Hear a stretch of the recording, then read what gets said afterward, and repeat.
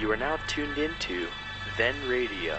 If you enjoy our videos, we ask that you consider joining our Patreon to support our channel. Don't forget to like and subscribe so that you never miss a new video. We hope you enjoyed today's episode, and as always, thank you for watching.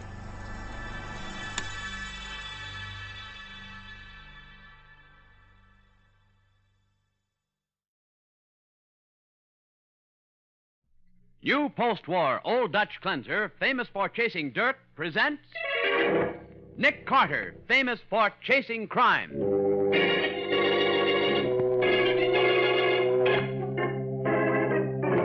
Every week at this time, two great names are joined as new post-war Old Dutch cleanser brings you one of the most resourceful and daring characters in all detective fiction, Nick Carter, Master Detective.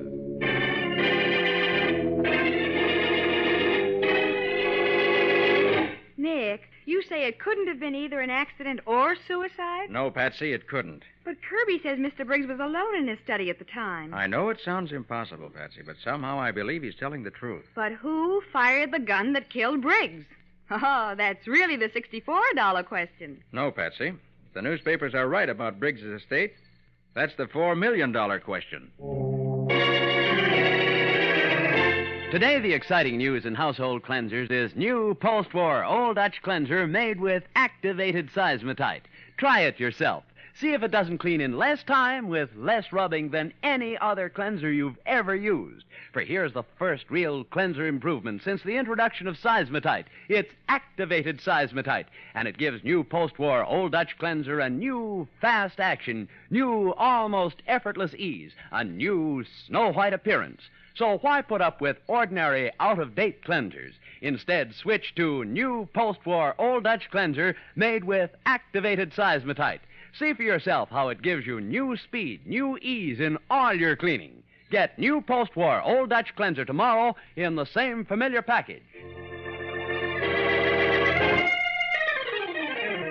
Now for the case of the Devil's Left Eye. Today's adventure starring Lon Clark as Nick Carter, brought to you by new post-war Old Dutch cleanser. Lucky Bristol is a very polite individual. In fact, his first rule for success in running a gambling house is always be polite to the customers. As for his second rule, well, Lucky is in his private office now, politely explaining it to one of the said customers. The way I figure it, Mr. Willard, what's the use of winning if you can't collect? And so I make it a rule to always collect. Well, how much do I owe you, Lucky? Better than 50 grand. More than I ever let anybody gyp me out of. Well, you know, Lucky, those are gambling debts. Legally, you can't collect a cent on them. 100% correct, Mr. Willard. So when I run into a welcher, I have to use methods that aren't so legal. If you're threatening me... Why, I wouldn't harm a hair of your head, Mr. Willard. But you could meet up with an accident, couldn't you? What do you mean? Oh, a couple of broken legs, maybe. It could even be a fatal accident. In fact, I'm willing to bet that's what it would be. Lucky, you gotta give me time. I'll be able to pay you every cent if you'll only wait. Wait? How long? Well, my Uncle Jonathan has millions. I'm his only heir. If you'll just be patient... You mean wait till the old man kicks off? He might outlive the two of us. But if anything happens to me, you'll never get your money. Yeah, that makes sense.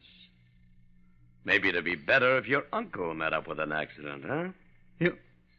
You don't mean that... I don't mean anything. Why don't you ask the old boy to loan you the money? Well, I'll try, but... That's right. You try. Try hard enough, and maybe there won't have to be any accidents.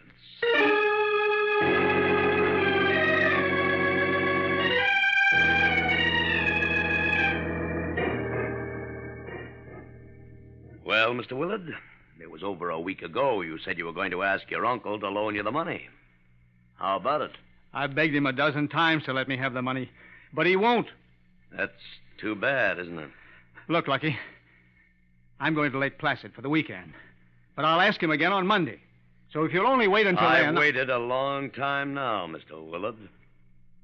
From now on, I'm making no promises.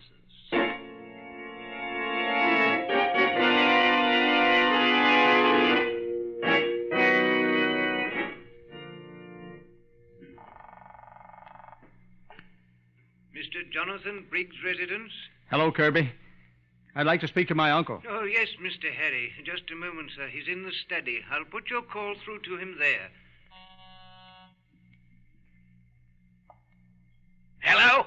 Hello, Uncle Jonathan. This is Harry. Oh, I thought you were up at Lake Placid. That's where I'm calling from.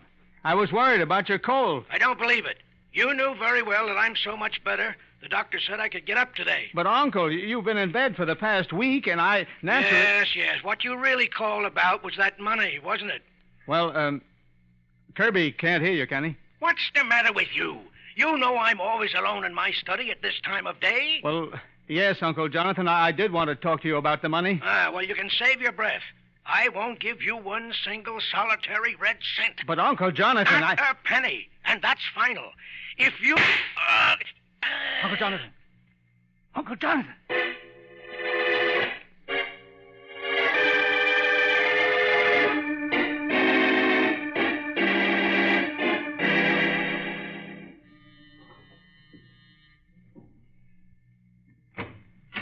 Yes, sir.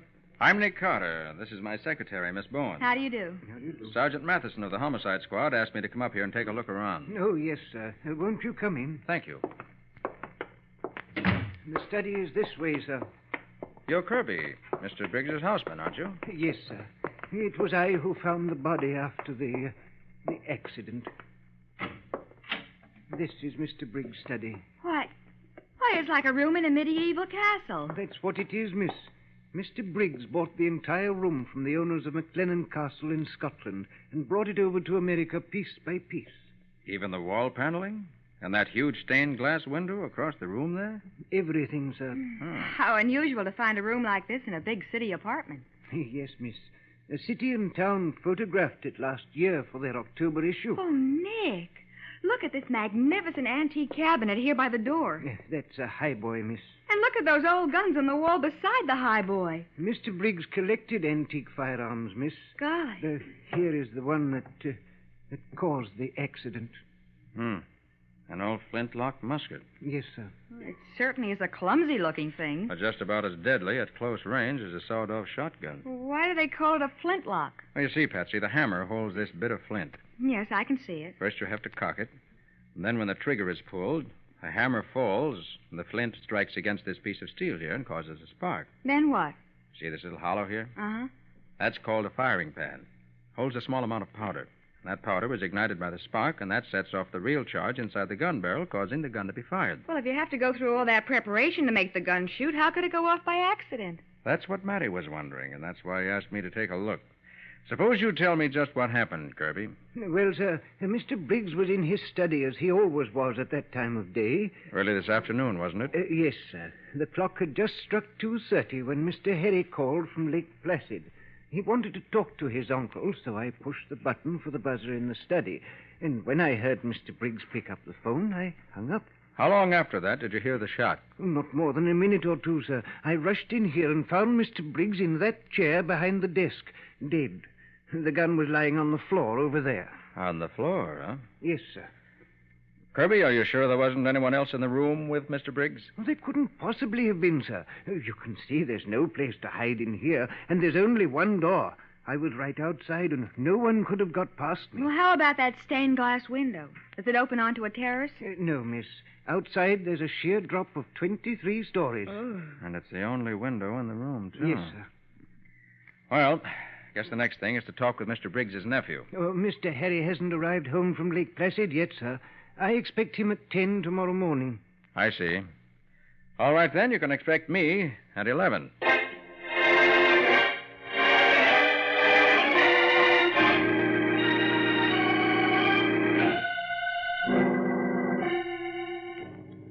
Lucky, what's the idea of phoning me here at the apartment? That was a nice, convenient little accident your uncle had, wasn't it, Willard?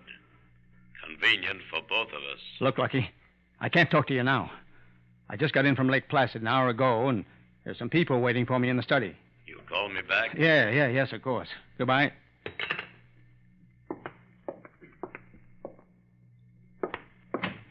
I'm sorry to keep you waiting, Mr. Carter. I was in my workroom. Workroom? In an apartment like this? Well, I I make a hobby of astronomy, and I have a little place fixed up where I can build my own telescope. Sounds very technical. Well, it is, rather.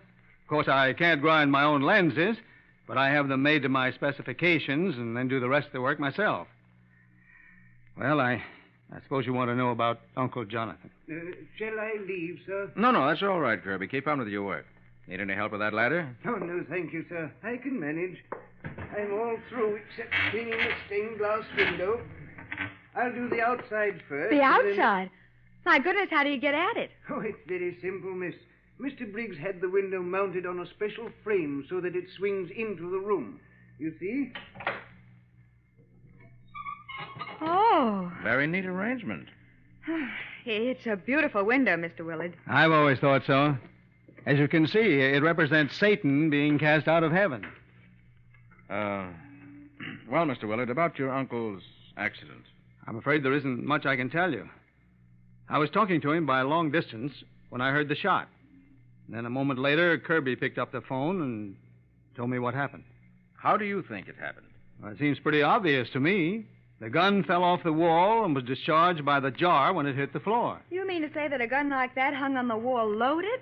It never was loaded, as far as I know. That's the part I don't understand. Oh, Nick, did you call Scubby before you left the office? Oh, darn it. I forgot all about it. Oh. I better call him right now. There's a phone in the living room if you want to use it. Well, thanks. Better come along, Patsy, in case he wants any of those figures you have for him. Right, Nick. Good gracious. Well, what's the matter, Kirby? Something wrong with the window? Yes, Mr. Harry. Something very odd. What is it, Kirby? Satan's left eye. It's... Kirby, look out! What happened? It's Kirby. Oh, Nick, look at the ladder. It's half out the window. He lost his balance. I tried to grab him, but it was too late. He fell. 23 stories down to the street.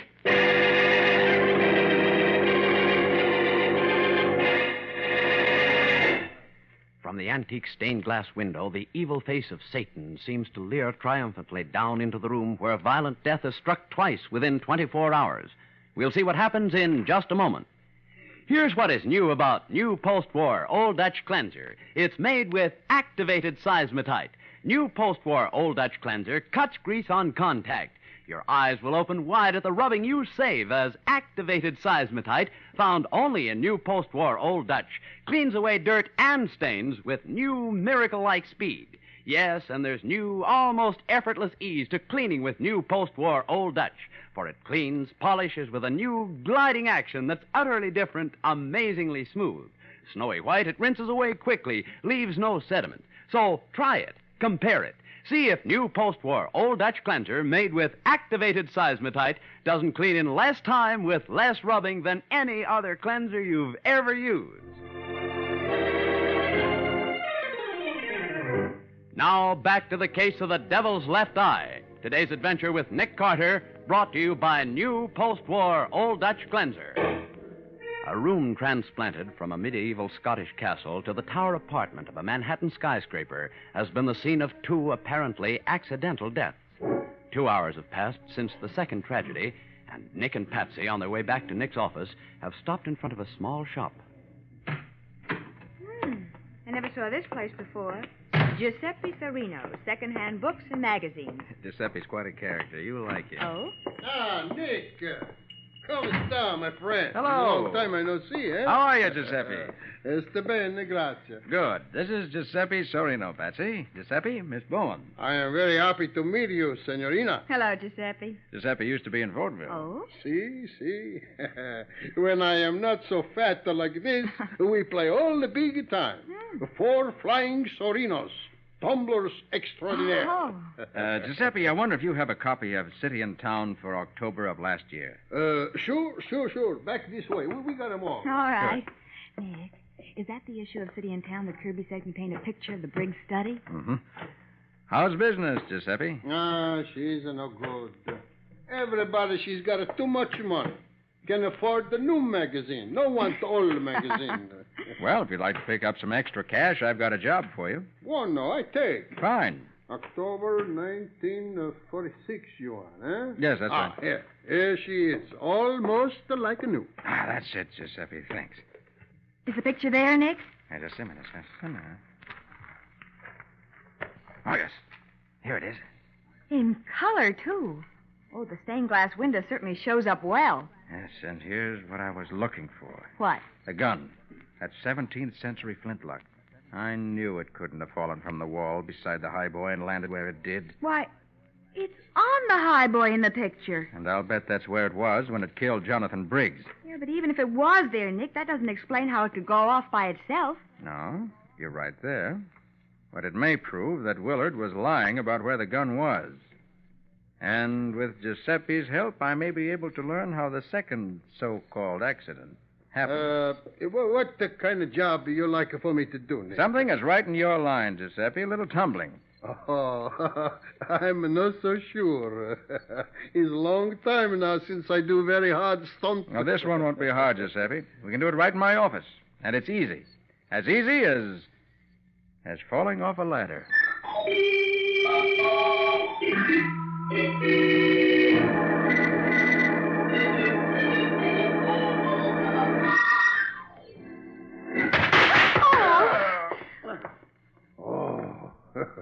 It's a hard work for fat men like me. Oh, Nick, you've made him fall off that ladder a dozen times. First you have him lean to the left until he gets off his balance. Then you have him lean to the right. Yes, and every time he and the ladder fall in opposite directions. Huh? What do you mean? Well, Patsy, if Kirby had been leaning away from the window opening, he'd have fallen inside the room. And the ladder would have fallen across the sill the way we found it. But Kirby didn't fall inside. He fell outside. Then he wasn't leaning away from the opening. If he'd been leaning toward the opening, he would have fallen outside, and the ladder would have fallen inside the room. But why? That's what Giuseppe's been proving for me. When you fall off a ladder, your feet instinctively push it away from you in the opposite direction. But suppose it happened this way. You're not hurt, are you, Giuseppe? No. But what's the big idea? Push the ladder when I'm no look. Sorry, Giuseppe. I had to prove my point. You see, Patsy? When I pushed, Giuseppe and the ladder both fell in the same direction, just as Kirby and the ladder did this morning. What? Oh. You mean you think Willard pushed Kirby out the window? From what we've seen here, I think he did. But this test of yours isn't proof that he killed Kirby. No, but when you add this to the fact that he was probably lying about the gun hanging on the wall, Mr. Willard appears to be a very suspicious character as far as I'm concerned. But Nick Willard was in Lake Placid. He couldn't pull the trigger of the gun by remote control. No, he couldn't. But he could have, shall we say, made arrangements. What kind of arrangements? Come on, Patsy. We're going to take another look at Jonathan Briggs' study. Maybe that will answer your question.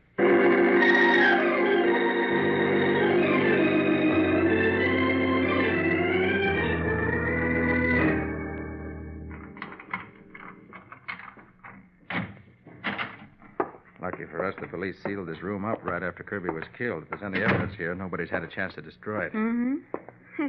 Even the stepladder's still here. Fortunately for us. I need that to get where I'm going. To get where you're going? Yep. Where's that? I want to take a look at the top of the highboy. There. Be careful that you don't fall, Nick. I won't.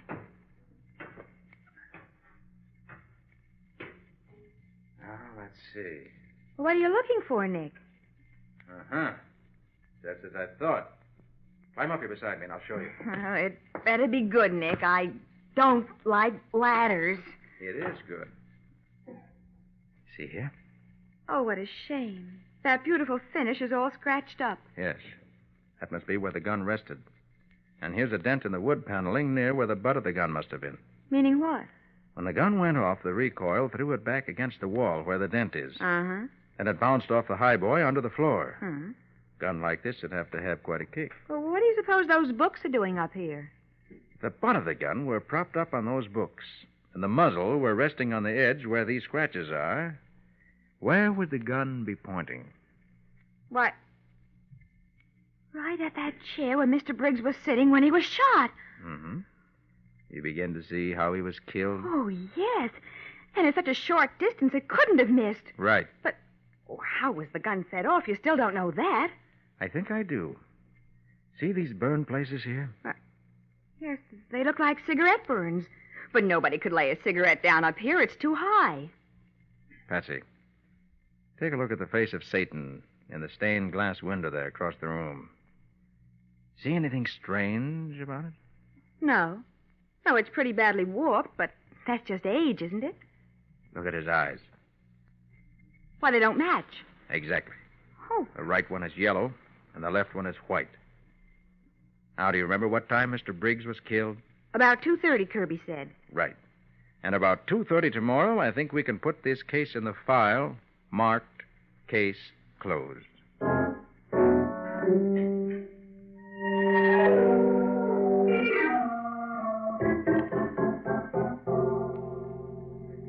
Why did you insist on my meeting you here in the study at this time, Mr. Carter? I had an appointment for 2 o'clock with a friend. This is more important, Willard. Sit there behind the desk, please. All right, but what is this all about? Now, everything is just the way it was 2 days ago. You're sitting where your uncle was when he was shot. And the gun is back on the highboy, loaded and primed. What? On the highboy, Willard. Not on the wall where you said it was. And it's pointed directly at the chair where you sit. Well, I'm getting out of here. Sit back in that chair. But the gun, if it should go off. It would kill you just as it did your uncle. But there's no flint in the hammer this time, so it can't possibly go off. Can it, Willard? I won't stay here. You'll stay in that chair if I have to hold you there. What time is it, Patsy? 2:29. Carter, let me out of here. In a minute or two, it'll be too late. You're in no danger, Willard. The gun can't go off by itself. Or can it? For the love of heaven, look at Satan's left eye. In a few seconds. So you know about that left eye. You put it there, didn't you? Well, And you phoned your uncle at exactly 2:31 the next day to be sure he'd be sitting in that chair at the right time, didn't you? I don't know what you mean. You'd better know what I mean if you want to get out of that chair, and you'd better talk fast. Yes, I did it, but... How about Kirby? He noticed the eye. I had to do something quick before he had a chance to tell you. So you pushed him through the open window? Carter, let me out of this chair. It's after 2:30 now. Oh, don't worry. The gun isn't loaded. Isn't loaded? Now that we have the truth from you, nothing's going to happen. That's where you're wrong, my friend. Lucky. Things are going to happen right now. Don't move, Carter. This gun of mine doesn't have to wait for the sun.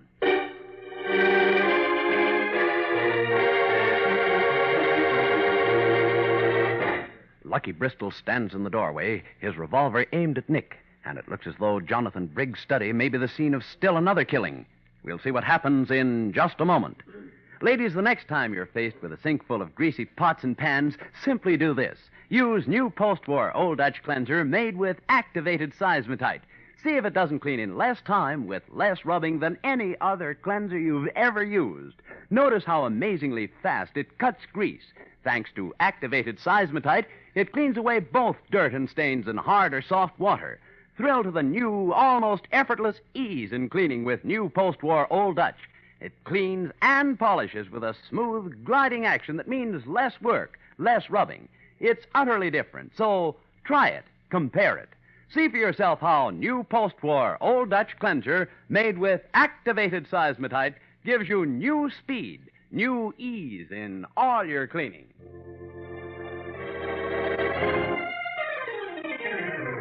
Now for the conclusion of the case of the Devil's Left Eye. Today's adventure with Nick Carter, brought to you by new post-war Old Dutch cleanser. Harry Willard has confessed to the murder of his uncle, Jonathan Briggs. But before Nick can take him to the police, Lucky Bristol, the gambler, appears in the doorway, a revolver in his hand. Well. Lucky Bristol. How do you fit into this picture, Lucky? I'm just protecting a little investment of mine, Mr. Carter. Mr. Willard here owes me $100,000. 100? It's only 50,000. It's 100,000 now, Mr. Willard. Or do you want me to tell Mr. Carter he can put his hands down? No, 100's all right. And cheap at half the price. When you didn't show up at my place at 2 o'clock, I came up here to see why. Well, you found out. Now what? Now nothing. I'm leaving. Well, what about them? They know about Uncle Jonathan. Well, if I were you, I'd make sure they didn't tell anybody. You mean I've got to... I don't know what you're going to do. I won't be here. But before I go, you better get Carter's gun to do it with. Yes, of course. Don't try anything, Carter. I'm still protecting my investment. Don't worry. I know when I'm licked. Okay, Lucky. I got Carter's gun. Okay. I'll send a couple of my boys around late tonight in case there's anything you want carried out of the building and left someplace. So long. You going to let this man make a fool of you, Willard? What do you mean? You think we've got to be killed to protect your secret, don't you? Why, of course. How about Lucky? I don't kill you. How about Lucky? You going to let him walk out of here knowing enough about you to send you to the chair? Smart guy, aren't you, Carter? Yes, he is smart, Lucky. I never thought of that. Why, you poor sap. Keep your hands away from your pocket, Lucky. You cheap little punk, if you think you can get away with anything like this. Doc Patsy! I told you I'd get you. Oh, nice work, Nick. Let them shoot it out with each other, then you shoot the winner's gun out of his hand. Where'd you get that gun, Carter? I thought Willard... Didn't occur to Willard that the gun he took wasn't the only one I had. I carry this one in a shoulder holster for just such emergencies. You're a lucky stiff, Carter. I may be lucky, but I'm no stiff. All right, Willard. You can get up off the floor now. I'm shot, Carter. Hurt bad. You live. It's only your shoulder. Here's your gun back, Nick. Willard is all through with it. Thanks, Patsy. Better call the police ambulance for Willard. And tell Matty to send along the hurry-up wagon for his pal. Right away, Nick. They may ride down to headquarters separately, but they'll end up in the same place when they answer for their crimes.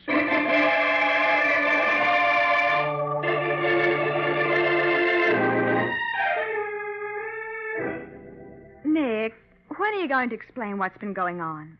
I don't understand it at all. I didn't want to try to explain until I could show you a little experiment. Huh? Patsy, when you were a little girl, didn't you ever set a piece of paper on fire by focusing the sun's rays on it with a magnifying glass? Sure, all kids do that.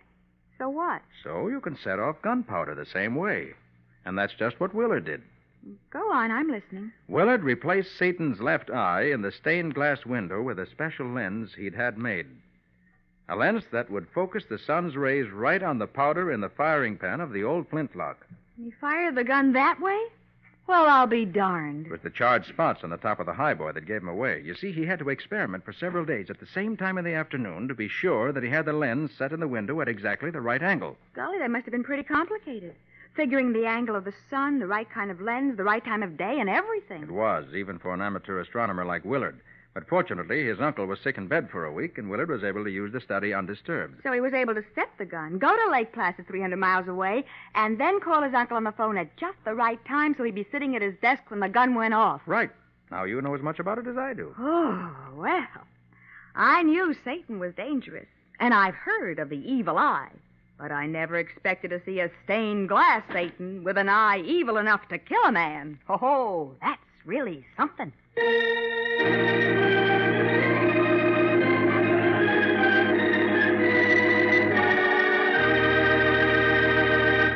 And now, Nick, about the case that new post-war Old Dutch Cleanser is going to have for us next week. Does it get off to a pretty exciting start? Well, it was exciting enough for Patsy and me. It began when we found a dead man lying on the floor in the middle of my office. And before it was over, we spent most of the night tramping around in an old deserted cemetery. That sounds exciting enough for anybody. What do you call it, Nick? I call it The Case of the Graveyard Gunman.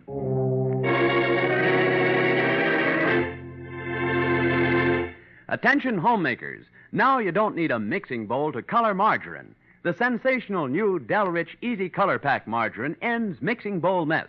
With Delrich, the margarine and color berry are both inside a sealed plastic bag. You simply pinch the berry, then gently knead the bag. And Delrich quickly blends to a luscious golden color inside the bag.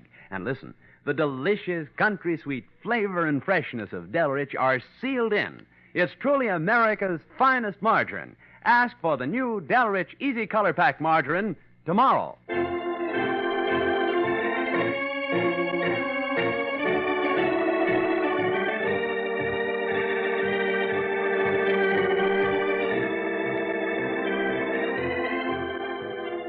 Nick Carter, Master Detective, presented each week at this time by the Cudahy Packing Company. It is produced and directed by Jock McGregor and is copyrighted by Street and Smith Publications, Incorporated. Charlotte Manson is featured as Patsy. Today's script was written by Jim Parsons. Original music is played by Henry Silverne. This program is fictional, and any resemblance to actual persons living or dead is purely coincidental. This is Bob Martin saying, when minutes count, use new post-war Old Dutch Cleanser.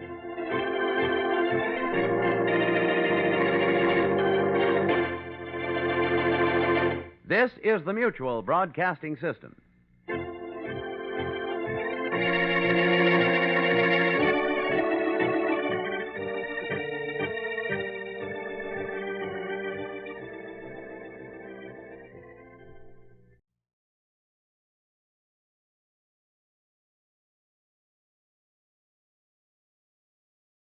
88 Plus.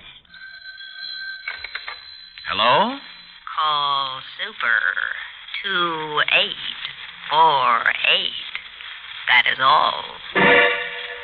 New post-war Old Dutch cleanser, famous for chasing dirt, presents Nick Carter, famous for chasing crime.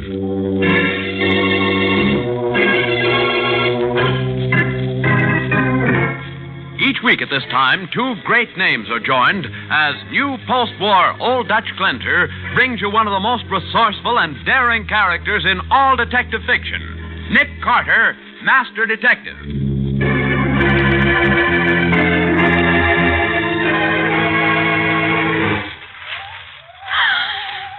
Gosh, Nick, I just don't like tramping around in an old cemetery in the middle of the... Oh. Careful, Bessie. Smaller gravestones are hard to see. You're telling me. I almost broke my neck on... Betsy, look. That headstone there. What about it, Nick? Well, don't you see the name on it? Yes. But so what, Nick? This grave holds the key to the whole mystery. Now, the case of the Graveyard Gunman. Today's exciting adventure starring Lon Clark as Nick Carter, brought to you by new post-war Old Dutch cleanser. As our story opens, the somnolent quiet of Patsy Bowen's room is suddenly broken by the harsh, urgent jangling of the telephone. Oh. Hello, Patsy. This is Nick. Nick. Oh, Nick, it's 2:00 in the morning. Where are you? Down at the Homicide Bureau, in Mattie's office. Well, what's happened, Nick? You remember Nate Benedict, the guy who stole the Felix Garth jewels? Nate Benedict? Why, of course. You helped send him up about 3 years ago. That's right. Well, he escaped from the pen about 10 o'clock last night. Escaped? Yes. I'll pick you up in 20 minutes, Patsy. I put Benedict in prison, and I'm going to see that he goes back.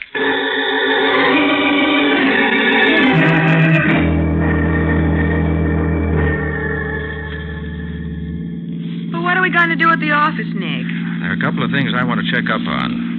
The name and address of Nate Benedict's girlfriend, for one. Well, I remember her name. It was Kay Florian. Why, yes, that's it. You think Benedict will try to contact her? He might. One thing we can be sure of, he'll go after the $50,000 worth of jewels he hid somewhere. Yes, I wonder where he hid them. You're not the only one who wonders, Patsy. When Benedict refused to talk, the insurance company had to pay off. Felix Garth collected the full $50,000. Well, here we are. I've got my key right here, Nick. Oh, thanks. Oh, I'm still sleepy.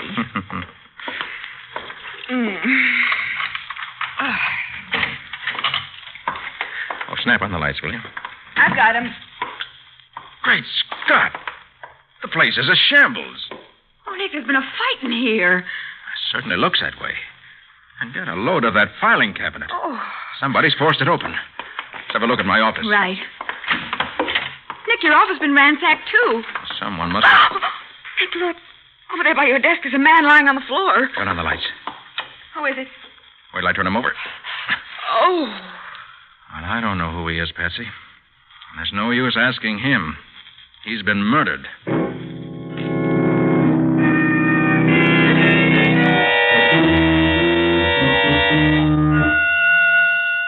I got Matty on the phone, Nick. He'll be right over. Oh, thanks, Patsy. Did you find anything on the body to identify him? Just this slip of paper in his pocket with an address on it. 1019 Willow Hill Drive. Uh-huh. What do you suppose he was after, Nick? Whatever it was important enough for someone to follow him here and take it away from him. After he put up a fight. Exactly. My guess is that whoever killed him didn't mean to do it here in the office. But when the fight started, there wasn't any choice. Nick, maybe we can find out what they wanted if we check our cross files against the files in the drawer that was forced open. That'll tell us if a file folder is missing. Ah, that's my girl. Good idea, Patsy. I'll read the names on the cross file, and you check them against the folders in the drawer. Good. You ready? Uh-huh. Adams, Albright, Anderson, Applegate, Babcock, Bannister, Barton, Benedict. Oh, hold it, Nick. Yeah? That's it. The file on Nate Benedict is missing. And 5 hours ago, Benedict escaped from prison. That's no coincidence, Patsy. But why would he want our file card in his own case? Why would anyone want it? The answer to that is somewhere on this cross-file card. Well, you mean because it contains all the information we had on the original card? The one that's missing? Yes. It has everything, down to Benedict's family name. His family name? Yes, he changed his name years ago. His father's name was Benedetto. Oh. According to the cards... Hey, wait. That's strange. What, Nick? The address written on that slip of paper I found on the dead man was 1019 Willow Hill Drive. You know whose address that is? No, whose? Felix Garth's. The man Benedict stole the jewels from? The very same. Patsy, as soon as Matty gets here to take over, we're going to pay a call on Mr. Felix Garth.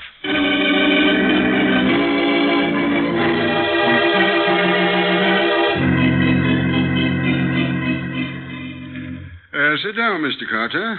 Miss Bowen. Thank you. Sorry to break in on you at this hour, Mr. Garth, but... Oh, not at all, Mr. Carter. As a matter of fact, I just heard of Nate Benedict's escape and was about to call you. Call me? Why? About a visitor I had yesterday. Who was he, Mr. Garth? Well, he wouldn't give me his name, but he said he could find out where Benedict had hidden my jewels. That's so? Yes, and he offered to get them for me if I'd pay him $5,000. And you agreed? Why not? The insurance company is offering a reward of $5,000 for the jewels.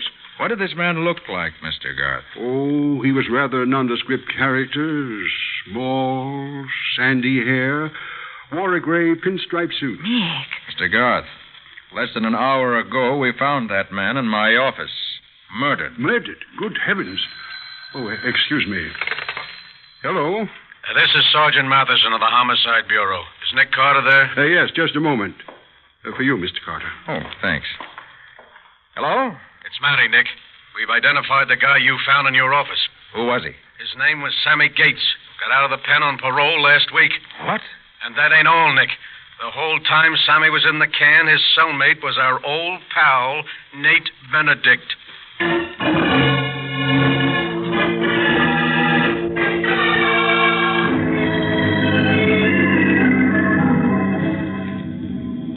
Is Matty going to meet us at the Melbourne Arms Apartments, Nick? He said he'd be waiting out in front. Uh-huh. He wants to be there when we question Benedict's girl, Kay Florian. What does he expect to find out? I don't know, Patsy. As far as I'm concerned, the only question I want answered is... what was on that file card that would have told Sammy Gates where the Felix Garth jewels are hidden? You're sure that was why Gates was after the file? Well, that's the only way it adds up. Gates was Benedict's cellmate in prison. Yeah? Evidently, he learned enough from Benedict to know he could locate the jewels from something in our file. And he tried to do it, but Benedict broke prison, found Gates, trailed him to our office, and surprised him there. Then there was a fight, and Gates was killed. It's the way it looks at the moment, Patsy. Well, here's the Melbourne Arms, Nick. Oh, there's Matty waiting for us. Good. Hello, Sergeant. Oh, hello, Patsy. Hiya, Nick. What's the word, Matty? Should we go in and talk to Kay Florian? Yeah. I've been casing the joint a little. Her apartment's on the first floor, right around the corner from the desk. This way, follow me. Uh-huh. I take it you've had someone watching her. Why, sure. I planted a man out here as soon as I heard Benedict escape. But the dame hasn't budged from her room. Oh, here we are. Apartment 101. I'll knock. Here, wait. Wait, Matty, listen. What? I tell you, I can't see you. It's too dangerous. She's talking to someone on the phone. No, I tell you, the police are watching me. Matty. Here, Nick. Get out to the desk in the lobby and get that call traced. Hurry before she hangs up. Okay, Nick. Listen, I'm not trying to avoid you, but you can come here. Maybe I can meet you somewhere later. You think she's talking to Benedict, Nick? Sounds like it. Yes, I understand. All right, I'll call you later. Yes, goodbye. She's hung up, Nick. Hope Matty had time to have the call traced. Come on. Yeah. The desk is right around here to the left. Keep your fingers crossed. That call could lead us to Benedict. Oh, there's the sergeant. Any luck, Matty? Yeah, Nick. The operator traced the call. Yeah? It came from the caretaker's cottage out at Wildwood Cemetery. Wildwood Cemetery? Yeah. That's where Nick caught up with Benedict when he arrested him. Right, Nick? That was the place, all right. We fought it out with him out there. That's why the newspapers called him the graveyard gunman. Then he must be there again, Nick. Well, we'll soon find out. Matty, I suggest you call headquarters. Get as many men as you can spare out to Wildwood immediately. Right, Nick. I'll have the cemetery completely surrounded in 5 minutes. Operator. Get me police headquarters and step on it. Hello, headquarters. This is Sergeant Matheson. I want to... What? What is it, Matty? Yeah, I got it. Okay, I'll be right in. Well, what do you know about that? What's happened, Matty? The state police cornered Nate Benedict a half hour ago. There was What? a gun battle, and Benedict was killed. Killed? Where did they find him? That's what's so screwy, Nick. He was only 5 miles from the penitentiary when he was trapped. He never got any farther. Only 5 miles? But that means he hasn't even been in town. Right, Patsy. And that means that our theory is blown up in our faces.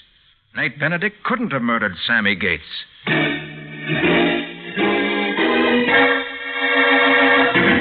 Momentarily stunned by the unexpected news of Nate Benedict's death, Nick realized that what seemed to be an open and shut case has suddenly developed into a deep mystery, and that he's dealing with a daring and desperate murderer.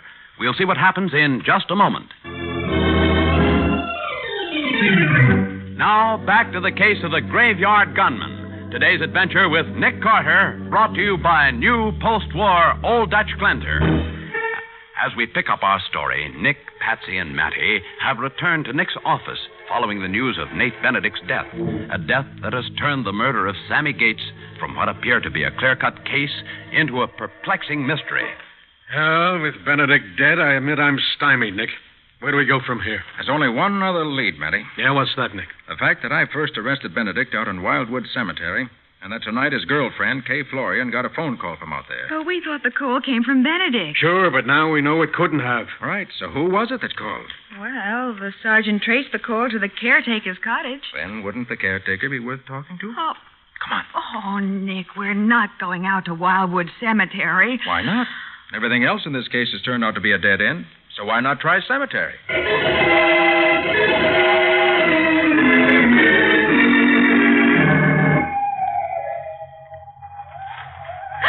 Oh, gosh, Nick, I just don't like tramping around in a graveyard in the middle of the night. Yeah, and what's it getting us? The caretaker isn't home, his cottage is dark, so why don't we blow? Because he may be back at any minute, Matty, and I think it's worth hanging around for a while. Here, let's go this way. Oh, but Nick... Oh. Careful, Patsy. Oh. It's hard to see those smaller gravestones. Oh, you're telling me I almost broke my neck. Hey, wait a minute. What's the matter, Nick? Nick, what is it? What are you looking at? A headstone there, the one my flash is on. You see what I see? Just another headstone as far as I'm concerned. Look at the name. Joseph Benedetto. Benedetto! Nick, that was the name on the cross-filed card. What are you talking about? Matty Joseph Benedetto, the man who's buried here, was Nate Benedict's father. Well, I'll be a monkey's uncle. And hey, look here. Behind the headstone. Hey, fresh dirt. Somebody's been doing some digging here lately. Unless I missed my guess, what they got out of that hole was Felix Garth's jewels. Of course. That's what Sammy Gates was after in our files. Nate Benedict's family name. Right. Gates must have known that I arrested Benedict out here in this cemetery. Uh-huh. Apparently, he'd wormed the information out of Benedict somehow that the jewels were buried behind his father's tombstone. Which means that to find the jewels, all he had to do was to find out the right name of Benedict's father. But, Nick, that means that someone besides Benedict knew the jewels were buried here. Sure. And whoever that someone is followed Gates to your office and killed him to keep him from finding out the name on this gravestone. You may be right, Matty. You bet I'm right. And I'll lay you odds I know who it was. Kay Florian's the only one it could have been. Kay Florian? Sure, she was Nate's girlfriend. Well... She's the only one... Well, down, both of you. Hit the ground. Stay behind the stone. They're shooting at us. Oh, yeah? Well, two can play that game. Shots were from behind those bushes over there, Matty. Right. I'll smoke them out. Okay, hold it, Matty. Whoever it was, I think you've scared him away. Oh, Nick. You all right, Patsy? Oh, as soon as I get my heart out of my throat, I will be. Well, looks like we've got another graveyard gunman on our hands, Nick. Come on, let's take a look at those bushes. Oh, careful, Nick.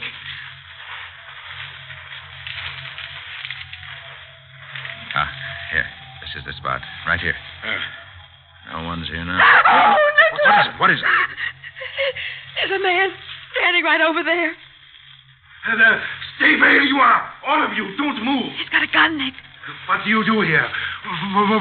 Why you do all the shooting? Maybe you could answer that question, brother. Put down that gun, pal. You're talking to the police. Police? Yeah. Who are you? My name is Otto. I am caretaker of cemetery. So you're the caretaker, huh? Yeah. I come home. I hear shooting. I run out here. And, of course, you didn't do the shooting yourself. No. I shoot no one. All right. Take it easy, Otto. You made a telephone call a couple of hours ago, I believe. Called Miss Kay Florian at the Melbourne Arms Apartments. Why? No, I no call no one. We traced the phone call to your cottage. Wanted to see her, but she wouldn't let you come to her apartment. No, on my word of honor. Okay, if he won't talk, we'll have to run him in. Come on, Otto. You're going down to headquarters. No. Wait, I talk. I tell you everything. That's better. You did call Miss Florian, right? Yeah. What about? About the jewels. The Felix Garth jewels? Yeah, that's them. Miss Florian has them. Uh-huh. What'd I tell you, Nick? Go on, Otto. How do you know she has them? Last night, she come here. She dig them up. I see her do it. I didn't know who she was. I go to Benedict trial 3 years ago. I see her. So after you saw her dig up the jewels, you called her and demanded money to keep quiet about the fact that she had them. Is that it? Yeah, that's right.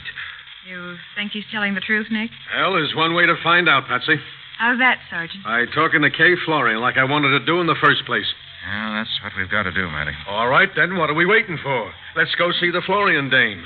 For my dough, she's got a murder to explain. There's one thing you're overlooking, Matty. Oh, yeah? What's that? According to Otto, the Florian woman dug up the jewels last night. So? What time was it, Otto? About 10 o'clock. In other words, Matty, before Sammy Gates was killed. She already had the jewels. What difference did it make to her whether Sammy found out where they were buried? Nick's got a point, Sergeant. No, I don't see it. If Gates hadn't found the jewels behind this gravestone, he'd have gone after the Florian babe. So she bumped him off, not only to protect the jewels, but to keep Gates from bumping her off. It all adds up, don't it? Maybe, Matty. Maybe not. We'll know after we hear her story. Let's go.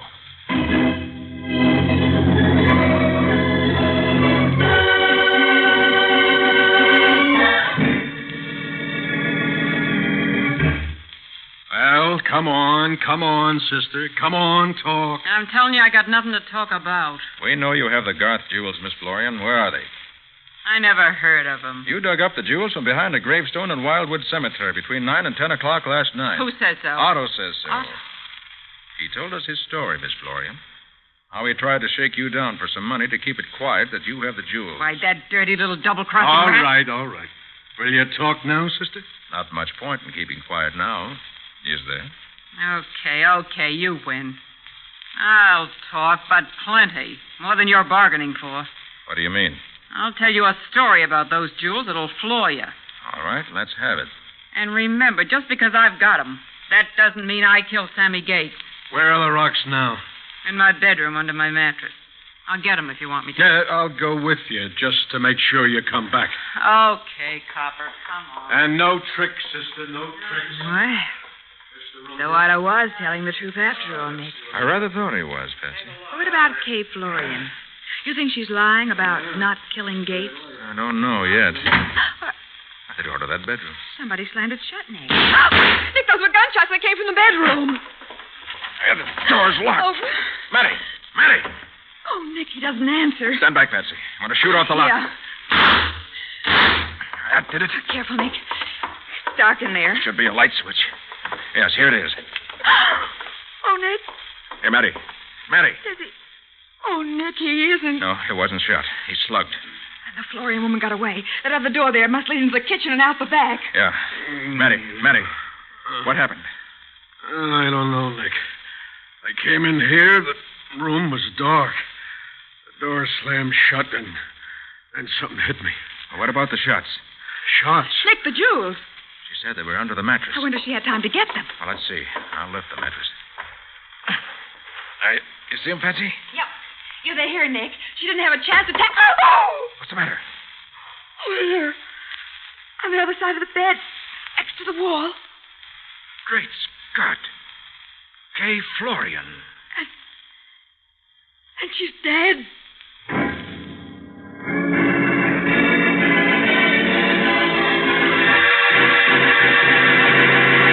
In shocked silence, Nick and Patsy stare at the lifeless body of Kay Florian. In just a moment, we'll bring you the conclusion of this adventure. Now for the conclusion of the case of the Graveyard Gunman. Today's adventure with Nick Carter, brought to you by new post-war Old Dutch Cleanser. Although he has finally found the Felix Garth jewels, Nick is still faced with the task of tracking down the murderer of Sammy Gates and Kay Florian. We pick up our story several hours after the Florian woman's death. The door of Nick's office is just opening. Is Mr. Carter in, Miss Florian? Oh, Mr. Garth. Yes, Nick's in his laboratory. He called to tell me that he recovered my jewels. Oh, yes, he has. If you'll wait just a moment, I'll tell him you're here. Thank you, Miss Bowen. Nick, Felix Garth is here. Oh, good. I'll see him right away. Ask him to come in, will you? Right. Mr. Garth, will you step in here, please? Thank you. Hello, Mr. Carter. Good morning, Mr. Garth. Well, here are your long-lost jewels. Oh, Mr. Carter, I don't know how to thank you for this. Oh, you don't need to. Your insurance company will do that. I believe they're all here, except one of the larger pearls. I have it in this glass. Why? What on earth did you put it in a glass of water for? It isn't water, Mr. Garth. It's a solution of acid. Acid? Yes, acid. You see the pearl? It's just as round and firm as it was when I dropped it in the glass 2 hours ago. You know what that means, Mr. Garth? Oh, Nick, look out. Stand right where you are, both of you. Don't move. This revolver's loaded, and I have no qualms about killing. We know that, Garth. After what you did to Sammy Gates and Kay Florian. You mean... Nick, is Garth... Yes, he's the murderer, Patsy. And the motive's right here in my hand. The pearl in this glass were genuine. It would have been dissolved by the acid. But it's a phony, like all the rest of Felix Garth's jewels. It's very clever of you to discover that, Carter. They're the best imitations money could buy. But hardly worth the $50,000 you collected from the insurance company after they were stolen. And Nate Benedict stole worthless jewels. He did, but he didn't know it. Oh. No one in the world knew it but you, did they, Garth? You killed Sammy Gates to keep him from finding out, and you killed Kay Florian after she found out. I had no intention of killing either of them, but... But it was the only way you could keep the insurance company from nailing you for fraud. When Gates told you he could find the jewels, you got panicky. So you followed him here. When he caught you spying on him and swung on you, you killed him. And you tried to do the same thing to us out in Wildwood Cemetery. What? You mean it was Garth who took those shots at us, Nick? It was, Patsy. What?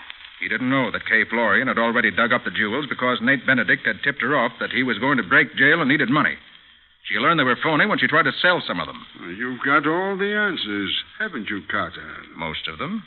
I even know that you went to Kay Florian's house to pay her to keep quiet.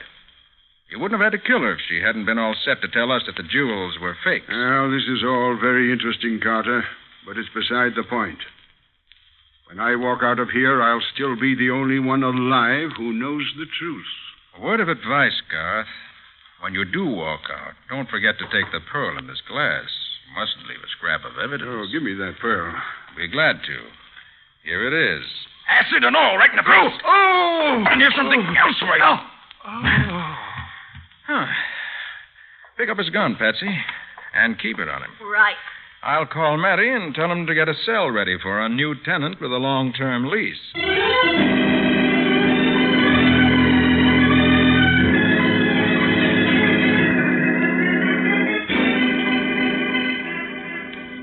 But, Nick, I still don't see whatever gave you the idea that the jewels were phony. It was the only thing that made sense, Patsy. Huh? I began to suspect it when Kay Florian said she'd tell us a story about them that would floor us. Remember? Yes, but that didn't prove anything. Well, it helped. I'd already eliminated her as a suspect because she wouldn't have shot us out there in the graveyard. She already had the jewels, so why should she? Oh, I see. The person who was doing the shooting didn't know that the jewels had already been taken out of the grave. Exactly. Huh. So that automatically eliminated Otto, too. There was nobody left but Garth who had any interest in the jewels. Uh-huh. He'd been paid off for them, so he wouldn't kill to recover them. Yeah. But I realized that he might kill to keep them from being recovered, because he wouldn't want the insurance company to know they weren't genuine. But how did he hope to square it with the insurance company, even if he did get his hands on them? Oh, that wouldn't have been hard. Garth's made a lot of money since he collected that $50,000. He was broke when he sold the real jewels after having them insured. But today he's rich. Yeah? He figured he'd pay back the insurance company and keep the phonies, and no one would be the wiser. Oh, I get it all now, Nick. Except one thing. Why wasn't Garth horribly burned when you threw that acid in his face? That's easy. It wasn't burned because it wasn't acid. What? No, nothing but water, Patsy. Water? I didn't need acid to test that pearl. One good look under my microscope was enough. Then why all that business about the pearl being an acid? Showmanship, Patsy. Purely showmanship. Oh. When I threw that water in Garth's face, he was so sure it was acid, he raised his hands to his eyes and dropped his gun. Oh, well, for heaven's sake. From the way he howled, I thought sure he'd been burned. I imagine he will be.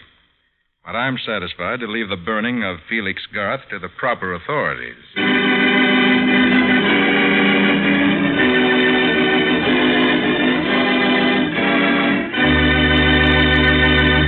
Well, Nick, what about next week's adventure? Bob, next week's case... I'll get it. Hello? Call Super 2848.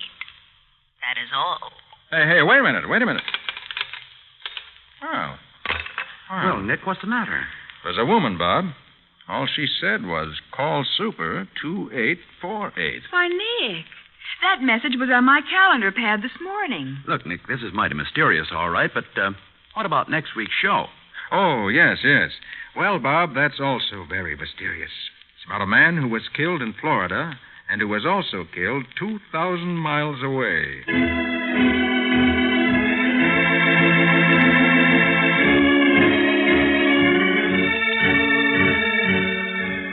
Nick Carter, Master Detective, is presented each week at this time by the Cudahy Packing Company.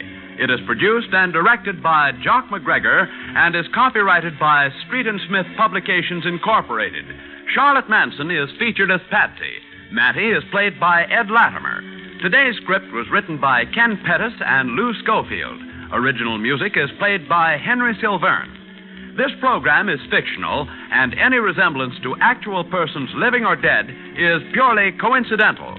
This is Bob Martin saying, when minutes count, use new post-war Old Dutch Cleanser.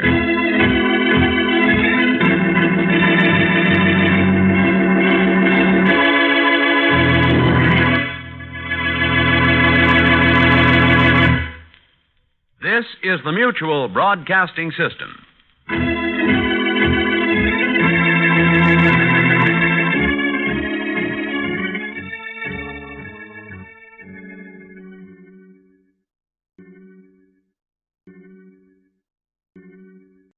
New post-war Old Dutch Cleanser, famous for chasing dirt, presents Nick Carter, famous for chasing crime.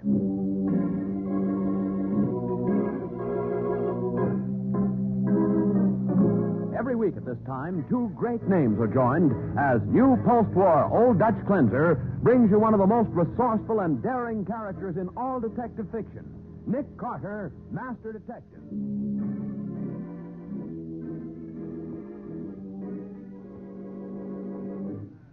Figure it, Nick. He tried to take this curve too fast, and when the car turned over and caught fire, he was trapped inside. I'm afraid it isn't that simple, Sheriff. But, Nick, it looks perfectly obvious. It is if you look at the right things. But turn your flashlight inside the car. There. What? See what I mean? And now, the case of the man who died twice. Today's adventure starring Lon Clark as Nick Carter, brought to you by new post-war Old Dutch Cleanser. A case which called Nick and Patsy to southern Florida has given them the chance to combine business with a winter vacation. But the case is finished, and tomorrow they're to return to New York. It's late at night now as they drive along in a rented car, enjoying the warm, tropical evening. Oh, Nick, I'm going to hate leaving Florida. You sure it isn't young Sheriff Graham you'll hate to leave? Oh, Nick. Just because you went swimming a couple of times and dancing once or twice. Listen. Siren, you haven't been speeding, have you, Nick? No. Better pull over to the side of the road anyway. Why, it isn't the police, it's the fire engine. The police are right behind. That was Sheriff's car. Oh, Nick, let's follow them. I always did love to chase fire engines. Okay, I'd like to find out what the excitement is myself. Here we go, Patsy.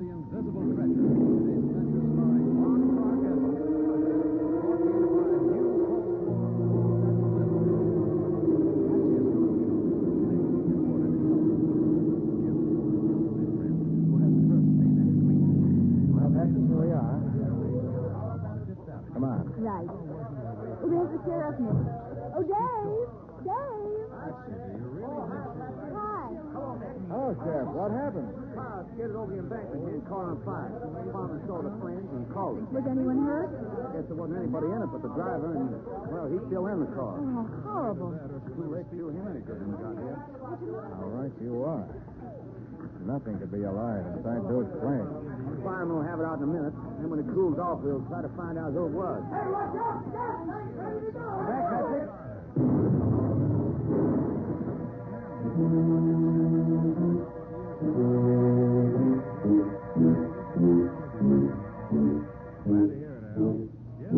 You find anything yet, Sheriff? No. If he had any identification, it was destroyed in the fire. Well, you can find out who he was from the license plate, can't you, Dave? You give him that, Patsy. This is one of Mike Talbot's drive-it-yourself rentals from Bay City. He'll have a record of who took it out. Maybe he was a tourist. I guess so. The way I figured it, he tried to take this curve too fast and went off the road. Uh-huh. And when the car turned over and caught fire, he was trapped inside. I'm afraid it isn't that simple, Sheriff. What do you mean, Nick? If he skidded off the road, there'd be tire marks on the pavement. I looked. There aren't any. Well, maybe with all the other cars that stopped to watch the fire. That isn't all, Patsy. What? Look inside the car, Sheriff. Huh? Throw your flashlight on the gear shift. What? Well, it's in low. And you only use low gear when you first start out. Exactly what I mean. This wasn't any accident, Sheriff. Looks as if you have a murder case on your hands.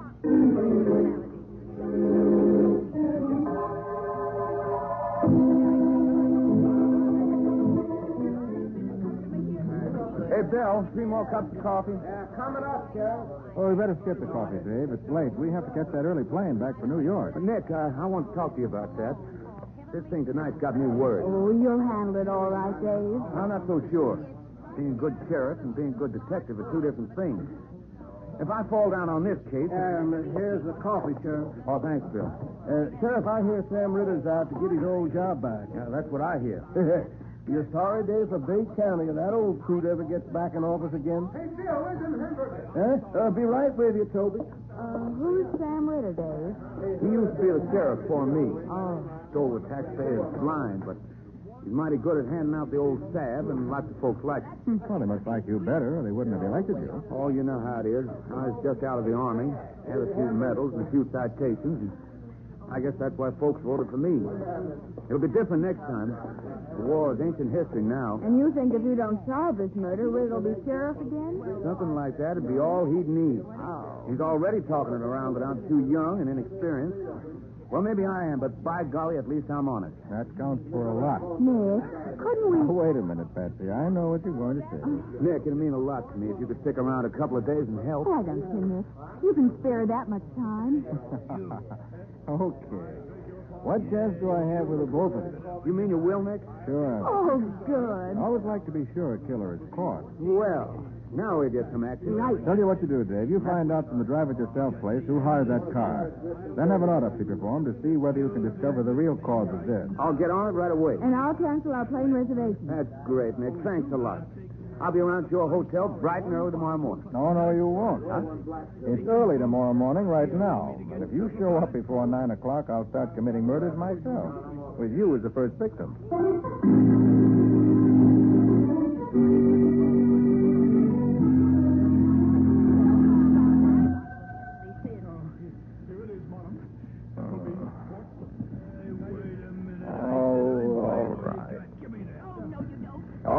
All right. Where's that darn bed lamp? Oh, keep your shirt on, will you? Nick Carter speaking. Hi, Nick. This is Dave Graham. Oh, Sheriff. What's the idea? It can't be 9 o'clock yet. It's still dark outside. I know, but I wanted to tell you what I found out.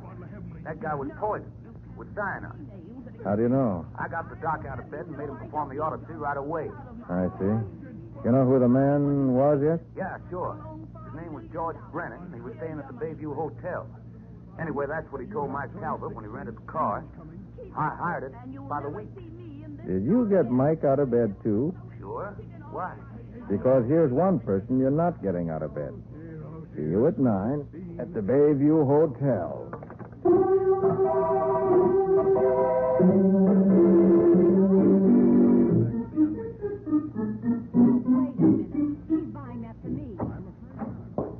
Here's Mr. Brennan's cottage, sir. Nick, look at the coffee table over there. 2 highball glasses. Uh-huh. Brennan evidently had a visitor before he went out last night. You know who that could have been, Joey? I couldn't say, Sheriff. That's why Mr. Brennan took one of the cottages instead of the suite in the main building. Said he wanted privacy. We'll find out whether anybody asked at the desk for him. No, they didn't, sir. I was on duty last night, and if there had been anybody, the clerk would have sent me to show him the way. Well, perhaps whoever it was phoned, and Brennan told him the number of the cottage.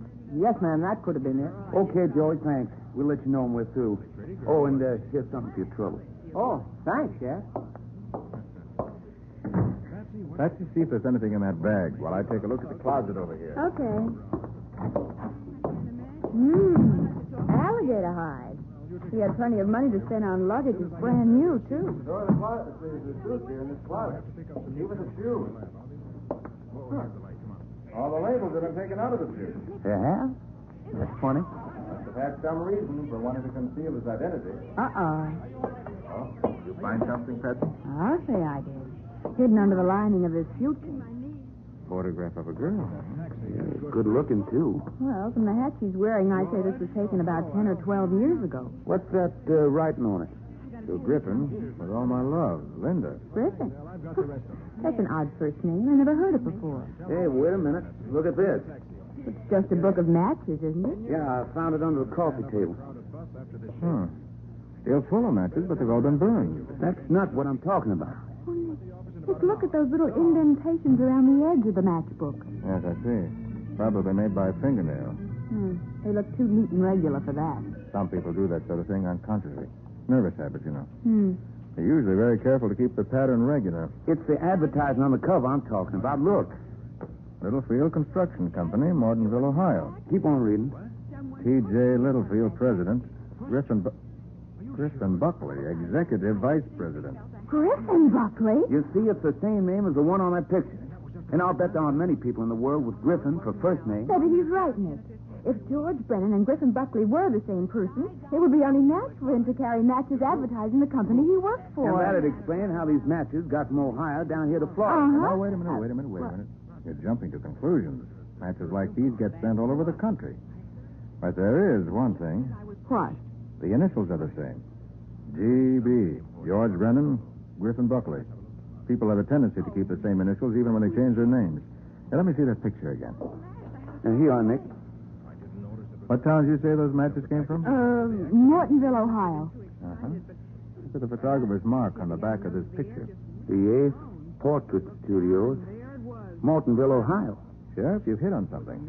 Well, if this guy was Griffin Buckley, how are you going to find out for sure? Easiest thing in the world. Patsy, put through a long-distance call to the Littlefield Construction Company, Mortonville, Ohio.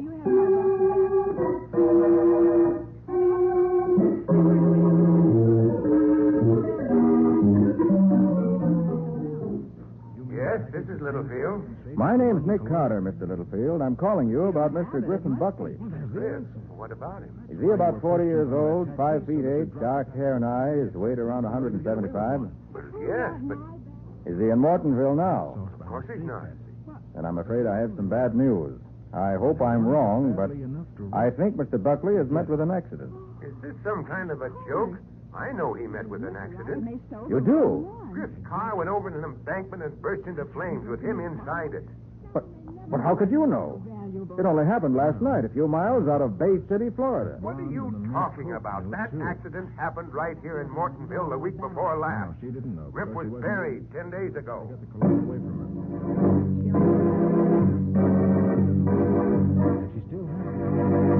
Nick Carter hangs up the phone, a puzzled expression on his face. The same man seems to have been killed exactly the same way in 2 different places. We'll see what happens in just a minute. Now, back to the case of a man who died twice. Today's adventure with Nick Carter, brought to you by new post-war Old Dutch Cleanser. Nick decided the body found in a wrecked and blazing car along the Florida highway is that of Griffin Buckley of Mortonville, Ohio. But on phoning Mortonville, Nick is told that Buckley died there 10 days ago, trapped inside a burning car. Nick and Patsy are now in Mortonville, talking to Buckley's employer, T.J. Littlefield. But, Carter, Griff couldn't have been killed in Florida 2 nights ago. He's been buried right here in Mortonville for 10 days. Did you see the body? Well, no. It's pretty badly burned. But it was in Griff's car. The clothes were Griff's, the watch and ring. And besides, Mrs. Buckley herself made the identification of the body. Is Mrs. Buckley's name Linda? No, it's Myra. Oh. Well, you're probably thinking of Linda Harris. Griff was engaged to her a long time ago. Where's she now? She died shortly before they were to have been married. I don't think Griff ever got over it. I know he didn't. Her picture was the only thing he took with him from here, except for clothes, of course. That is, if we're right in thinking that body in Florida is Griffin Buckley. So he must have had a reason for hiding out under an assumed name. And that reason may have something to do with the death of that man who's buried here. If you're suggesting anything dishonest or criminal, I don't believe it. Not Griff Buckley. No, it's some kind of strange coincidence. Entirely too strange to be a coincidence. But that was no accident in Florida, Mr. Littlefield. It was murder. Griff murdered? Poisoned with cyanide. The car was set on fire in an attempt to cover up. But that's fantastic. No one had any reason to kill Griff. How about insurance? Well, he did carry a large policy. $50,000, I believe. Payable to whom? His wife, I understand. Perhaps I better talk to her. Can you give me your address? Well, yes, of course. I'll write it down for you. I have a pen here in my desk drawer. Oh, what's the matter? Oh, I shut the door on my thumb like an idiot. Oh, that's a shame. Pinched it pretty badly, too. Oh, instead of our going alone, suppose you take us to her. That is, if you could spare the time. Well, I'd be glad to. But surely you can't think that either Griff or Mrs. Buckley would... It's too soon for me to think anything about this case, Mr. Littlefield, but the fact remains that she stood to collect $50,000 on her husband's death. And murder has been committed for a lot less.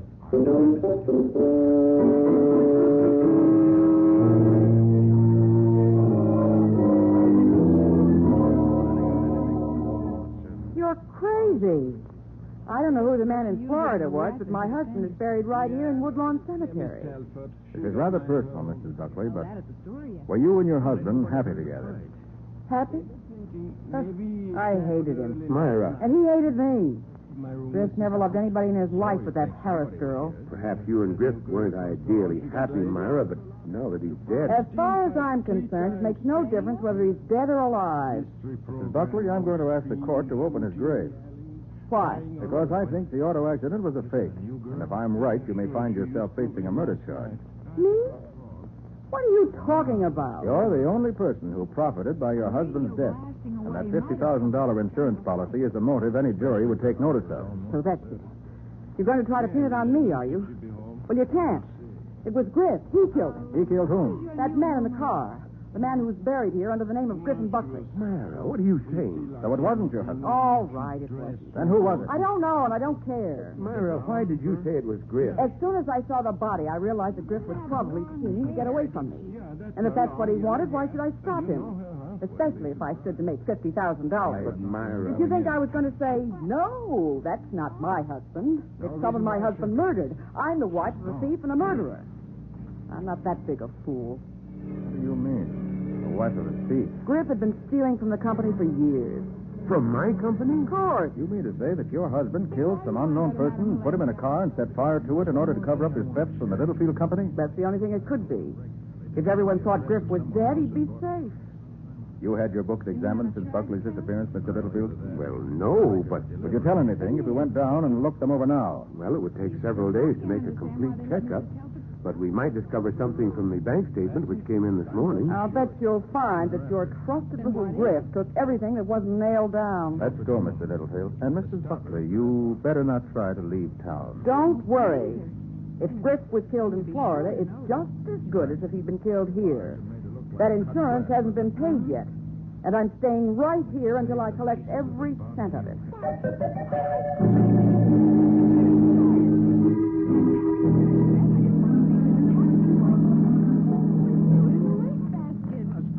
How about it? Find anything out of the way, Mr. Littlefield? Yes. This check for $23,000. I didn't authorize that. Any others? Here's one for $19,600. Another for $40,000. Begins to look as though Mrs. Buckley knew what she was talking about. And here's another one. I never should have given him the power to sign checks. He must have gotten away with at least 100,000 of the stockholders' money in the last month alone. That's a pretty big loss for a business this size, isn't it, Mr. Littlefield? Oh, there won't be any loss to us. The bonding company will have to make good. Oh. But it's the fact that Griff would do a thing like this that... I just can't understand it. Mr. Littlefield, could you make a trip to Bay City, Florida with me? Well, of course, but why? I want to make sure the man there is really Buckley. And you can identify him. Very well. Shall I get plane reservations, Nick? That won't be necessary. We can go in my plane. Oh, you fly? It's been a hobby of mine for years. I'll phone the airport to get the plane ready, and if you're not afraid of night flying, we can be there by midnight. Good. The sooner the better.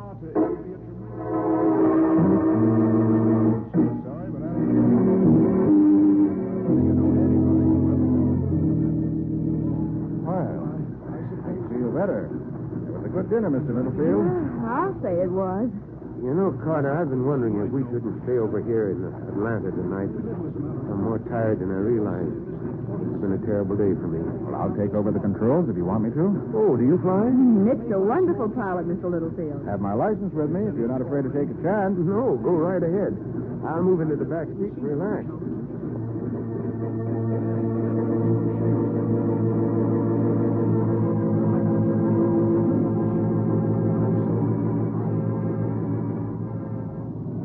Flies beautifully, Mr. Littlefield. Yeah, you actually don't need a hand on the controls at all for straight flying. Oh. What's the matter?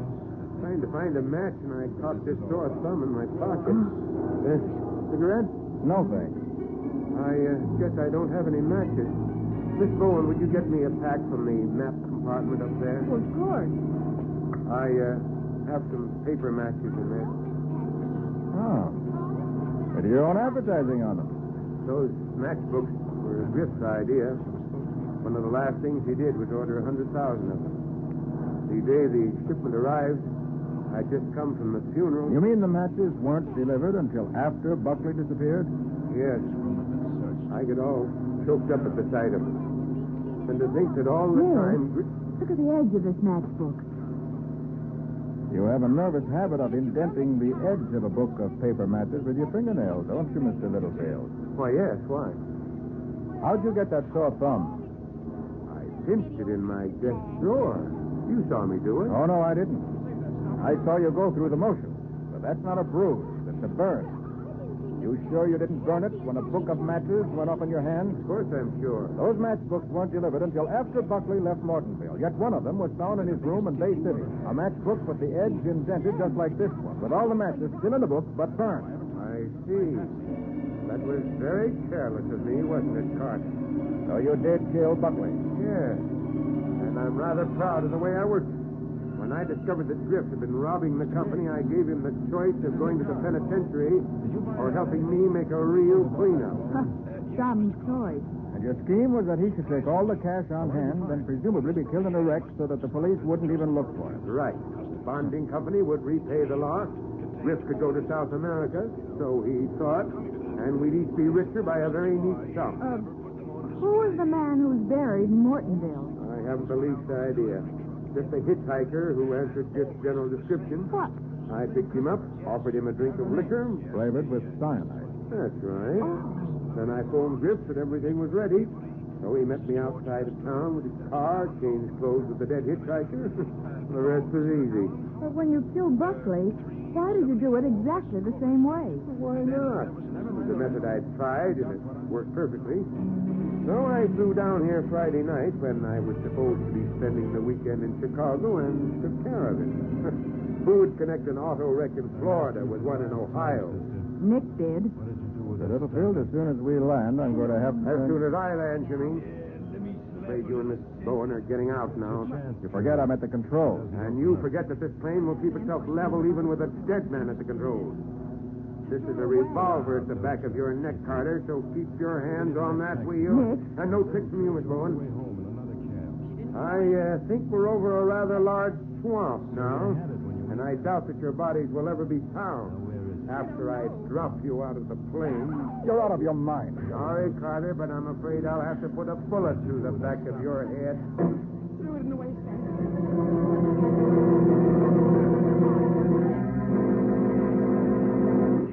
From his position in the back seat of a three-seated plane, Littlefield presses the revolver against the back of Nick's head, and his finger slowly begins to close on the trigger. We'll see what happens in just a minute.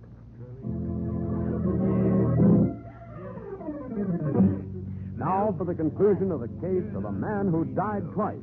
Today's adventure with Nick Carter, brought to you by new post-war Old Dutch Cleanser. With Nick at the controls, T.J. Littlefield is in the rear seat of his private plane, a revolver at Nick's head. The plane will fly itself, Carter, long enough for me to dispose of you two and dump your bodies into that swamp below it. So I'm afraid I'll have to put a bullet through the back of your head. Yes, the plane will fly itself, Littlefield, in the same direction it's headed when you shoot. So let's try a power dive. You, Carter! You fool! Pull out of this dive! Oh, no. Patsy and I are going to die. We'll all go together. Carter! Pull out! We'll crash! Oh, you got up my feet, Littlefield. Pull out, quick! First the gun. No! We're almost to the ground. All right, there's the gun. Now pull out! Pull out!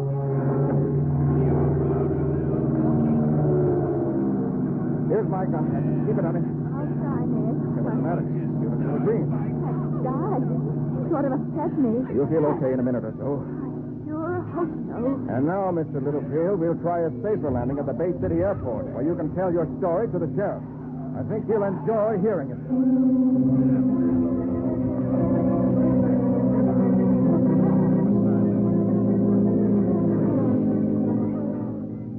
We got a confession, all right, Nick. The whole story. It worked. It would have been a very clever scheme. Not half as clever as the way you figured it out. I only hope it'll help you, Sheriff. Why, hadn't you heard? Sam Ritter's giving it out all over town that he's not even going to run against me next election. Oh, good. Yep. Says if he got to hire big New York detectives to hold the job, he don't want it. Well, that's a break for the taxpayers of this county. From what I've heard, it certainly is. Nick, what's going to happen to Mrs. Buckley? Oh, she'll probably get a jail sentence for attempting to defraud by making that false identification. Yeah, but what about the money? The court will decide what happens to that. Oh, by the way, Nick, I made reservations for our trip back to New York. Ah, good. By plane? No, Mr. Carter. By Pullman. Hmm? Our last plane trip was exciting enough to satisfy me for a long, long time.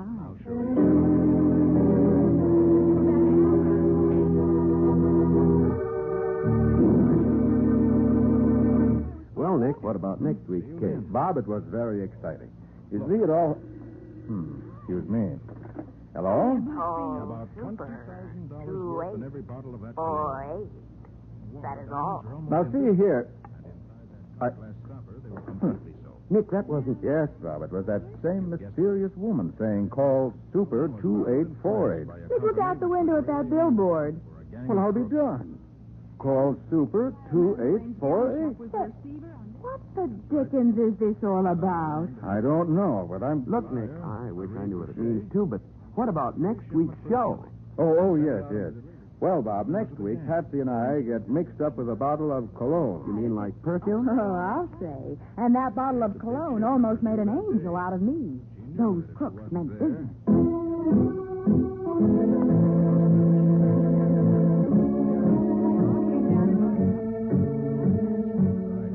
Nick Carter, Master Detective, is presented each week at this time by the Cudahy Packing Company. It is produced and directed by Jock McGregor and is copyrighted by Street and Smith Publications Incorporated. Charlotte Manson is featured as Patsy. Today's script was written by Jim Parsons. Original music is played by Henry Silverne. This program is fictional, and any resemblance to actual persons living or dead is purely coincidental. This is Bob Martin saying, when minutes count, use new post-war Old Dutch Cleanser.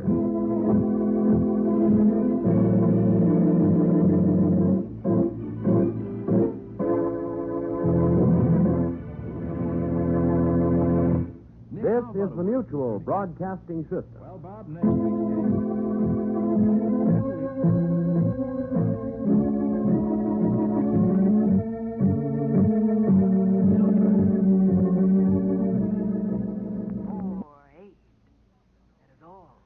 Look, I don't know who you are, but...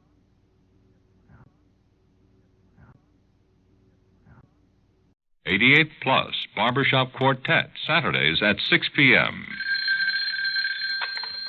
Hello? Call Super 2848. That is all. New post post-war Old Dutch cleanser, famous for chasing dirt, presents Nick Carter, famous for chasing crime.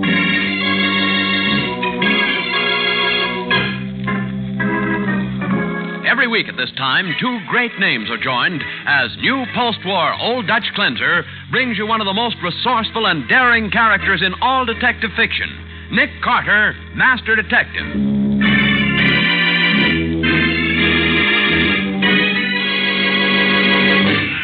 We'll have to cross the street, Nick. The bus stop's on the other corner.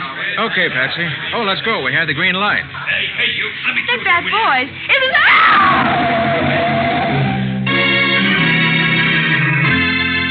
Now, the case of the invisible treasure. Today's adventure starring Lon Clark as Nick Carter, brought to you by new post-war Old Dutch cleanser. Patsy has gone shopping with Nick in order to help him choose the right gift for an elderly friend who has a birthday next week. They finally made a selection at Madame Helene's gown shop on Fifth Avenue and are now working their way through the crowds of shoppers toward the street door. Patsy, do you really think she'll like it? She'll love it, Nick. But she's 73. Isn't that a little old for a black lace nightgown? That's exactly why she'll love it. From now on, I'll bet you're her favorite person. Well, either that or she'll never speak to me again. Oh, Nick, would you mind if I took just a minute to... Oh, I'm sorry. That's all right. I bumped into you, and I... Why, it's Miss Bowen. Oh, well, you're Al Harper, aren't you? Sure, that's right. And here's Mr. Carter. Why, hello, Al. What are you doing out of the pen? I thought your sentence still had a couple of years to run. Good behavior. And believe me, it's going to be good from now on. I'm glad to hear it, Al. Yes, sir. I'm strictly legit now. I did a lot of thinking in the pen, and it started me on the right track. No hard feelings, then? Not a bit, Nick. I'm grateful to you. Fine. Well, I got to run. I got a date. See you around, huh? Sure. So long. Goodbye. So long. Well, imagine that. Al Harper going straight. Must be doing all right, too. He looks prosperous. Well, I just hope it lasts. Come on, Nick. It's over this way. What's over that way? Well, didn't I tell you? I want to stop at the perfume counter.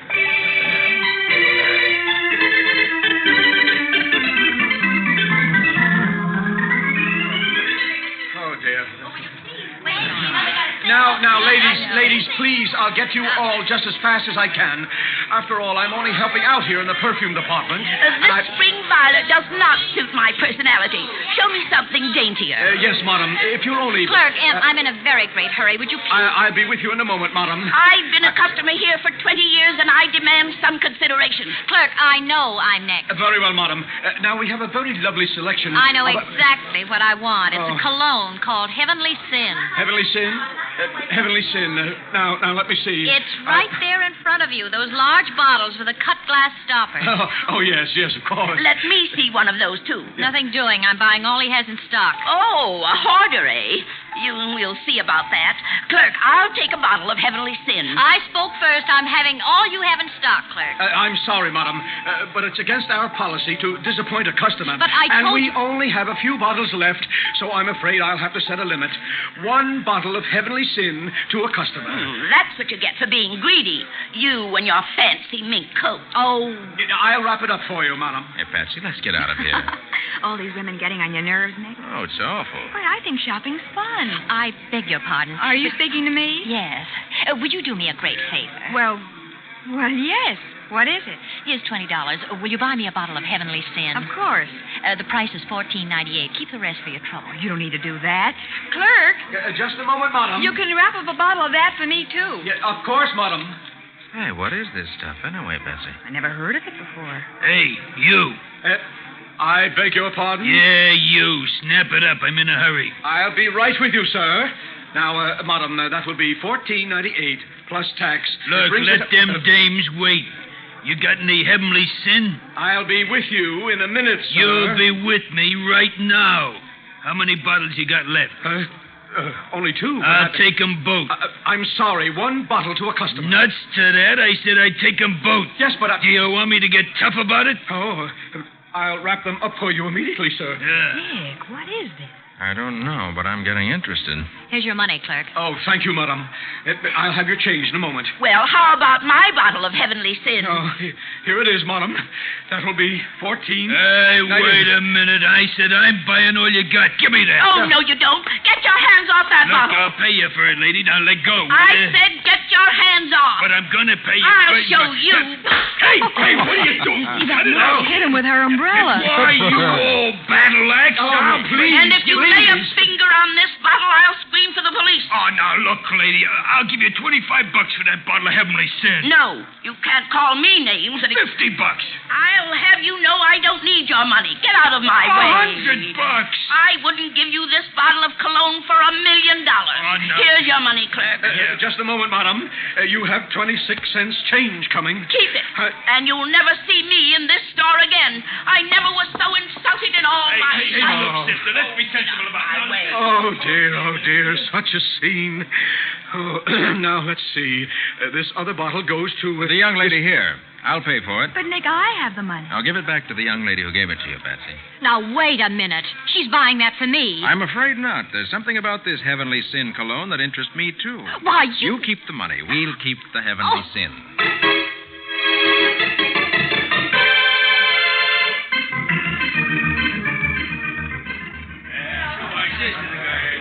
We'll have to cross the street, Nick. I get the bus on the opposite corner. Yes, I know, but wait till the light changes. Yeah. Nick, why in the world did you buy that cologne? Because I'm curious to know why everyone wanted to corner the market on it. That girl in the mink coat could have murdered us both. After all, I did promise to buy it for her. Awfully pretty girl, wasn't she? Well, if you like bleached blondes. Patsy, what could there be about that cologne to make even a thug like that other character offer $100 for it? I can't imagine. Unless it's awfully scarce. Well, you take it back to the office, will you? As soon as I get there, we'll see what's in the bottle. Well, aren't you coming with me? No, I have to pick up some new chemicals from my lab. I'll be there as soon as I... Oh, here's the light. Come on. Hey, let me through, will you? Nick, that voice. Isn't that... Oh, it's the bottle. He fell right in front of the taxi. Are you hurt? I guess not. I skinned my knees, but... Oh, lucky that taxi had good brakes. Miss Bowen. Are you all right? Oh, hello, Al. I'm okay. But, Nick, I've got to tell you something. Here, let me help you pick up those packets. Oh, thanks, Al. I've got the rest of them. Nick, listen to me. Oh, you tell me about it later, Patsy. Here's a taxi. Get in. But... In you go. You want to stand up in a crowded bus after the shake-up you had. But, Nick, You better tell the driver to take you home to change your stockings first. I'll see you at the office in about an hour. So long.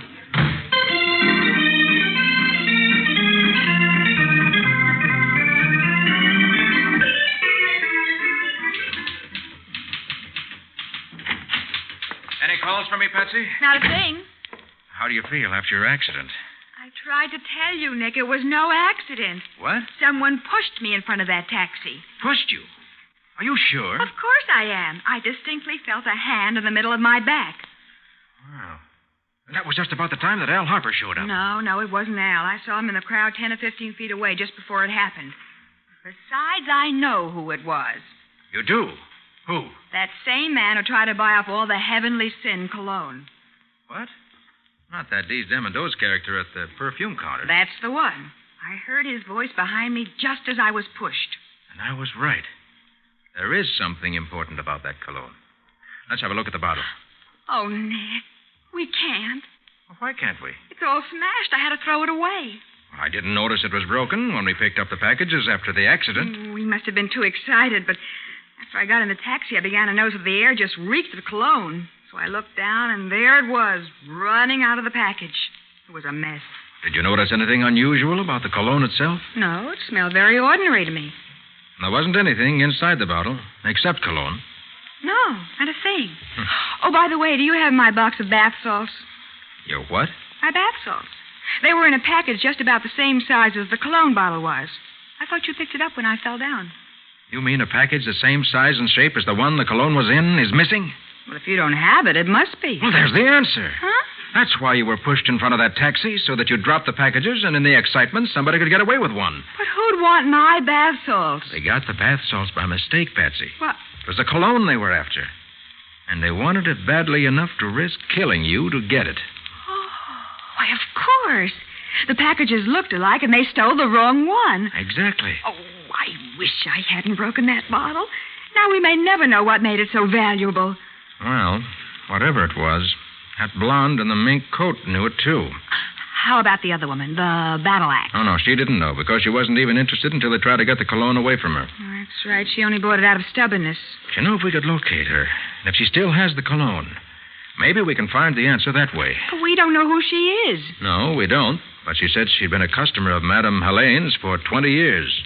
I'll see what I can find out in the store in the morning.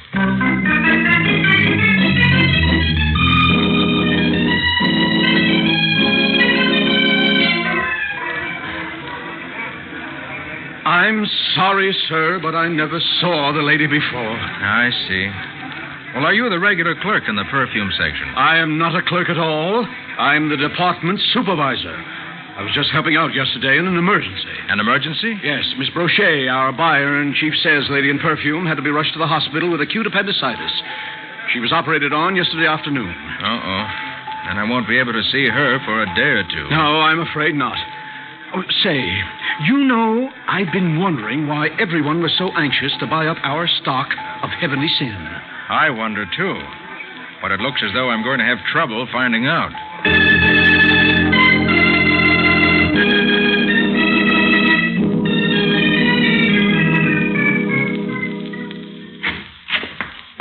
How'd you make out, Nick? Oh, I didn't. Nobody at the store has any idea who that woman is. Well, I think I know. You do? How did you find out? By reading the morning papers. Huh? Look. Widow slain in West Side rooming house. Body of Mrs. Eldora Telford, 47, was discovered this morning. Not there. The next paragraph. In a shabby room reeking of strong cologne. That's what I mean. Yeah, it does tie in. Oh, but even so. Go on. Start reading there. Mrs. Telford evidently put up a determined fight for her life. Grasped in her right hand was a broken cologne bottle of heavy-cut glass. The label reading, ironically enough, Heavenly Sin. Now tell me I'm wrong. No, Patsy, you're right. But we've found what we were looking for too late.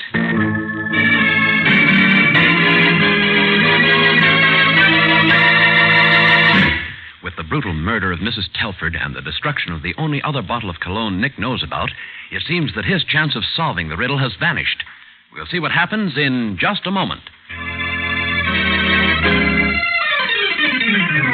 Now, back to the case of the invisible treasure. Today's adventure with Nick Carter, brought to you by new post-war Old Dutch Cleanser. Nick believes that Mrs. Eldora Telford was murdered because she had in her possession a bottle of cologne called Heavenly Sin. But what the secret of the cologne may be, he doesn't know. Nick and Patsy are now in Mrs. Telford's room to see whether they can learn anything there. The lodging house janitor is with them. Well, Patsy, there's no chance of finding out anything from the cologne itself. Bottle's completely smashed. It looks as though she used it as a weapon to defend herself. Yeah, nobody scared Miss Telford. She got mind of her own. I could tell that at the store yesterday. Funny, nobody heard the fight. I've been thinking maybe it happened early last night when most of my roomers is out. Well, even so, you'd think somebody would hear it. Yeah, but that new girl across the hall, she got the radio on so loud I got to pound steam pipe 3 times. Radio? Yeah, one of those mystery program, all screaming, shooting, and yelling and carrying on. Wait a minute. You said a new girl? Yeah, sure. She used to move in last night, right across hall. Come on, let's go over there. Nick, a radio blasting away might have covered up the sound of a fight. Yes, especially if the house was almost deserted. This the room? Yeah, but I don't think she'll be home. Oh, we'll see. What does your new roomer look like, Mr. Hanson? Well, she was so pretty like anything. She dressed so good and fine for a coat. And... Was it brown fur? Yeah, sure. She didn't have blonde hair, did she? Yeah, that's her. Long yellow hair. You know her, huh? Wouldn't be surprised. We're not getting anywhere knocking. I'm going in. But it wasn't even locked. No reason why it should be, Patsy. She's gone.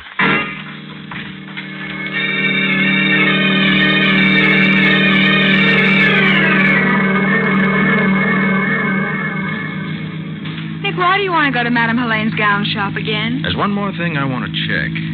They handle that cologne regularly. They may have the address of someone else who's bought a bottle sometime in the past. You mean on a charge account? Well, either that or a record of delivery. But, Nick, if the cologne is so valuable to these crooks, I can't understand why they let Mrs. Telford spill hers all over the room. Patsy, I'm not so sure it's the cologne they're after. Then what is it? Well, there was one thing missing in Mrs. Telford's room. The stopper to that bottle. Why, that's right. I didn't see it either. And it's the sort of thing you'd be sure to notice. That's right. It was very large and made it look like cut glass, wasn't it? Uh-huh. Oh, if we'd only saved the pieces of the bottle you had. Well, I did. You did? Yes. That package was such a mess, I didn't like to leave it in the taxi, so I carried it up to my room and threw it in the wastebasket. That's great. I'll stop at the next corner. You can get a taxi. Go home and get that glass stopper and take it to the office. I'll meet you there in less than an hour.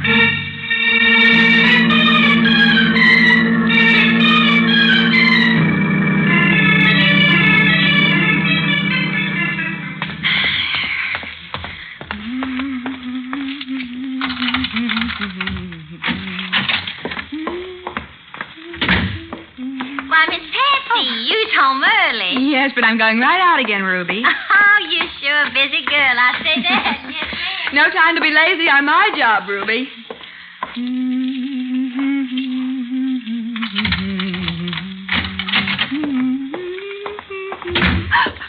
What? Come on in, sister, and make yourself at home. Yeah, we've been waiting for you.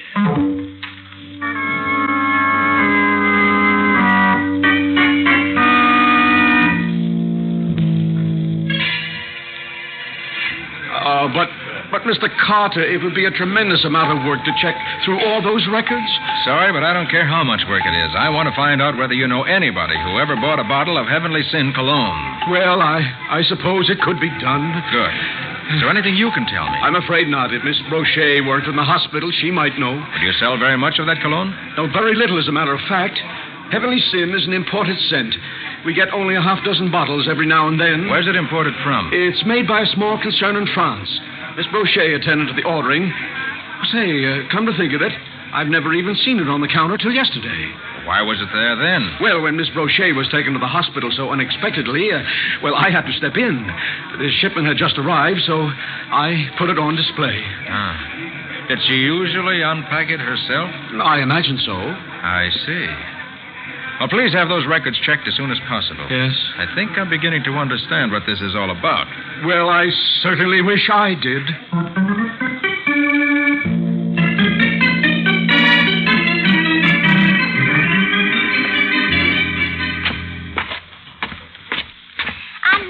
Patsy ain't in her room, Mr. Carter. When I seen her about 2 hours ago, she said she's going right out again.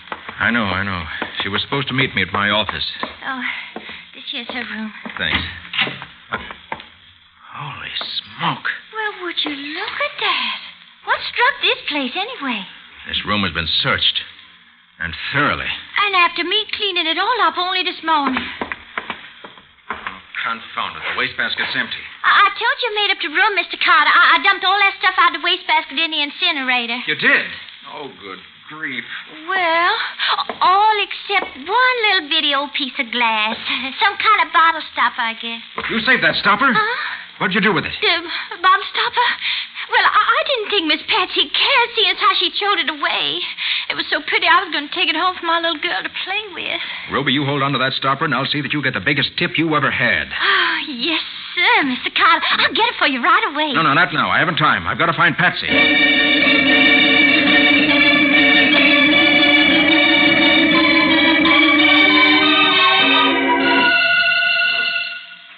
Mr. Biggs, this is Nick Carter. Oh? Did you find out anything about the people who bought that cologne? Yes, Mr. Carter.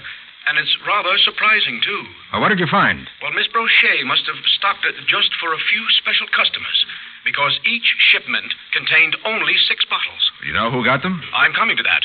I suppose it's why she never put them on display. What do you mean? All 6 bottles went out on the delivery truck every time, and always to the same customers. The same customers? Yes. You have their names? Yes, the list is right here. Miss Lillian Lamont, Mr. William Avery, Mrs. George Nestor, Mr. Alan Harper. What? Mr. Alan Harper, 374 West Corey Street. And then there was a... Never mind the rest. I've got what I need to know.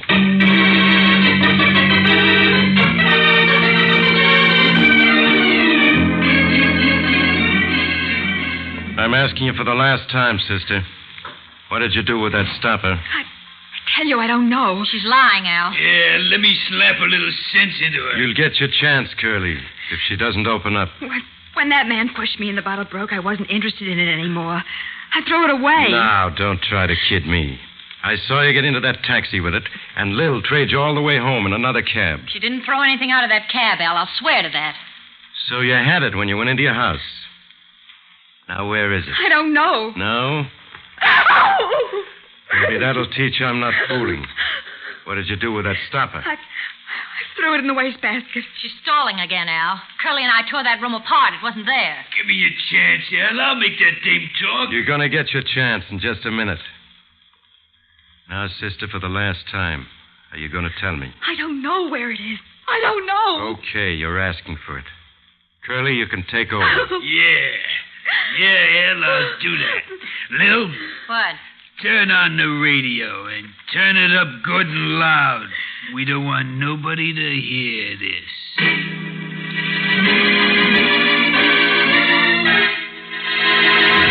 Curly Martin advances toward Patsy as the radio blares forth loudly to cover the sound of her screams.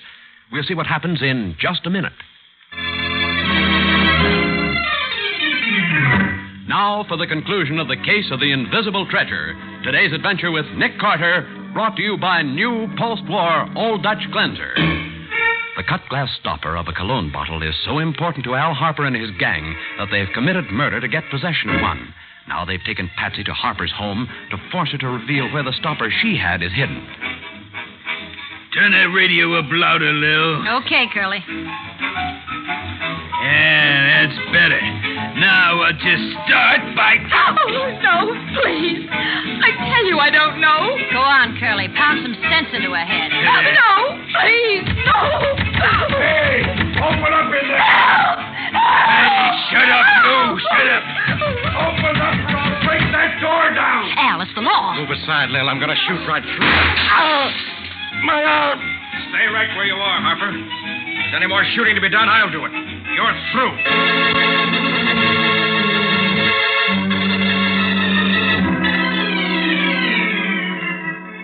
Oh, it was a lucky thing you were on the fire escape outside the window when Al started to shoot, Nick. Not all luck, Patsy. When I learned that Al Harper was one of the people to whom those bottles of cologne were delivered, I felt pretty sure they'd take you to his place. So you brought the police with you? That's right. They went up inside the house while I came up the fire escape. Uh-huh. But, Nick, have you found out what was so important about that cut glass bottle stopper? Mm-hmm. And here it is. I'll show you. Oh, it is pretty.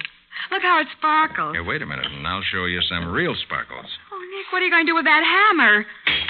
Oh, you broke it. I certainly did. Why, it was full of water. Mm-hmm. Sealed in. And that's not all. Look. Diamonds? Why, there must be... About $20,000 worth in every bottle of that cologne. You see, Patsy, in water, diamonds are almost invisible. And inside that cut glass stopper, they were completely so. Then Al and his gang were smugglers? You guessed it. That Heavenly Sin cologne was bottled in France by a company which was really only the front for a gang of crooks. Oh. And the perfume buyer at Madame Helene's gown shop was the receiver on this end? That's right. Madame Helene didn't know anything about it. The buyer, Marie Boucher, unpacked every shipment personally and sent it out on the delivery truck to the members of the gang. So when she was suddenly taken to the hospital with appendicitis, it upset all their plans. I'll say it did. The big shipment was due that day. She knew that if she wasn't there, it'd be put on the counter. Uh-huh. So from the hospital, she managed to get word to Al and the others. And they all came down to buy it up before anyone else had a chance. Right. And if it hadn't been for Mrs. Telford's stubbornness, they'd have got away with it. Golly. Nick, was it Lil who murdered Mrs. Telford? No, Curly. Lil took that room across the hall to keep an eye on Mrs. Telford, so she could let Curly into the house when nobody else was there. I see. By the way, doesn't the Customs Bureau pay a reward for turning in smugglers? It does, and you'll get your share of it. Oh. Not only that, I'm going to get you a nice present to make up for all the trouble you've had. Why, Nick, how wonderful. What kind of a present? A nice big bottle of cologne.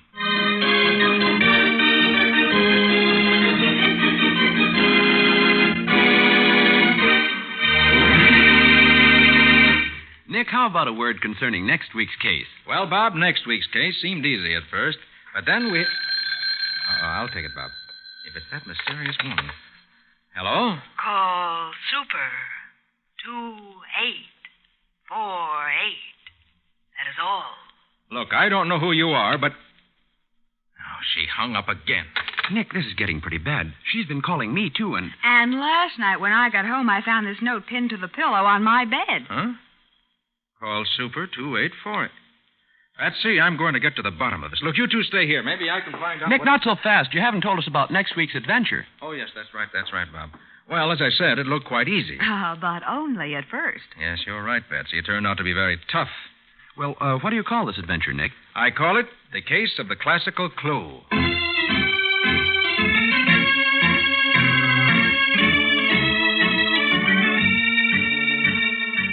Nick Carter is presented each week at this time by the Cudahy Packing Company. It is produced and directed by Jock McGregor and is copyrighted by Street & Smith Publications, Incorporated. Charlotte Manson is featured as Patsy. Today's script was written by Jim Parsons.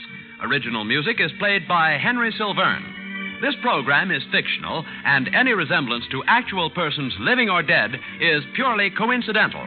This is Bob Martin saying, when minutes count, use new post-war Old Dutch cleanser.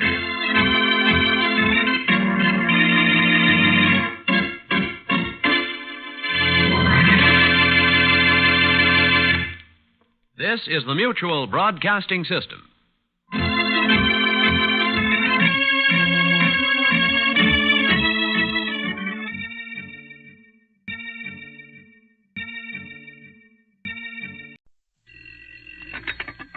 Hello? Call Super 2848. That is all. New post-war Old Dutch cleanser, famous for chasing dirt, presents Nick Carter, famous for chasing crime.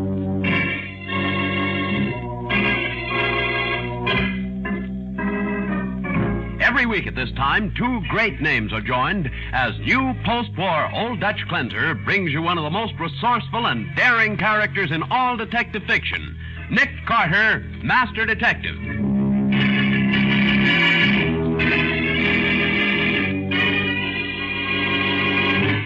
Patsy, did you get that music schedule from station WXKX? Yes, from 7:30 to 8 last night, the evening music hall program was on as usual. All classical, huh? That's right. Then from 8 to 11, they had 3 solid hours of swing music from different nightclubs. How about that bongo tune? Riff Jackson and his band played it at 9:53. Ah, good. That not only tells us what time the murder was committed, but also who did it and how. Now for the case of the classical clue. Today's adventure starring Lon Clark as Nick Carter, brought to you by new post-war Old Dutch cleanser. It's a dull weekday morning, and things are pretty slow at Nick's office. He's opening the mail while his assistant, Patsy Bowen, types a couple of letters. Hey, Patsy, you ever hear of Henry Worth? Henry Worth? That eccentric millionaire who lives on top of his own private mountain? Yes, there's a letter from him here in the morning's mail and a check. Oh? Get him on the phone, will you? The number's here in the letter, Cliffside 3498. Okay.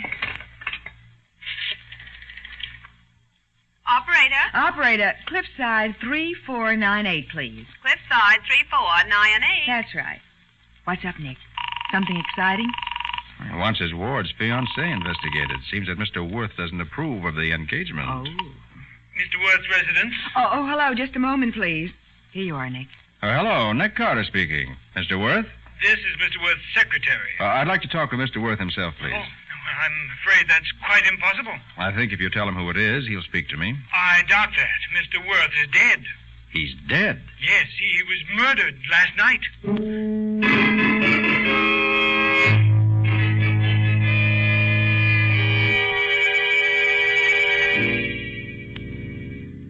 Are we almost at the top of this darn mountain, Nick?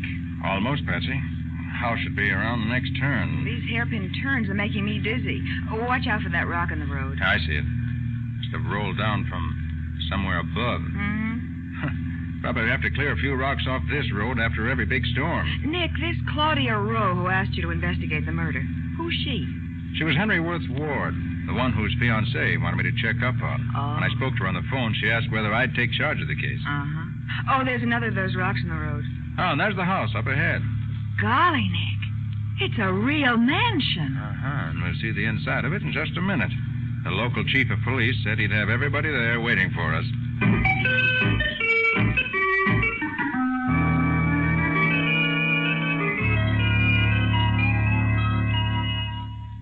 Well, before I talk to the others, Chief Benson, I wish you'd tell me just what happened. Well, Mr. Carter, first of all, Mr. Worth was alone here last night. There were no servants in the house? No. Mr. Franklin, that's the old man's secretary, was in Patterson visiting his sister. The other two were in New York. Oh, what other two? Claudia Rowe, the one who hired you, Mr. Carter. Oh, yes. And Don Worth, the old man's nephew. He lives here, too. They're the ones who found the body when they got back, a little after 12. How long had he been dead? Well, it was almost an hour before I got here, so I wouldn't be able to tell you. And the medical examiner couldn't tell for sure either. He was out on a private case. He didn't get here till about 2 a.m. What did he say? He said Worth couldn't have been dead over 3 hours. He was killed sometime after 11 o'clock then. Apparently, yes. Well, I guess I'll start off by talking to the people who found the body.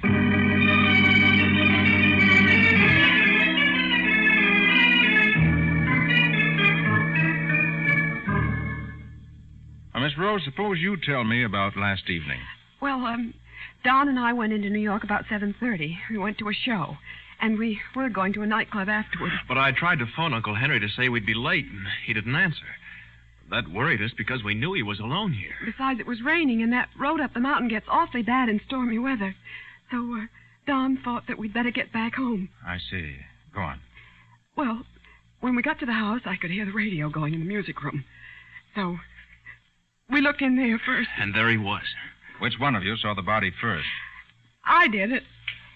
At first, I thought the room was empty, and then I saw his feet sticking out from behind the sofa. And Now, take it easy, honey. At first, we thought he might have had a heart attack or a stroke. But when I went over to see, there was a knife in his throat. Then what did you do? Well, I told Claudia he'd been killed and to phone the police. I didn't want her to see him. Not like that. Oh, it was ghastly. And you called the police, Miss Rowe? Yes, I called them from the phone in the hall. Claudia, are you here? Oh, yes, I'm in here, Morgan. Oh, Claudia. I came as soon as I heard what happened. Yes, darling. Mr. Carter, this is my fiancé, Morgan Fenwick. How do you do? Carter. You're not Nick Carter, the private detective. Why, yes, what? Claudia, what's he doing here? I understood it was a burglar that killed Mr. Any Wood. reason to think it wasn't, Mr. Fenwick? No, of course not. Uh-huh. Sit down, will you? I may want to ask you some questions. Why, of course. Thanks. All right, Don, did anything unusual happen earlier in the evening? No. After dinner, Uncle Henry and I had coffee in the music room while Claudia went upstairs to dress for the theater. And the two of you left about 7:30? About that, I think. The servants had gone a few minutes before. How about Mr. Worth's secretary? Oh, Franklin was with his sister in Patterson. He left before dinner. I see. Well, that brings us to you, Mr. Fenwick. Nick, I think I've found something. The chief thought I better show it to you right away. Yes, Mr. Carter. I think we've got a real clue. Good. What is it, Betsy? Well, we were looking around outside, and I picked this up beside the driveway. Oh, man's glove. Is it yours, Don? No. And it's not Uncle Henry's either. I'm sure of that. Why, that... That happens to be my glove. I must have dropped it when I came in just now. I see. Well, Chief Benson, I think the next thing is to look at those photographs you took of the body.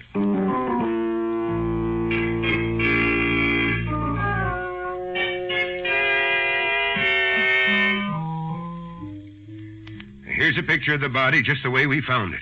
It was lying on the floor behind that sofa right next to you. Uh-huh. Room here is just the way it is, wasn't it? Not a thing's been changed. We turned the radio off, but we left it tuned to the same station. 1510. That would be WXKX. That's right. The Midnight Classics program was still on when I got here. I see. Oh, Patsy, I wish you'd do something for me. Of course, Nick. What is it? The medical examiner says Mr. Worth couldn't have been killed earlier than 11 o'clock. Is that right, Chief? Right. And Don, Mr. Worth's nephew, phoned from New York at about 11:30 and got no answer. Well, that gives us a pretty good idea of when he was murdered. Say, it does it that. So check that, will you, Patsy? Get in touch with the phone company and find out the exact time of that call from New York. I'll do it for you, Miss Bowen. I can probably get the information quicker than you can. Well, thanks, Chief. And let me know as soon as you find out, will you? All right. Now, I think I'll have a talk with Mr. Worth's secretary, Carl Franklin.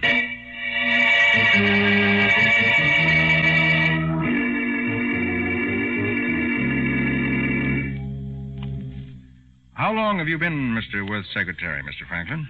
7 years. Was he a nice fellow to work for? Oh, he's fine. Fine, as long as he got his own way. Oh, that sounds as though you might have had trouble with him. Oh, so somebody told you that Worth just fired me, did they? As a matter of fact, no one did. But I'm interested.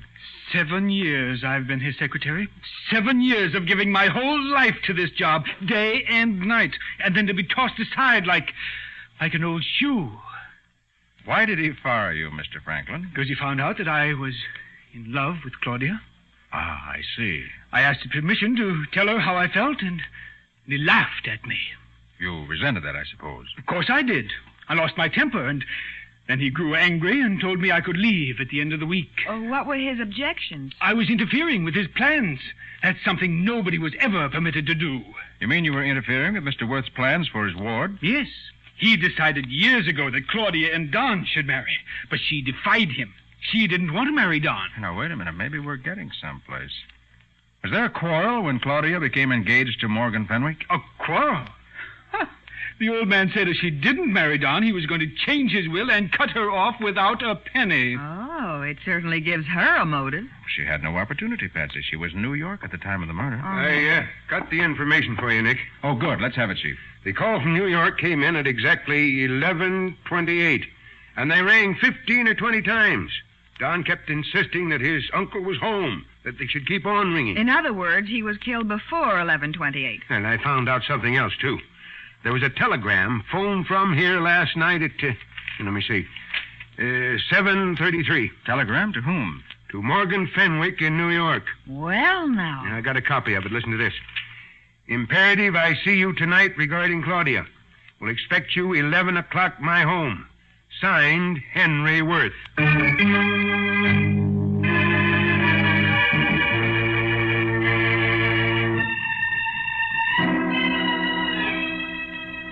What if I did receive that telegram? I tell you, I didn't come out here. Well, why didn't you, Fenwick? Well, it was raining. Did you know that Mr. Worth was going to make a new will, disinheriting his ward? Well, yes, but... In other words, the fact that Worth was killed before he could change his will meant that you would marry a couple of $1 million instead of a girl without a penny. But I tell you, I wasn't here. I didn't come near the place. Mr. Fenwick, I have here the glove you said you dropped to the drive this morning. You happen to have the mate to it? Why, yes. Mind if I see it? No. There you are. Chief, what time did it stop raining last night? A little after 12 o'clock. And this morning, the sun is shining. What are you getting at, Nick? Look at these gloves, Patsy. See the difference? By golly, I do. Why, of course.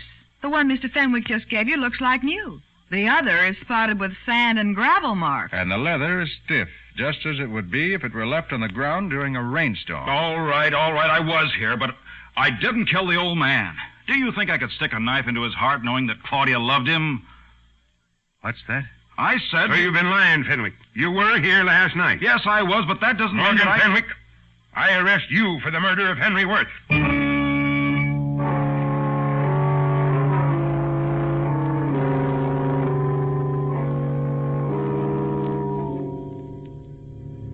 Golly, it's worse coming down this mountain than it is going up. Uh-huh. What are you so quiet about, Nick? You ought to be proud of yourself. Should I? Of course. In less than an hour, you broke down Fenwick's story and proved he was at the Worth home at the time of the murder. If he doesn't get the electric chair, I miss my guess. That's what bothers me, Patsy. What? Fenwick is innocent.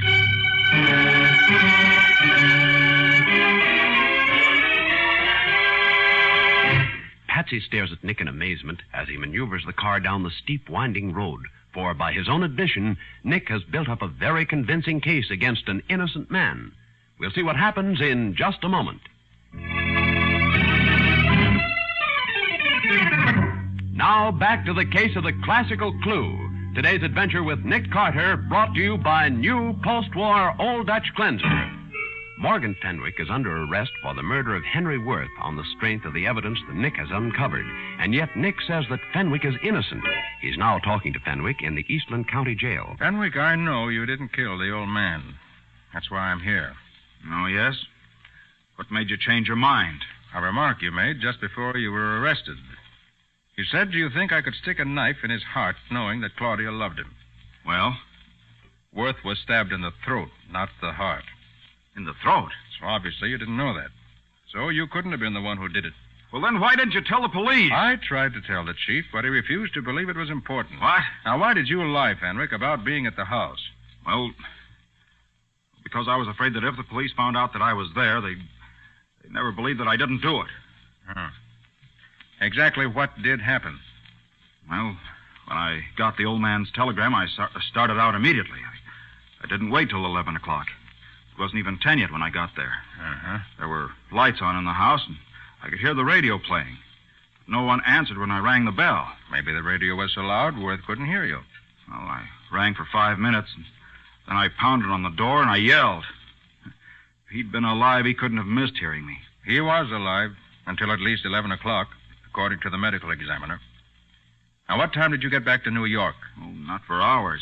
I drove around trying to think, and... Oh, and you don't have an alibi. Not a shred of one. Oh, by the way, did you recognize any of the tunes the radio was playing? Well, it was swing music.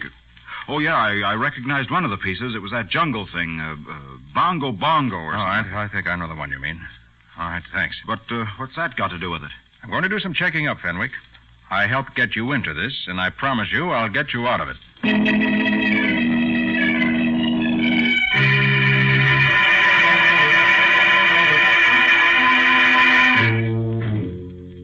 But, Mr. Carter, that's impossible. Morgan couldn't have heard that Bongo Bongo song on Uncle Henry's radio. Why not, Miss Rule? Because Uncle Henry hated swing music. He wouldn't allow it to be played in the house. I see. What programs did he like? Nothing but classical or semi-classical music. There's a program from 7:30 to 8 that he never missed. What station, do you know? XKX, I believe. He was listening to it when we left for the theater. And that same station was tuned in when you got home? Yes, to the Midnight Classics program. He liked that, too. Well, then maybe he just left the same station on all evening. No. Uncle Henry would never do that. No? He never had a program on of anything but classical music on the radio in his whole life. Well, if that's so, the only answer is that Morgan Fenwick is lying.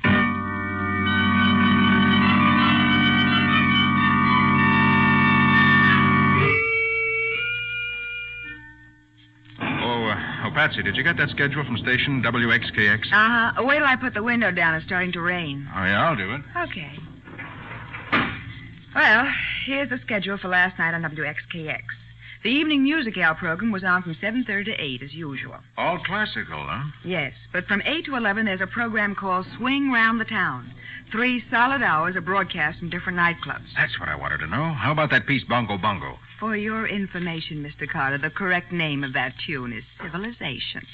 And it was played by Riff Jackson and his band at exactly 9:53 last night. And Fenwick was telling the truth. He said he got there just before 10. That also proves that the old man's radio was tuned to something else beside classical music. Well, is that important, Nick? Except to prove that Fenwick was there at that time. Certainly is, Patsy. That radio schedule you just read me, together with the facts I already know, tells me exactly what time Henry Worth was murdered, who did it, and how.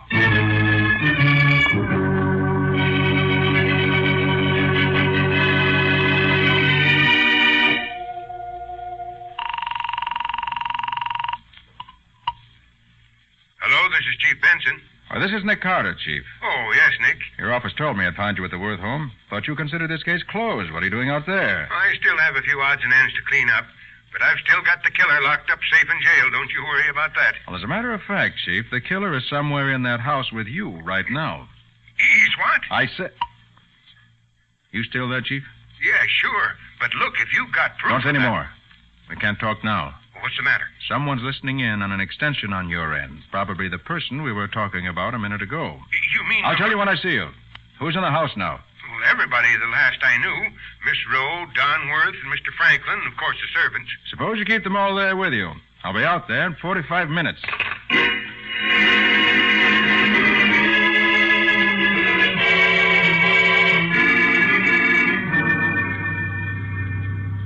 Oh, boy.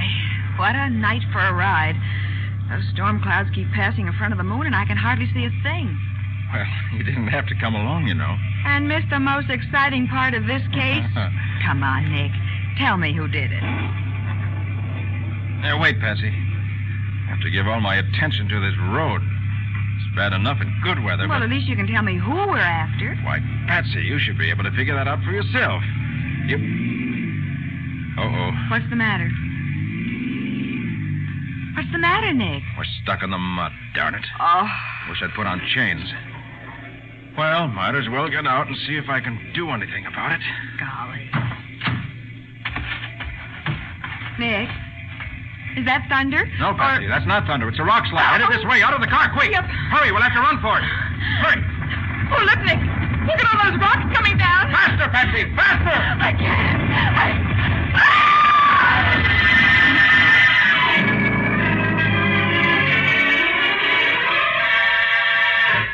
As Nick and Patsy run frantically from the path of the avalanche, a cascade of rocks and earth roars down from the side of the mountain. We'll see what happens in just a moment.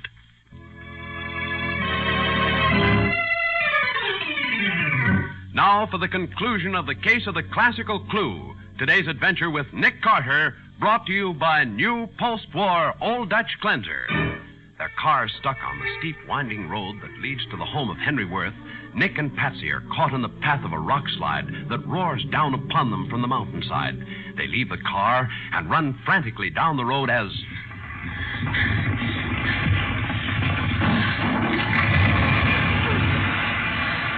Oh, Nick, thank heaven. I thought we were goners for sure. It was a pretty close shave. Lucky it was just a small local slide instead of a real avalanche. Oh, I'll say. As soon as we get our breath back, let's get on up to that house. I'm anxious to talk to the person who arranged this little welcome for us. What? You mean it wasn't an accident? Unless I'm mistaken, that slide was started by the same person who killed Henry Worth.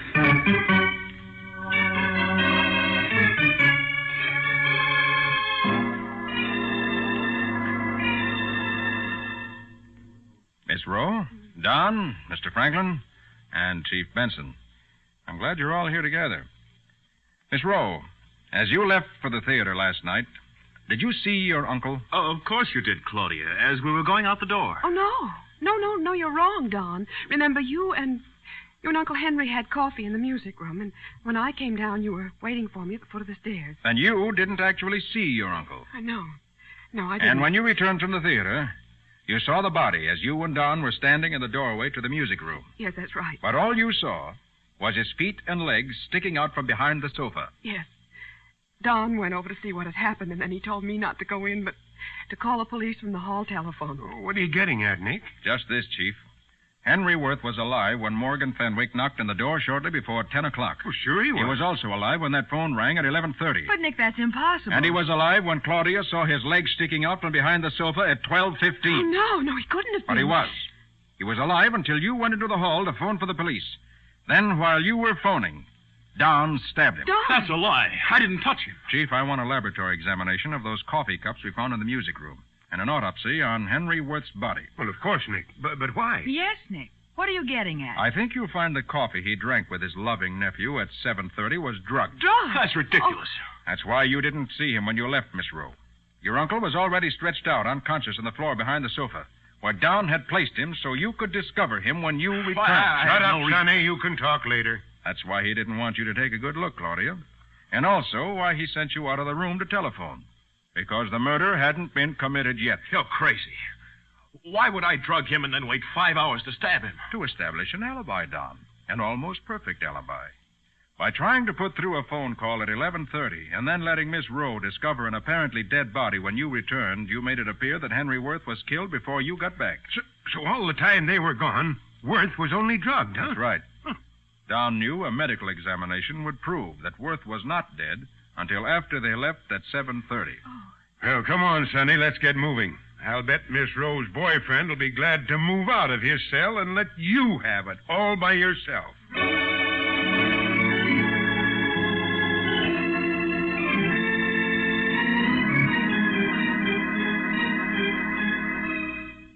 Nick, you said that radio schedule told you all about the murder. How did it?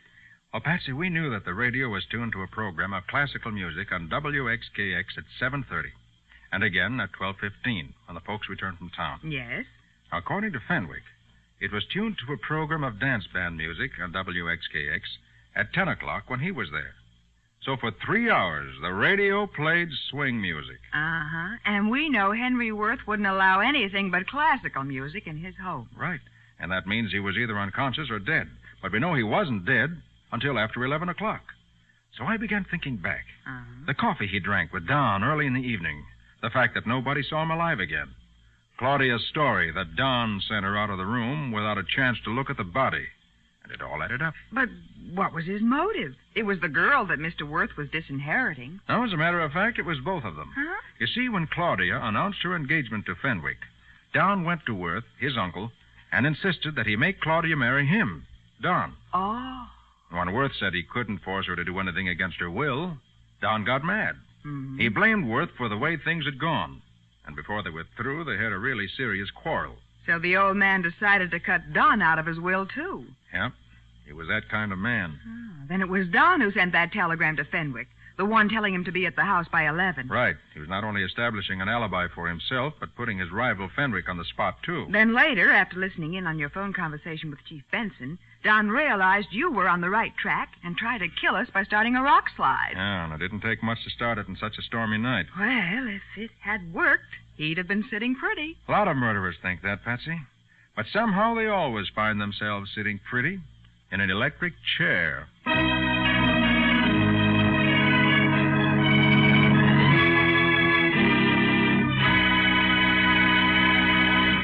Nick, what sort of adventure do you have for us next week? It's an unusual case, Bob, involving a woman... I'll take it. Hello? Call Super 2848. That is all. Now, just a minute. See here. Was it That same mysterious woman again saying, call Super 2848? It was. And I'm getting to the bottom of this thing right now. But Nick... I'm going to have the answer to this Super 2848 business by next week, or my name isn't Nick Carter. Well...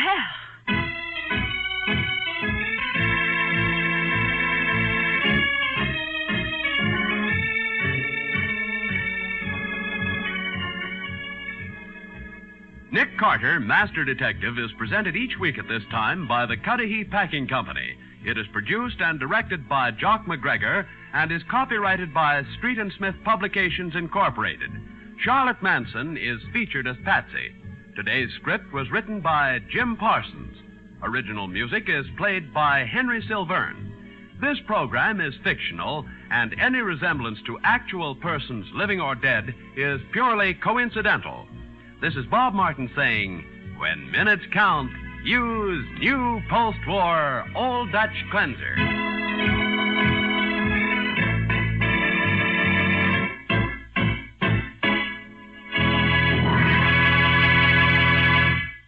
This is the Mutual Broadcasting System.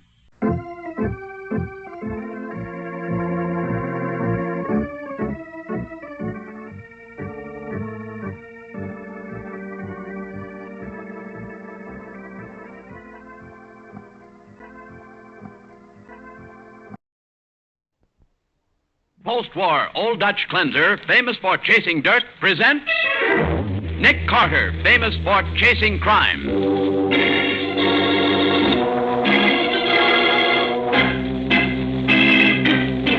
Every week at this time, two great names are joined as new post-war Old Dutch Cleanser brings you one of the most resourceful and daring characters in all detective fiction, Nick Carter, Master Detective.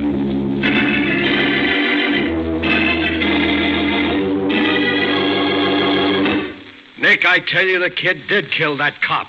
In all my years on the force, I never saw a more open and shut case.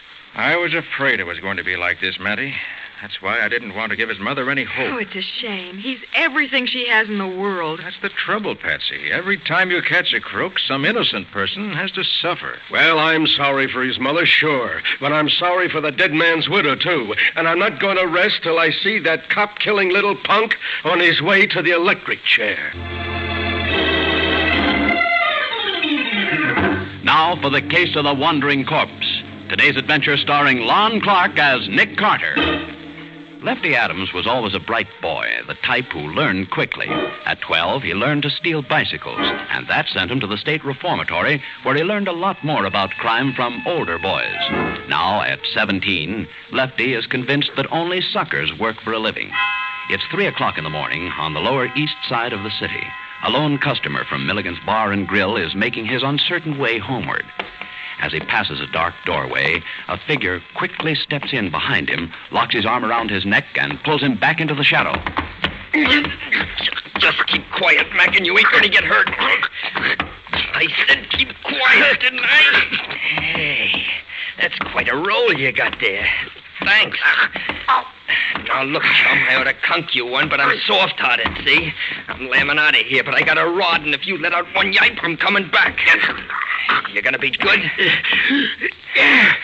Yeah. Okay. So long, sucker. Help! The dirty rat I might have known. Hey, you! It's the cops. He ain't gonna get me. Stop or I'll shoot! I ain't got far to go now if I can only...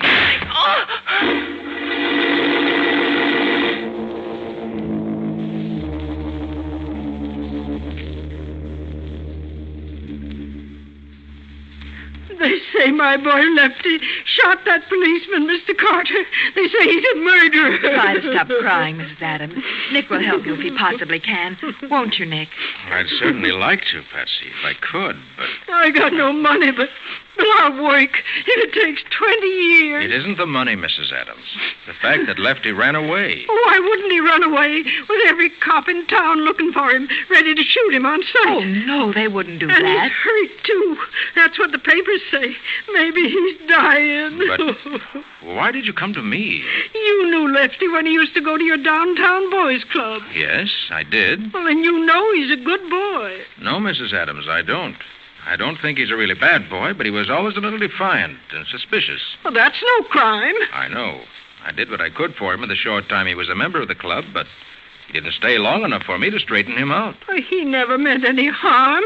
It was them older boys he got mixed up with afterwards. Yeah, that's usually the way. Lefty has a pretty bad record, Mrs. Adams. Nick, why don't you at least investigate? I'll be glad to, but if I start, I'll have to go through with it, whether he's innocent or not. Well, that's all I want, Mr. Carter, because I know he didn't do it. And, of course, if I find where he's hiding, I'll have to turn him over to the police. Well, if that's the only way. All right, then, go ahead.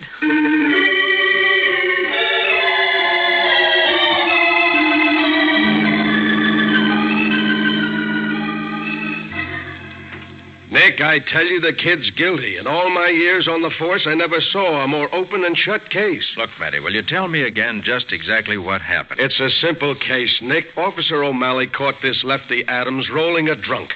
The kid ran, and O'Malley warned him to stop, but he didn't. So O'Malley fired and hit him, too. Then the kid turned and shot O'Malley with that homemade gun we found near the body. A homemade gun, Sergeant? Yeah, Patsy. A lot of these young hoodlums make their own out of scrap metal and stuff. Oh. And 3 people have identified the gun that killed O'Malley as his. Any fingerprints? Sure. All belonging to Lefty Adams. Oh, Nick, that's almost positive proof. Well, that's pretty strong evidence. And that's all right. only part of it, Nick. The drunk got a good look at Lefty when the kid ran under a streetlight, and he's identified his picture. But he didn't actually see Lefty fire the shot, did he? Well, Patsy, considering the shape he was in, he ain't sure of anything except that the kid was Lefty Adams. Oh. Matter of fact, he remembers hearing only one shot, and we know there were 2. You mean because there was an empty cartridge in O'Malley's revolver? Sure. And we know the kid was wounded because there was blood on the pavement a half a block from O'Malley's body. We've sent out warnings to all doctors to watch for a 17-year-old boy with a bullet wound, probably in his left arm. But what makes you think he was hit in his left arm? Because, Patsy, the fingerprints on his gun are from his right hand. Uh-huh. And Lefty is a southpaw. Oh, I see what you mean. Left arm must have been injured, or would have held the gun in his left hand. That's the way I figure it. Oh, I was afraid it was going to be like this. That's why I didn't want to give Lefty's mother any hope. Oh, it's a shame. She has so much faith in him. That's the trouble, Patsy. Every time you catch a crook, some innocent person has to suffer. Well, I'm sorry for his mother, sure, but I'm sorry for O'Malley's widow, too. And I'm not going to rest till I see that cop-killing little punk on his way to the electric chair.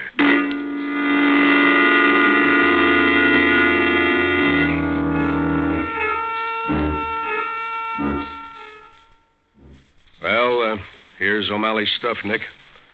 His uniform, gun, nightstick, everything he had on him. Mind if I look it over? No, go right ahead. Sergeant. Yeah, Patsy. Didn't you say that Officer O'Malley had been dead for about an hour when he was found? Yeah. When the drunk heard the shooting, he went for help. But he was so loopy, it took him a long time to find another officer. Then he got lost trying to find the place again. I see. Didn't anybody in the neighborhood hear the shots? Well, you see, nobody uses that street much at night. There's a factory along one side of the block, and the other side is all little stores and things. Only one person lives in the whole block. Oh? Who's that? An old lady who lives in the back of a second-hand store she runs. She heard the shot but didn't pay any attention. Hey, Mary. Yeah? Didn't it rain shortly after midnight last night? Yeah, for a while. I should think the street would have been wet. It was, sort of. Why? There's dust in the back of O'Malley's uniform. Oh, he must have ducked in a doorway to get out of the rain and lean against a dirty wall. Yeah, that could be. Well, he didn't get it when he fell because he was lying on his face, Nick. And there's something else about this coat. What? O'Malley was shot in the left side of the chest. There's also a blood stain on the right shoulder of the coat. Say, that's right. Wonder how that got there. Search me. Do you think that second blood stain means anything, Nick? Well, I don't suppose so, but for the sake of the boy's mother, I'm not going to give up until I know the reasons for everything. Well? Come on, Patsy, let's go down to Meacham Street and give the scene of the crime the once-over.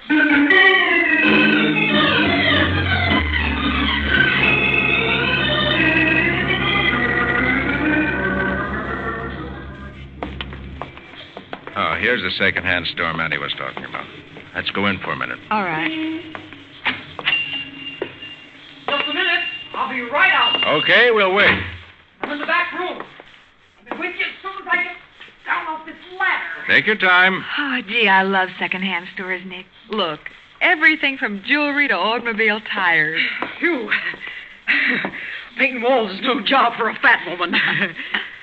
Well, what can I do for you? My name's Carter, and this is Miss Boone. Well, pleased to meet you, I'm sure. Hello. I want to ask some questions about the shooting that took place near here last night. You heard the shots, didn't you? Yep. They woke me up. The window was open wide because of the fresh paint smell in my room. How many shots were there? Why, 2 was all I heard. You sure there were only 2, not just 1? Well, there was 2, all right. Of course, I didn't know it was guns. I thought it was some car backfiring. What time was it, did you notice? Well, when the police was here, they told me it was about 3. But I didn't look at the clock when I heard the shot, so, well, I wouldn't know myself. Did you hear anything else? Yeah. Yeah, I heard somebody run down the street right after that. Uh-huh. Well, thanks very much. Sorry we had to interrupt your painting. Oh, that's all right. Don't mind a bit. All right, come on, Patsy. We have to make another stop in this neighborhood. Where's that, Nick? Well, this won't be pleasant. But we better stop in and tell Mrs. Adams what we learned from Matty.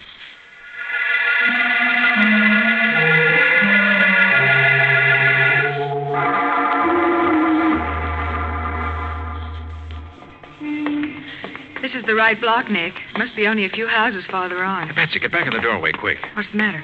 Mrs. Adams. She just came out of that house down the street. So what? Something odd about the way she's acting. Looking over her shoulder as if she were afraid of being followed. Let me see. Hey, you're right. She acts scared to death. And look at those bundles she's carrying. One of them must be clothes. She's also got something in a paper sack. That might be food. Nick, she's getting into a cab. Oh, I see. A woman like Mrs. Adams can't afford a cab except for something very important. Come on. Yep. Taxi. All right, Patsy. Hurry up. Get in. Right. Where to, Bud? Follow that cab up ahead. There's a 10 spot in it for you if you don't lose him. Oh, mister, you can say goodbye to that sawbuck right now. But, Nick... I may be wrong, Patsy, but it looks to me as though Lefty may have got in touch with his mother and that she's taking him food and clothing. Oh, but, Nick, it would be awful to use that poor woman as a means of finding her boy and turning him over to the police. I know it, Patsy, but I said I was going to follow through on this case, even if what I find sends Lefty to the chair.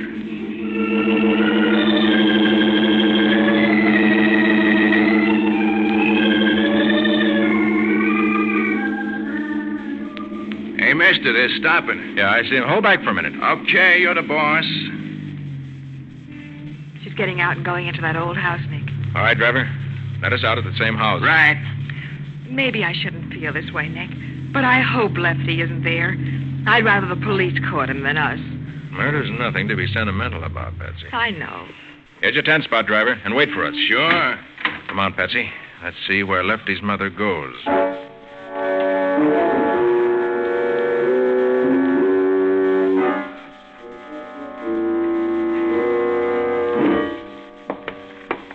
the room she went into. Mrs. Adams? I hope you're wrong, Nick. Mrs. Adams? What do you want? It's Nick Carter. Let me in, Mrs. Adams. Go away, please, please. Oh, what's the use, Mom? Okay, so you found me. Now I hope you're satisfied. He didn't do it, Mr. Carter. He couldn't have. Lefty, tell him he didn't kill anybody. Gee, I'm sorry, Mom. I can't. I did shoot that cop, just like the papers said. Nick, look at the wound on Lefty's head. Oh, Yes, I noticed it. But I thought... So did I. Mom, will you... Maybe we've been all wrong. While Lefty's heartbroken mother sobs convulsively, Nick and the 17-year-old criminal leave for headquarters. We'll see what happens in just a moment. Now, back to the case of the wandering corpse. Today's adventure with Nick Carter. Lefty Adams has admitted killing Officer O'Malley, but Nick still wants to clear up a few points. So after delivering Lefty to headquarters and waiting while a doctor attended to Lefty's wound, he now questions Lefty in his cell. How you feeling, Lefty? Docs have fixed you up all right? Yeah, sure. I didn't expect to find you with a head wound. Well, it wasn't nothing. The bullet just creased me. From what I understand, it was a pretty deep crease. Another fraction of an inch to the right, and you wouldn't be here. Why couldn't O'Malley have shot straighter? Why couldn't it have been me instead of him? I never wanted to kill nobody. And why did you carry a gun? All the other guys had a knife or a rod, and I wanted to show them I was tough, too. Lefty, were you mixed up with the gang? No. There's been a lot of petty crime in your neighborhood lately. Stick-ups, mugging, automobile stripped. And it looks as though there might be some kind of organization behind it. I don't know what you're talking about. All right. Let's talk about Officer O'Malley. I said I shot him, didn't I? What more do you want? There are a couple of things I don't understand. I ain't saying nothing till I see my lawyer. They haven't appointed anyone to defend you yet, have they? They don't have to. I'm getting J.B. Fenton. J.B. Fenton? You'll find he costs a lot of money, Lefty. I'll get the dough, all right. I got friends, see? Friends? Would be willing to put up $5,000 or $10,000? Maybe more? Sure. Why not? Well, I didn't know you traveled in circles like that. Look, Mr. Carter, will you leave me alone, please? Ain't I got enough on my mind? Mom crying her eyes out and me knowing I killed a guy? It's enough to drive a guy nuts without having to keep talking about it. All right, Lefty. Just a couple of more questions and I'll leave. You're left-handed, aren't you? Yeah, sure. What do you think they call me Lefty for? And why did you hold the gun in your right hand when you shot O'Malley? I didn't. I couldn't have. I couldn't hit nothing with my right hand. But the fingerprints on that gun are from your right hand. Quit nagging at me, will you? How do I know why I done it? I shot him, but I don't know how it happened. There was a million skyrockets going off inside my head. You mean from the bullet wound? Yeah, I blacked out, maybe. All I remember is him chasing me into the... What were you going to say? Nothing. Leave me alone, will you? I don't want to talk about it. But, Lefty, listen to me. I told you I killed the guy, didn't I? That's all I know. Now get out of here and let me alone. Just let me alone.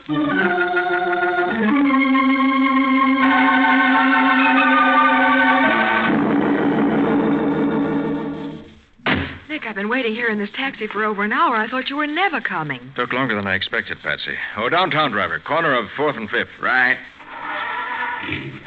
Did you find out anything? I found out that Lefty's lying. He's lying? About what? I'm not sure. It's almost as if he were taking the blame to protect somebody else. What? He wouldn't do that. I wouldn't think so either, but that's the way it looks. Another thing, it doesn't seem to be the actual shooting he's lying about. Well, what is it then? Oh, I don't know, Patsy. It doesn't make sense. There's something wrong somewhere. Hey, mister, was that kid we brought down the clink the one that bumped the cop last night, huh? Yes, he's the one. Hey, you know, it's a funny thing. I almost seen that fracas.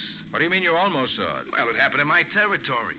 You know, I picked you up only a couple of blocks from there. Yes, I know. Yeah, well, like I was saying, I drove through the street with a kid killed a cop about half an hour before it happened. About 3:30 it was. What? Sure. The paper said the cop's body was found about 4 o'clock. And I went through there not half an hour before. You sure you drove through that same block on Meacham Street this morning at 3:30? Sure, I'm sure. I picked up a fare right after that, and I got it down on my book. 3:37. Well, maybe your watch was wrong. Nuts. This ticker of mine ain't been off 2 minutes in 10 years. What are you so psyched about? Because it was 4 o'clock when they found the body. But the killing took place at 3. You're nuts. If that cop was laying dead in the street, I'd have seen him, wouldn't I, huh? You bet you would. Turn around, driver. We're going back to headquarters.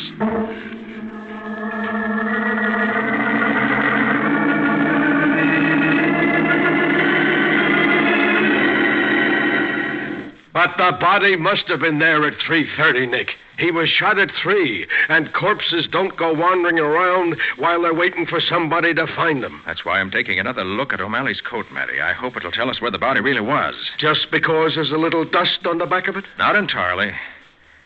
Matty, take another look at this stain on the right shoulder. Oh, Nick, we've talked about that before. I admit it's a funny place for a blood stain. When he was shot on the other side... Well, if you take a closer look, you'll see that the blood stain isn't dried blood at all. What? On this dark blue cloth, it's hard to tell the difference, but that particular stain is paint, Matty. Brown paint.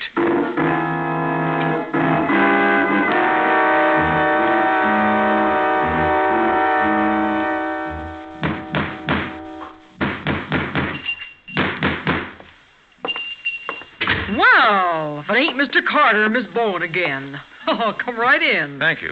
Still fixing the place up, Mrs. Trimmett? Yeah. Oh, like they say, woman's work is never done. These shelves clear up to the ceiling is nice, all right, but, they was never made to hold the heavy junk that collects in a second-hand store. So today you're a carpenter instead of a painter. Well, I just thought I'd put in a couple of nails to hold them to the wall. If these shelves was ever to tip over, it'd be worse than Fibber McGee's closet. Where does all this stuff come from? Well, people bring it in and sell it to me like in any second-hand store. Boys like Lefty Adams?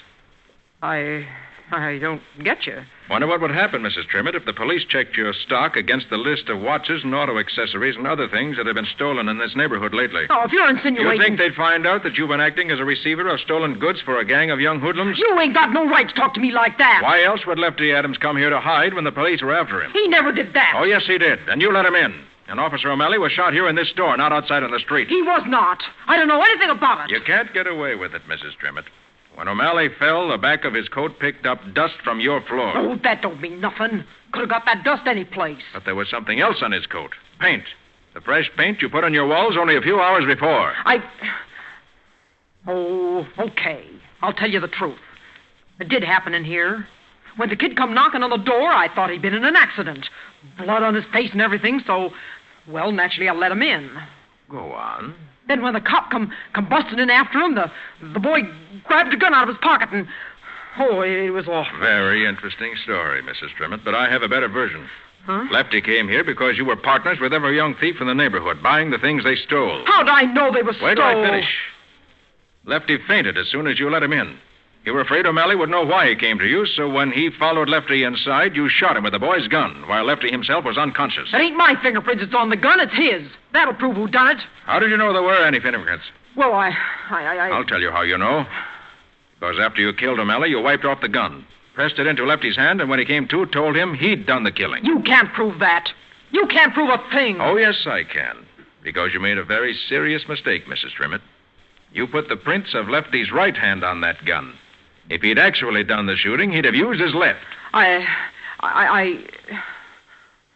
Well, you see, Mr. Carter... Nick, look out! She's pushing those shelves over. Out of the way, Patsy. Out of the way. You ain't hurt, are you? No.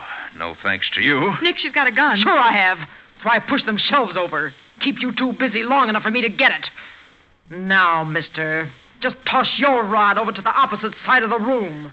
All right. Anything to oblige a lady. But remember, you're still trapped in this store with us.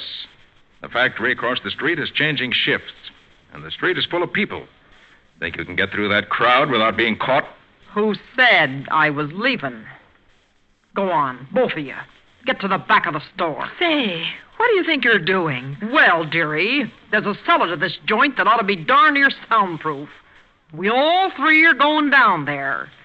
But I'm the only one that's coming back. Now get moving.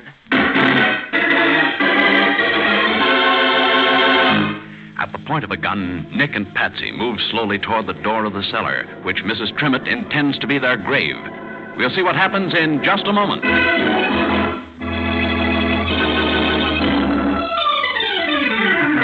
Now for the conclusion of the case of the wandering corpse. Today's adventure with Nick Carter. Nick and Patsy are slowly walking toward the rear of Mrs. Trimmett's second-hand store, with Mrs. Trimmett right behind them, a revolver in her hand. Nick, once we get into that basement, we won't have a chance. You can do something to distract her attention for a minute. Cut out the whispering and go on down those steps. Please don't rush us. Whenever you're ready, Nick. I said shut up. Now. Oh, I caught my heel. You give me the gun. I'll give it to you. Let go, my arm will fall. I tell you, we'll fall on the stairs. All right, Patsy. I've got the gun. You dirty rat. You broke my arm, knocking me down them steps. Oh, that's a shame, Mrs. Trimmett. But we'll see that you get the very best medical attention in the prison hospital.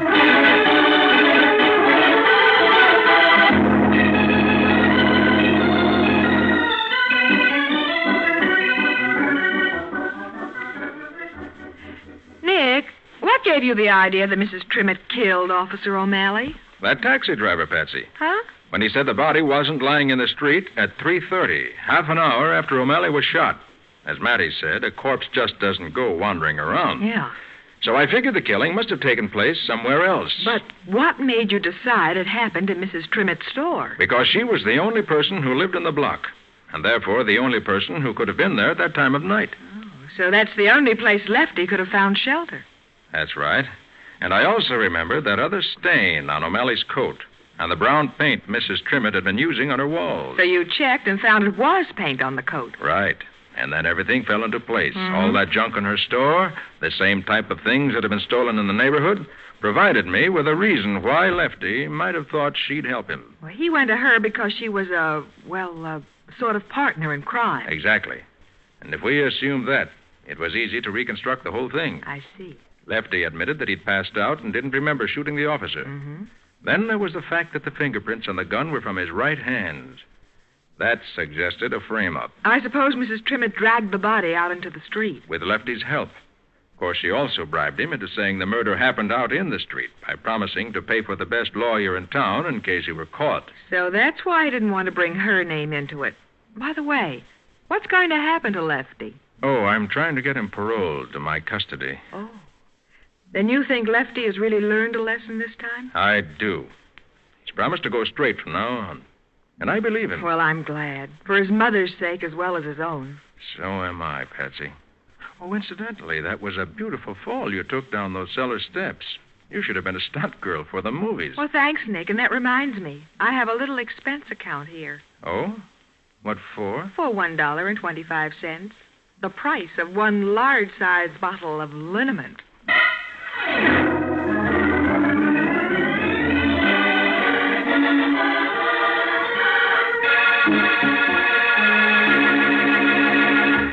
And now, Nick, will you tell us something about the adventure that new post-war Old Dutch Cleanser is going to bring us next week? Well, Bob, for one thing, it's a case that really started 1,300 years ago in China during the Tang Dynasty, when two Chinese families started a feud over a dagger. Must have been a very unusual weapon. It certainly was very unusual and very deadly, as Nick and I almost discovered the hard way. Well, it sounds like a case that promises lots of excitement, to say the least.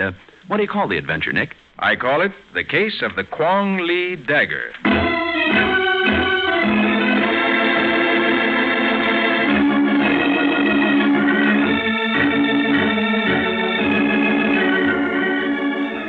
Nick Carter, Master Detective, is presented each week at this time by the Cudahy Packing Company. It is produced and directed by Jock McGregor and is copyrighted by Street & Smith Publications, Incorporated. Charlotte Manson is featured as Patsy. Mattie was played by Ed Latimer. Today's script was written by Jim Parsons. Original music is played by Henry Silverne.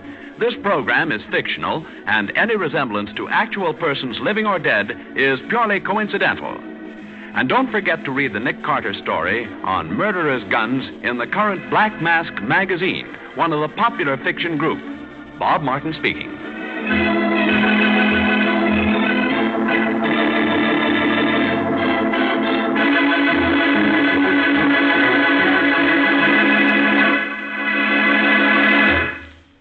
This is the Mutual Broadcasting System.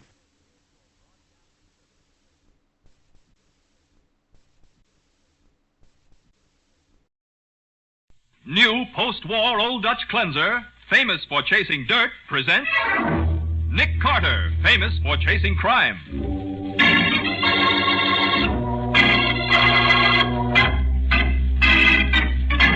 Every week at this time, two great names are joined as new post-war Old Dutch cleanser brings you one of the most resourceful and daring characters in all detective fiction, Nick Carter, Master Detective.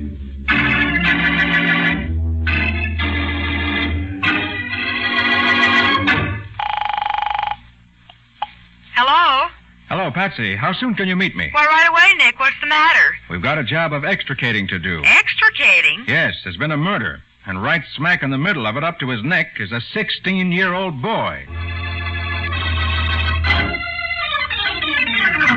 Now for the case of the boy who got lost. Today's adventure starring Lon Clark as Nick Carter. It is early evening, and in the back room of a slum district pool room, two men, Stan Powers and Crow Jackson, are in the midst of a business conference with Billy Turner, a 16-year-old boy, when... Hey, Billy. What do you want, fella? I want Billy. He's busy. Now beat it. Get your coat, Billy. We're going home. Say, maybe you didn't hear what I said. Take it easy, Crow. This guy's my big brother. Huh? Yeah, how'd you find out about this joint, Roy? I followed you. I promised Mom I'd find out where you've been going every night and bring you home. I don't take orders from you. Now, look, kid. I don't want to get tough. Suppose you do, Roy. What do you think that'll get you? What was that, Mr. Powers? A threat? Oh, you know me, huh? Yeah. I know all about you, too. Uh-huh. Close the door, Crow. Okay, Stan. What do you know about me, Roy? You've been in jail a couple of times. Is that all? Your pool room's a hangout for crooks and gangsters and kids that's going wrong. Listen, Roy, if you're talking about Shut up, me... Billy. I'll handle this. Crow, this guy goes out. Okay, Stan. Look out, Roy! Oh! Oh. Crow, you killed him. With this blackjack? Relax, kid. He's just taking a nap. He'll be okay. You shouldn't have hit him, Crow. He thought he was doing me a favor. He was butting in. I know, Stan, but Look, Billy, I thought you wanted a crack at the big time. I do. No more of them tin horn jobs on little candy stores for me. Okay. That's why I picked you to go along with us on this job tonight. Well, sure, Stan. I know. Then relax, kid. Have a smoke? Yeah. Thanks, Stan. Here, I'll give you a light. Sure. Oh. That's Roy, Stan. He's coming, too. Get into the closet, Billy. What for? Get in there. I don't want him to see you. Oh, sure. Oh. What do we do with this guy, Stan? Nothing. We don't knock him off? No, Crow. He's got nothing on us. Where's Billy? He went home, Buster. Home? Yeah, that's right. He didn't want to be around when you came, too. He's afraid of his big brother. You're kidding me. All you've got to do is go home and check. You don't see him here, do you? Sure. Go ahead, look around. And you can check the pool room on your way out. Help him up, Crow. The man's going home.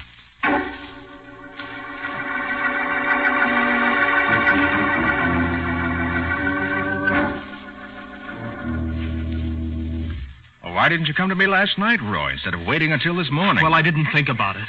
I thought maybe Billy did leave the pool room, and maybe he was stalling someplace. Afraid to come home because of the beating Crow gave me. You wouldn't have stayed out all night. Oh, well, don't I know it. Well? Listen, Mr. Carter, I'm going to tell you something. Last night, when Billy didn't show up by 12 o'clock, Mom couldn't stand it anymore. So I went out to look for him. I went back to the... Morning, Nick. Oh, hello, Patsy. Hello, Roy. I'm glad to see you. Oh, thanks, Miss Bowen. Well, some excitement last night, wasn't there? What do you mean? A big holdup on 9th Street, the big supermarket. They got away with $7,000. Have the police? Go ahead, Roy. Have the police what? Have they found out about Stan Powers? What about him? He was murdered. What's that? That's what I started to tell you, Mr. Carter. When I went back to the pool room to look for Billy, I went into the back room. Mr. Powers was on the floor with a knife in his back. With a knife? Well, didn't you report that to the police? Well, I was afraid, Mr. Carter. All I could see in my mind was Billy mixed up in a killing. The police coming to our house to ask a lot of questions. Mom. Roy, do you think Billy did it? No, I know he didn't. At least I don't think... All right then. Come on, Patsy. We're going down to Stan Powers' pool room. I'm going with you, Mr. Carter. No, you stay right here, Roy. I'll bring you back a full report as soon as I find out what's what.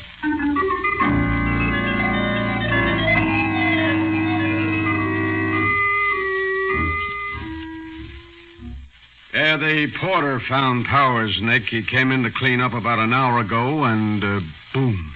What time was he killed, Matty? Coroner said between 11 and 1 o'clock last night. Uh-huh. Any idea what the motive might have been? Yeah, Patsy, we think it was a double cross. Oh? We found these slips of paper on the floor. Oh, cash register receipt. From the 9th Street supermarket. Right. The job was pulled by Stan Powers and his gang. These receipts prove it. Oh, but why should Stan Powers have been murdered? That open safe should tell you why, Patsy. Huh?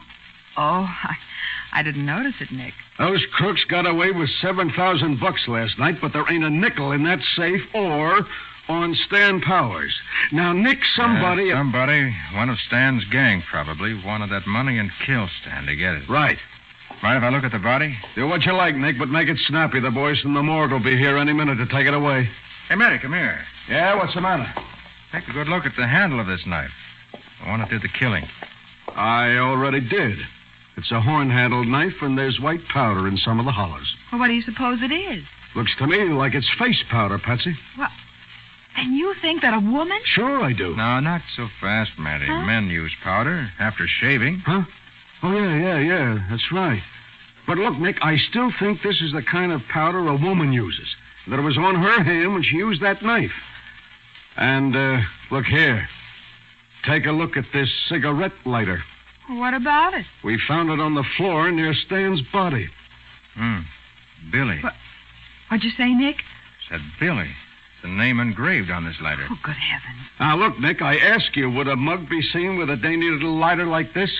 Well, that's a good point, Matty. So I figure Billy could be a woman's name. Do you? It could be, Nick. Yes, it could be. Come on, Patsy. Right with you. Hey, what's the rush? It's only 299 days to Christmas, Matty. We've got some shopping to do. Well, I'll be... Nick, do you think that cigarette lighter belongs to Billy Turner?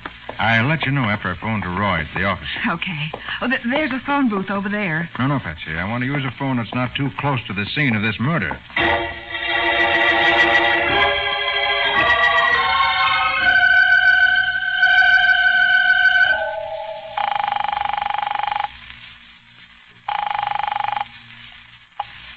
Hello? This is Nick Carter's office. Roy, this is Nick.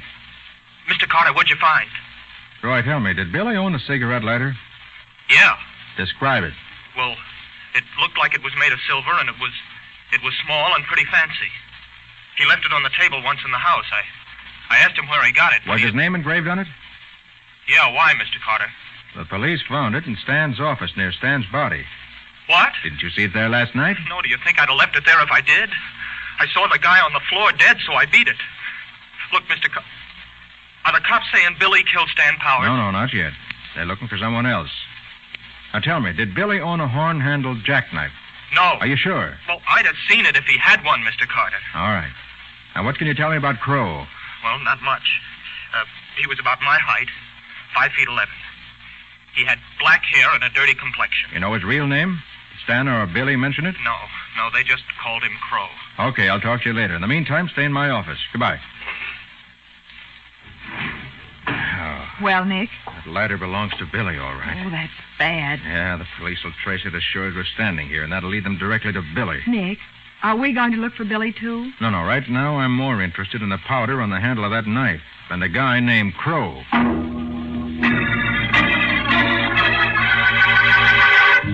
Nick sets out to find a man called Crow and learn the meaning of some white powder on a knife handle. Meanwhile, Matty and the police are tracing a cigarette lighter that will surely lead them to Billy Turner. We'll see what happens next in just a moment. Now, back to the case of the boy who got lost. today's adventure with Nick Carter. Nick Carter and Patsy Bowen, faced with the possibility that Billy Turner, a 16-year-old boy, may be implicated in the knife murder of Stan Powers, a gang leader, are trying desperately to run down the identity of Crow, the dead man's lieutenant, and to solve the riddle of the white powder on the handle of the murder knife. In the meantime, in Crow's apartment near the center of town, Billy is having trouble. Just let me call my mom, Crow. I won't tell her where I am. Listen, kid, I'm doing this for your own good. So get down through your thick head and shut up. But I ain't been home since last night. Mom'll be worried sick. You're a pain in the neck. Maybe I ought to let you go altogether. Let the cops pick you up. But I didn't kill Stan. Stop kidding, will you? I forgot my lighter and I went back for it. When I got there, Stan was lying on the floor. Dead. Sure. I didn't kill him, I tell you. I caught you bending over him, didn't I? I told you, Crow. I was looking to see if he was dead. Look, Billy, I'm your pal. You don't have to lie to me. Why should I kill Stan? There's a lot of dough in Stan's office last night. Maybe you was planning on getting it for yourself. You're nuts. I never went near that safe. That's because I walked in on you. I didn't have to swipe the dough. We were going to split that $7,000 in a couple of days. There was more than $7,000 in that safe. There was another $3,500. You wanted that too, didn't you? Hey, how do you know how much Stan had in his safe? Huh? Yeah, how come you know all about that? What are you getting at, kid? You killed Stan. You did it. Now, wait a minute. Oh, I'm getting out of here. Oh, no, you're not. Let go of me, Crow. Save your breath, cowboy. I got a reason for keeping you here, and it ain't because I like you. Why don't you let me go? If the cops pick you up, you get stretched for murder. And you talk. You're only a kid. You tell the cops about me and the other guys being in on the job at the supermarket. That makes me a 4-time loser, and I go up for life. No, nobody can make me talk. Nobody's going to get the chance. I protect you, and that way I'm protecting myself. I don't need protection from nobody except you. Why, you little punk. Ow! Oh, what's the idea? You gotta learn to appreciate your pals, kid. Slapping me around ain't gonna change nothing. Look, I oughta... I'll answer that, kid. Okay, answer it. Yeah? Talking. What? They know anything else? Okay, tell the guys not to worry. They'll never get him.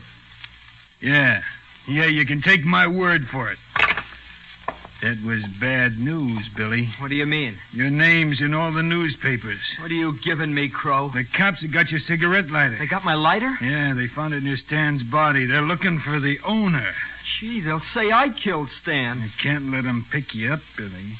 You gotta find another hideout. Well, what am I gonna do? Don't worry, kid. They'll never find you. Never.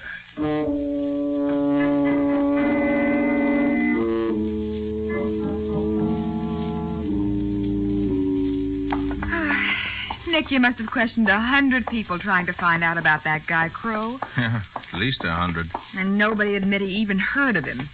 Well, maybe Matty will be able to tell us. Well, if he can't, perhaps somebody else here at police headquarters can. Seems to be our only chance. True. Never mind. Here they are now. I've just been trying to get you, Nick. What's on your mind, Matty? We traced that cigarette letter. Oh, you did, huh? Yeah. A lot easier than we thought. Bought in a store on the west side. Oh, well, at least I'm glad it was bought. You're not going to like this, Nick, but we've got a warrant out for the arrest of Billy Turner. Oh, but, Sergeant, he's only 16. 16 or 60. Murder is murder, Patsy. Oh. Sorry about it, Nick. I found out he's the brother of Roy Turner, one of the kids in your boys' club. Oh, then you've been to his home. Yeah, I talked to their mother. Oh, that poor woman. Well, I guess she had to know sooner or later. I suppose so, but why would Billy want to kill Stan? All I know is that the safe was open and that the $7,000 that gang took from the supermarket is gone. But, Matty, that doesn't If prove you it. ask me, Nick, we'll find that the guy who killed Stan and took the dough is Billy Turner. Well, maybe. Oh, by the way, Matty, I found out what that white powder was. Yeah? A little chemical analysis reveals that it's common, ordinary flour. The kind you make bread with. Oh, you're nuts, Nick. Why should there be flour on the handle of that knife? Well, it's a question I can't answer yet, but that's what it is. Now, look, don't tell me Billy Turner is a baker as well as a crook. Billy's no crook, Sergeant. Even I can see that. Well, I can't. Hey, Matty, what do you know about a man named Crow? Crow? Crow who? If I knew that, I'd be on my way to meet him. Now, look, what's he got to do with this He case? was a member of Stan's gang, and Roy Turner saw him in Stan's office last night. Nick, have you been holding out on me?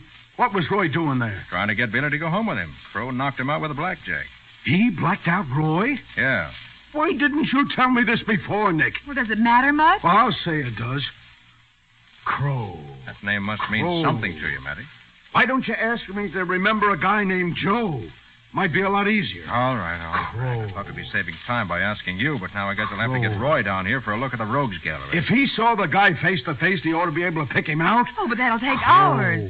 I know it. It may save Billy Turner a lot of years if he happens to be innocent.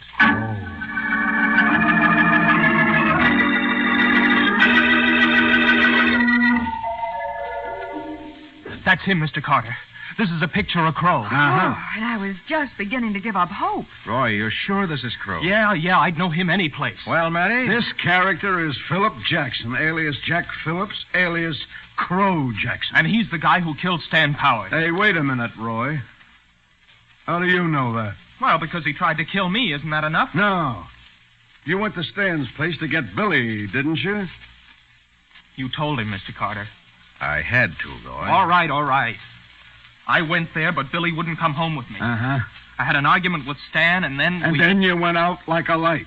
Well, Crow came at me from behind. I never had a chance. Hey.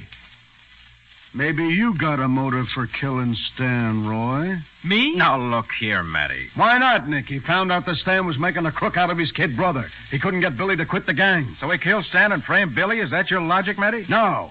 He just didn't notice his kid brother's lighter. Oh, you're nuts. Now, take it easy, Roy.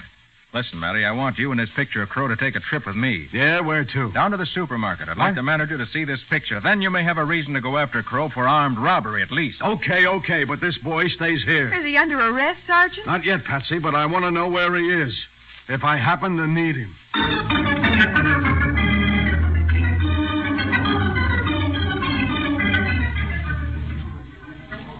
All right, mister. Is the man in this picture one of the guys that held up this market last night? Well, I think so, officer. Well, can't you be sure? Oh, I'd be plenty sure, miss, if the color of his hair was different. Color of his hair? You mean it wasn't black? Oh, no, sir. It was white. That's it, Matty. That's why there was flour on the knife handle. Come again? He didn't have a knife. He had a gun. No, we're talking about another crime, Mr. Jones. And thanks very much. You've been of great help. Goodbye. I don't understand it. We get held up. Well, all we've got to do now is to get Crow Jackson, or whatever other name he might be using this week. Nick, what's this about you know why there was flour on the handle of that knife? Matty, flour is much better than face powder for making black hair look white. It sticks better. Why, sure. Crow used it as a disguise. Well, right. And it's going to land him in the hot seat. If we ever find him. Well, Matty, want to know where to look for him? Now, look, Nick, I don't carry every crook's address around in my notebook. Maybe not, but the probation department does. Yeah, you're right. I was just going to phone. Yeah. That's the spirit, Matty. You arrest Crow for robbery, and I'll see that he's convicted for murder.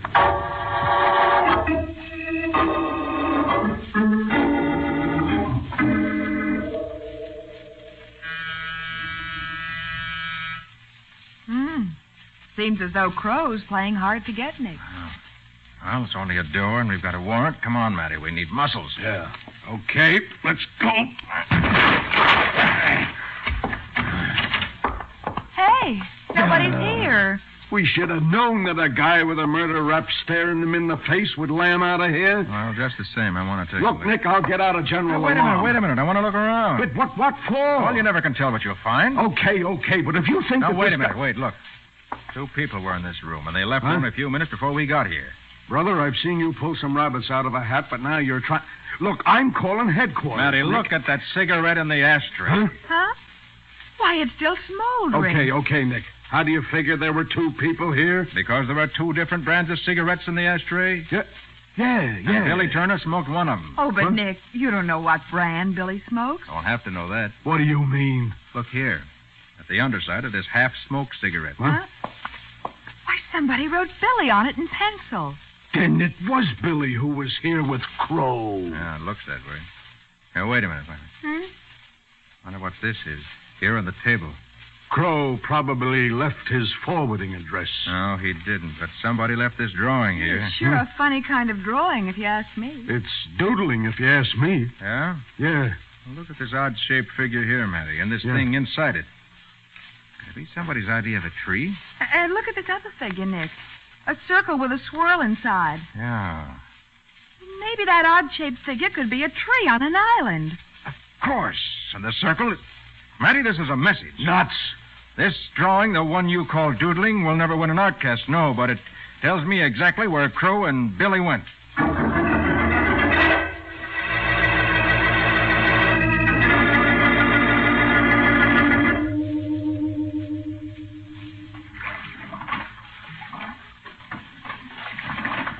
I'm tired, Crow. I gotta rest for a minute. Keep rowing, kid. You'll have plenty of time to rest later. You think the cops got to your apartment by now? If your wise guy brother told him about me, they have. I should have knocked him off. He was only trying to help me, Crow. Give him more with the left oar, kid. Huh? The left oar. Pretty dark, but we're heading for the island the way we're going. We're making a detour, Billy. If I do like you say, we'll head right into the whirlpool. You catch on, kid. And that's where you get off. Oh, you ain't planning to run me... That's right, kid. The cops will find you floating around in a couple of days, and they'll close the books. Huh? They'll say you couldn't face a murder rap. I knew you was dirty, Crow, but Go ahead, kid, and row. I'll tell you when to jump. You'll tell me nothing, wise guy. If I drown, you drown with me. I got the oars, see? And I got this blackjack here, Billy. Why, you lousy... It's a dark night, and we're out here in the middle of the channel. Nobody can see us. So it looks like you go overboard when I say so. Get it?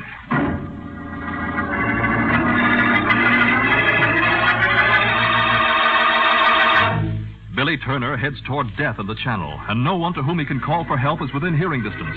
We'll see what happens next in just a minute.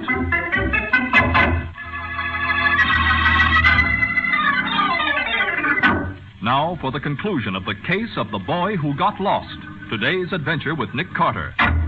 It is a few minutes later, and Nick, Patsy, and Matty are in a motor police launch heading toward the island, their eyes fixed on the water, which is lighted by the boat's searchlight. Keep that searchlight moving, Matty. Yeah. They must be here somewhere. There's the island up ahead, Nick.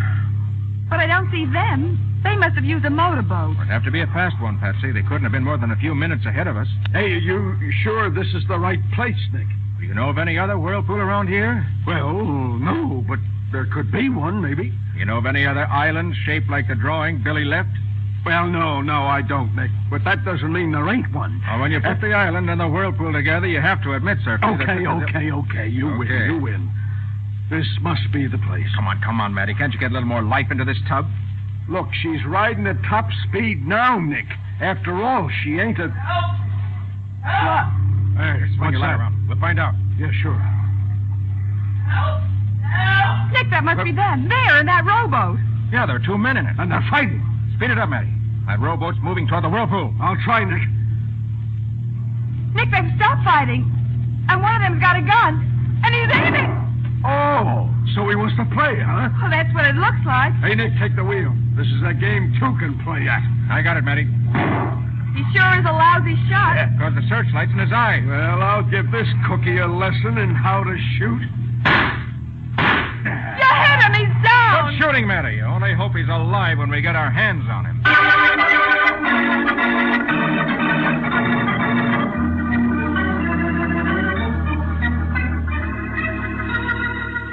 The idea of Crow taking Billy out to drown him in the whirlpool. What some people won't do for an alibi. Yeah, Patsy, but it was all wasted motion. After Crow gets out of the hospital, he's going to stand trial for murder. And after that... He'll never need money again. That $10,000 the police found stuffed in his pocket should be enough to convict him. Yep, that and the flour particles we found on the inside of his coat and on his shirt collar. Right. Oh, what do you think will happen to Billy? Well, he admitted taking part in the supermarket holdup and a few others. Afraid Billy is going away for a while. It's a shame, too. A 16-year-old kid. Well, Patsy, I've got an idea that Billy won't be gone too long. And when he comes back, he's going to feel the way his brother Roy does about what's right and what's wrong. I hope so. You wait and see. We'll have him in the boys' club yet.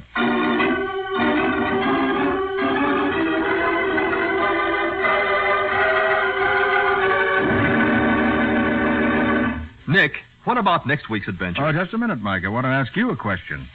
When are we going to announce the winners of the new 1948 Ford sedans in the first new post-war Old Dutch Cleanser jingle contest? Nick, I'll have the names of those winners next week. Well, fine. I hope everybody will be listening. Oh, so do I. Now, suppose you tell us something about next week's show. Well, next week, Mike, Patsy and I get mixed up with a gang of racketeers, a kidnapping, and a particularly brutal murder. And Nick might not have solved it if the killer hadn't forgotten to leave a clue. You mean you caught him because there wasn't any evidence, Nick? That's it, Mike. That sounds like a new twist. What do you call the story, Nick? I call it The Case of the Absent Clue.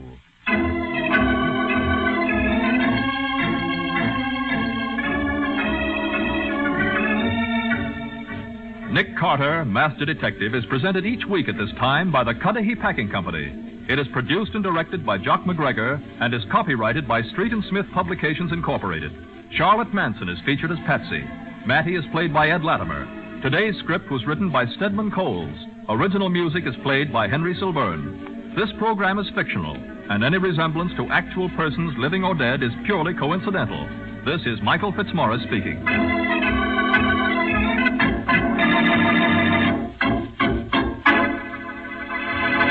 This is the Mutual Broadcasting System.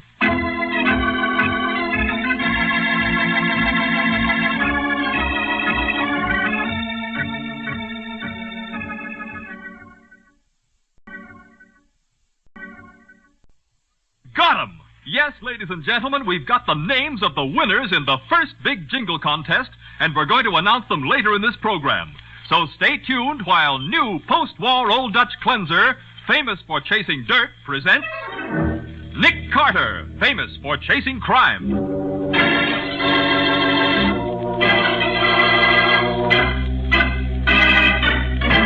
Every week at this time, two great names are joined as new post-war Old Dutch Cleanser brings you one of the most resourceful and daring characters in all detective fiction, Nick Carter, Master Detective.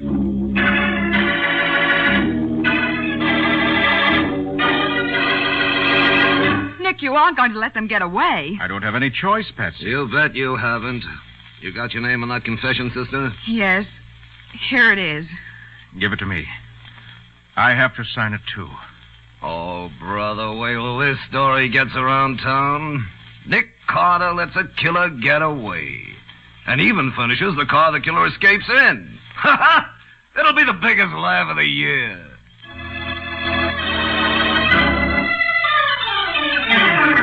And now, The Case of the Absent Clue. Today's adventure starring Lon Clark as Nick Carter.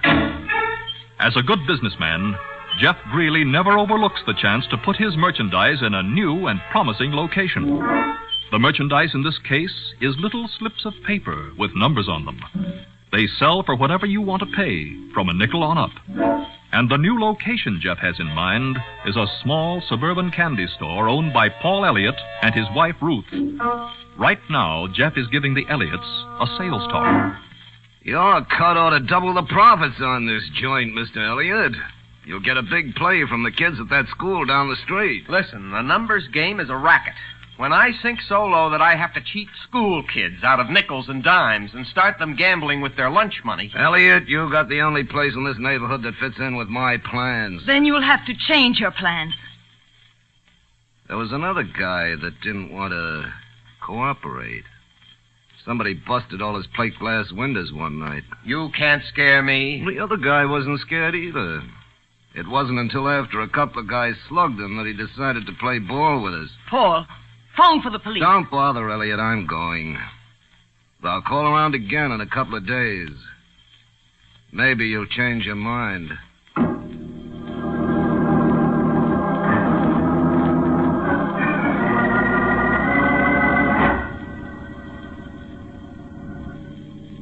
That's the place, Barney. Slow down till I heave this brick. Easy now. A bullseye. Now step on it.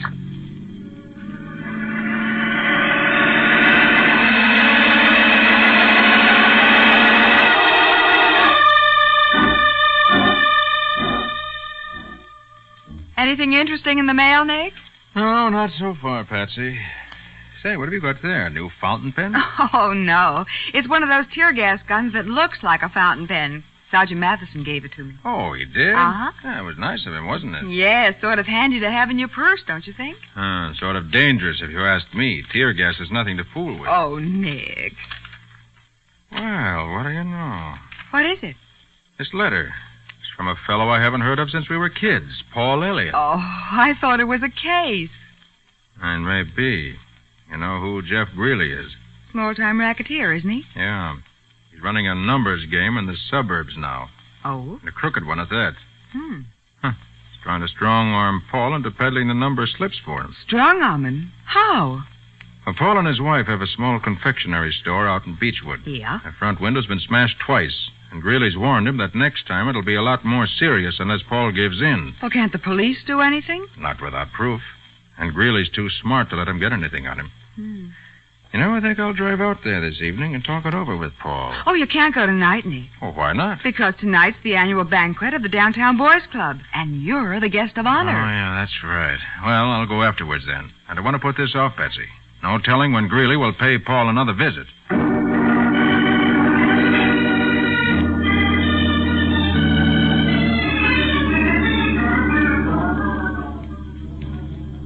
Oh, that's the store there on the right. The one the two men are coming out of? Mm-hmm. Well, you can park right behind that green sedan that the men are getting into. Oh, yeah, no. Hey, by George. Huh? The one with the yellow gloves. That was Jeff Greeley. Jeff Greeley? What? Do you think we ought to follow them? No, not now. I want to see what's happened inside the shop. Okay. Come on. Well, at least they haven't thrown any bombs or smashed another window. That's right. Well, I'm worried. Paul said Greeley promised him the next time it'd be more serious. Help! Please help me! Yes, what is it? Oh, my husband, he's hurt. Are you Mrs. Elliott? Yes, my husband, he's in the back there. Please do something. I'll go, Patsy. You stay here with her. Yes. For Mrs. Elliott, what happened? Those men, the two that just left, they hit him. Now, don't worry. Everything will be all right. How is he, Nick? Shall I call an ambulance? No, that won't be necessary. You mean he's all right? I'm afraid not, Mrs. Elliott. Paul's dead. Dead? Oh, Nick, she's fainted. Oh, I shouldn't have broken the news to her so abruptly. Here, Patsy, take care of her. I'll call Mary and tell her to put out a general alarm for Jeff Greeley on a charge of murder.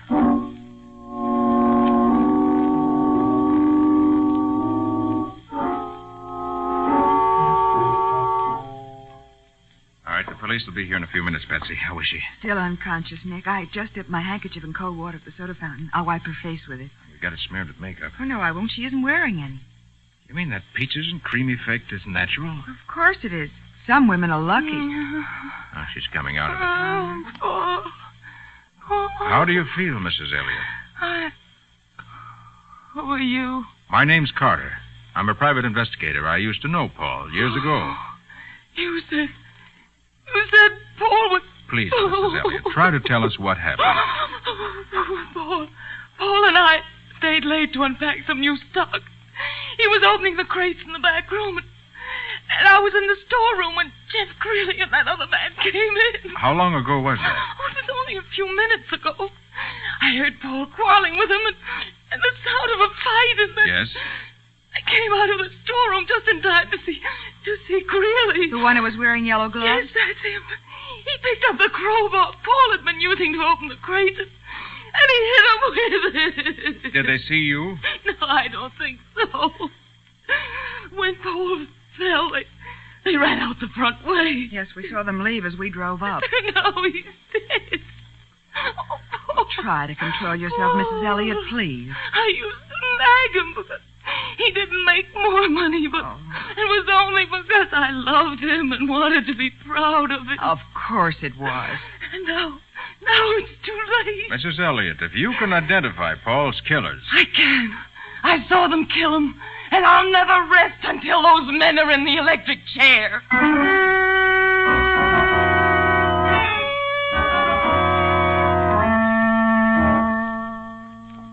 Al, did you find anything, Nick? No, Matty. This ledger of Greeley's is the only thing in the whole apartment. Yeah, there's plenty of evidence in it to convict Greeley of running a numbers racket, but that ain't important now. Hey, wait. Here's an interesting item. What? October 17th. Farm, $18,375. Oh, can you imagine a bright lights character like Jeff Greeley buying a farm? What would he do with a farm? Use it as a hideout, and I'll bet that's where he is right now. Hey, you're probably right, Nick. But we don't know where this farm is located. If he bought it for a hideout, the chances are it ain't even in his name. Well, some of his friends might know, if we could get them to talk. Yeah, maybe. We'll round up a few of them and try anyway. Yeah. Oh, how about the medical examiner's report, Matty? Bruises, contusions, cut on the left eye. Oh, they must have beaten him pretty badly. And then finished him off with a crowbar. Oh, it's going to be a pleasure to get my hands on those guys. I don't suppose there were any fingerprints on the crowbar, Sergeant. Huh? No, Patsy, not a single one. What? Well, why should there be, Nick? Greeley was wearing gloves. That's right. Greeley was wearing yellow gloves. Well, now, look, we don't need a fingerprint. Mrs. Elliott's testimony will be enough to convict those two rats. Yeah, but if anything happened to her, you wouldn't have any case at all against Greeley. Nothing is going to happen, Patsy. We got her in a downtown hotel under an assumed name. Where? She's registered at the Kemble Arms on East 49th Street under the name of Mrs. Anna Davis.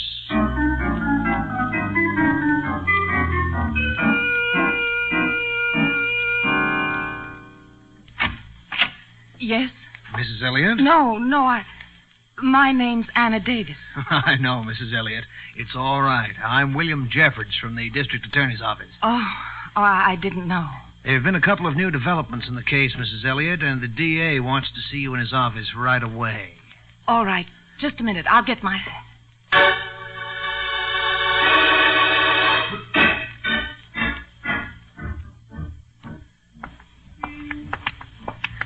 This is the car, Mrs. Elliott. Here, I'll open the door. Thank you. That man at the wheel. That's Jeff Greeley. Get in there. Nice work, Eddie.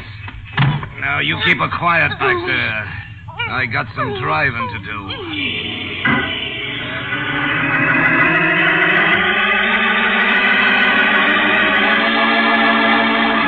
Swiftly, Jeff Greeley heads the car toward his upstate hideout, while in the back seat, struggling helplessly, is the woman whose story could send him to the electric chair, if she lives to tell it. We'll see what happens next in just a moment.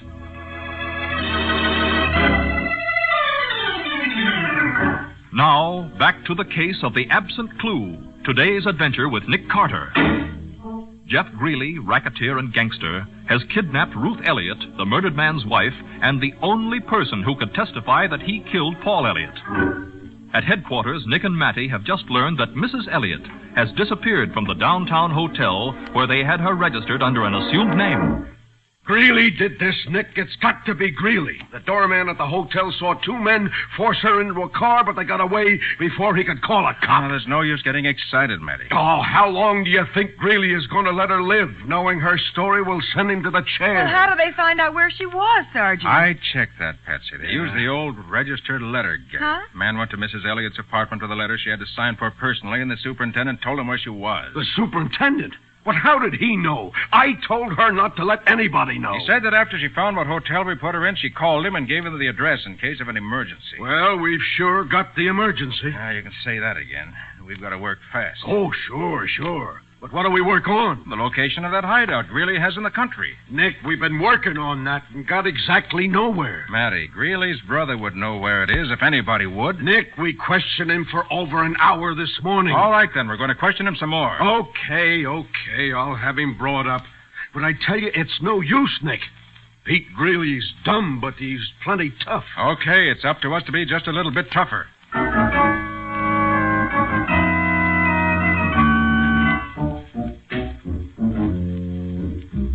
Will you guys lay off of me? I tell you, I don't know nothing. Don't give me that, Pete. Your brother Jeff bought a farm last October, and you know it. Listen, you lame-brained stumblebum. I'm going to make you tell me where that farm is if it takes me from now until Christmas. I tell you, I never heard of no farm. Hey, wait, Matty. Just had an idea. Yeah? We can find where that farm is. By consulting the state registrar of deeds. Well, how will that help if he bought it under a different name? Well, we know the farm was bought on October 17th and that he paid $18,375 for it. So what? So we checked the records. It's not likely that more than one farm changed hands for that exact price on that particular day. Hey, Nick, you got something there. Yeah, Matty, we'll have the exact location of that farm inside of 4 hours. Yeah. Well, what about Pete here? You can't hold me. I ain't done nothing. Why, you No, dumb... wait, Matty. You may as well let him go. Okay. But I hope you come back to see us, Pete, when you can stay for a long, long time.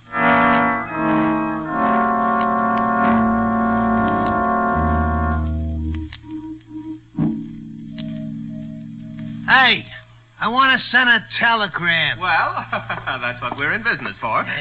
Do you have it written out? Yeah, right here. And it's got to go fast, see? Naturally. Our telegrams always... what is this first word? James, Jams. It's a guy's name. Oh, yes, of course. James, Crane, is it? That's Graham. What's the matter, stupid? Can't you read? Well, Here, give me it. I'll read it to you. I don't want no mistakes. Yes, that would be best. James Graham, Rural Route 6, Box 124. Rural Route? Oh, there'll be an extra charge for messenger service, unless they have a phone. Okay, stupid, so send a messenger. They got no phone. Hortons Grove, New York. Dear James, your friends from downtown are coming up to see you. Never mind that, Pete. I'll take that. Carter, where'd you come? I've been trailing you ever since you left headquarters. Why do you think we let you go? Just a moment. I'll have to have that paper. Forget it. I'm going to deliver this message personally.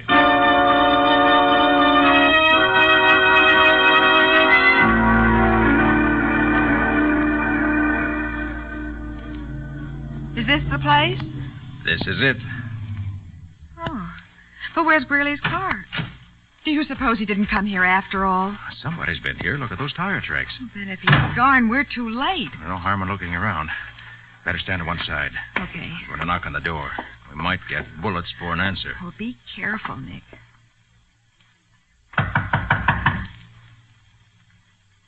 Do you hear anything? Not a sound.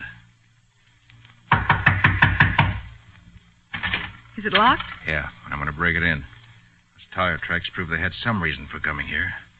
And it may have been to dispose of a body. Oh, Nick, I hope not. Here goes. Oh. Now, let's see what we can find in here. Good. But, listen. Did you hear that? Yes. Seems to be from this room over here. Yes. Nick, it's Mrs. Elliott, bound and gagged. And she's alive. Oh, thank heavens. You untie the gag, Patsy, while I get these ropes off her hands and feet. Right, Nick. There you are, Mrs. Elliott. Are you hurt? No, I'm all right. I heard your voices and I started pounding my heels on the floor. That's the tapping we heard. All right, now you're loose. Tell me, did Jeff Greeley bring you here? Yes, he and two other men. They said they were going to kill me. Where are they now? I heard them say something about going into town for cigarettes. Well, then we'd better hurry. We've got to get away before they come back. Yeah? What? What's your rush? Oh. Really? You can all relax now, because you're not going nowhere till I say so.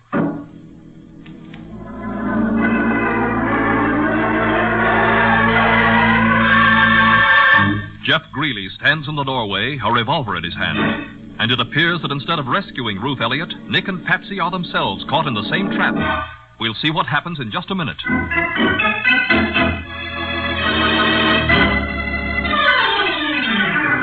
Now for the conclusion of the case of the absent clue, today's adventure with Nick Carter. Nick and Patsy found Ruth Elliott bound and gagged in the deserted farmhouse where she had been taken by Jeff Greeley. But just as they were about to leave, Greeley appeared in the doorway, a revolver in his hand. You can all relax now, because you're not going nowhere. You got back from town with those cigarettes in a hurry, didn't you, Greeley? I never went. Barney and Eddie took the car, and I stayed here to keep an eye on things. That was smart.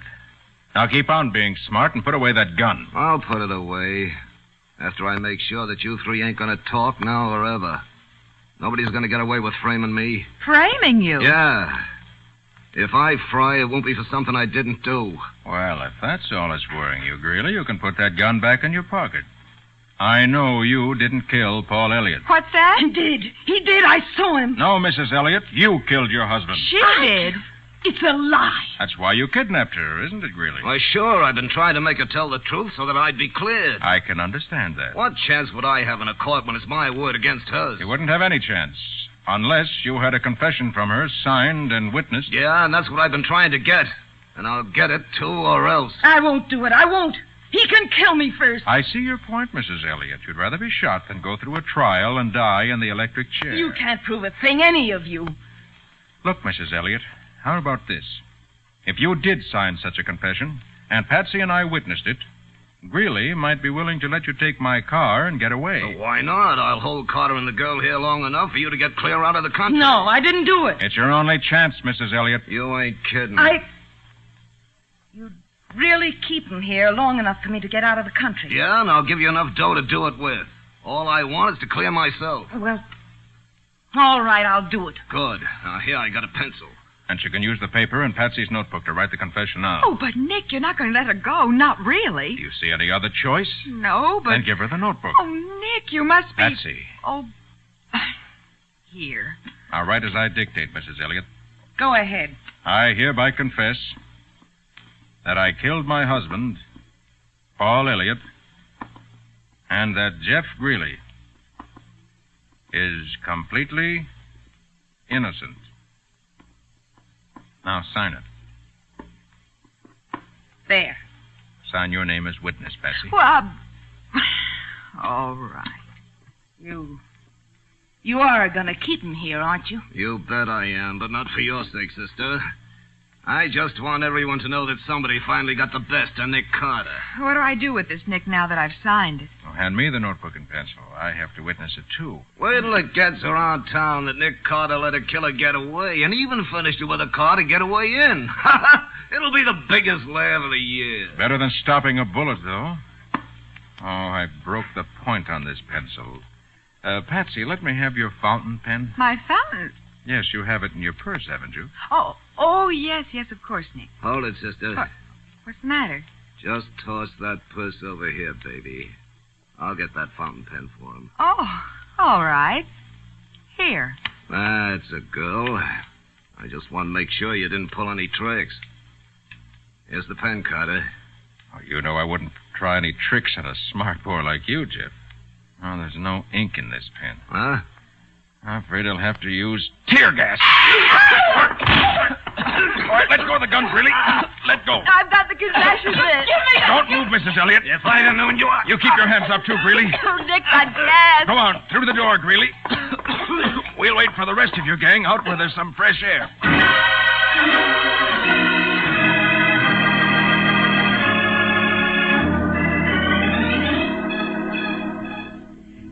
Nick, would that confession Mrs. Elliott signed have held good in court? Oh, not for a minute, Patsy. It was obtained under duress.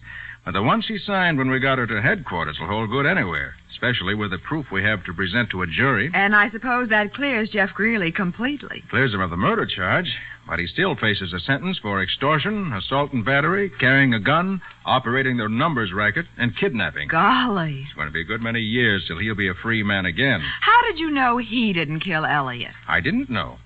But I began to wonder when Mrs. Elliott overdid the heartbroken wife act by pulling that phony faint. Phony? Why, it looked perfectly real to me. Ah, but it wasn't, though. When you faint, Patsy, the blood rushes from the head and you become very, very pale. Oh, so that's why you were surprised that her makeup didn't come off when I bathed her face. Mm-hmm. She still had that peaches and cream expression. But that wasn't any reason to accuse her of murder. You must have had another clue. I did. A clue that wasn't there. A clue that wasn't... Oh, what do you mean? Remember, there weren't any fingerprints on the crowbar that Paul Elliott was killed with? Well, why should there be any?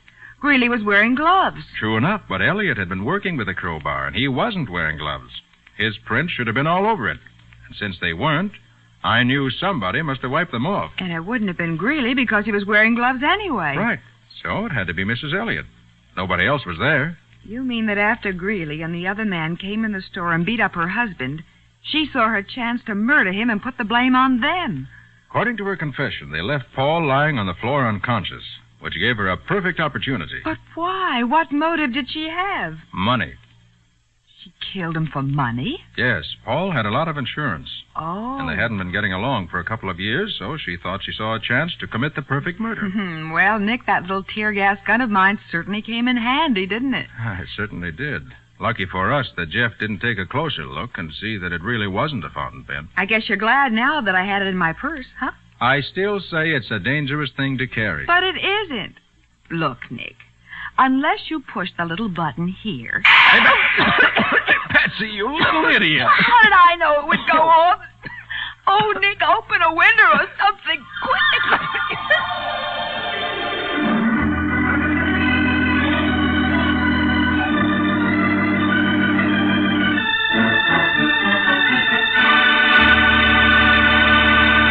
And now, the winners of the 4 1948 Super Deluxe Ford V8 four-door sedans in the first new post-war Old Dutch Cleanser contest, which closed February 28th. Nick, suppose you do the honors. I'll be glad to, Mike. These folks have won themselves a brand new Super Deluxe Ford V8 four-door sedan. Mrs. L.J. Allman of Route 1, Odessa, Florida. Mrs. J.J. Bartlett of 1705 Summit View Avenue, Yakima, Washington. Mrs. H.E. Brower of 16618 South Woodruff Avenue, Bellflower, California. And Mrs. M.L. Burns of 203 Wilmot Avenue, Bridgeport 7, Connecticut. My only regret is that I can't award these Fords in person. I'd certainly like to see the smiles that wreathe the happy faces of these winners. So would I, Nick. And to all these Ford and other prize winners, congratulations. We'll have more winners next week, so be sure to listen.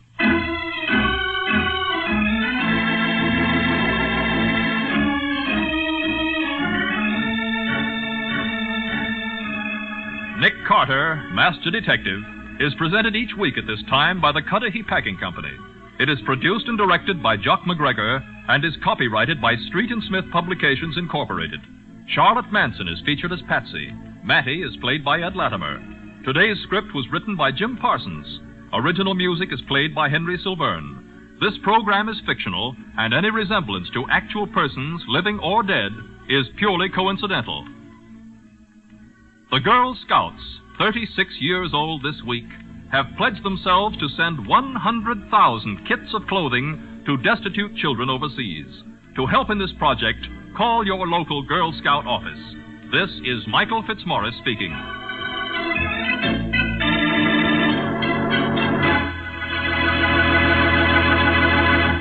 This is the Mutual Broadcasting System.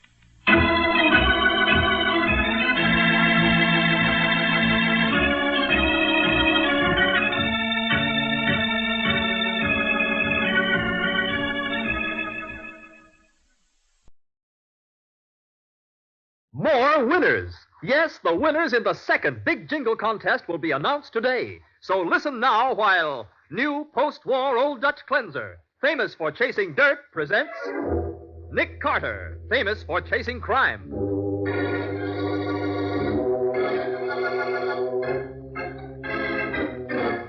Every week at this time, two great names are joined, as new post-war Old Dutch Cleanser brings you one of the most resourceful and daring characters in all detective fiction, Nick Carter, Master Detective.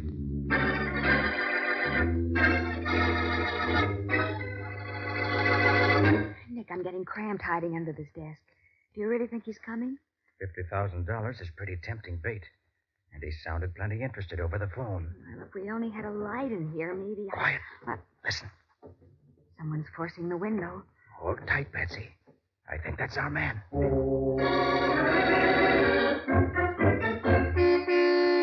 This is contest number 4. After this, there's just one more. Yes, sir. Here we are already at the 4th week of Old Dutch Cleanser's 5 exciting weekly contests. Been putting it off, haven't you? Been saying, I'll get my entry in tomorrow for sure. And while you've been putting it off, Other folks have been winning brand new 1948 Ford sedans. There's still plenty of chance for you, though, if you act promptly. Again this week, Old Dutch is giving away 4 brand new Super Deluxe Ford V8 four-door sedans and $500 in cash, just for supplying a winning last line to this jingle. For faster cleaning with new ease, just say, new post-war Old Dutch, please. With activated seismatite, da-da-da-da-da-da-da-da.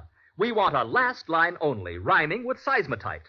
Later on, I'll give you a sample last line, so have pencil and paper handy to copy it down for guidance. Mail your entries to Old Dutch Cleanser, Box U, Chicago 77, Illinois.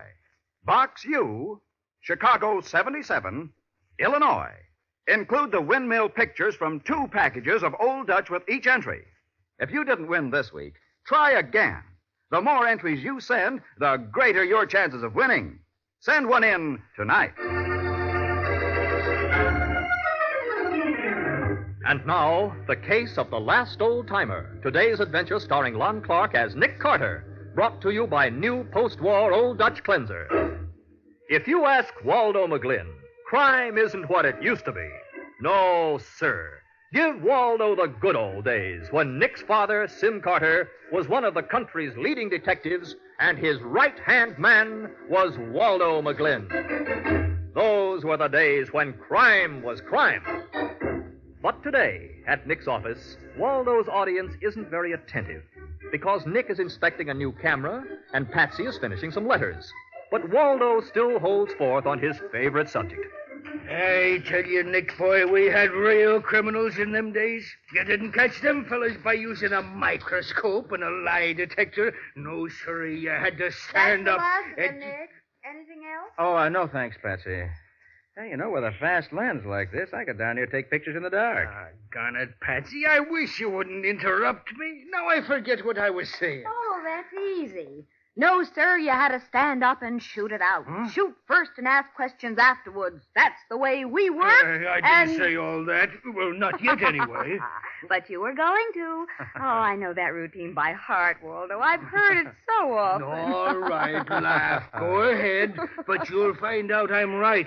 And before long, too. You know who got out of Sing Sing this week? No. Who? Nitro Nelson, that's who. The king of the safecrackers. Oh, yes, I heard my father talk about him. Yes, sirree. Your old man and me shot it out with Nitro and his pal, Dan Brinkley, after they pulled that Cohen Securities job and killed the night watchman. Oh, I thought they got the chair for that, Waldo. No, only Dan Brinkley was executed. Nitro testified against him and got off with a life sentence. And they released him this week? Yep, paroled after serving 25 years. Oh. So, Nick, you better look out for the biggest crime wave this old town has seen for many a day. Well, I doubt whether Nitro is much of a menace anymore, Waldo. Well, the old boy must be past 70. Well, so what? He still knows more about cracking a safe than all these modern yigs put together. You just give him a flask of nitroglycerin, and he will... Waldo, those methods are out of date. Modern safes can't be cracked as easily as those old-timers. Okay, you just wait and see. All right, Waldo.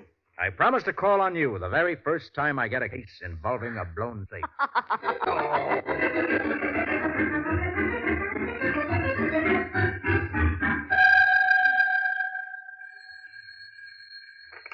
Nick Carter speaking. Hello. This is Cornelius Jones of Jones Fisher and Caraway. Oh, yes, Mr. Jones. Somebody broke into our offices here at the factory last night, murdered the night watchman, got away with our payroll. Well, have you notified the police? Well, of course, but we'd like to have you on the case, too. Will you help us out? Okay, I'll be out there in 30 minutes, Mr. Jones. Splendid. Oh, by the way, where was the money? In a safe? Of course it was. This thief got it by blowing the door of the safe clear off its hinges.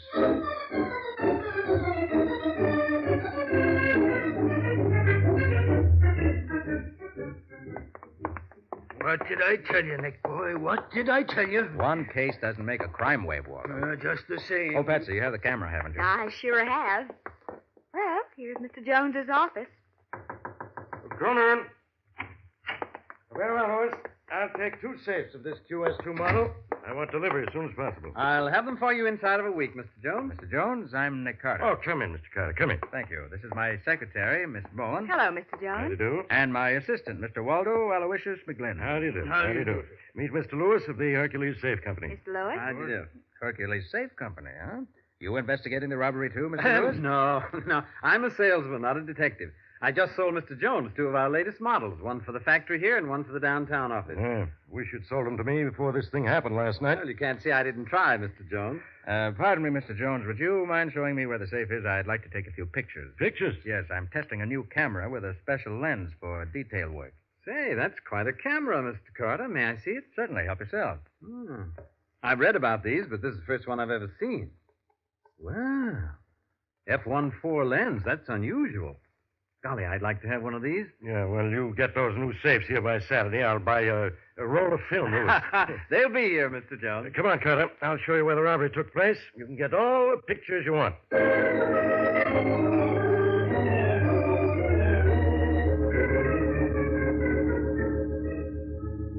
Well, there's the safe, Mr. Carter. The police have been over everything, of course. Oh, gee, that is an old-fashioned safe. Yeah, I'll say it is. Modern safe couldn't have been blown open so easily.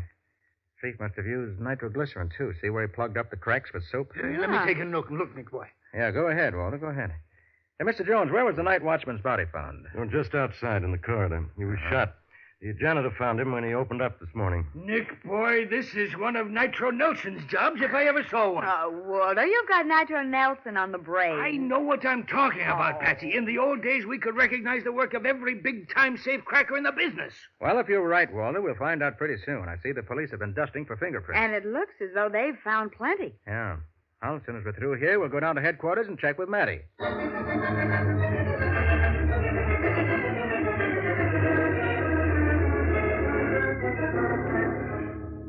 I'm waiting for a report on those fingerprints now, Nick. And when it gets here, you'll find out I'm right, Matty. Oh, yeah? This takes me back 25 years. Nitro killed the night watchman on that job, too. According to court records, his partner killed him. You could never make me believe that. Dan Brinkley wasn't the killer type. But Nitro swore Dan did it, and the court believed him. Oh, were you at the trial, Waldo? Sure, Nick. I had to testify. Oh. Yeah, I remember how sorry I felt for Dan's wife and kid when the judge passed the death sentence on him. It's funny why their faces keep sticking in my mind the way they do. Oh, that's probably the report, Nick. Sergeant Matheson, homicide. Yeah? Uh-huh. Okay, Peterson, thanks. Waldo, I gotta give you credit. Huh? You sure called the turn this time. What? You mean those were Nitro Nelson's fingerprints, Matty? As plain as day. What did I tell you? In spite of his age, the old boy must be pretty spry to pull a job as neat as that one. Well, and you mark my words, this is only the beginning. Nick, boy, you're up against a real crook this time.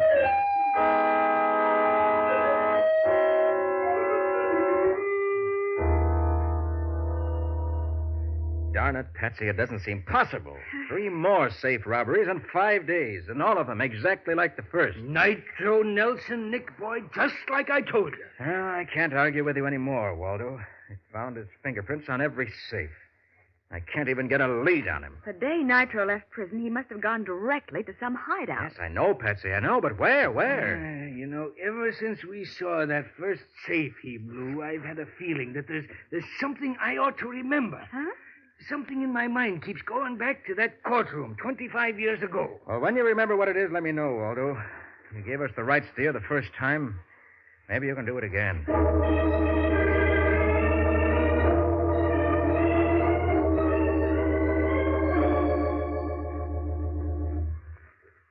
And, Mr. Carter, when I opened up the office this morning, this is what I found. Uh-huh. A cracked safe with the door blown right off its hinges. And almost $40,000 in negotiable securities gone. Was the window open as it is now, Mr. Harris? Yes. Nothing's been touched. Oh, but Nick, this is the top floor. Whoever cracked that safe couldn't have got in through the window. No, but he could have lowered himself down from the roof with a rope. Oh. In fact, Miss Boyne, it's the only way he could have got by our watchman without being seen. That'd be quite a trick for a 75-year-old man. Not for Nitro Nelson, Nick. You know, if he'd only waited till next week, we'd have our new safe installed. I'll bet not even he could crack that. Hey, Patsy, come here. Yeah, what is it, Nick? What does this look like to you? Found it here on the floor in front of the safe. Why, it looks like a bit of gelatin. That's what I thought. Gelatin. I think we finally hit on something. Nick, boy, I got it. What, Waldo? What I was trying to remember. But I ain't sure, so let me work it out on my own, will Well, you? shouldn't you tell Nick so the two of you can work it out together? Nope, I got to do this myself. Just give me 24 hours, Nick, and if I don't find Nitro's hideout, then I'll tell you, okay? Well, all right, Waldo, but be careful. Sure, I'll be careful, but I caught that old son of a gun once, and I can do it again.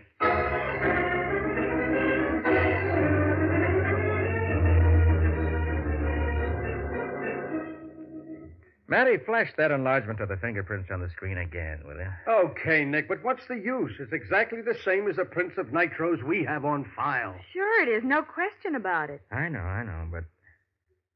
Yeah. Every whirl, every loop, every ridge is there. What's bothering you, Nick? I'm looking for something that isn't there. Huh? Something that isn't there. Oh, just a minute, Nick. Sergeant Matheson, homicide. Where's that? 347 Hillside Road, eh? How long ago? Okay, I'll run out and have a look. Yeah, I'll leave right away. Okay, Thompson. Trouble, Sergeant? Yeah, somebody found a dead body in the cellar of an old house out on Hillside Road. You want to come along, Nick? All right, Matty, I can finish up here when we get back. Come on, Patsy.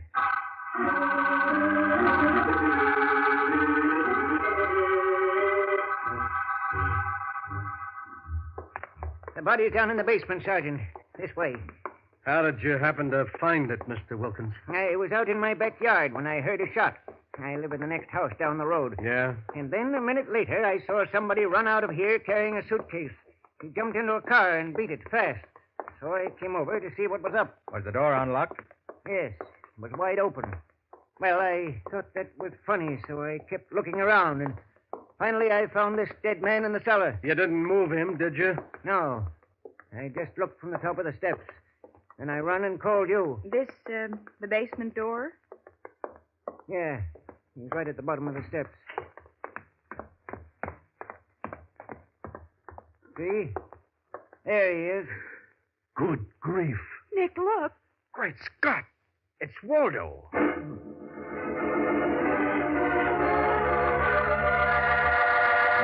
At the foot of the cellar stairs in a deserted cottage, Nick's old friend and assistant, Waldo McGlynn, lies stretched out with a bullet hole in his chest. We'll see what happens in just a moment. Got your pencil? Got your paper? Get set, because here's where we repeat the contest jingle and give you a sample last line to copy down. First, the jingle. You don't copy this down, because all Old Dutch wants from you is a last line. For faster cleaning with new ease, just say, new post-war Old Dutch, please.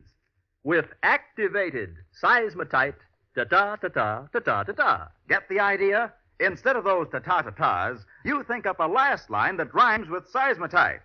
Here's that sample now. Copy it down for guidance.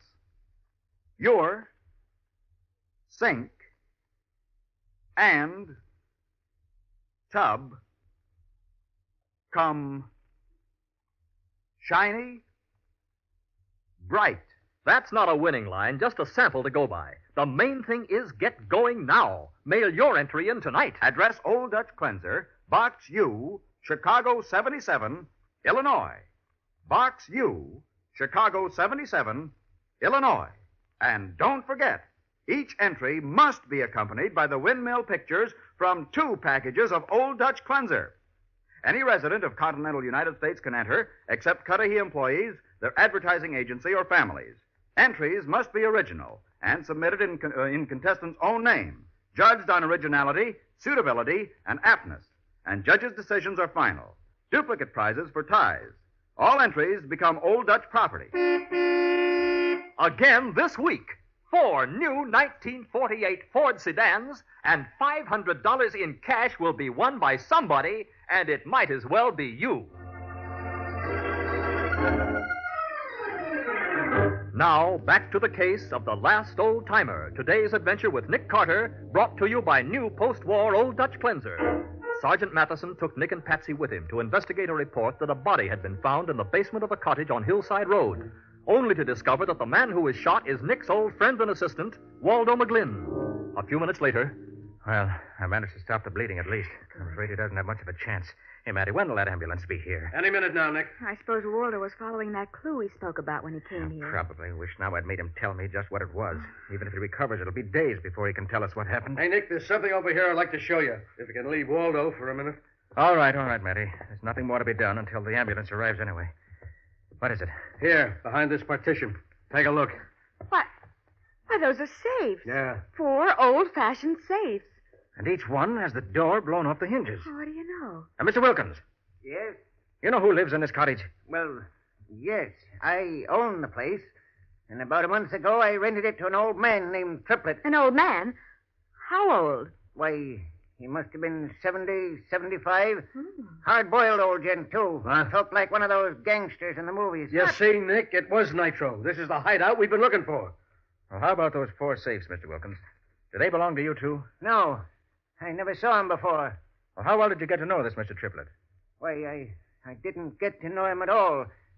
Fact is, I haven't even seen him since he rented the place. Hey, Nick, I've been looking at those safes. Yeah? You know, only 3 of them were blown open.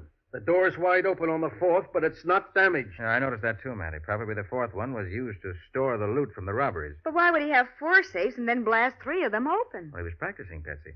Hey, look. Took 3 attempts to get this first one open. It was still a clumsy job. Yeah, but the technique was better on this next safe. He did a perfect job on the 3rd one. Well, I get it. After 25 years in jail, the old man had to do a little practicing in order to get back his skill. Come over here, Matty. Yeah? Bring your flashlight. Okay. Pretty dark in this corner.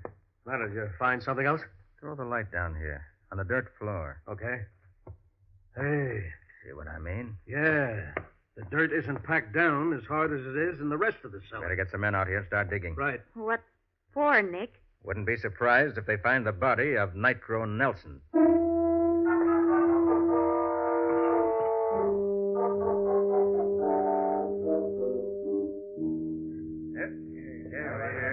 Careful, boys. Lift them out easy. Why, that's Mr. Triplet, the old man who rented my house. Maybe he was Mr. Triplet to you, Wilkins, but he was Nitro Nelson to the police. But, Nick, it can't be Nitro. Look at the body. It must have been buried there for at least a week. Perhaps even longer, Matty. But it's still Nitro. Well, that's impossible, Nick. Those robberies started less than a week ago, and you know Nitro did them. You found his fingerprints on every safe. Yeah, and fingerprints don't lie. Well, if they're not lying this time, Matty, the only answer is that the robberies were committed by a ghost. And you don't believe in ghosts, do you?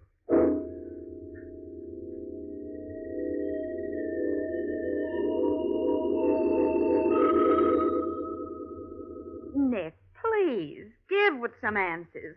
How did Nitro's fingerprints get on those safes after he was dead? Well, Patsy, you know what happens when you develop photographic film? Well, only in a general way. Why? Well, film is covered with a thin layer of sensitized gelatin. Yes, I know that much. Okay, then. When the film's put in a developer, the developer turns the exposed part of that gelatin black, and it eats away the unexposed part. Go ahead. I'm still with you. Now, suppose a photograph of a fingerprint were printed on a very thick layer of that gelatin. Uh-huh. And it were left in an extra strong developer until all the white spaces between the ridges were eaten away as deeply as say, a 32nd of an inch. Why, I suppose the black part, the ridges of the fingerprint, would stand out like a rubber stamp. Exactly, Patsy. Like a rubber stamp made out of gelatin. Then somebody took a photograph of Nitro's fingerprints and made one of those gelatin rubber stamp things out of it. Yes, see? Oh. I began to wonder when I found that bit of gelatin on the floor by the safe in Harris's office. Uh-huh. Must have broken off when he put the prints there. Then, when we enlarged the prints at headquarters just now, I was sure. Yes. You said you were looking for something that wasn't there. What did you mean? Patsy, there are pores in all human skin, but not in gelatin. No matter how much we enlarged those prints, there wasn't a single pore mark. That's why I'm sure the fingerprints were faked. Well, all right, so we know Nitro didn't rob those safes, but who did? I want you to phone all the companies that have been robbed. After we've made those calls, I think that'll give us the answer to your question.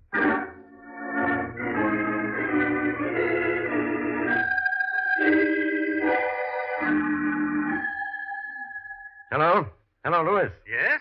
This is Cornelius Jones of Jones Fish and Carraway. Oh, yes, Mr. Jones. About those 2 safes I ordered from your company. Yes? Could you possibly deliver one of them this afternoon? I'm afraid not, Mr. Jones.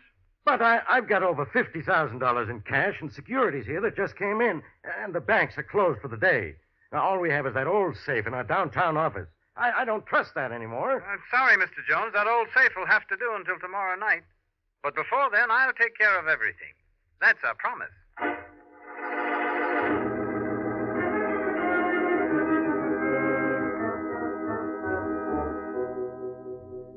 Nick, do you really think he's coming? $50,000 is pretty tempting bait. And Jones said he sounded plenty interested over the phone. Well, if we only had a... Listen. Someone's forcing the window. Hold tight, Patsy. I think that's our man.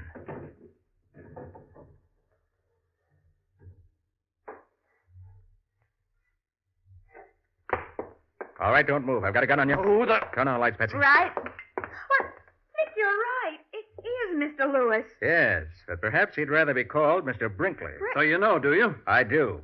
Your father was Dan Brinkley, wasn't he? Yes, Dan Brinkley. The man Nitro Nelson sent to the electric chair for a killing he did himself. That's what Walter was trying to remember. Walter was at Brinkley's trial, and he recalled the resemblance between you and your father. Yeah? Who's Waldo? He's Nick's assistant. The man who trailed you out to the cottage. The man you shot, Brinkley. And he may die. Well, what did you expect me to do? He ran down the stairs waving a gun and yelling for me to give up. Sure, I shot him.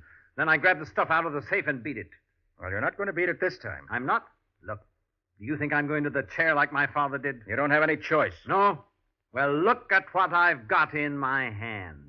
What have you got in that bottle? Nitroglycerin, sister. Oh. You take a shot at me, Carter, and we'll all be blown into a million pieces. So put that gun away. You won't get away even if I do, Brinkley. This whole place is surrounded.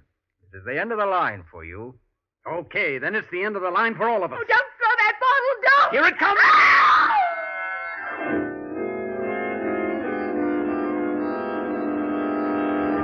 With all his force, Brinkley hurls the bottle of nitroglycerin directly at Nick and Patsy, preferring to die with them rather than be captured. We'll see what happens in just a moment. Now, ladies, the margarine color problem is solved. Mixing bowl mess ended by new Del-Rich Easy Color Pack Margarine. To color, just need the bag. No tax on your time, energy, or budget. And Del-Rich naturally tastes better, fresher, because its delicate country sweet flavor is sealed in. A new American favorite.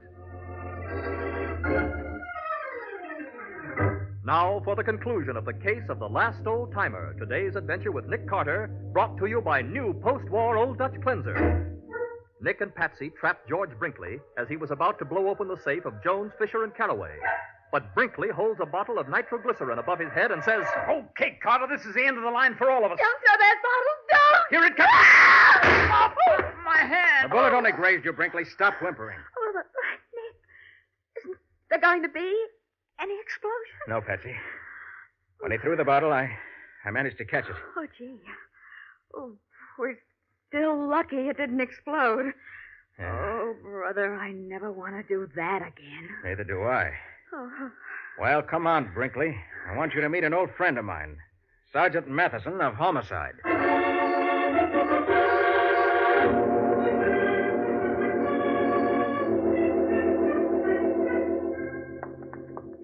Nicky, you sure it's all right for us to see Waldo today? Sure. The nurse said he was conscious and asking for us. Good. Ah, here's his room.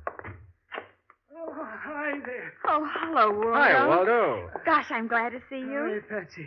Oh, Nick, boy, there's something I gotta tell you. That salesman for the safe company. He's Dan Brinkley's son. And you trailed him to that cottage on Hillside Road, and he shot you. Yeah, we know all about it, Waldo. We caught Brinkley last night. You did? Oh, how? Well, to begin with, I couldn't believe a man Nitro's age could pull those jobs. Oh, but Nick, boy. What's more, I figured those jobs were pulled by someone who knew where there were old-fashioned safes that could be blown open by Nitro's out-of-date methods. So when two of the victims mentioned buying new safes, Nick figured that a safe salesman trying to sell them new ones would know all this. And it didn't take long to find out that Brinkley or Lewis had called on all the victims. Sure, but... And when I discovered the secret of the phony fingerprints, I remembered Brinkley's interest in photography. Photography? How does that fit in? Oh, we'll tell you later, Waldo, after you feel better. It's enough right now to tell you that Brinkley's mother brought him up hating Nitro Nelson. So when Nitro got out of jail, Brinkley was there to meet him. And Nitro didn't recognize him. That's why he agreed to teach him his methods of safecracking for $1,000. But after Brinkley learned the technique, he strangled the old man and buried him in the cellar of the cottage. So it wasn't Nitro that blew them safes after all. Sorry to disappoint you, Waldo. But you can credit the younger generation with those jobs. I guess that's why you caught him so easy. In my day, You had to stand up and... Shoot it out. Shoot first and ask questions afterwards. That's the way we work. All right, laugh. Go on, laugh. Oh, Waldo.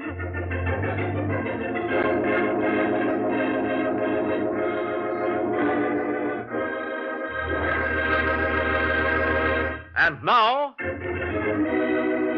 the winners of the 1948 Super Deluxe Ford V8 four-door sedans in the second new post-war Old Dutch Cleanser contest, which closed March 6th.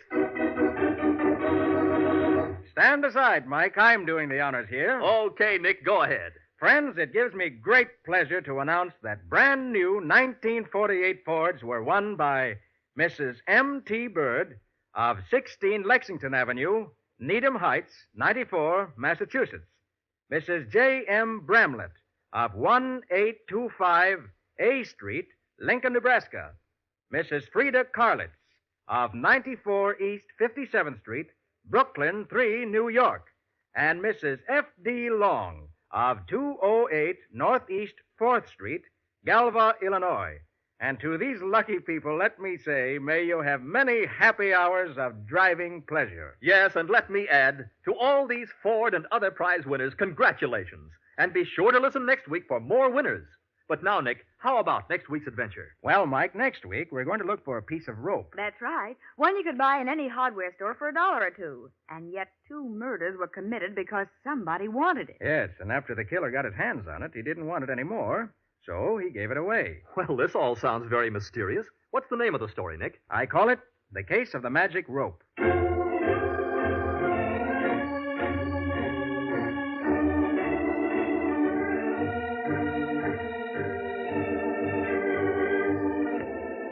Nick Carter, presented each week at this time by the Cudahy Packing Company, is produced and directed by Jock McGregor and is copyrighted by Street and Smith Publications, Incorporated.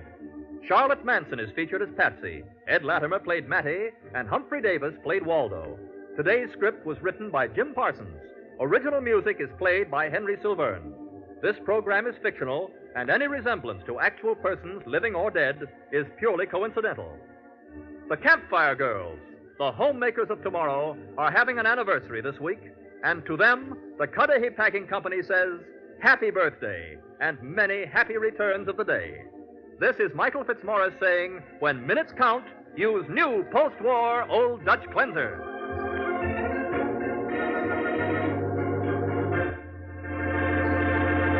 This is the Mutual Broadcasting System.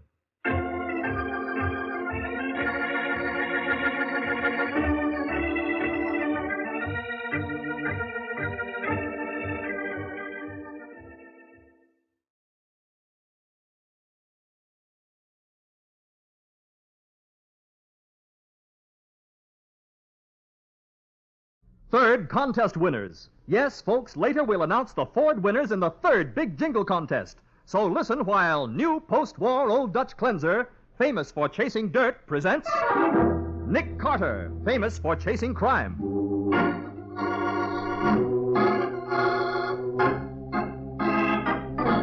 Every week at this time, 2 great names are joined as new post-war Old Dutch Cleanser brings you one of the most resourceful and daring characters in all detective fiction, Nick Carter, Master Detective.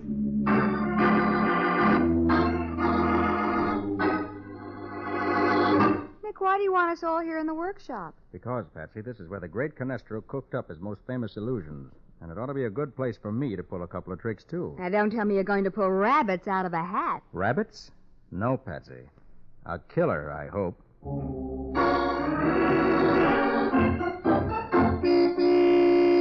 Well, all good things come to an end sometime, and the Old Dutch Cleanser contest comes to an end this coming Saturday at midnight. This is the last week to enter and win a brand new 1948 Ford sedan or a share in the big cash prizes. If you've put it off so far, enter now. If you've entered before, enter again, because your chance of winning is still just as good as anybody else's. And it's so easy to win. All you do is supply a winning last line for this jingle. Listen. For faster cleaning with new ease, just say, new post-war Old Dutch, please. With activated seismatite, ta-ta-ta-ta, ta-ta-ta-ta. Remember, all we want is a last line, something that rhymes with seismotite. Get a pencil and paper handy, and later on I'll give you a sample last line to go by. Just a few minutes' time might win you a brand new super deluxe Ford V8 four-door sedan or a crisp new $10 bill. Somebody's going to win, and it might as well be you. Get your entry in now, tonight. Each entry must be accompanied by the windmill pictures from 2 labels of Old Dutch Cleanser. Mail to Old Dutch Cleanser, Box U, Chicago 77, Illinois. That's Box U, Chicago 77, Illinois. Entries must be postmarked before midnight this coming Saturday. It's your last chance, so get going.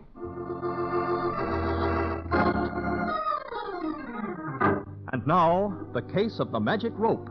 Today's adventure starring Lon Clark as Nick Carter, brought to you by new post-war Old Dutch Cleanser. Tonight, at the Elton Theater, magicians from all over the country will compete for the Fulton Award, a $10,000 prize for the best illusion of the year. But the greatest magician of them all, Carlos Canestro, will not be present. Confined to a wheelchair since his almost fatal accident last year, Canestro sits in his workshop talking to Alma Whiting, once his assistant, now a leading contender for the Fulton Award. You know, Alma, I suggested the idea of the Magician's Award to Mr. Fulton myself. But I did not think he would take me seriously. Why not? He can afford it. With all his millions, he certainly can. Funny how so many people take up magic as a hobby, isn't it? With Fulton, it is more than a hobby. It is an obsession. But all he's ever learned is a little sleight of hand. But let him get on a stage, and he's as happy as if he had made another $1 million in the stock market. Oh, Carlos, I've simply got to win that $10,000 prize tonight. Perhaps you should have this. That piece of rope? That piece of rope, my dear, will mystify the world. It is the most spectacular illusion of my whole career. Oh? How does it work? No. That is Canestro's secret. When I return to the theater... You expect to work again? But of course I do. I'll be out of this wheelchair very soon now. Well, that's good news. Alma, you will tell me what happened to me the night of the accident.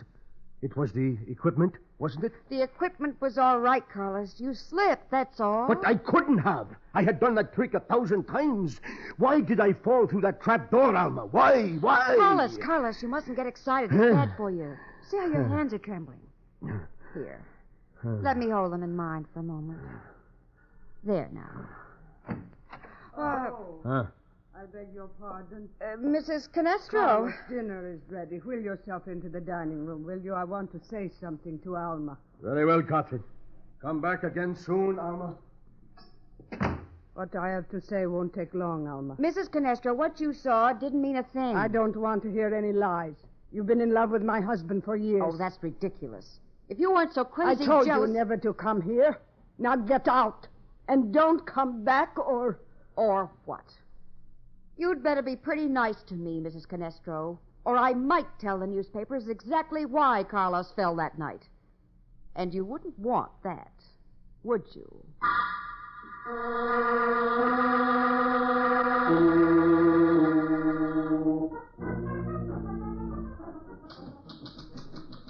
How you doing, Patsy? That's the end of it, Nick. Oh, it's 25 after 7. How'd you like to take in a stage show? Oh, why, that would be wonderful. I haven't been to the theater in months. Oh, I'll answer it. You get your hat. Right. Nick Carter speaking. Who? Oh, yes. I see. Yes, I'll be right over. Oh, Nick. No show? Nope. Not even any dinner. That was Mrs. Canestro, wife of the great magician. Well, what did she want? She wanted to tell me that her husband's been stabbed.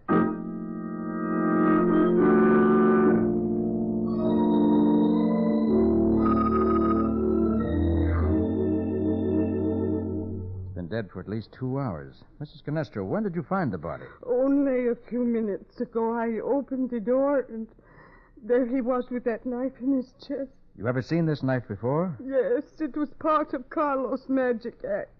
He kept it here in the workshop with his other props. I suppose you've notified the police. No, not yet. I did not know what to do. I'll call them, Nick. All right, but get me a clean envelope first, will you, Patsy? Why? Did you find something? Yes. Canestro evidently tried to put up a fight. Oh? The fingernails in his right hand are broken as if something had been torn out of his hand. And these bits of fiber were under his nails. What? They look like the stuff they make rope out of. That's what I thought. Here, put them in the envelope. Rope? The rope trick, Mr. Carter. It is gone. What rope trick? It is an illusion Carlos was working on. He wouldn't tell me how it worked, but he said it was the most spectacular trick he'd ever created. It was here on this desk only this afternoon. A trick as good as that would be worth a fortune to any magician. That must have been what he was shouting about. Shouting? What do you mean? Well, we had an early dinner, and I went up to my room about 6. Yes? And a few minutes later, I heard Carlos screaming at someone. He was in a rage. I didn't think anything about it at the time. Carlos was always excitable. You remember what he said? He was shouting, "No, you cannot have it. No one can have it." And you haven't any idea whom he was talking to? No, I haven't. People were always dropping in. He'd go to the door in his wheelchair and let them in himself. That is how Alma Whiting got in this afternoon. Alma Whiting? Yes. Isn't she a magician, too? Yes, she was. She was here this afternoon. Maybe I better talk to You her. will find her at the Elton Theater competing for the Fulton Award. Say, I read about the Fulton Award in the paper today. Yes. It's a $10,000 prize for the best magic trick of the year, isn't it? Yeah, maybe... It could not have been Alma. She left an hour before this happened. Just the same, Mrs. Canestro, she may be able to give us some information. Patsy, get that police call through right away. We're going to see a show tonight after all.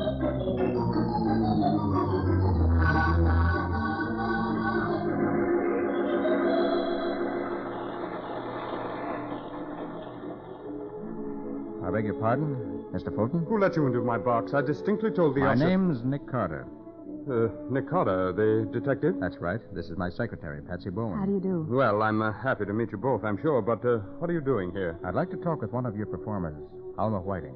Thought perhaps you could tell me when the best time would be. But Elma's on in a few minutes. Is it something urgent? It is, if you call murder urgent. Murder? Carlos Canestro was stabbed to death about 6:30 this evening. Canestro? Stabbed? I can't believe it. Sorry, but he was. And Miss Whiting seems to be the last person who saw him alive. Mr. Fulton, tell me, have any of the magicians done a rope trick here tonight? A rope trick? No. Canestro dead, the greatest magician the world has ever known, dead. Well, can you take us backstage and introduce us to Miss Whiting? Oh, certainly. I'll take you back just as soon as Marvello finishes his act. He's nearly through. I have to stay and judge the contest tricks, you know. Thank you. Thank you. And now, ladies and gentlemen, watch closely, please. This is the contest trick coming I up now. call your attention to this very familiar object I hold in my hand. A common, ordinary piece of rope. Hey, Nick. About 8 Do you feet long. suppose Now, that watch rope could be the very one? Oh, no. closely, please. But I hope to find out before long.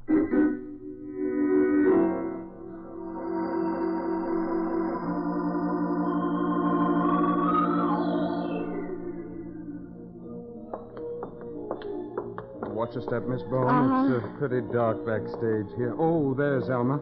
Alma. Yes, Mr. Fulton? This is Mr. Carter and Miss Bowen, Alma. Hello. How do you do? Alma, something terrible's happened. Canestro is dead. He's what? He was stabbed about 6:30 this evening, Miss Whiting. Who killed him? That's what we're trying to find out. You mind telling me where you were at that time? I was right here in the theater rehearsing. I suppose you can prove that. Yes, of course I can. Marvello was here, too, and he saw me. If you think you're going to put the blame on me, you're out of your mind. What's the audience laughing at? Oh, that's the comedy magician going on after Marvello's act. Oh. Do you want to talk to Marvello, too, Mr. Carter? Yes, I do. I'll get him right away. Mr. Carter, I don't understand this. Why would anybody want to kill Carlos? Well, Mrs. Canestro thinks it was to steal a magic trick he just perfected. That's ridiculous, and she knows it. Nobody who knew Carlos would do a thing like that. Why not? Because he... Well, I mean, they'd know they couldn't get away with it. Why not? Look, I've got to check my props. I'll talk to you when the act's over. Is that all right? Okay, thanks. What do you think, Nick? There's something she isn't telling us, Betsy. And I don't know whether she's afraid of me or Hey, whether... I thought this was a magic show. What's the idea of the clown act? Comedy relief, I suppose. Kill time while they strike one act and set up the next. Mr. Carter, this is Marvello, one of our best magicians. Is it true the great Canestro is dead? Yes. You'll excuse me, won't you, Mr. Carter? I have to get back to my box before Alma's act starts. Sure, go right ahead, Mr. Fulton. Marvello, what time did you get to the theater tonight? About 6 o'clock. Anyone see you here at 6? Certainly. I spoke to Miss Whiting as I came in. I see. You're her alibi and she's yours. What are you getting at? The solution to a murder, I hope. Marvello, where's the rope you used tonight? Why, I have it right here in my coat book. That's funny. Now, don't tell me it's disappeared. No, of course not. Oh, here it is in my left pocket. I thought it was in the right one, that's all. I see. Mind if I borrow it? Borrow my rope. For what? I'm sending it to the police laboratory. Police? Maybe this is the rope that'll kill Canestro's killer.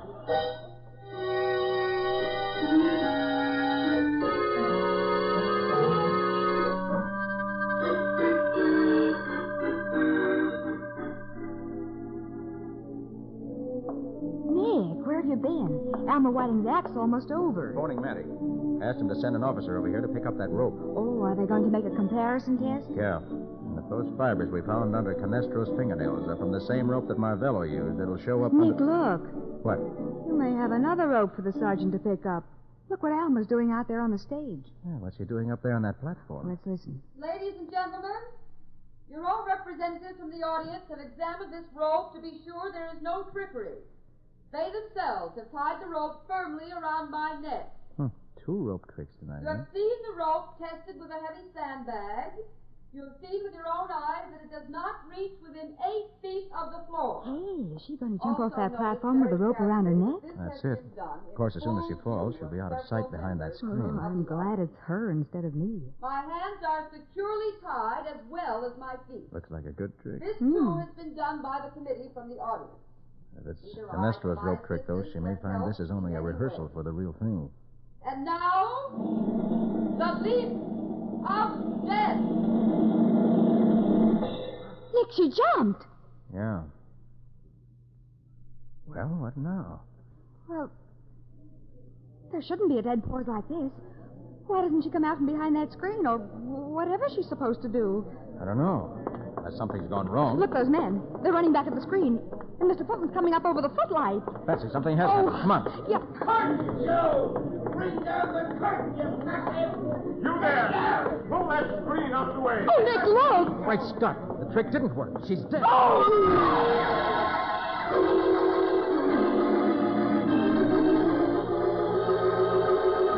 At the end of a rope, the rope which she hoped would win her the $10,000 Fulton Award, swings the lifeless body of Alma Whiting.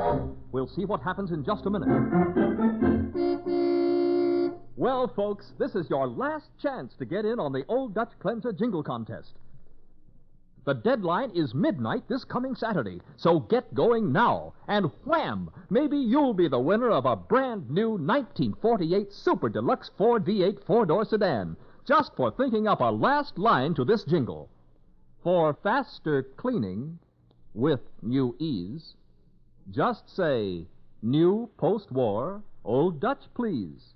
With activated seismatite, ta-ta-ta-ta, ta-ta-ta-ta.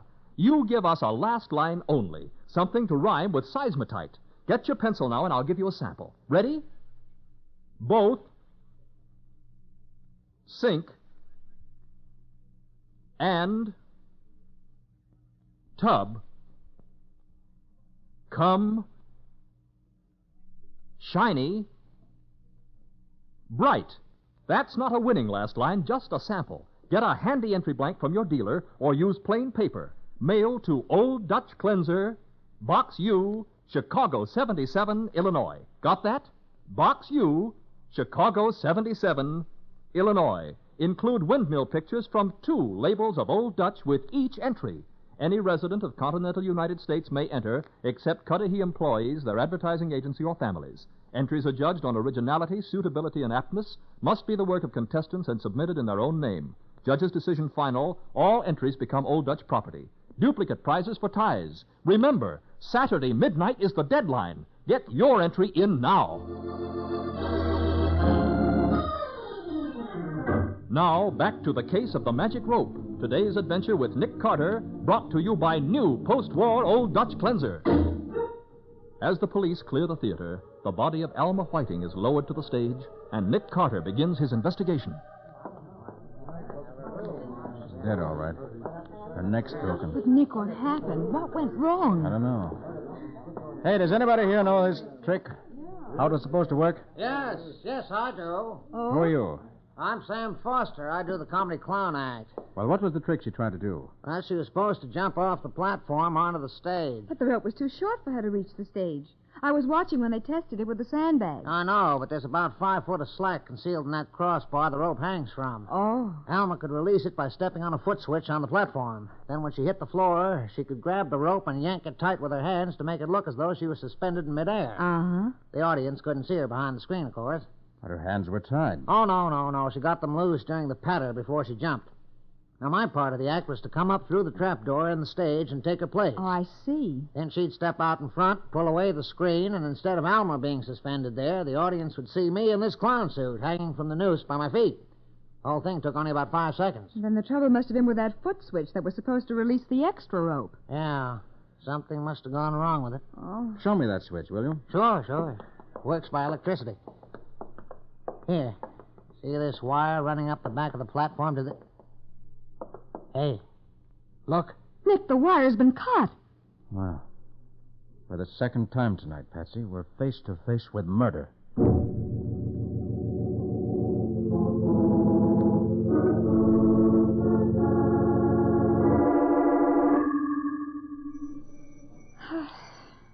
Nick, what's the idea of coming back here to Canestro's house? Remember what Alma Whiting said? That no one who knew Canestro would have killed him to get the rope trick? Yes, but I don't know what she meant by it. Neither do I, but I think perhaps Mrs. Canestro does. Why, Mr. Carter. Sorry to disturb you, Mrs. Canestro. Please, not now. Come back tomorrow. I'm sorry, but this can't wait. Please. Oh, but Nick's trying to help you, Mrs. Canestro. Nobody can help me now. Carlos is gone. Dead. Maybe I should be glad he's at peace now. No more suffering. No more. No more what? Had he been ill? No, except for the lameness, his health was perfect.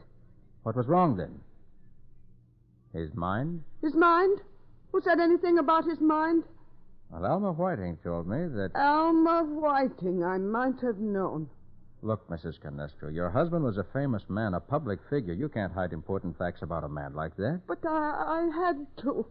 His public knew him as the great Canestro, a name that meant as much in the theater as Bernhardt, Caruso, Pavlov. Of course it did. I could not shatter that illusion. I could not let the world know that the great Canestro had lost his mind. Oh, that's awful. So that's what Alma meant by saying that anyone who knew Canestro wouldn't steal his trick. Alma knew. That is what caused his accident. His mind snapped during the performance that night and he fell. Alma is the only one who knows. You say no one else suspected your husband's condition? No. He always talked rationally. When he had visitors, he'd boast about the new illusions he was creating. Poor, pitiful little tricks that wouldn't fool a baby. I knew his rope trick was no good, but I... No, someone's at the door. I'll go. Why, hello, Carter. Marvello and I stopped by to see whether we could do anything for Mrs. Canestro. I'm glad you did, Mr. Fulton. Come on in. You too, Marvello. Oh, thank you. Oh, Patsy, will you and Mrs. Canestro come into the workshop here, please? I want to try an experiment. Of course, Nick. An experiment? Don't tell me you're going to try to produce rabbits out of a hat, Mr. Carter. Rabbits? No, Marvello. I'm going to try to produce a murderer.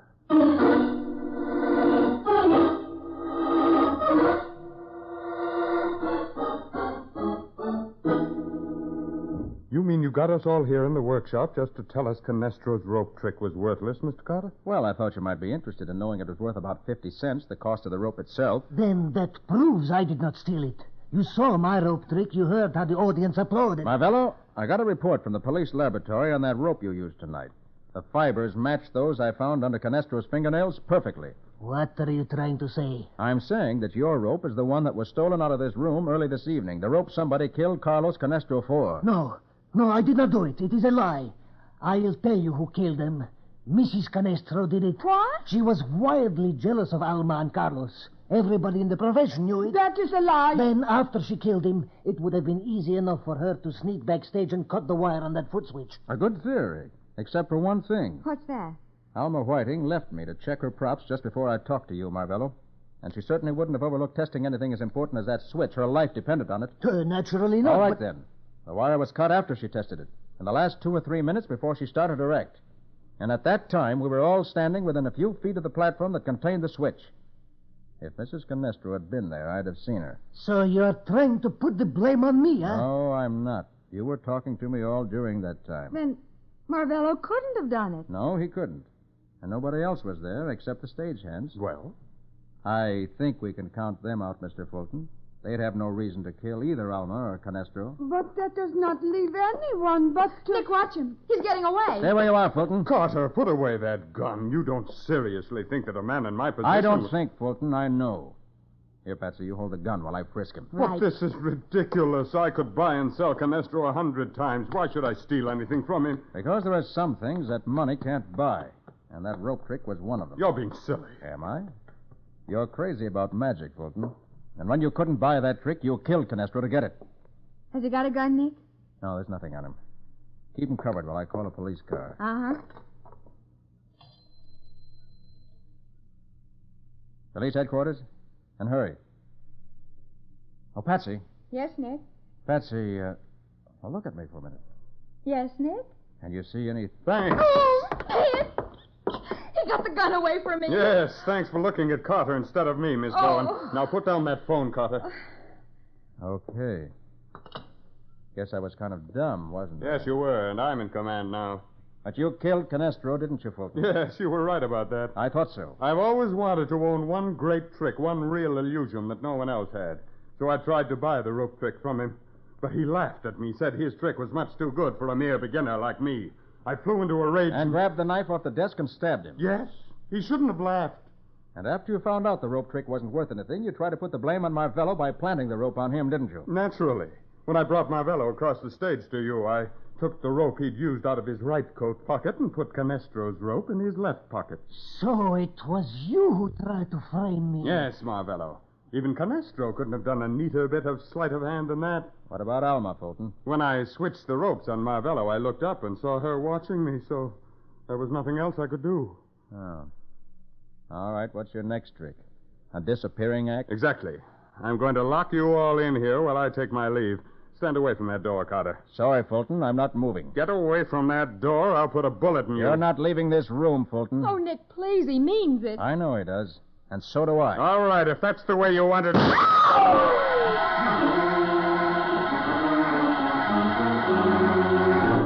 While the others stand by dumbfounded, Fulton at point-blank range fires his revolver directly at Nick Carter's heart. We'll see what happens in just a minute. Now, ladies, the margarine color problem is solved. Mixing bowl mess ended by new Del Rich Easy Color Pack Margarine. To color, just knead the bag. No tax on your time, energy, or budget. And Del Rich naturally tastes better, fresher, because its delicate country sweet flavor is sealed in. A new American favorite. Now for the conclusion of the case of the magic rope. Today's adventure with Nick Carter, brought to you by new post-war Old Dutch Cleanser.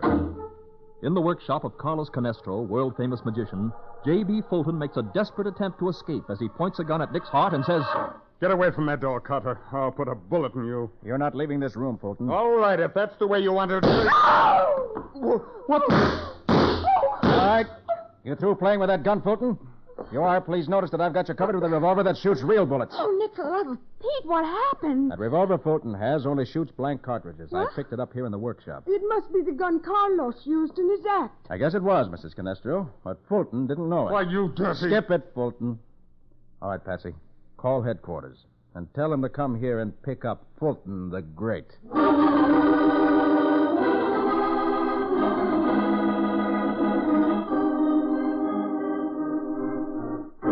Nick, when are you going to tell me about that gun trick?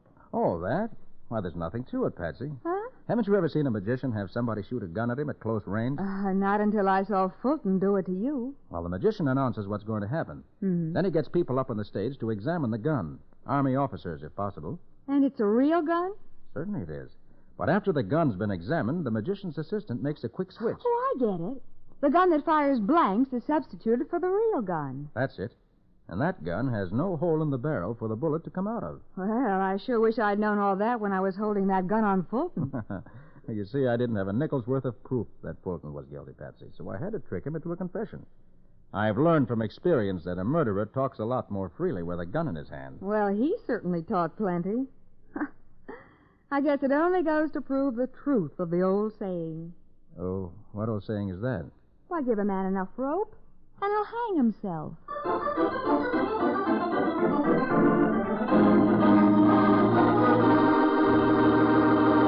And now, the winners of the 1948 Super Deluxe Ford V8 four-door sedans in the third new post-war Old Dutch Cleanser Jingle Contest, which closed March 13th. Well, Nick, are you going to make the awards? Am I? Mike, I've been looking forward to this all week. Here are the folks who get those brand new 1948 Fords. Eileen Brassfield of 221 Emerson Avenue, Aspinwall, Pennsylvania. Mrs. Helen Hill McWilliams, in care of E.S. West of 167 Park Street, East Orange, New Jersey. Mrs. Robert L. Perry of 2314 West Adams Street, Phoenix, Arizona. And Mrs. Helen Jane Stage of 6926 Parnell Avenue, Chicago, Illinois. And let me add that I hope these lucky people get as much pleasure driving their Fords as I had in awarding them. Yes, to all these Ford and other prize winners, congratulations. And remember, we'll have more winners next week, so be sure to listen then. And that reminds me, Nick, what about next week's adventure? Well, Mike, you might call it a story about pirates, the modern kind, who operate on the highways instead of on the high seas. Are you referring to the thugs who robbed those big motor freight trucks? Uh-huh. And, Mike, we'd still be locked in the cellar of that abandoned brewery if Nick hadn't figured out a perfectly fantastic way to escape. What do you call the story, Nick? I call it The Case of the Martyred Rat.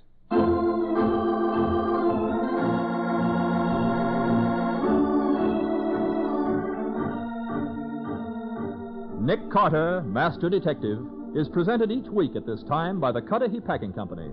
It is produced and directed by Jock McGregor and is copyrighted by Street and Smith Publications, Incorporated. Charlotte Manson is featured as Patsy. Today's script was written by Evelyn Goodman and Jim Parsons.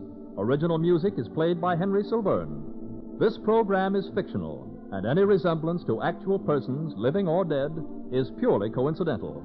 This is Michael Fitzmaurice saying, when minutes count, use new post-war Old Dutch Cleanser.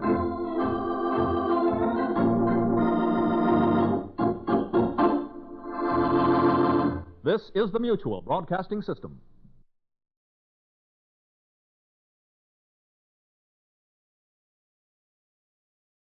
Want to know who won? Well, we'll tell you later when we announce the Ford winners in the fourth Big Jingle Contest. So listen while new post-war Old Dutch Cleanser, famous for chasing dirt, presents Nick Carter, famous for chasing crime.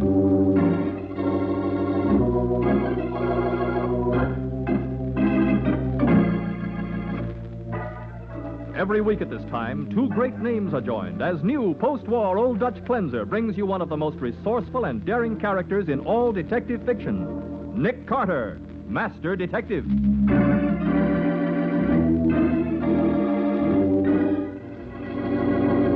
If you're all through, Mr. Carter, we'd like to remove the body. Yeah, we're through, officer. What do we do now, Nick? Go back to town? Right. Oh, and when we get there, Patsy, remind me to call the newspapers. The newspapers? Why? Because you can locate all sorts of things through a newspaper ad. And maybe if we advertise, we can locate a murderer.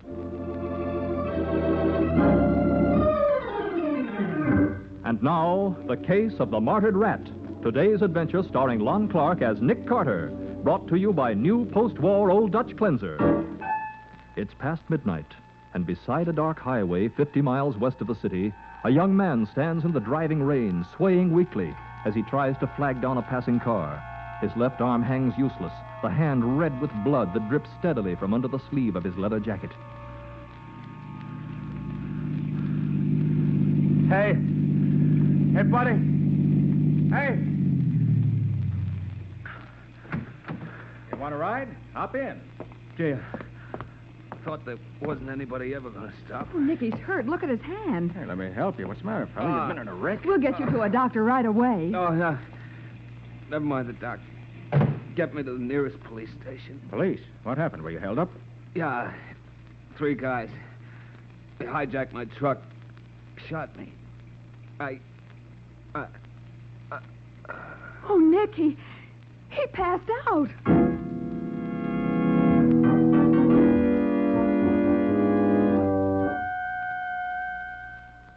Hello? Is this Mr. Henry Barton of the Barton Motor Freight Company? Yes. Who are you? My name's Carter, Mr. Barton. I'm speaking for one of your drivers, Red Kennedy. What? Is Red in trouble? Yeah, he asked me to let you know that his truck was hijacked tonight 10 miles west of Elm City. Good heavens. That truck was carrying a load worth almost $30,000. How about Red? Is he all right? He's been shot, but it's only a flesh wound. The doctor says he's in pretty good shape. You tell that doctor that I want Red to have the best of everything. What did you say your name was? Carter, Nick Carter. Oh, you're a detective, aren't you? Well, yes, I'm a private investigator. All right, then, go to work. Find out who held up my truck. Get that cargo back. Report to me tomorrow afternoon. Now, wait a minute. I haven't said I'd take this case. I'm asking you, ain't I? How about it? Well, okay, I'll do it. For Red's sake. I don't like seeing people hijacked. Fine. See you in my office at 2 o'clock sharp. Good night. Come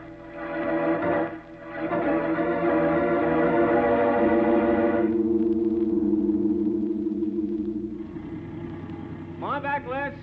You're okay. Easy now. Hold it. That's it. Hey, Red, what the dickens are you doing back on the job today? Oh, hi, Miss Carter. Good afternoon, Miss Bowen. Well, how's the arm, Red? It's okay. Well, you can't drive with it, can you? I'm no driver, lady. I'm the superintendent. Last night was an emergency. Oh. Hey, Red, shall I check the load on this crate? Yeah. Oh, Les, I want you to meet Mr. Carter and Miss Bowen. This is Les Gone. Oh, how do you do? Hello, Les. This is a guy that ought to have this hole in his arm instead of me. That was supposed to be his run last night. Oh, how come it wasn't? Well, I was sick, and the boss asked Red to take over for me. I see. Lucky for you. Yeah. Come on, folks. I'll take you to the boss's office. He's waiting for you.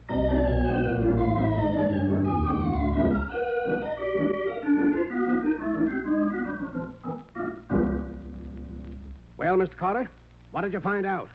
So far, not much, Mr. Barton. We did go out and take a look at the truck last night, but we couldn't tell anything from that. What do you mean? It's parked half a mile off the main highway on a side road. Yeah, that's where the hijackers made me drive so that they could load the stuff into their own truck. How about tire tracks? Don't you detectives locate criminals, things like that? Well, not unless there are tire tracks, Mr. Barton. You see, there's plenty of mud where the truck was parked, sort of red clay, but the rain had washed out any wheel marks there might have been. Mm-hmm. In other words, you haven't found out one blame thing. Now, see here, Mr. Barton, you can't expect miracles. Miracles? Ha! Look. What? Can you give me a list of everything that was stolen last night? Yes, I've got it right here. Cigarettes, nylons, silverware, electrical appliances, chemicals, and a lot of small stuff. Most of those things could be easily disposed of. Yeah. Oh, by the way, Red, what about Les? Think he can drive tonight? Sure, Les is okay, Mr. Barton. Oh, is that the driver who was sick last night? Sick? He was drunk.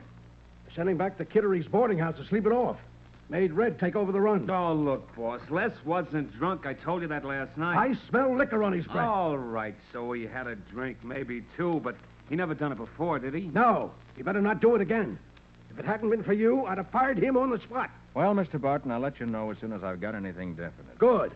And don't make it any later than the day after tomorrow.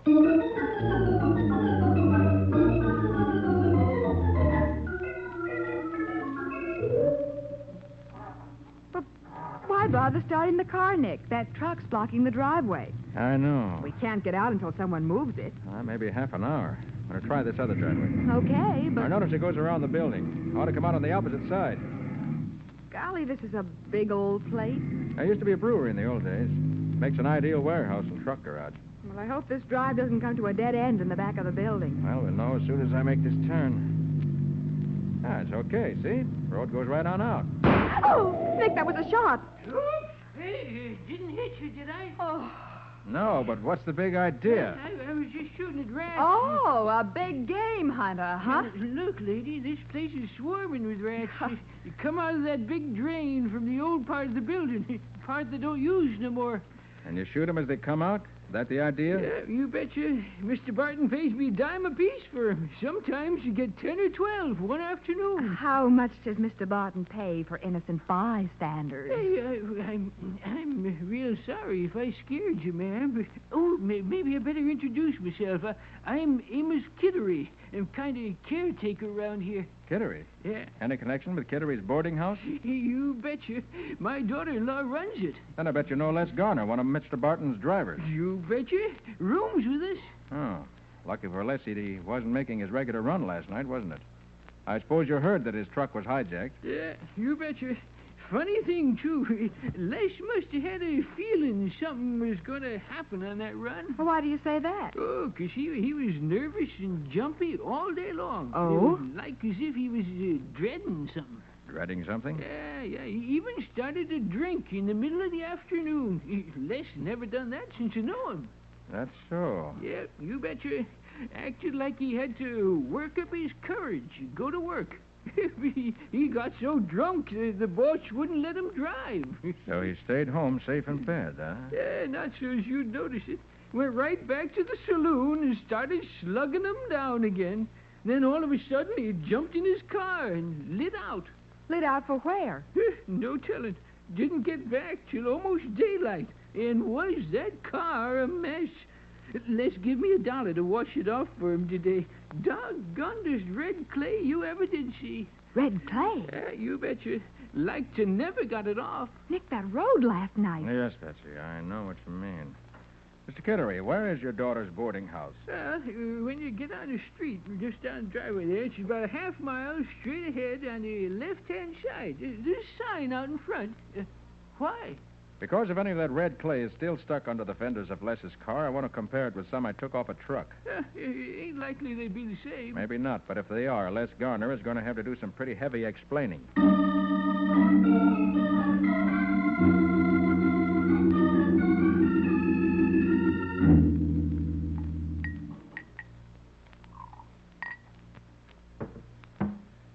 Well, Patsy, I'm afraid it's true. Finished your analysis, Nick? Yeah. Clay from the hijacked truck and that from Les Garner's car have exactly the same chemical composition. Oh, then they must have come from the same place. No question about it. But if Les was in on the holdup, Nick, do you think he faked being drunk in order to get out of driving? Look, Patsy, suppose Les was approached by the hijackers and agreed to let them know when he'd be carrying a valuable load. Yeah? Well, they might have arranged a fake holdup. Why, yes. That could account for his nervousness that day. Right. Then when Barton refused to let him drive, Les would have had to get in touch with the mob and warn them that somebody else would be driving. And that might be how he got the clay on his car. Of course, we don't have any actual proof. No. Oh, just a minute. Nick Carter's office, Patsy Bowen speaking. I want to talk to Carter, young woman, right now. Oh, yes, sir. You better take it, Nick. It's Mr. Barton. Oh, okay. Hello, Mr. Barton. Hello. Think I have some news for you. Oh, you do? Well, I've got some news for you. Another one of my trucks has been hijacked. Another one? Yes. Who was driving it? Les Garner? But, yes. How did you know? I'll tell you later. But don't let Garner get away. Don't worry. He won't get away. Good. The hijackers put a bullet through his head.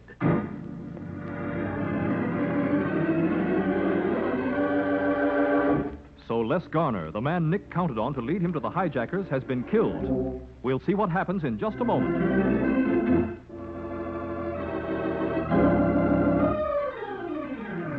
Now, back to the case of the Martyred Rat. Today's adventure with Nick Carter, brought to you by new post-war Old Dutch Cleanser. It's now 3 o'clock in the morning. Nick and Patsy have driven out to the scene of the holdup with Mr. Barton. State police are detouring traffic around the big truck, still parked beside the highway. The body of Les Garner slumped over the wheel. From the angle of the wound, Patsy, it looks as though whoever killed Garner stood here on the running board. Yes, and it must have happened without any warning. Otherwise, Les wouldn't have just sat there behind the wheel. Ah, you're right. It wasn't any fight. Just plain cold-blooded murder. Yeah. Then you'll be taking another big loss, won't you, Mr. Barton? Oh, I won't lose anything. All my trucks are fully insured against robbery. This cargo wasn't worth much anyway. Oh, it wasn't? No. The whole shipment consisted of tin kitchenware, toys, rat poison, cheap lampshades, dried fish. Nothing valuable. Well, I hope the hijackers were plenty disappointed. They weren't, though. At least they went to the trouble of unloading this stuff even after they saw what it was. Oh, they must have been pretty dangerous, too, right on a busy highway like this. Maybe they took the truck off on a side road to unload it and then brought it back here. No, Mr. Barton. Les was killed here. The bloodstains show that his body hasn't been moved from behind the wheel. If you're all through, Mr. Carter, we'd like to take the body into town. Okay, officer, and thanks for your help. That's what we're here for, Mr. Carter. Okay, Doc, you can take over now. Oh, by the way, officer. Yeah? Exactly what time was the body found? Let me see. Got it down here. 12:45. 12:45? Yep. But you didn't notify Mr. Barton until after 1:30. That wasn't our fault, lady. We tried to phone him, but there wasn't any answer. Yeah, well, my pinochle club met last night, and I didn't get home till after 1. Pinochle Club? Yeah, come on, let's get back to the car. Oh, that's a good idea. Hey, Mr. I'm Barton. getting cold. How long would it take to move the sort of load you had on this truck from one truck to another? At least half an hour. Why? I'm trying to figure out what happened. Well, it's plain enough. They made a big haul the first time, so they tried it again. And then No. Hijackers don't rob just any truck. They always have information about which trucks are carrying valuable cargoes. But, Nick, this truck didn't have a valuable cargo. Which proves Mr. Carter is wrong for the second time tonight, young lady. The second time? Didn't you say that Les Garner was mixed up with the hijackers? I did. Well, the fact that they had to kill him to get the cargo proves you were wrong there, too. No, Mr. Barton. The hijackers didn't kill Les in order to get that worthless cargo. They stole the cargo in order to cover up his murder. What? You mean that Les was murdered so he couldn't talk about the first robbery? Exactly. What? The truck was hijacked to make it look like another holdup. Oh, you're crazy. Who knew what was on that first truck and what route it was going to take? Les knew, and Red, as superintendent, knew. Even before he took over as driver. But that's all. Well, didn't anyone else know? Absolutely not. Not even you? What? Well, yes, of course, I knew. Oh, Patsy. When we get back to town, remind me to call the newspapers. Call the newspapers? But why, Nick? Because you can locate all sorts of things through a newspaper ad. And maybe if we advertise, we can locate a murderer.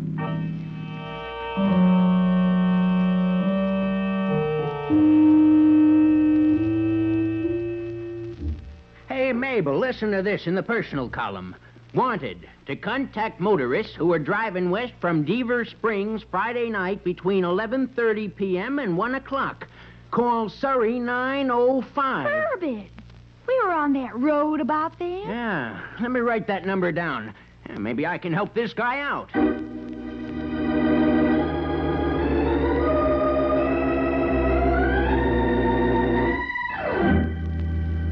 Yes, Mr. Hammond, I'm trying to get information about a trailer truck that was parked just beyond the top of the long hill 10 miles west of Deaver Springs Friday night. Barton motor freight truck? Yes. Did you see it? I'll say I did. I got stuck behind it at the bottom of the hill and had to go all the way up and low. That's why I remember the name. Well, do you remember what time that was, Mr. Hammond? Yes. As a matter of fact, I had the car radio on waiting for the 12:30 news. It started just as I went around him at the top of the hill. Was there another truck on the hill at the same time? No, just one other passenger car and me.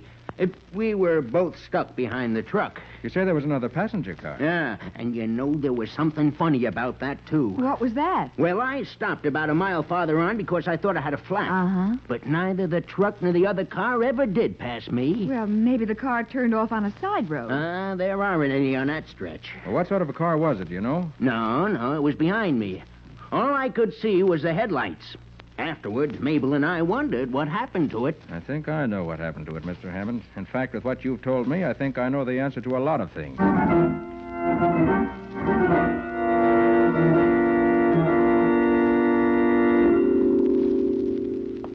Oh, Nick. What's the idea of exploring the basement of this old warehouse? Oh, I thought it might be interesting to see what's down here in the unused part of it. Oh, but it's like a dungeon down here. I can... Nick, something ran across my foot. Yeah, probably a rat. A rat? Oh, dear. I thought we'd run into some rats. That's why I warned you to wear slacks in your heavy walking boots. Oh, but... Oh, honestly, this part of the building is alive with them. Oh. Here, let's see what's on the other side of this door. You seem to know exactly where you're going. Look where I threw the flashlight. See those marks in the dust? Oh, yes. Well, I'm following him. But if you asked Mr. Barton, he probably would have sent somebody along to clear the rats out of the way, at least. I didn't want Barton or anybody else to know we'd be snooping around this part of the building. Oh, here's another door. Do we go through that, too? Mm-hmm. Oh, golly, it's musty in here. Yeah. These must have been used for storage rooms when the place was a brewery. Oh, Nick, it's another rat. Look, Patsy, you insisted on coming I along. know, but... Hey, they still use this room for storage. It's full of boxes and crates. Yeah, let's see what they are. Mm-hmm. Marvell kitchenware, dried herring, Saltex lampshades. Patsy. What? That's the cargo that was supposed to have been stolen from Les Garner's truck last night. And it wasn't stolen at all. Say that again. Oh. That truck was unloaded before it ever left the warehouse. Nice picking, Mr. Carter.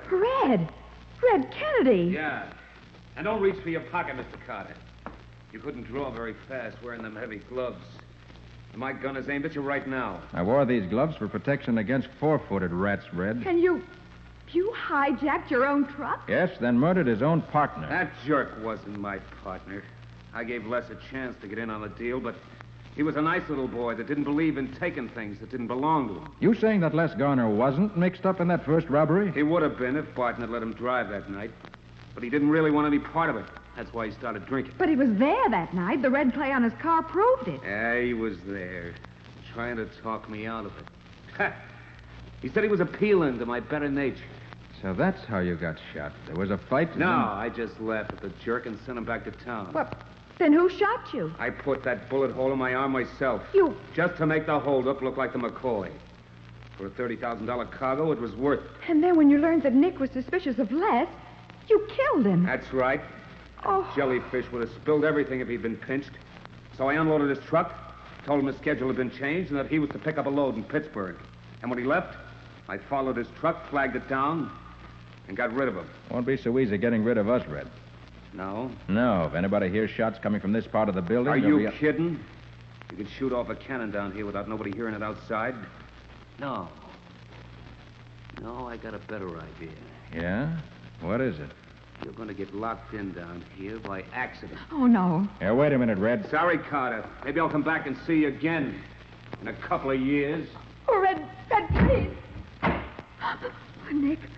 Nick, what are we going to do? Get away from the door, Patsy. I want to try something. But we can't. Did it work? No. Did you... Bullets don't mean a thing against a door like that. But, Nick, nobody knows we're here. Nobody will come looking for us.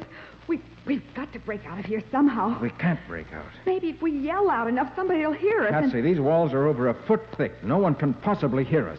No one can possibly... Oh, Nick. Nick, it's like being in a tomb. Nick, we're buried alive.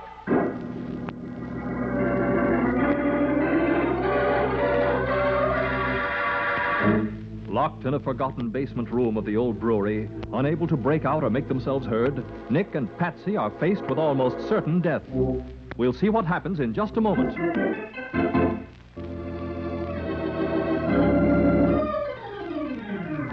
Now for the conclusion of the case of the Martyred Rat. Today's adventure with Nick Carter, brought to you by new post-war Old Dutch Cleanser. Red Kennedy has left Nick and Patsy to die, locked in a small, windowless basement room deep inside the old brewery. Now Nick examines the door with his flashlight. Can you do anything with the lock, Nick? There isn't any lock on this side, not even a keyhole. It's all on the other side. Oh, if only somebody knew we'd come here. Patsy, what's the matter? Oh, another rat. They're all over. Oh. Hey, rats. Yes, rats. Look, Patsy, those rats must come from somewhere, and these are brick walls. There has to be a... Here, let me see. Yeah, there it is. There what is? A drain pipe. Here, hold the flashlight while I move some of these boxes. Oh, Nick, have you got an idea how we can get out? Barton said this stuff included a shipment of rat poison. Yeah, but... Shine the light on this box. Uh-huh. Sure kill rat poison. They die outside. Outside, Patsy, and the rats can get outside through the drain pipe. Oh, but what good does that do us? Look, when I was a kid, I used to make rabbit traps out of a box, a stick, and a piece of string. Yeah, but Nick... You prop the box up with a sting and tie the string to it. Then, when the rabbit goes under the box after the bait, you pull the string, and the box falls down on top of him. Well, I still don't Patsy, see. If we can get some of these rats into a trap, maybe they'll get us out of the trap we're in.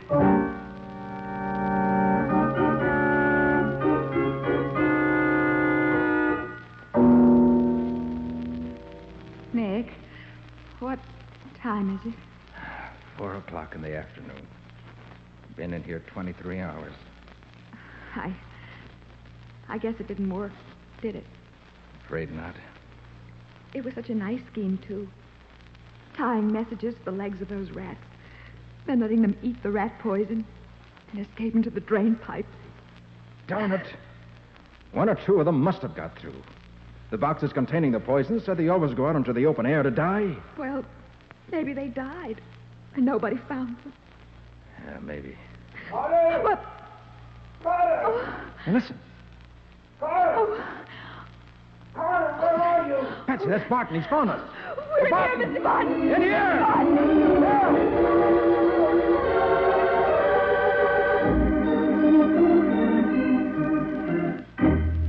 I tell you, Carter, when old Amos Kittery brought me that dead rat with a message tied to its leg, I thought he was crazy. I don't blame you, Mr. Barton. I gambled on the chance that Kittery would either shoot or find one that had a message tied to it. Well, it turned out to be a good gamble, but why did you think you would find the stolen cargo where you did? Because Garner's truck was seen climbing the hill at 12:30, just 15 minutes before his body was found. And you told us it would take at least 30 minutes to unload the truck. That's why I figured that truck must have been empty when it left the warehouse. I see. Then when I heard about the car that followed Garner up the hill, but no farther, I was pretty sure the driver of it was the one who killed Garner. Why? Well, there was nothing wrong with the truck, which meant that Garner wouldn't have stopped without being flagged down. And by somebody he knew. Yes, you're right there. He wouldn't have stopped for a stranger. It also had to be somebody who worked here, Mr. Barton. Sure, otherwise the driver of that car wouldn't have known the route, and he wouldn't have had a chance to unload the truck before it pulled out of here. Well, it could have been me, of course. Don't think I didn't think of you. Oh, you did you? Of course I did, but I checked your alibi. You didn't do very well in that pinochle game, did you, Mr. Barton? No. That's why you didn't care to talk about it. Well, Oh, by the way, Red's confessed that the first cargo, the one that was hijacked when he was driving, is hidden in an old barn nearby. You better send out a truck for it. Yeah, I'll do that right away. And, Carter, I've got to give you credit. You did a fine job. Oh, thanks. But there's just one thing. Yeah? What's that, Patsy? Well, I still loathe rats, but I feel kind of sorry for the one that got our message through. We poisoned him, and then he saved our lives. Well, he was a martyr in a good cause, Miss Bowen. We'll bury him with honors. Yes, Patsy. And every year on this day, you can put a piece of cheese on his grave.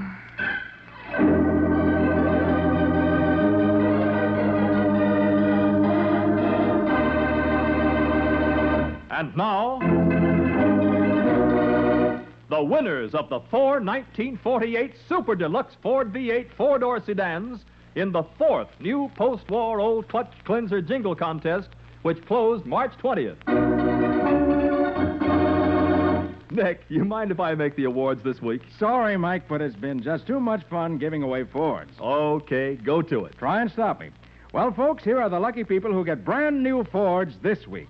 Mrs. Bruce Gordon, Box 636, Hamilton, New York.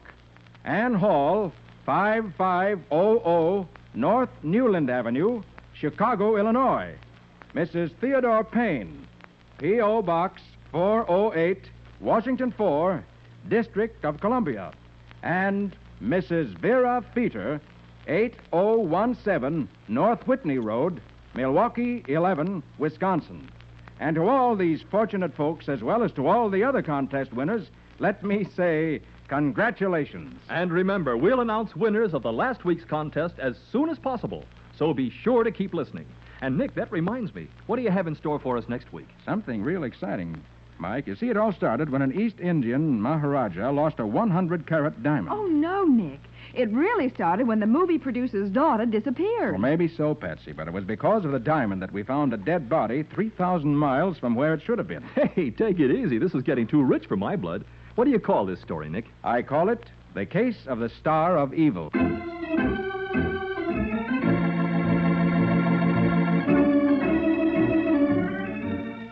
Nick Carter, Master Detective, is presented each week at this time by the Cudahy Packing Company.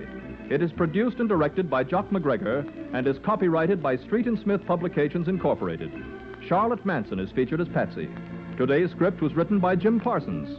Original music is played by Henry Silverne. This program is fictional, and any resemblance to actual persons, living or dead, is purely coincidental. Because of the state of our schools, the future of 28 million American children is in peril. This means we must all work to improve educational conditions, because the future of these children and their teachers is the future of America. This is Michael Fitzmaurice saying, when minutes count, use new post-war Old Dutch Cleanser.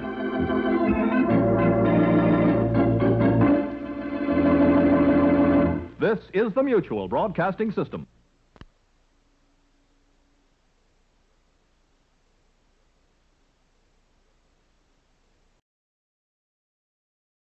Post-war Old Dutch Cleanser, famous for chasing dirt, presents Nick Carter, famous for chasing crime.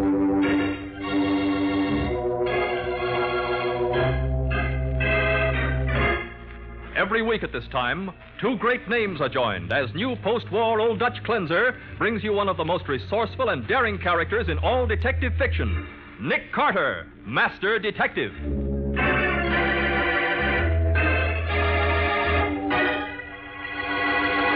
Nick, this green rug. It's completely out of place in this room. Everything else is blue. You're right, Patsy. It doesn't belong here at all. Good grief, at a time like this, you two have to worry about the interior decoration. Besides, there's no reason for a rug there. No. Not unless it was placed there to cover something. Oh, lift it up. Maybe you'll find somebody hiding under... Suffering wildcats. Nick, that's blood.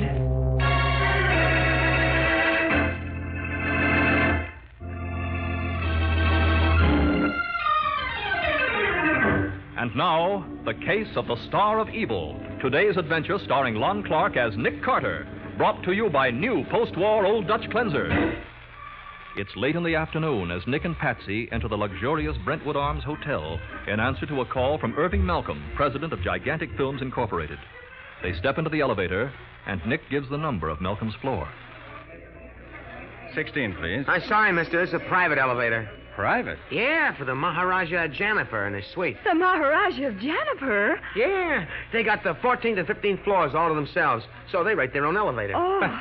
Class, huh? Is the Maharaja Hi, Jerry. there? How about another hot shot today, huh? Okay, Mr. Larson. Well, what do you know? Speed Larson. Why, Nick, how are you? Hi, Speed. Hello, Patsy. What the dickens you doing here, Speed? Hold on a second, I'll tell you. Right now, I've got a little business with the kid here. Okay, son, how about another hot shot today? Well, try Ladybird in the 5th at Jamaica.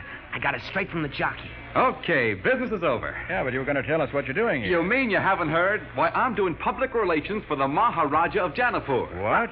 I thought the paper said he didn't want any publicity. Look, Patsy, how can you keep a guy like that off the front pages? He's young, single, romantic, and he's got more money than the mint. Did you see that 2-page spread in the dispatch about his diamonds? Oh, I did. Oh, what's that big diamond called? The one in his turban? A Star of Evil. And you know how much that stone weighs? How much? Over 100 carats. It's worth $250,000. A diamond of the first water. Well, why do they always call them diamonds of the first water? Maybe because a really clear diamond is completely invisible in pure water. Oh, Hey, here comes his nibs, the Maharaja. Oh, really? And does he always go around with a couple of Russian wolfhounds and a half-dozen attendants in full costume? Sure, that's royalty for you. Oh. Hey, kids, snap to attention. Here comes His Majesty. Okay, Mr. Larson. Nick, look. Look at that diamond in his turban. Oh, did you ever see anything like it in your life? Is that the famous Star of Evil, Speed? Yeah. Look, kids, would you mind moving back a little? His nibs doesn't like people crowding. Yeah. Okay, Speed. We have to leave anyway. Remember, Patsy? We came here to find out what Mr. Malcolm has on his mind.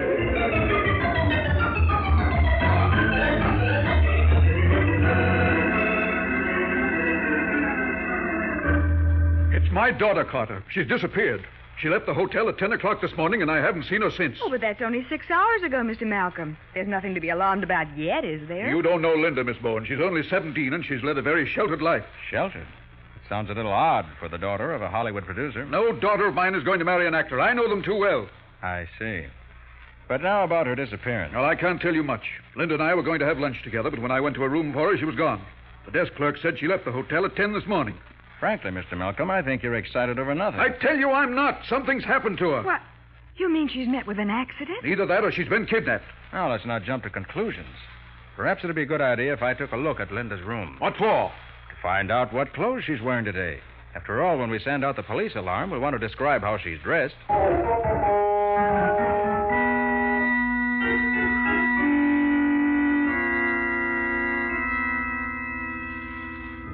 There's certainly plenty of dresses in this closet. Mr. Malcolm, can you tell what's missing? I'm afraid not, Carter. Here, wait a minute. Her leopard skin coat's gone. I know she had that with her. Did she bring all her things in these 2 bags? No, there should be one more, an overnight bag. And her jewel case, that's missing, too.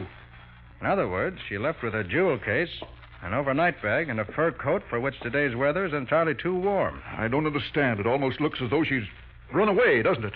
Yes, it almost does. Nick, come over here. Yeah, what is it, Patsy?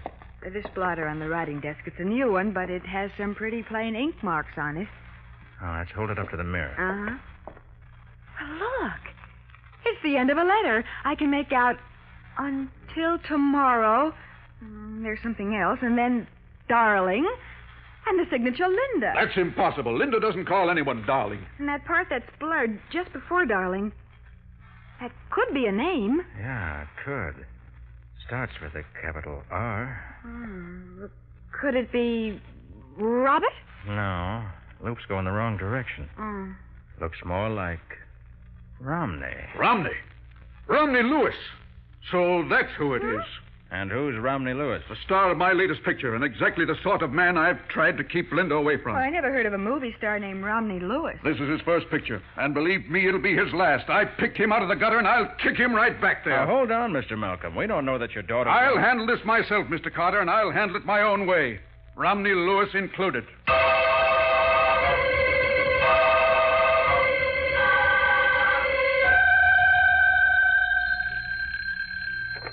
Nick Carter's office, Patsy Bowen speaking. Is Mr. Carter there? Oh, just a moment. It's for you, Nick. Thanks. Hey, Carter speaking. This is Mr. Pringle, manager of the Brentwood Arms Hotel. Can you come over right away? Why, yes, I guess so. You calling for Mr. Malcolm? No, I don't know anything about Mr. Malcolm, but there's been a robbery here on the 15th floor. The 15th floor? Yes. Isn't that the one occupied by the Maharaja of Janapur? Yes, that's why I want the hotel to have its own investigator on the case. The Maharaja's so much in the public eye, the publicity will be ruinous if we don't get it back. Get what back, Mr. Pringle? What's been stolen? That diamond of his, the Star of Evil.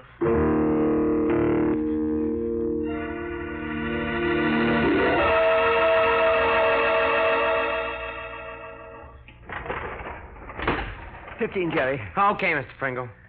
When did you find out the diamond was gone, Mr. Pringle? Mr. Larson told me about it at 7:30.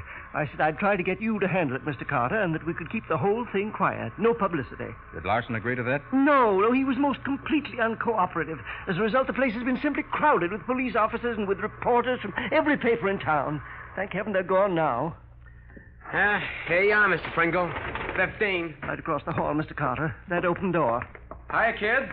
Some story, huh? Sure is Speed. Yeah, ought to get your headlines all over the country. How'd it happen? Gang of masterminds. That's all it could have been. And you discovered the robbery, did you? Sure. Went down to the lobby for some cigars. Couldn't have been gone over 15 or 20 minutes.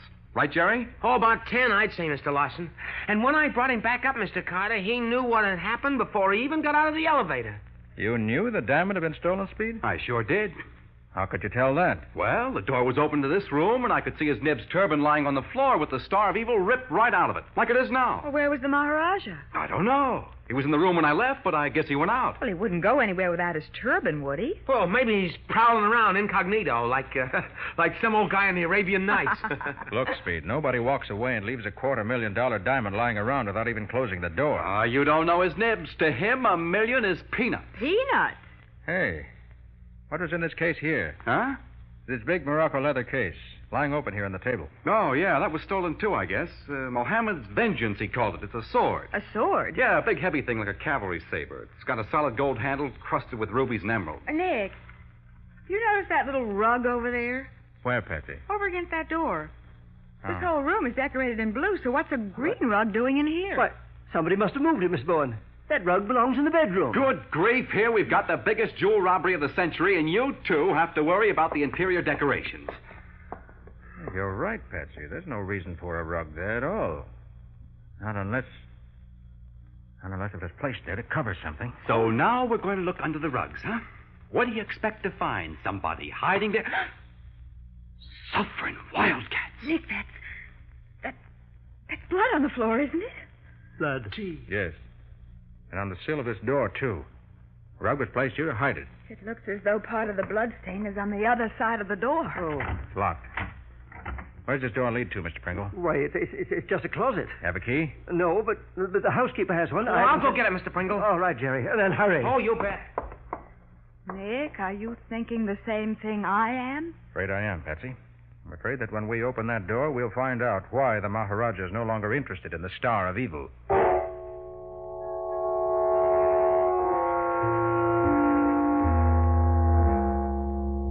Here's the key to that closet, Mr. Pringle.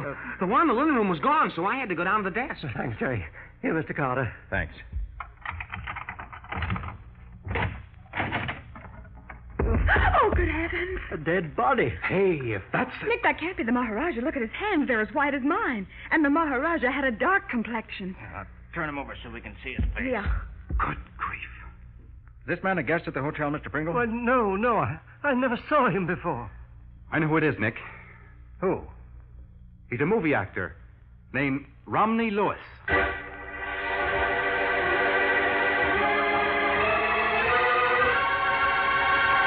Romney Lewis, who's supposed to be in Hollywood, is found dead in the New York hotel rooms of the mysterious Maharaja of Jaunipur.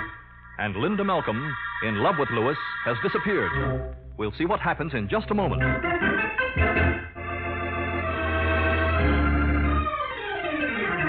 Now, back to the case of the Star of Evil. Today's adventure with Nick Carter, brought to you by new post-war Old Dutch Cleanser. It's been almost an hour since Nick found the body of Romney Lewis locked in a closet of the Maharaja of Jaunipur's hotel suite. Sergeant Matheson of the Homicide Squad has arrived to take over.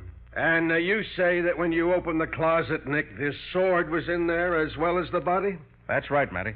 Well, I guess there's no doubt that it's the murder weapon. Golly, yeah. Somebody must have used it like an axe. You keep out of this, Jerry. Yeah, okay, Mr. Pringle. You better go back to your elevator. And really, I should be down at the desk. So if you gentlemen will excuse us. I think you better stick around, Mr. Pringle. Me too, Mr. Carter? Yes, you too, Jerry. Oh, swell. Hey, I'll tell one of the other guys to take over my car, Mr. Pringle. Very well, Jerry, but come right back. Yes, sir. Okay, Speed. This isn't a publicity story any longer. It's murder.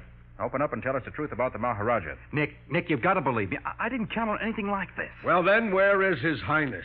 And why was this Romney Lewis in this room when he should have been 3,000 miles away in Hollywood? Did he know the Maharaja? Know him? He was the Maharaja. What? It was all a publicity gag. Lewis was the star of a movie called The Star of Evil. It's going to open here in a couple of weeks. Oh, fine. It plays an East Indian prince in it, so we thought we'd get a lot of publicity out of a fake robbery. Fake robbery? You mean the diamond hasn't really been stolen? I don't know, Nick. We planned it for tomorrow, but when I came up here and saw the turban on the floor with the diamond gone, well, I thought somebody jumped the gun, so I went into my act. Speed, how much was that diamond really worth? Oh, a couple of hundred, maybe. Hey, Eddie's taking over the elevator for me, Mr. Pringle. Now, what can I do for you, Sarge? You can keep quiet till I call on you. Well, I was... Now, look, Speed, when you went downstairs at 7:15, was Lewis alone here in the suite on this floor? Yeah, he was in his bedroom changing clothes for dinner. Not only changed, he took off the Indian makeup. Where were all those East Indian servants? Well, their rooms are on the floor below this. They're really Hollywood extras, not servants, so they never come up here unless the reporters are in the place. Yeah, well, one of them could have made a sneak up the stairs, couldn't he? Yeah, look, sonny boy, would you mind letting me ask the questions? As a matter of fact, Sergeant, nothing like that could have happened. The stairway doors are locked. Mr. Larson's instructions. Yeah, but I... Jerry! Okay. And anyone who came to this floor while Speed was downstairs must have used the elevator. None of the cars stop at this floor except Jerry's. You didn't bring anyone up here, did you, Jerry? Well, no, there wasn't anybody came up in the elevator, but... Nick, I found that letter. It was hidden under Lewis's handkerchiefs in his dresser drawer. What letter's that, Patsy? A letter to Romney Lewis from Linda Malcolm. I have an idea they were planning to elope. They were. The letter says she'll be waiting for him at the Alexander Hotel in Chicago. He was to take a plane and join her there so they could be married tomorrow. So Lewis was running off with the boss's daughter. Great jumping horn toads. Say, I'll bet Malcolm was wild. Yeah, you're right about that. So that's why Mr. Malcolm made that disgraceful scene in the lobby. What's that?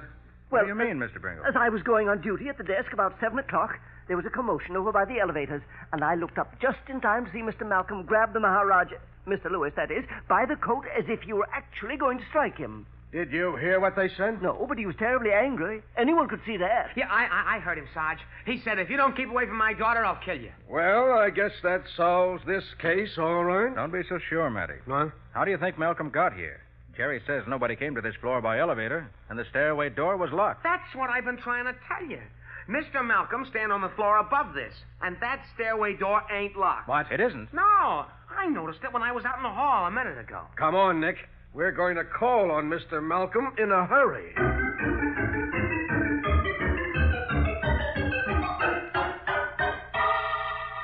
right. Suppose I did say I'd kill Lewis if he didn't stay away from my daughter. Naturally, I didn't mean it literally. Yeah, but 15 minutes after you said it, he was dead. Now, how do you explain that? I don't have to explain it. He promised not to see her again, so I didn't have any reason to murder him. Uh-huh. How do we know Lewis promised? Did anyone hear him? No, but I can prove that he did. He told me where Linda is, at the Alexander Hotel in Chicago. I put through a long-distance call to her. I'm waiting for it to come through now. Lewis undoubtedly made you that promise, Mr. Malcolm, but I'm afraid he didn't intend to keep it. What do you mean? Take a look at this. Huh? What is it, Nick? Copy of a telegram Lewis phoned down to the desk at 7:15. Hey, let me see that. Linda Malcolm, Alexander Hotel, Chicago. Disregard any messages from your father. Disregard? Take plane to St. Louis, meet you there tomorrow, and go through with plan as scheduled. Romney. Why, that dirty double-crossing... So that's why he got out of that Maharaja get-up. He was hopping a plane for St. Louis, eh? And when you found out about it, Malcolm, you knocked him off just like you said you would. That's a lie. I didn't even know he was dead until you told me. Matty, I want to ask a couple of questions. Go ahead, Nick. I want to look around this room anyway. What do you expect to find? Another body hidden in the closet? Never mind the wisecracks. Mr. Malcolm, Lewis was murdered between 7:15 and 7:30. Only a few minutes after you threatened him in the lobby. Where were you at that time? Well, I came up here to my room for a while. Yeah? And I went out for a walk. Afterwards, I came back and put through that long-distance call, yes. Can you prove that? If you mean, did anyone see me? No. Then I'm afraid you haven't much of an alibi. Uh-huh. What is it, Matty? Nick, whoever killed Lewis had to have a master key to unlock that closet where he hid the body, didn't he? Sure, but we know he stole that from the linen room. Right. Mr. Malcolm, are you sure you didn't go down there and swipe that key when you came upstairs after threatening Lewis in the lobby? Of course I'm sure. And you didn't use that same key to unlock the stairway door so you could walk down one flight, knock off Lewis, and then get back to your own floor? I most certainly did not. All right, then why did you hide the key under the scarf on your dresser? What? You found the key, Matty? Sure I did. How could I miss it in a spot like that? I don't know anything about it. I never saw that key before. Huh? Well, you're going to see it again, Mr. Malcolm, and plenty. You're going to see it in court, because this key is the evidence that's going to convict you of murder.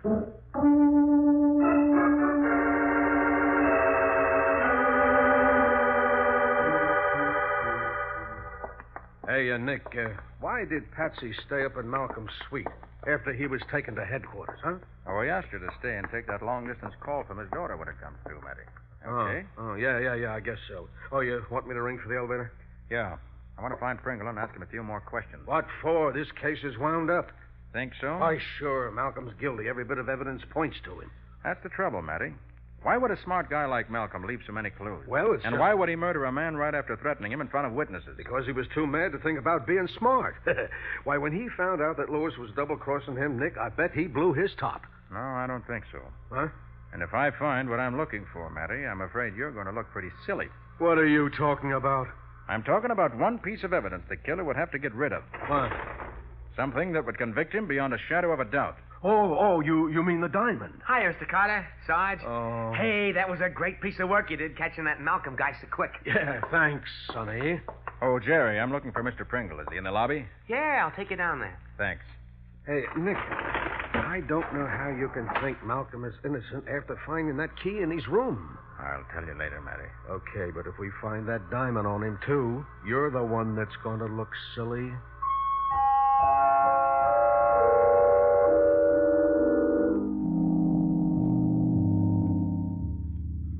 Mr. Pringle say you want to look in the incinerator. Well, this here is it.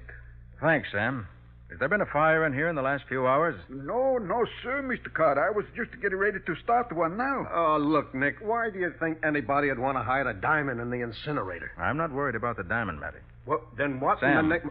If I give you $5, will you crawl in that incinerator and try to find something for me? Yes, sir. What do you want me to look for? Suit of clothes, Sam. A blood-stained suit of clothes. Blood?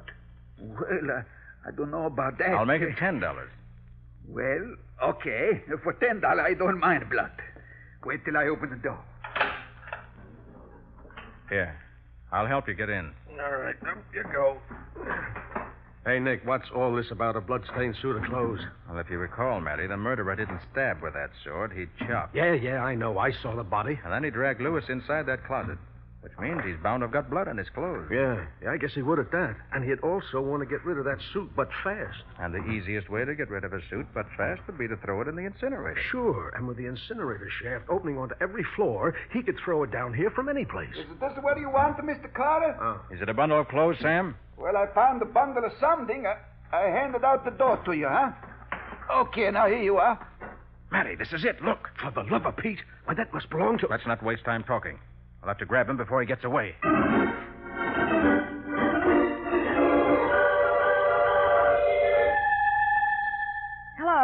Hello, operator. This is Miss Bowen and Mr. Malcolm's suite. No word on that call to Chicago yet?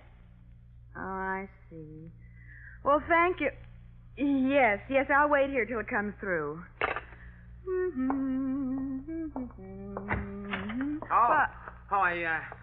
I didn't think anybody was here. Hello, Jerry. Yeah, I'm waiting to take a phone call from Mr. Malcolm. Oh?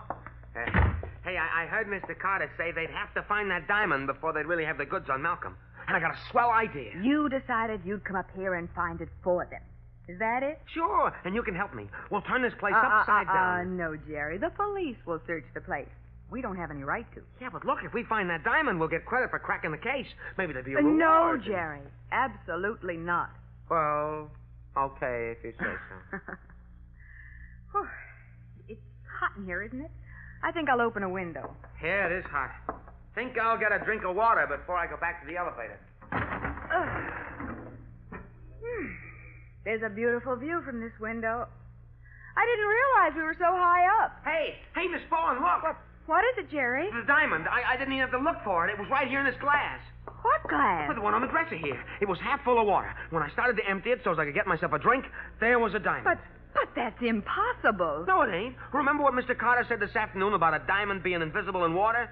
Well, Mr. Malcolm must have known about that, too. Are you trying to tell me Mr. Malcolm hid the diamond in that glass of water? Sure. The best place to hide anything is right out in the open, because nobody ever thinks to look there. Jerry, I had a drink of water from that glass not 5 minutes ago. Huh? And the diamond wasn't there then. But it must have been. No. You just put it there. No. That's why you came to this room, to hide that diamond someplace where you thought the police would find it. No, you're wrong. Just as you hid that key here to plant suspicion on Mr. Malcolm. No, I didn't. You stole that diamond, Jerry. You killed Lewis. All right, so what if I did? You're going to run and tell the cops, huh? Oh, Jerry, keep away from me. You like the view from that window, Don't do you? come any closer. I'll 16 stories down, Miss Bowen, and you're going to make that trip a fast... Jerry, no!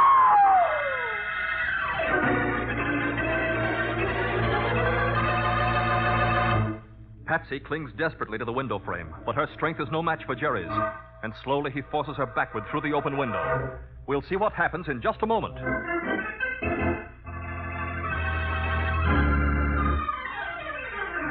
Now for the conclusion of the case of the Star of Evil. Today's adventure with Nick Carter, brought to you by new post-war Old Dutch Cleanser. In a suite at the Brentwood Arms Hotel, Patsy stands by an open window facing a killer who says, It's 16 stories down, Miss Bowen, and you're going to make that trip the fast way. Jerry, no! Hey, Let her go, Jerry. I missed that time on purpose, but I won't miss again. But, Nick. Oh, Nick. Mr. Carter, I was He just... trying to kill me. No. He was pushing me out the window. He killed Romney Lewis. No, we know, Patsy. Come on, you little... From now on, the only windows you'll be looking out of are going to have bars on them.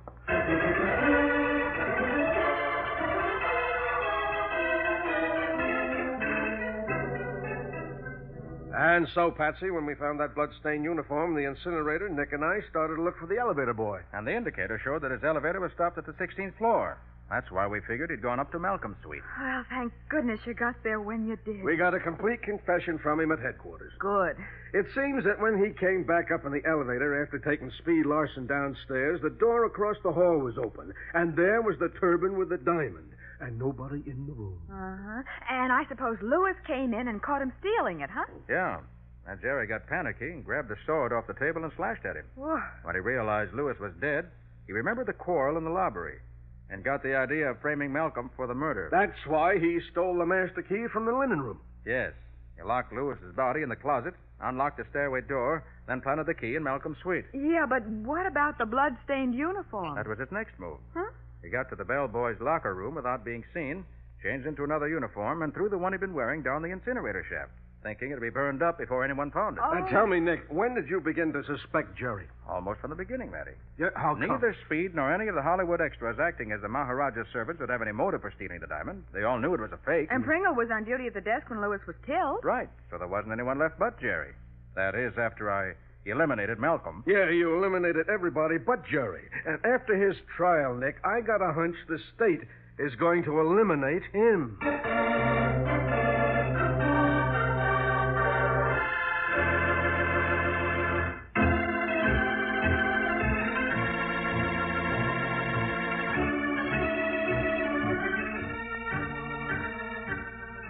Nick Carter, Master Detective, is presented each week at this time by the Cudahy Packing Company.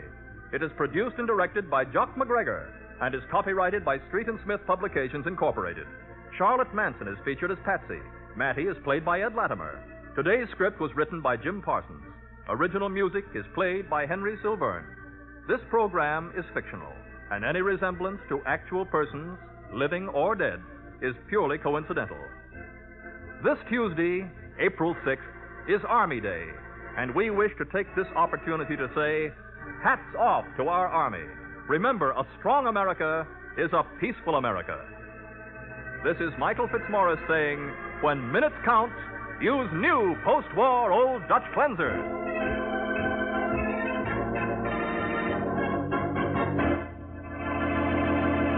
This is the Mutual Broadcasting System.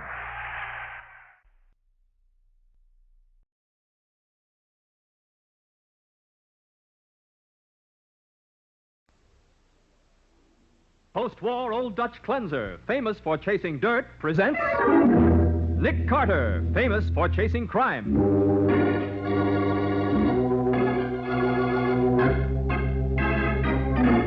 Every week at this time, two great names are joined, as new post-war Old Dutch Cleanser brings you one of the most resourceful and daring characters in all detective fiction, Nick Carter, Master Detective.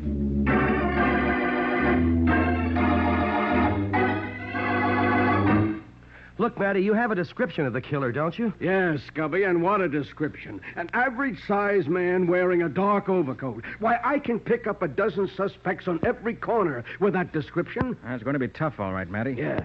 I don't know where the murdered man went last night. Don't know whom he was with.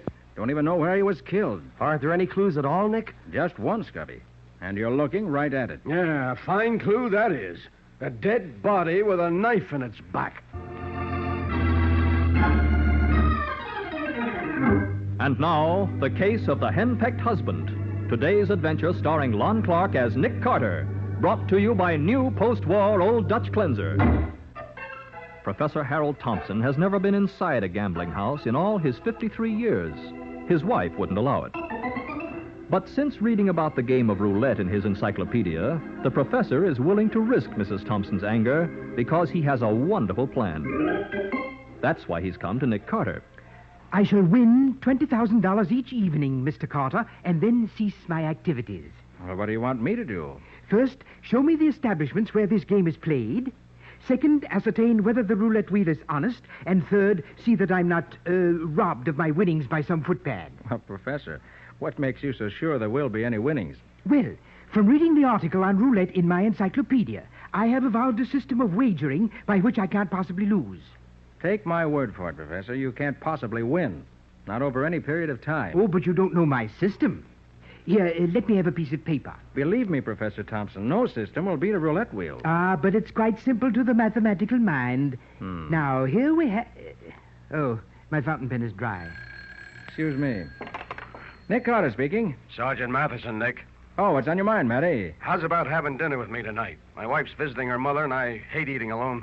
Why, sure, Matty. Good idea. Patsy's gone down to Cuba for a few days, so I'd probably be eating alone anyway. All right, then suppose you pick me up at my office about 7, huh? Will do. See you then. Okay. So long. I filled my pen from your inkwell, Mr. Carter. I hope you don't mind. Oh, no, of course not. Now, I have withdrawn $2,500 from my savings account, and I'm ready to begin operations. Do you want to help me or not? I do not. All I want to do is to keep you from throwing your money away. I'm sorry, Mr. Carter. In that case, I shall proceed without you. Good day.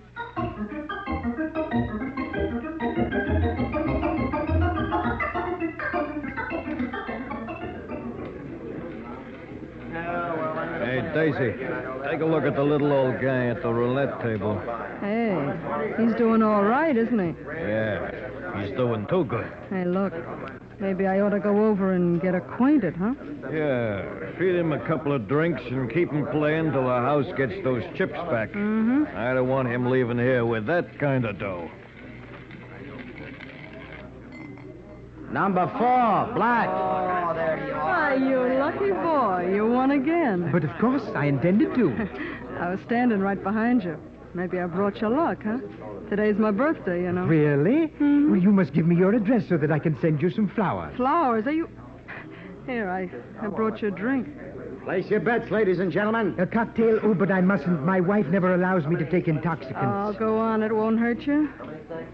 Gee, you got a lot of chips there. Yes, my winnings amount to $22,000. Where can I exchange them for money? You don't mean you're quitting? Oh, I must. It's long after midnight. I don't know what my wife will say. Not leaving, are you? Oh, you can't. Not when you're winning. Come on, be a sport. Well, since I have an extra $2,000, I shall wager it on number 33. Hey, wait a minute. You can't bet $2,000 on a number. 100's a limit. It's all right, Maxie. But, boss, the numbers pay 35 to 1. Who's running this place? Okay. It's your funeral. That's all. No more bets. Thank you, Mr. Beale. Harry Beale. Mr. Beale. Actually, I'm throwing away this $2,000. You see, I don't wish to win more than $20,000 tonight, and... Number 33. Hey, you won again. My, how extremely fortunate. Yeah, another 70 grand. Maxie, close it up. Everything. No more play tonight. Okay, boss. Hey, Harry, we've got $90,000 coming. What are you going to do? I'm going to pay it. Come on back to my office, sport. We'll have a few drinks to celebrate your good luck. Then I'll cash in your chips.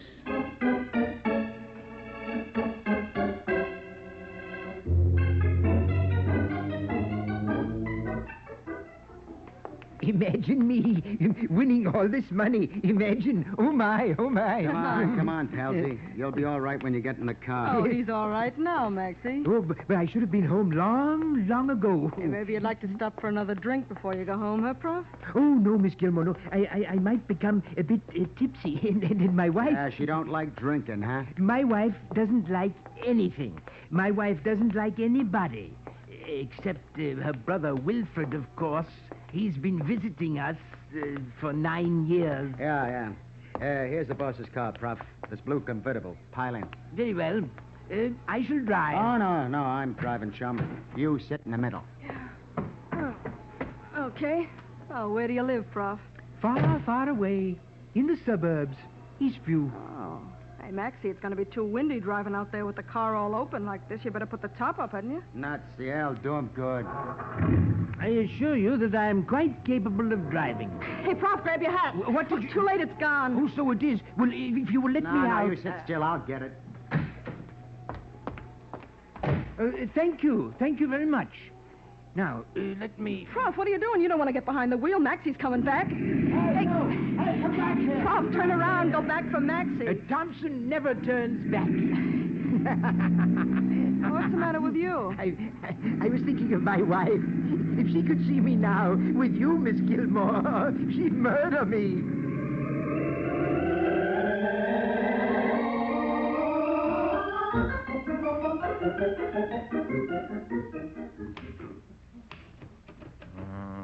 Doggone it. Sure miss Patsy. She's away. I only... Hiya, Nick. How's things? Why, hello, Scubby. Long time, no see. Been pretty busy, Nick, but the newspaper's hitting a new low just now. What? You mean there's no story worthy of the attention of a hotshot reporter like Scubby Wilson? Not a thing. That's why I dropped in to see if you had any hot tips. No, not a thing, Scubby. Hey, where's Patsy? Oh, taking a little vacation in Cuba. And do I miss her? Yeah, I can imagine. Do you want me to type that for you? No, thanks. It's just about finished now. But, oh, excuse me. Nick Carter speaking. Morning, Nick. Matty. Oh, hi, Matty. You remember the little guy who wanted to play roulette? The one you told me about at dinner last night? Professor Thompson? Yeah. Yeah, what about him? Well, I'm on my way out to his house in Eastview. I thought you'd like to come along. What's happened? The prof was found in a ditch north of the city about 8 o'clock this morning, Nick. Stabbed in the back.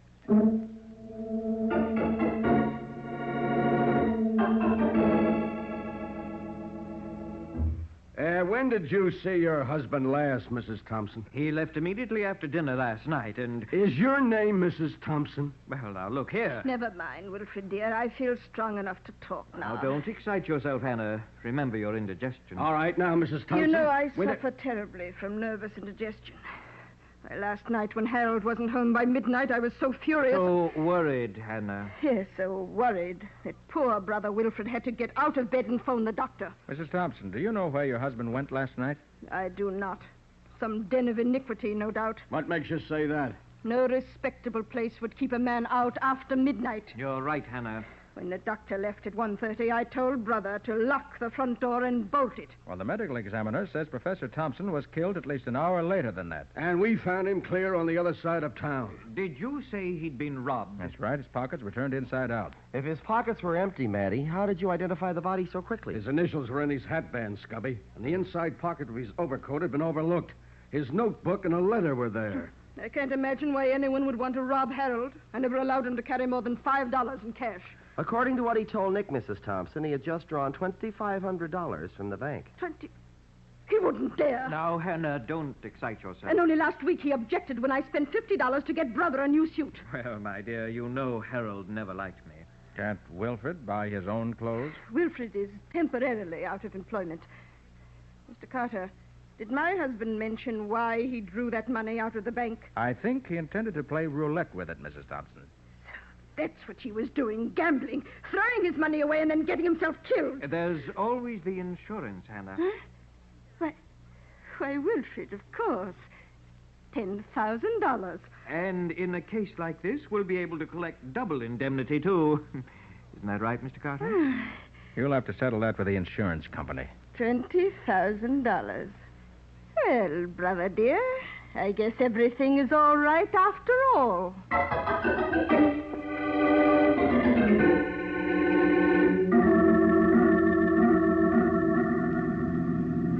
Hey, Nick, where are we driving to? An address I found in the professor's notebook, apartment 9B, 176 Van Arnhem Street. But he had a couple of dozen addresses in that book. Why pick this one? Who lives there? I don't know, Matty. There wasn't any name. But the address was written in blue ink. Huh? And everything else in the notebook was in black ink. You think the blue ink means something, Nick? I do, Scubby. See, the professor filled his fountain pen in my office late yesterday afternoon with blue ink. Which makes you think he wrote down this address after he met you, huh? It's the way I figure it. And it may be someone who was with him last night. Well, 176 should be in this block. Yeah, this building on the right's the only one that looks like an apartment house. Yeah. Now, I can't see the number, but there's a guy walking over here that ought to be able to tell us. Hey, you fellas sure made good time. Is this 176? Yeah, you're the police, ain't you? I am, but Well, come on, and I'll take you up. Up where? We're looking for apartment 9B. Sure, I know. I'm the one that sent for you. What? You sent for the police? Yeah, I'm the superintendent of the apartment house. It was me that found the body. What body? Daisy Gilmore's, of course. Like I said over the phone, she'd been murdered.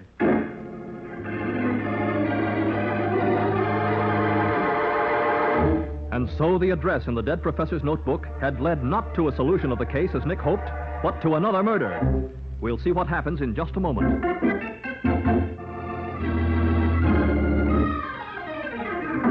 Now, back to the case of the henpecked husband. Today's adventure with Nick Carter, brought to you by new post-war Old Dutch Cleanser. As Nick examines the lifeless body of Daisy Gilmore, Matty questions the building superintendent of Daisy's apartment house. That's just the way she was when I found her about 15 minutes ago. I seen right away she was dead, so I called the cops. Yeah? And what business did you have in this apartment? Well, I come in to clean up like I always do on Saturday afternoons. I get $5 for it. Uh-huh. How long do you think she's been dead, Nick? At least 8 or 10 hours, Matty. She was stabbed, wasn't she? Just like the professor. Yeah. Judging from the wound, I'd say it could have been the same knife. Yeah, then I'll bet he was killed here, too. It was inside someplace. Well, what makes you think that, Matty? Oh, I forgot you and Nick didn't see the body of the professor. No. Well, the knife didn't go through his overcoat. What? They put that on him after he was dead.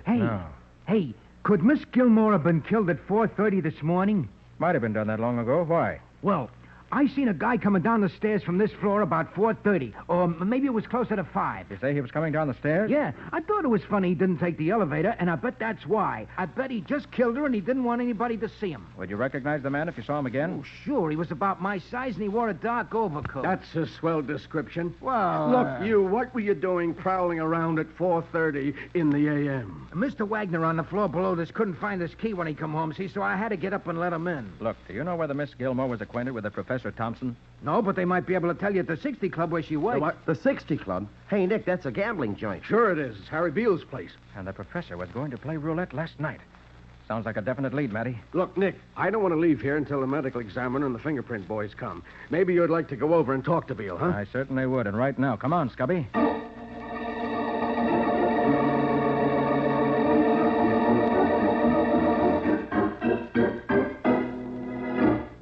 I'm Harry Beale. What about it? I'm trying to find out whether a Professor Harold Thompson was in your club last night. Hey, Maxie, the guy wants to know if we saw the prof last night. Is he kidding? Then you do remember him. I wish I could forget him.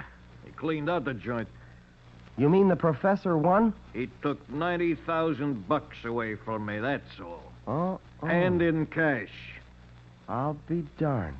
That roulette system of his worked. Look, mister, there ain't any roulette system that works. The prof won in spite of his system. Yeah, that's what I get for running an honest wheel. Never again, believe me. And you say the professor had $90,000 in cash when he left here? Yeah, my cash. Not only that, he took my car and my girl. Daisy Gilmore? That's her. Oh, so maybe you were jealous, huh? Of the prof? Don't make me laugh. Look, if Daisy would have held the prof's hand even, he'd have fainted. How'd he happen to take your car, Harry? I told Maxie here to drive him home to be sure he got there safe. Yeah, especially since he was slightly plastered. And Daisy was going along, so I thought this jerk lets him get away from him. What time did all this happen? About 2 a.m. What's the idea of all the questions? Wasn't long after that the professor was robbed and murdered. You mean somebody knocked him off? Yes, somebody who knew he had that money. You knew about it, Beale. And so did you, Maxie. Hey, what are you picking on us for? What about Daisy? She was with him. We weren't. Both of you knew that, too. Maybe you expected her to get the money away from him. Maybe that's why one of you was waiting at her apartment when she got home. Waiting with a knife. Huh? What did you say? You mean Daisy got her, too? She's dead? She sure is. And you two got a lot of explaining to do. Now, look, you can't pin anything on me. I was still here at the club at 4:30. I got a dozen witnesses. What makes you so sure Daisy wasn't killed after 4:30? Look here, Harry. The superintendent of our apartment building saw a man leaving between 4:30 and 5, and he says he'd recognize that man if he saw him again. Maybe you'd better come down to headquarters and let him take a look at you. All right. All right, so I was there. When I closed up the joint, I hopped a cab to Daisy's place. When I walked in, she was already dead. So that's your story, huh? Well, Harry, I think they'll want to hear that at headquarters, too. Okay. I'm not afraid to go down there. Maxie, get me my hat. Okay. Isn't that it on the desk there beside you? That gay 90s model? Yeah. Not much. That belongs to the prof. What's that? Sure. That's how he got away from me. His hat blew off, and when I got out of the car to get it for him, he drove off and left me. So that's what's happened. Come on, Scubby. We got work to do. Hey, copper, I thought you was hauling me in. Haul yourself in, Harry. I'm going after the real killer.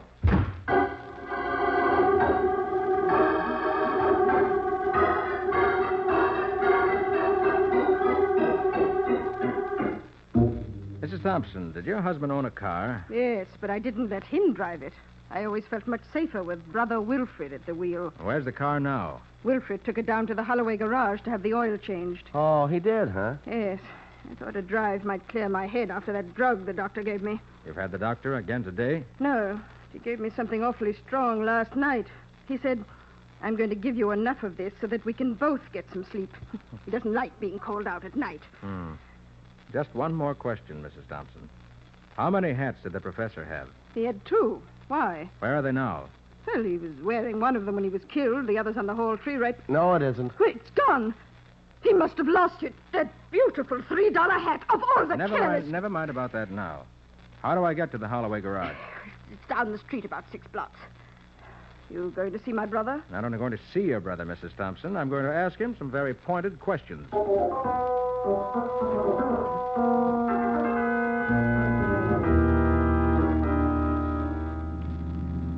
Look, Nick, you're not really sure that Wilfred killed the professor, are you? I'm positive, Scubby. Okay. But why? Well, the professor lost his hat at the 60 Club, and yet he was wearing his other hat when he was found dead. That proves he got home safely. But suppose he went out again? No, not him, Scubby. Not at 3 o'clock in the morning.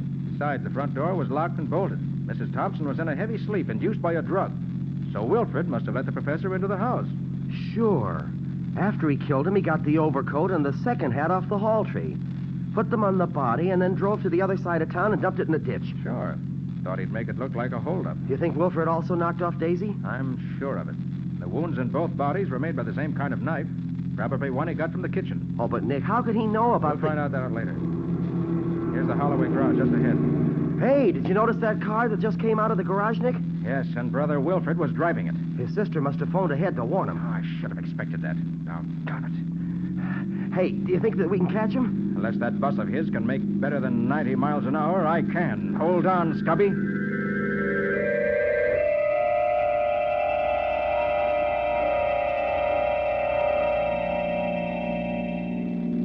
We're gaining on him. Yeah, it won't be long now. Oh, brother. Hey, you weren't kidding when you said hold on. Can't you even slow down on the curves? Not if I want to catch this guy. Well, take it easy. We're almost up to him now. Look, Scubby, I'm going to pull up alongside of him. Do you want me to yell at him to pull over? No, it won't do any good. He knows what we want. Sure, but I'll have Nick, to force him over to the side of the road. Well, he's not slowing up any. Then I'll crowd him some more. Hey, Nick, look out! He's cutting into us. For the love of Pete, Nick, watch it!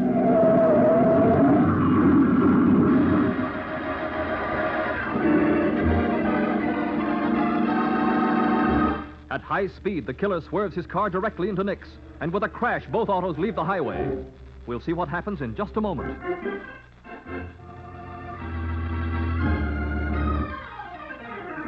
Now for the conclusion of the case of the henpecked husband. Today's adventure with Nick Carter, brought to you by new post-war Old Dutch Cleanser. Driving at high speed, Nick Carter tried to stop an escaping killer by forcing his car to the side of the road. But the killer, realizing he's been trapped, smashed his car into Nick's. With a crash, both cars left the road. It's now a few moments later. Oh, brother. Oh, was that a narrow escape? You hurt, Scubby? I don't think so. All my joints seem to work okay. How about you? Nothing serious, I guess. You know, for a minute there, I thought we were going to turn over. It's darn lucky we didn't. Darn lucky I had good brakes. I managed to slow down a little before he hit us. Oh. Come on. Holy cow. Look at Brother Wilfred's car. There's our wreck for you. The way he's wrapped around that tree, it's a wonder if he's not dead. Try opening the door, Scubby. Okay. No soap. It's jammed, but good. In that case, we'll have to bust a window and haul him out that way. Look out, I'm going to heave this rock. Let her go. Well, listen to that. Brother Wilfred's still alive, I'm glad to say. All right, give me a hand, Scubby, and we'll get him out. Yeah, sure thing, Nick. My head. Oh, skip it, Wilfred. Save your strength. I'm dying. Yeah, and Mattie's just dying for a little conversation with you. Come on, let's go down to headquarters.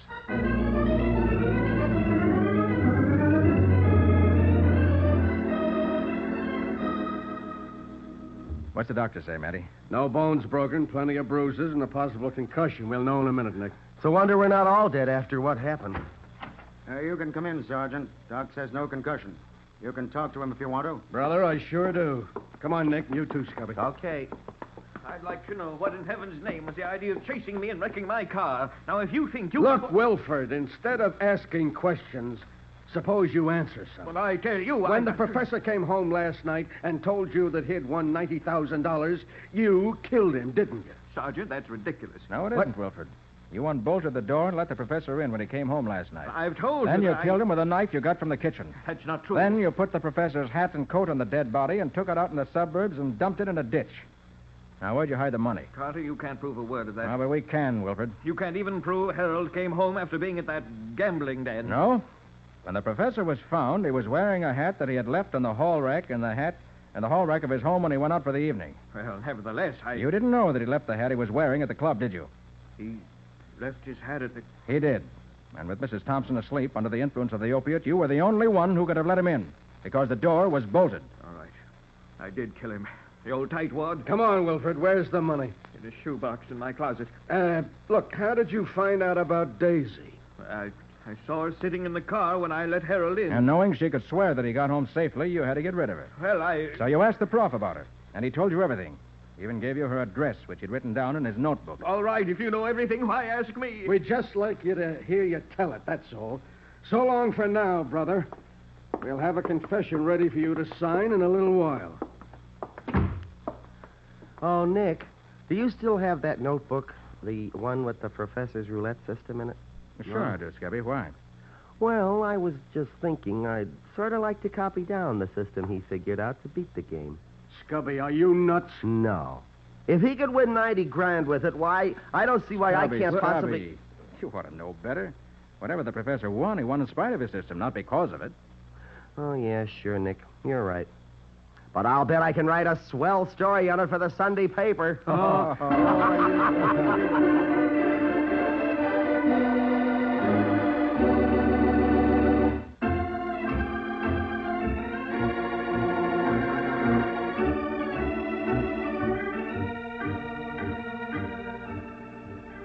Nick Carter, Master Detective, is presented each week at this time by the Cudahy Packing Company.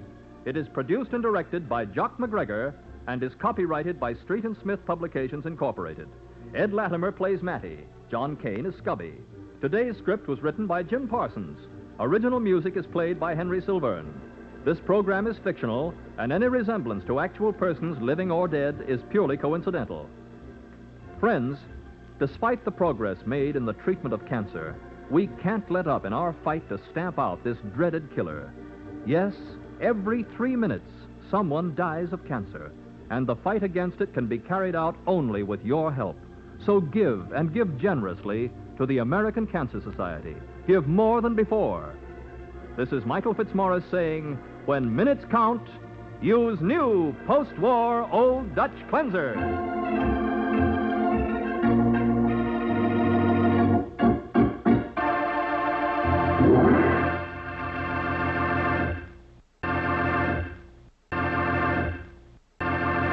The final winners. Yes, later in this program, we'll bring you the names of the last week's winners in the Big Jingle Contest.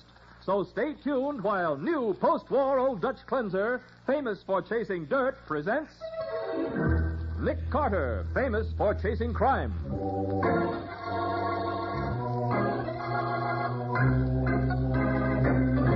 Every week at this time, two great names are joined as new post-war Old Dutch Cleanser brings you one of the most resourceful and daring characters in all detective fiction, Nick Carter, Master Detective.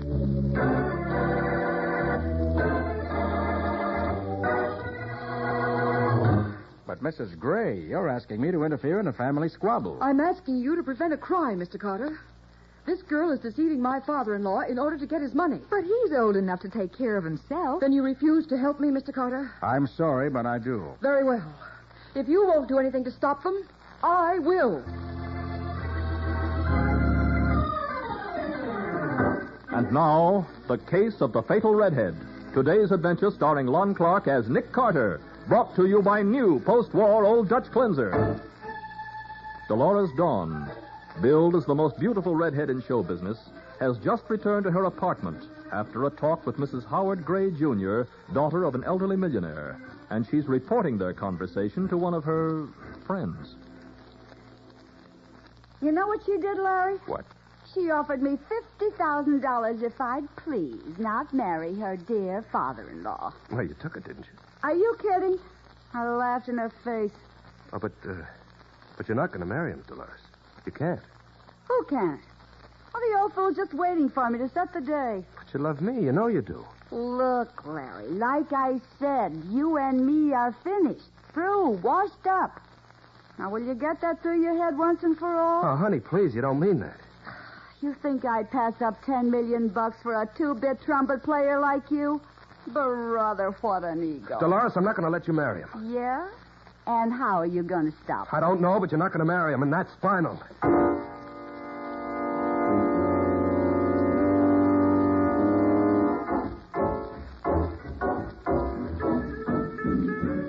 Mr. Carter, this is an emergency. That's why I asked you to meet me here at the 60 Club as soon as possible. And I'm glad you did, though. I haven't been to a nightclub in months, and this looks like an interesting place, too. It is, Patsy. In fact, I understand they also have a garden in back where people are served in the summertime. Oh, well, that's a swell idea. Well, Mrs. Gray, what's the emergency? It's my father-in-law, Howard Gray. He intends to marry a girl who dances here. Oh? Dolores Dawn, she calls herself. You mean the one with that gorgeous red hair? Oh, I've heard about her. Yes. Father Gray has lost his head completely. Why, he's even made a new will, leaving her $1 million in case anything should happen to him before the marriage. Well, after all, it's his money, you know. Believe me, Mr. Carter, I wouldn't object if it were someone near his own age. But this girl is young enough to be his granddaughter. She's nothing but a cheap, vulgar little gold digger. Well, even if you're right, I still don't see what I can do about You've it. got to stop them. I have? How? Well, I don't care how. But you've got to do something and do it quickly. I'm afraid they're planning to go somewhere and be married tonight. What? Did Mr. Gray say so? No, but I talked with this Dolores Dawn this afternoon. I lost my temper and we quarreled. Then right after dinner, Father Gray got a special delivery letter. From her? Well, it must have been. Because when he read it, he got upset. He muttered something about coming here to the nightclub and rushed out of the house. I asked him what was wrong, but he wouldn't even speak to me. Oh, Mrs. Gray, your father-in-law came in 15 or 20 minutes ago. He went back to Miss Dawn's dressing room. 15 or 20 minutes ago? I told you to let me know immediately if he came in. I couldn't get away any sooner. My second trumpet man seems to be drowning his sorrows in drink tonight. He keeps wandering away from the bandstand. Oh, very well. Miss Bowen, Mr. Carter, this is Mark Brennan. He owns the club. How do you do? Mr. Brennan. For the last time, Mr. Carter, will you help me? Well, I'm sorry, Mrs. Gray, but your father-in-law's old enough to take care of himself. Very well. If you won't do anything to stop them, I will. Good night. Oh, kind of blew her top, didn't she? Oh, she's just upset, that's all. Uh-oh. You'll have to excuse me, I'm afraid. I see that trumpet player's gone again. Oh, go round him up, by all means. You want to stick around for the floor show? It'll be on in about 10 minutes. Oh, can we, Nick? Why not? As long as we're here, I'd like to see what this Dolores Dawn looks like.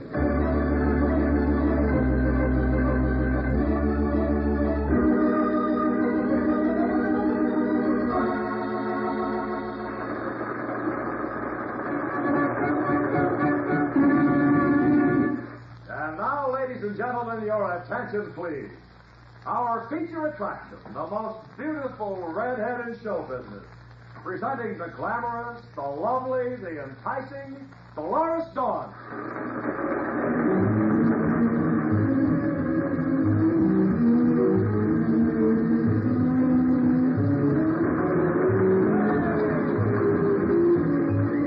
Oh, gee, she is beautiful, Nick. Yeah.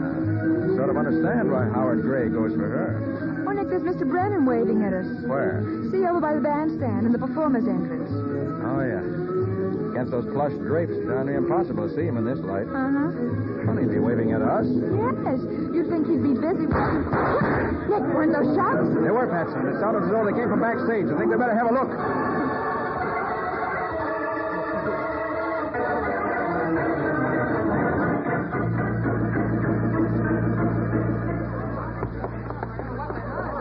I've already looked in the back dressing rooms, Mr. Carter. There's nothing wrong back there.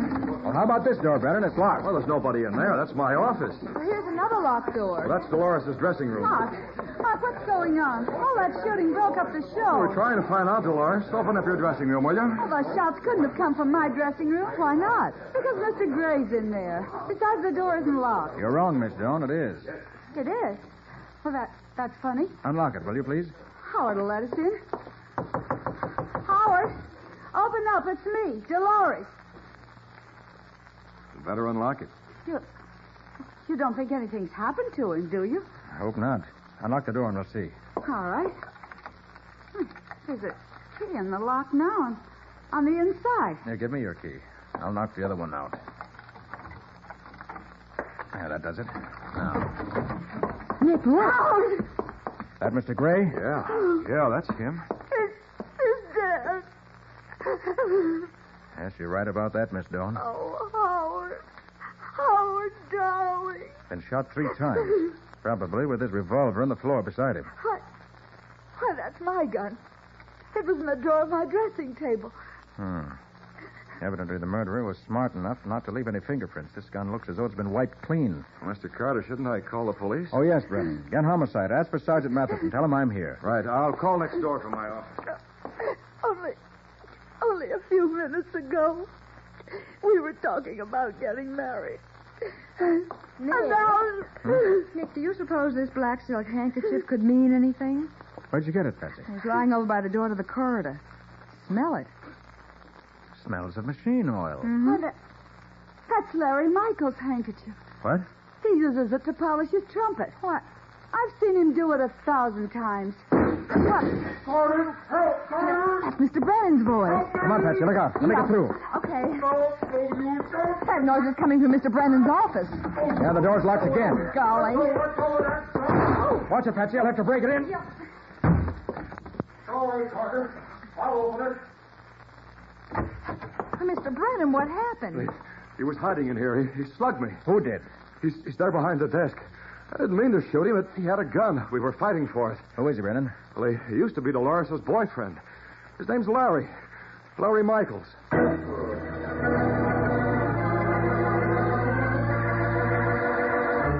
Within the space of a few minutes, 2 men have died violently backstage at Mark Brennan's 60 Club. And both of them were in love with beautiful red-haired Dolores Dawn. We'll see what happens in just a moment.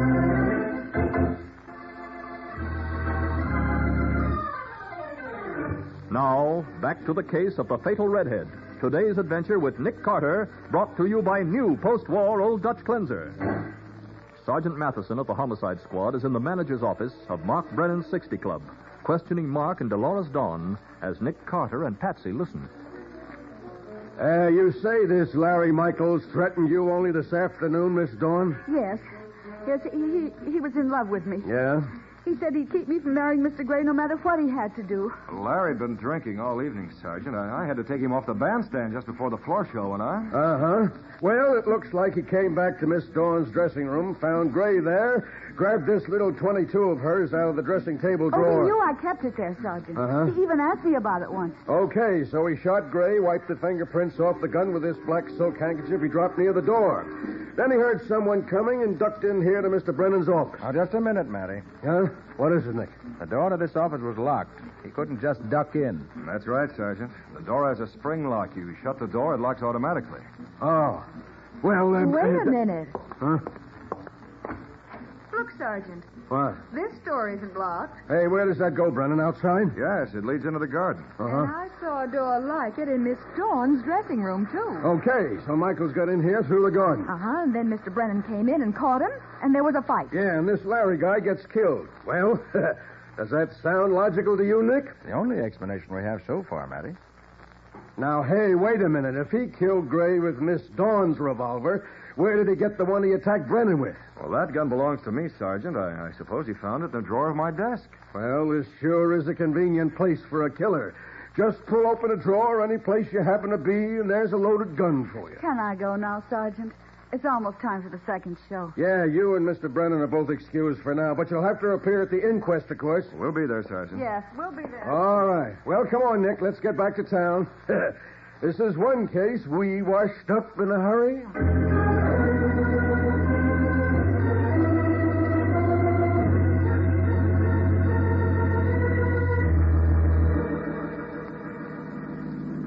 Headquarters, Officer Brian speaking. Hello, Brian. This is Sergeant Matheson. I'm on my way down to the morgue in Nick Carter's car. Yes, Sergeant. Now, I want you to have a lab man meet me at the morgue with equipment for a paraffin test. Okay, anything else? No, that's all, but tell him to hurry. Right. Well, the lab man will be waiting for us, Nick, but I'll be doggone if I know why you want him. Because I think that Larry Michaels didn't kill Howard Gray, and I want a chance to prove it. Yeah, but what makes you think he didn't, Nick? Well, that handkerchief you found, Patsy. Huh? I figure it was planted in Dolores Dawn's dressing room. I can't see any reason why anyone would plant evidence on a guilty man. What do you mean the handkerchief was planted? How do you know? Because when a musician has a cloth which he uses to polish his instrument, he usually keeps that cloth in the instrument case, not in his pocket. Oh, that don't mean a thing, Nick. Maybe this time he did have it in his pocket. Maybe. Well, a paraffin test of Michael's hands will prove whether he fired a gun recently. Yeah, well, that's true. Oh, look here, then. Let's wait and see what the test shows.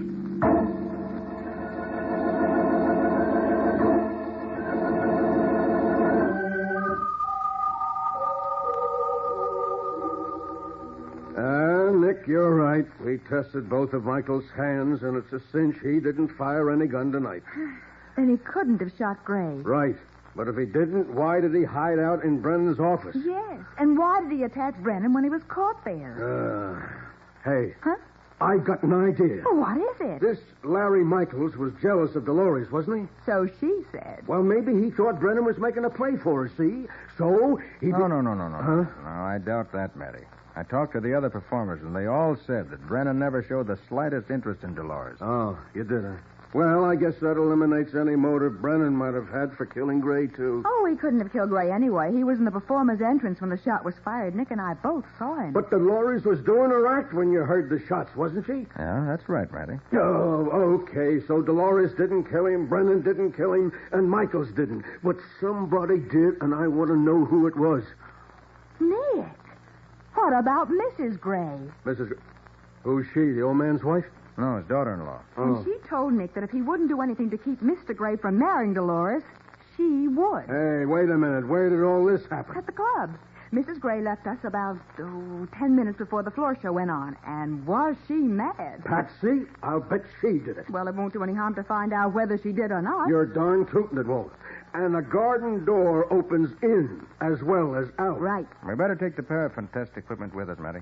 Oh, now, don't tell me you think she's innocent, too, Nick. Well, I just mean that if we're going to call on Mrs. Howard Gray, Jr., we ought to give her the same test we gave Larry Michaels. That's only fair.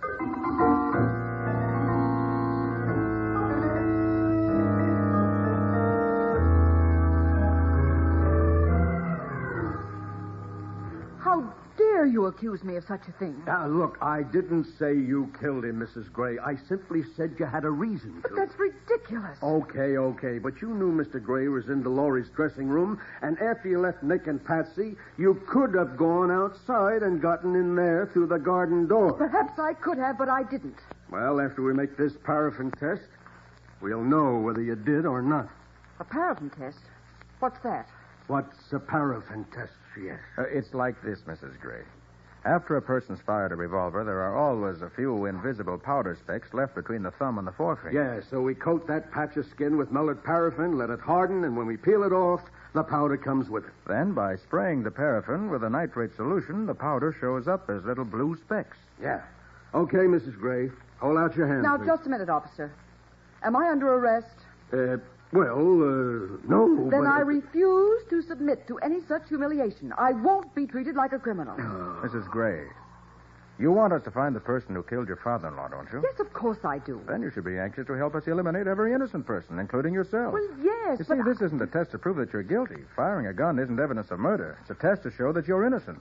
I'm sure that you can't object to that. Well, no. Thanks, Mrs. Gray. All right, Matty, go ahead. I'm sure Mrs. Gray will let you give her the test now.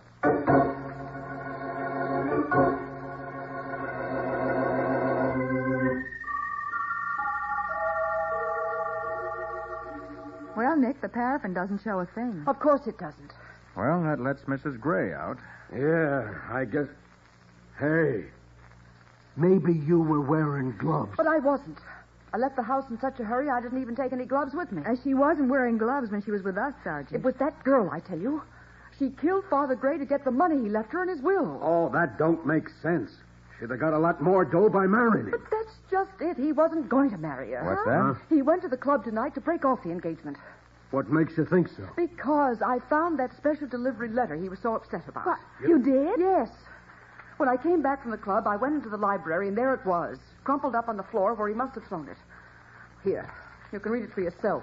Thanks. Well, I'll be darned. It's signed by Larry Michaels. And this must be what he was planning when he threatened to stop the marriage. Sort of looks that way, Matty. You see? I was right about her. She's a criminal, a common blackmailer. What's it say, Nick? According to this letter, Dolores was convicted of blackmail a couple of years ago. Got off with a suspended sentence. Father Gray would never have married a woman like that. He must have broken the engagement after he read this. Yes, but Dolores couldn't have killed Mr. Gray. She was doing her dance when he was shot. Are you sure of that? Huh? What do you mean, Nick? I mean, I'm beginning to see what happened, Matty. Huh? And if I'm right, I'll call you at headquarters in about an hour. Okay, Patsy? Where are we going? Back to the Club 60. The last floor show must be just about over, and I have a hunch it'll be the last one for a long, long time.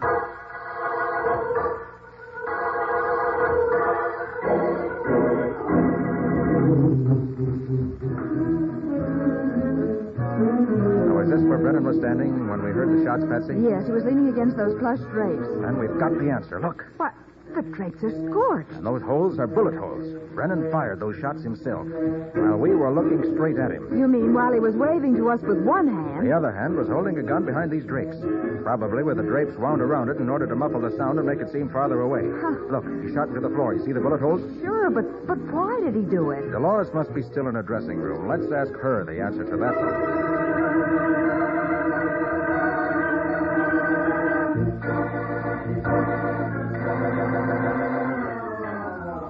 It's a lie.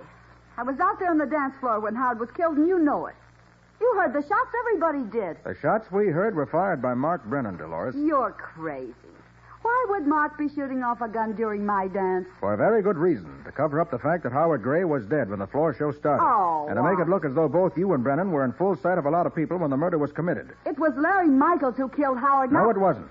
You killed Mr. Gray yourself. Then you and Brennan framed Michaels, and Brennan murdered him. That fight in Brennan's office was a fake. You can't prove that. Oh, yes, I can. Brennan said that he took his gun away from Michaels, that Michaels got it out of the desk drawer. But I'm going to prove that Brennan had that gun in his pocket all the time. How? By digging out those bullets he fired into the floor during your act. I have an idea a ballistics test will show they came from the same gun that killed Larry Michaels. Well, I don't know anything about that. But you haven't got anything on me. We'll see what a jury thinks about that when they learn that Howard Gray had reason to break off your engagement and cut you out of $1 million inheritance. No, Carter, I don't think any jury's going to hear about that. Brennan. Sure, I've been outside the door all the time listening. Mark, you got to do something. Don't worry, baby. I'm going to do plenty. Just keep your hands in plain sight, Carter. I'd hate to do any more shooting around here tonight. Might give the club a bad name. All right, Brennan, what's on your mind? Well, it's a nice night. Suppose we all take a little ride. All four of us.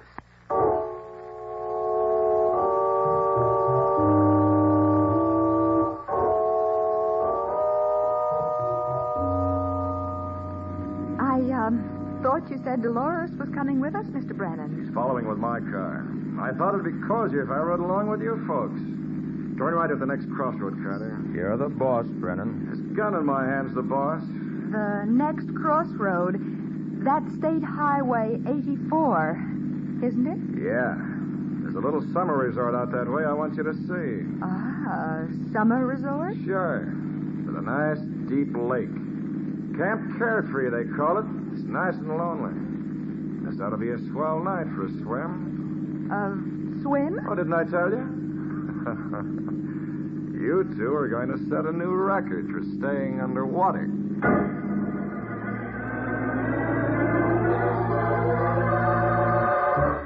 As Nick drives his car along the lonely road, every turn of the wheels brings him and Patsy nearer to the deserted resort where Mark intends to carry out his threat of murder. We'll see what happens in just a moment.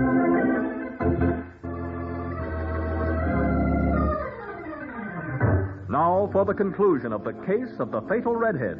Today's adventure with Nick Carter, brought to you by new post-war Old Dutch Cleanser. At the point of a gun, Mark Brennan has forced Nick to drive to a deserted summer resort, while Dolores Dawn follows in Mark's car. Well, here we are, Brennan. I guess this is Camp Carefree. Oh, it's so deserted out here. Yeah, isn't it? I couldn't have picked a better spot for a murder myself. Yeah, that must be Dolores. You want us to get out, too? No, I'm going to leave you here in the car and run it off the end of the pier. Oh, no, That lake's 40 feet deep here, sweetheart. Everything all right, Mark? Everything's fine. Hey, look, Brennan. What's on your mind, Carter? I was just thinking. It wasn't hard to figure out that Dolores shot Howard Gray. Oh, it wasn't, eh? No, it wasn't.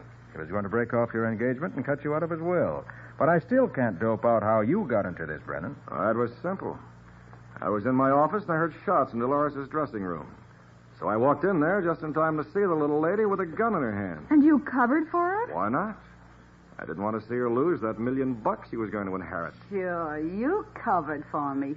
For 50%. Oh, so that's it. And what did you do after that, Brennan? Well, we locked the door leading into the corridor and then went back into the club by way of the garden. And framed Larry Michaels by planting his handkerchief in Dolores' dressing room. That's right.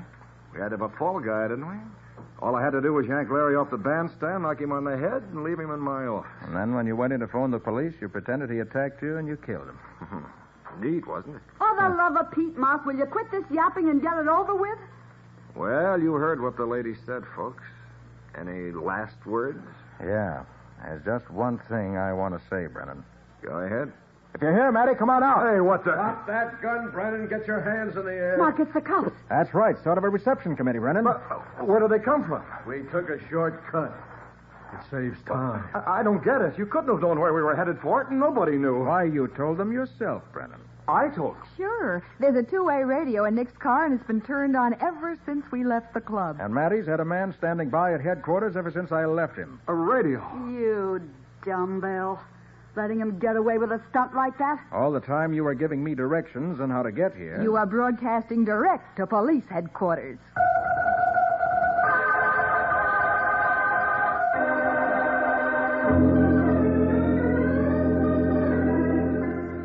Nick, what made you think of looking for bullet holes in those plush drapes at the club?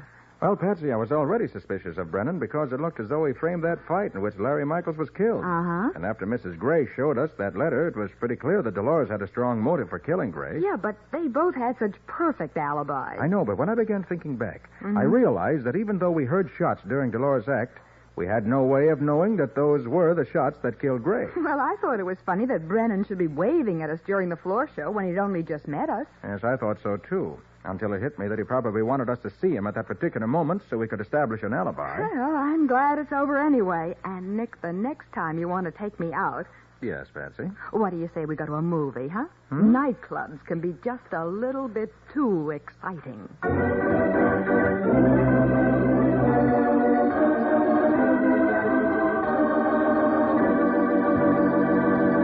And now, the winners of the four 1948 Super Deluxe Ford V8 four-door sedans in the final new post-war Old Dutch Cleanser Jingle Contest, which closed March 27th. Well, Mike, this is the day a lot of people have been waiting for. It sure is, Nick. And you know, I wish I could give a Ford to everybody who entered. Oh, come, Nick. They don't make that many Fords. So what do you say you present those won in the last week's contest? Okay, and without any further ado, here they are. Brand new 1948 Fords go to the following people. Mrs. C.P. Burnham, 1816 Albert Street, Jacksonville 6, Florida. Mrs. Marvin Capel, 1207 North Trenton, Ruston, Louisiana. William H. Mountain, 1410 South Street, Toledo 9, Ohio. And Mrs. Johnny Wollar, 3644 South Elmwood Avenue, Berwyn, Illinois. Congratulations, you lucky people, and congratulations to all the other winners in this great contest.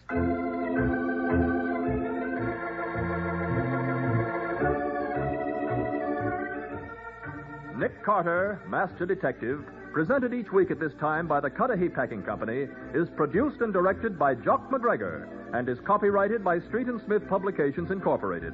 Charlotte Manson is featured as Patsy. Ed Latimer plays Matty. Today's script was written by Jim Parsons. Original music is played by Henry Silverne. This program is fictional, and any resemblance to actual persons, living or dead, is purely coincidental. This is Michael Fitzmaurice saying, when minutes count, use new post-war Old Dutch Cleanser.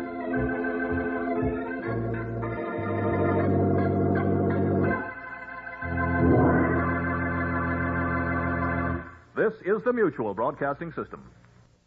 This is the Mutual Broadcasting System. This is the Mutual Broadcasting System. This is the Mutual Broadcasting System. Post-war Old Dutch Cleanser, famous for chasing dirt, presents Nick Carter, famous for chasing crime.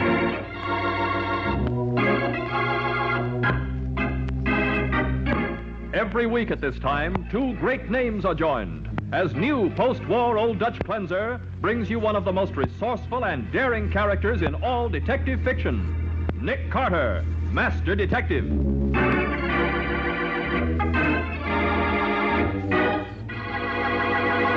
Oh, Nick, if only he'd come. He's 10 minutes late now. I want to see him just as much as you do, Patsy. I sure hope he can tell us what we want to know. 12 hours on this case, and we don't even know the victim's name. That's true, Patsy. Great Scott! Nick, is he... Did they... Yes, Patsy, they did. He'll never tell us anything now. He's dead. Now, the case of the Nameless Blonde. Today's exciting adventure starring Lon Clark as Nick Carter. Brought to you by new post-war Old Dutch Cleanser. As our story opens, Nick has just returned to his office from lunch. Finding no one in the reception room, he makes his way back to the laboratory, where Patsy Bowen greets him. Oh, Nick, you have a visitor in your office. Oh, I have? She came right after you left. A very attractive blonde. That's nice. Who is she? She wouldn't give me her name. Okay, let's see what she wants. Well, why, she isn't here. Nick, look. Behind your desk. Great Scott. She must have fainted. Let's have a look. Why, this woman hasn't fainted, Patsy. She's dead.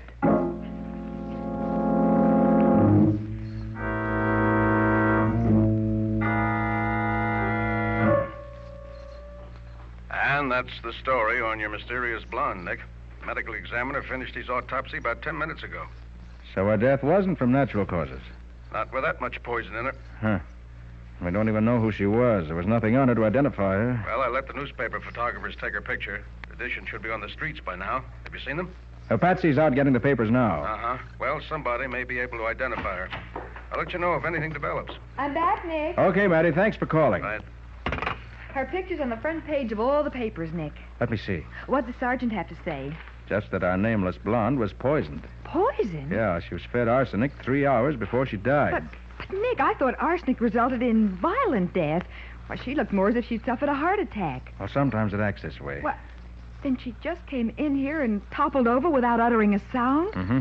That's why you didn't hear her. Oh.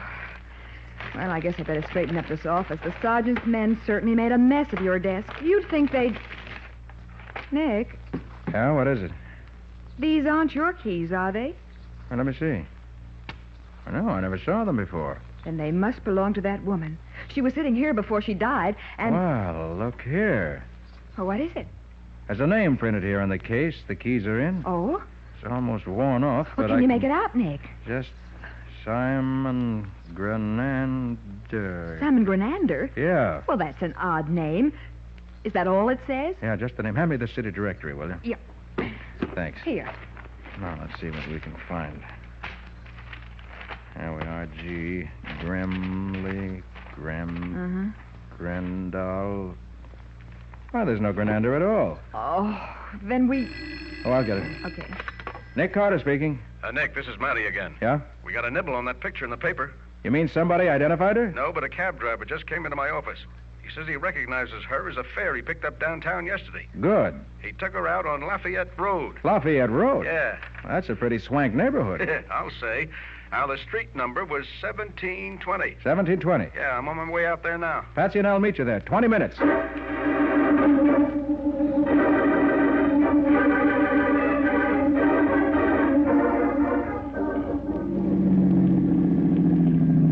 Here I am over here, Nick.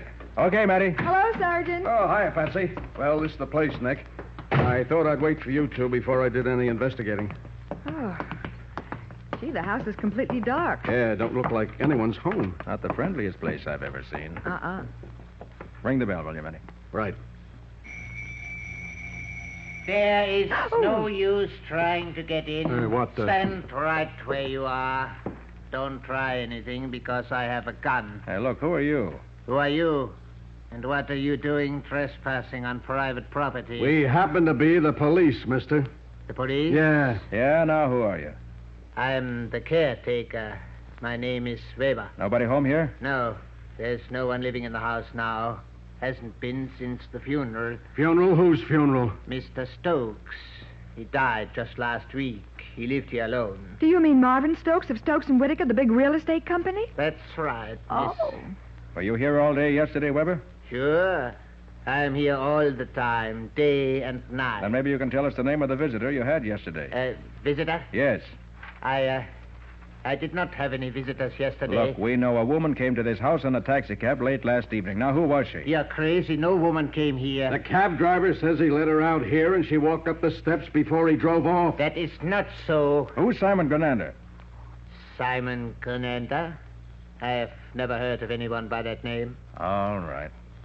You have the authority to let us in this house? No, I cannot do that. You would have to see Mr. Stokes' partner, Mr. Whitaker. He is the only one who could let you in. Why Mr. Whitaker? Because he is in charge of this property now. Okay. Guess that means we drop in on Mr. Whitaker. Well, you go ahead, Nick. I gotta get back to headquarters. See you later then, Matty. Okay. Come on, Patsy.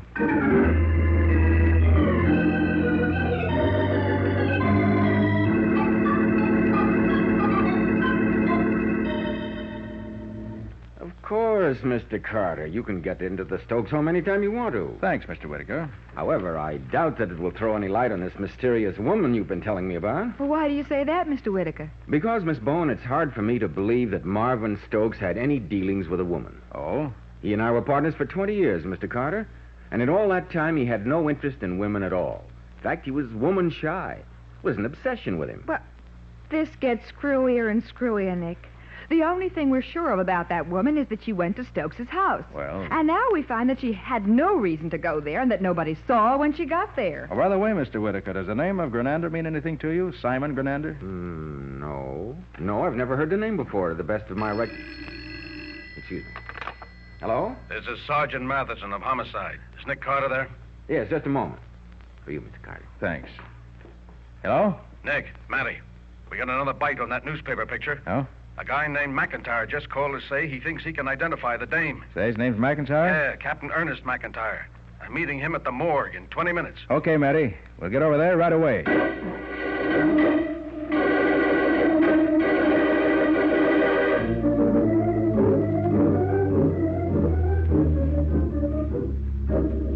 Oh, what the devil's keeping that guy? He's 15 minutes late already. Oh, take it easy, Sergeant. He'll be here. Oh. Hey, Matty, you have any idea who this Captain McIntyre is? No, he just said he was a retired sea captain. I asked him if he... What's that? Holy smoke, those were shots. They're right outside. Yeah, come on. Right. Now, look, there's a man lying there. He's been shot. Yeah, killer must be in that car that just pulled away, Nick. Yeah, it's the only way he could get out of here so fast. Yeah, well, whoever blasted this guy did a good job. He's dead. Nick, do you think this is Captain McIntyre? Wait till I see whether there's any identification on him. Yeah. Hey, what's that, Nick? Billfold. Find anything in it? Yeah, he's Captain McIntyre, all right. Well, how do you like that for a lousy break? Well, now we know somebody's determined to keep us from identifying that woman. So determined, in fact, they'll even commit murder to do it.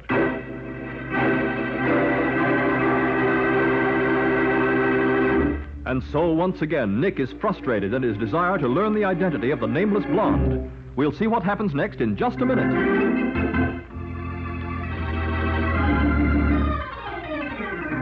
And now, back to the case of the nameless blonde. Today's adventure with Nick Carter, brought to you by new post-war Old Dutch Cleanser.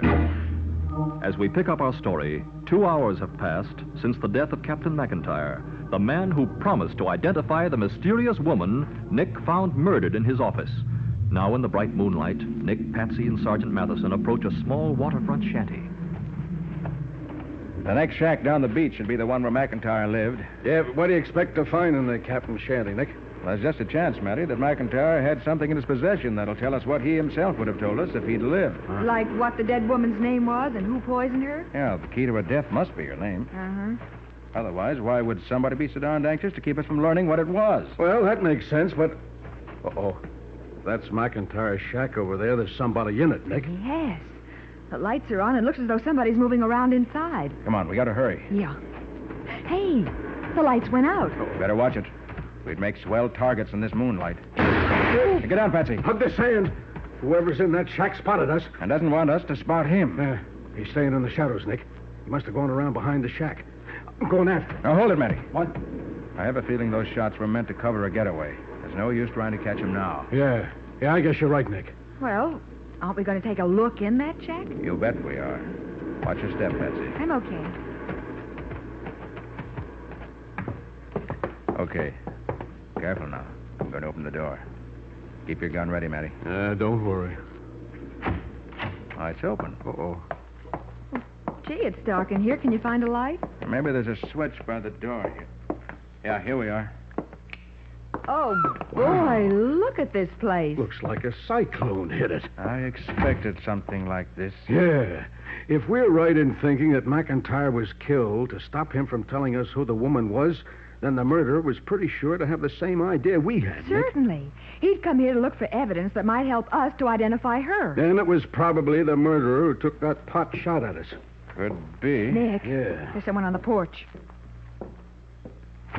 Okay, you guys, what's going on here? Take it easy, brother. This thing in my hand ain't no water pistol. Who are you? The police.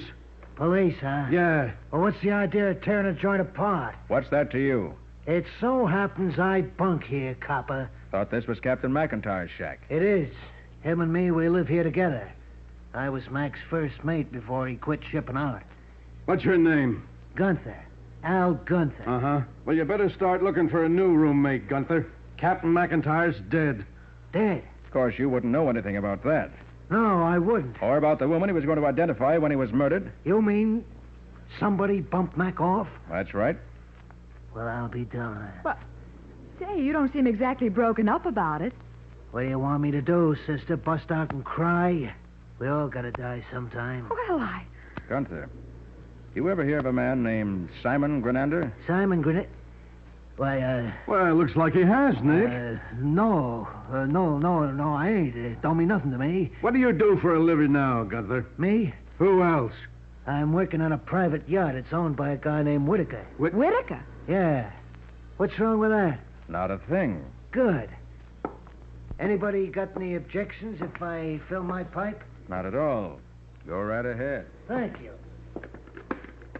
Very expensive humidor you keep your tobacco in. It ain't mine. It's Mac's. May I see it a minute, Gunther? I can't stop you, can I? Well, now. What is it, Nick? There's a very interesting inscription on the lid of this humidor. Yeah, what's it say, Nick? June 1938.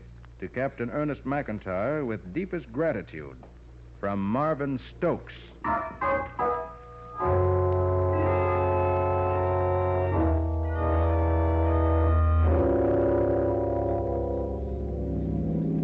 You say we can get in the Stokes house this time, Nick?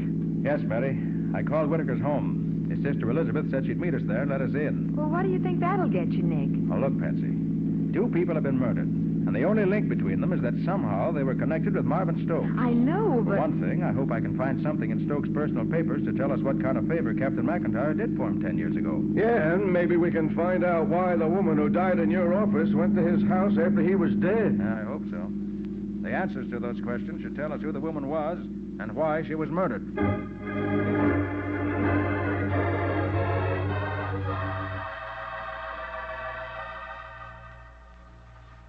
Do you find anything of interest in Mr. Stokes' correspondence, Mr. Carter? No, not yet, Miss Whitaker.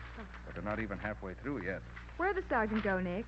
Oh, out to find Weber. Said he was going to see... Okay, Weber, get in there. And it sounds as though he found him. Well, I finally got the truth out of this guy, Nick. He was lying, all right. He was? Yeah, the dame who died in your office was here in this house. Okay, who was she, Weber? I don't know her name. She did not tell me. Then why did you lie about her being here? I had orders not to let anybody in. She gave me $20 to forget them, and, well, You took that bribe and then were afraid to admit it. Yeah. I was afraid Mr. Whitaker would fire me. Nick, look what I found. Let's see. Well. What is it, Nick?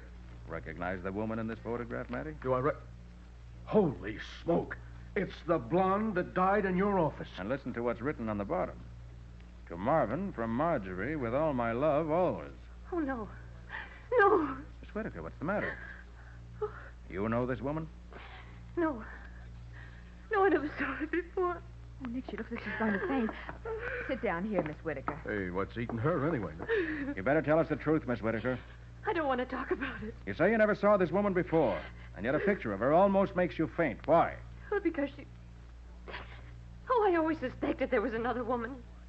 That's why Marvin wouldn't marry me. What? Yes, I loved Marvin Stokes. I loved him for years, but there was something standing between us. Now I know it was this Marjorie. And it also gives you a pretty good motive for poisoning her, Miss Whitaker. Poisoning her? Yeah. Well, that's absurd. I never laid eyes on her. Well, how could there be a woman in Stokes' life that neither you nor your brother knew anything about? There's only one answer to that, Mr. Carter.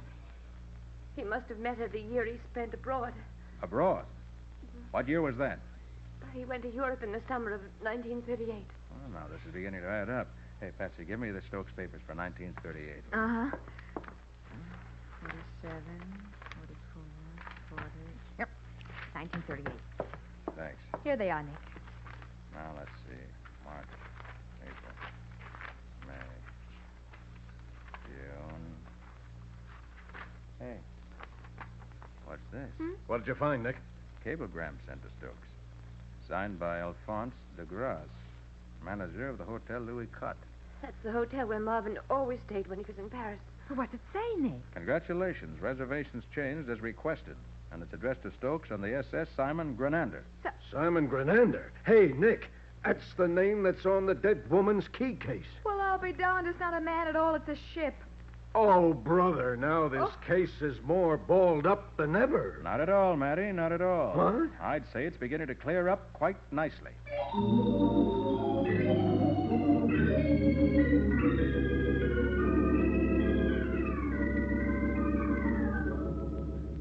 Nick, if you really know who the murderer is, why the dickens don't we go get him instead of sitting around the office waiting? We're waiting for Matty to track down the proof. Meaning the log of the SS Simon Grenander? Yeah. He's going to call us from the harbor master's office. But what do you expect to find in the log? Well, look, Patsy, we know that 10 years ago in 1938, a ship's captain named McIntyre performed some sort of service for Martin Stokes. Something that Stokes was grateful for, right? Yes, but... We also know that Stokes met a woman named Marjorie in 1938, and that she was in love with him. Well, right? go on, so what? Remember what the cablegram said? Well, of course, congratulations, reservations changed as requested. Right. Now, why would a hotel manager cable Stokes as congratulations? Why? And why would Stokes want his reservation changed? Well, I don't know. Patsy, think. What's one of the functions of a captain on a ship at sea? One of the... Why, he can marry people. And that's why the congratulations. Now you're and catching on. In other words, I believe Captain McIntyre married Marvin Stokes to this Marjorie, whoever she was. But can you prove it? Well, I hope I can. And I think the log of the Simon Grenander will bear me out, if we can find it. Uh-huh. Marjorie and Stokes must have separated. We know she didn't come back to America with him. Apparently not. But now, after Stokes is dead, this Marjorie suddenly bobs up. Now, who's the one person who'd be most anxious to get rid of her? You tell me. Well, if this Marjorie could have proved that she was Stokes' legal wife, she'd have had a claim to his estate, no matter what kind of a will he left. Why, I get it. Whoever inherited Stokes' property would have had to get rid of her or lose his inheritance. Right. And Thomas Whitaker was the sole heir to Stokes' estate. That's what the will says. Then Whitaker is the murderer. I believe he is. Well, I'll be darned. Of course, it's still just a theory. If there's no record of the marriage in the log of the SS Grenander, then... Oh, that must be the sergeant now. Nick Carter speaking. It's Matty, Nick. The SS Grenander was junked a couple of years ago. What? Don't tell me the log's lost, Matty. No, I just spoke to the manager of the steamship company that owned it. He says all the ship's papers are stored in the warehouse on Pier 32. Can you get the log for us? Yeah, he says he'll give me the key to the warehouse. So I'll pick it up and meet you there, huh? Okay, Matty. Pier 32. Right. 15 minutes.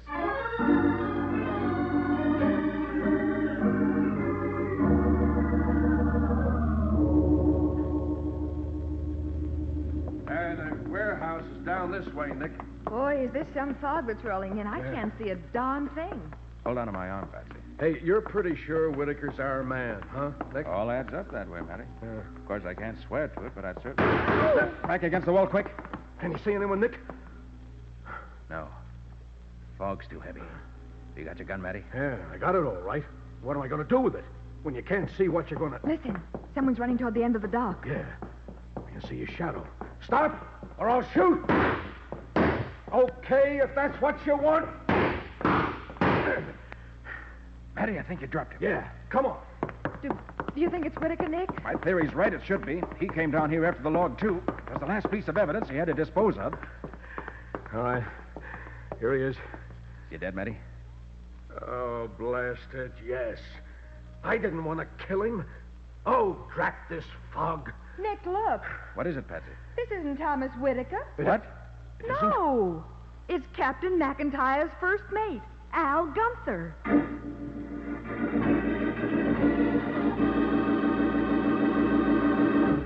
Bewildered, Nick, Patsy, and Matty stare down at the body on the dock. Does this mean that Nick's deductions were wrong? That it was Gunther and not Thomas Whitaker who committed the murders? We'll bring you the conclusion of this adventure in just a minute.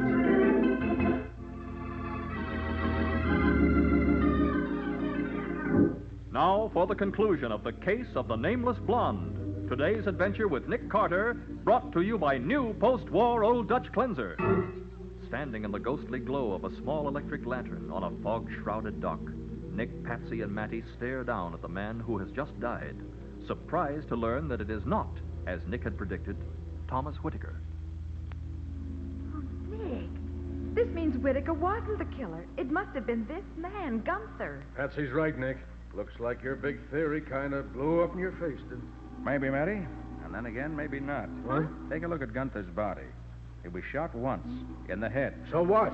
I fired 3 times, 2 of my shots missed, 1 hit him. Sorry, Matty, but all 3 of yours missed. Oh, now The look, bullet that Nick. killed Gunther wasn't fired from your gun. What? Now, Nick, Your you gun can't... is a .45 police automatic. The wound in his head was obviously made by a gun of a much smaller caliber.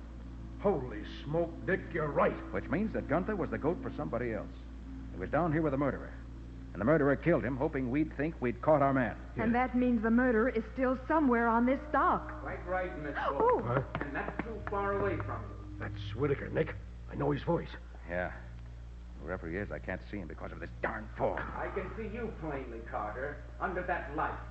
Put your hands up, all 3 of you. Do as he says. Oh. He's already killed 3 people to protect his interest in Marvin Stokes' estate. So you figured it all out, did you, Carter? I'm sure you agree that I had no choice once I learned that Marvin was married to Marjorie Lawson. Yes, and once she threatened to prove that fact by hiring me to find either Captain McIntyre or the log of the Simon Grenander. Precisely. But she made the mistake of paying a call on me before she went to your office. I treated her well. In fact, I gave her a cup of coffee. With arsenic in it. Unfortunately, yes. And then when you heard that McIntyre was going to meet us at the morgue, you ambushed him outside and shot him before he could tell his story. Right again. Just as I'm going to shoot you. I don't think so, Whitaker. You told us to raise our hands, but you forgot to say anything about dropping our guns. Nice work, Nick, shooting out that light. Now he can't see us any better than we can see him.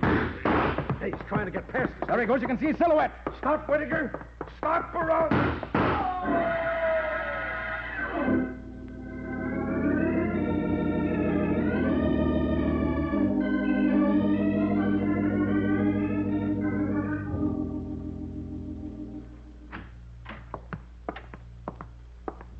Nick, what took you so long? Oh, I had to stay at the hospital while Whitaker made a statement. Oh, what'd he say?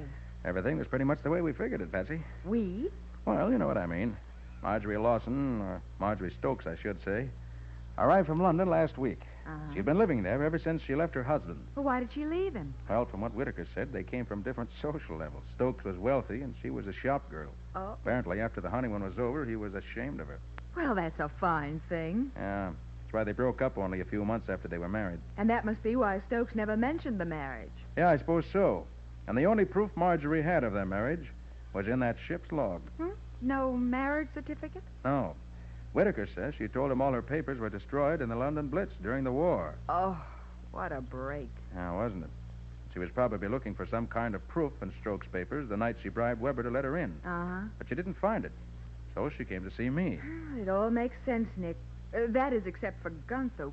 Where did he fit in the picture? Why, you put him in the picture, Patsy. I did? Uh-huh. By your reaction when he said he worked for Whitaker. But... It made him curious. He went straight to Whitaker tonight to find out what it was all about. Uh-huh. And Whitaker persuaded him to help him find the logbook. So it seems. But how about Whitaker, Nick? Was he badly hurt? No, Mattie's bullet got him in the right leg. I think he'll be up and around in time to go on the last walk he'll ever take.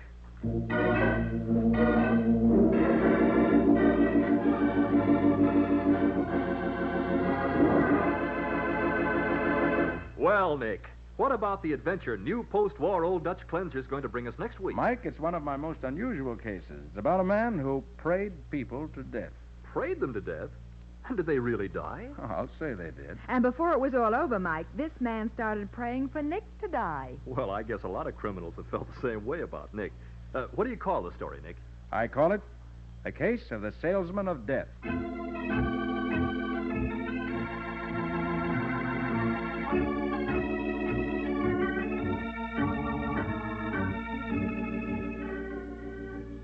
Nick Carter, Master Detective, is presented each week at this time by the Cudahy Packing Company. It is produced and directed by Jock McGregor and is copyrighted by Street and Smith Publications, Incorporated. Charlotte Manson is featured as Patsy. Ed Latimer plays Matty. Today's script was written by Ken Pettis and Lou Schofield. Original music is played by Henry Silverne. This program is fictional, and any resemblance to actual persons, living or dead, is purely coincidental. Every 10 minutes, somebody dies of tuberculosis. Yet tuberculosis is curable and can be wiped out. And the sooner it's caught, the quicker and easier the cure. That's why, as a preventive measure, everyone is urged to have his chest x-rayed. Some local tuberculosis associations and health departments do this free or at very little cost.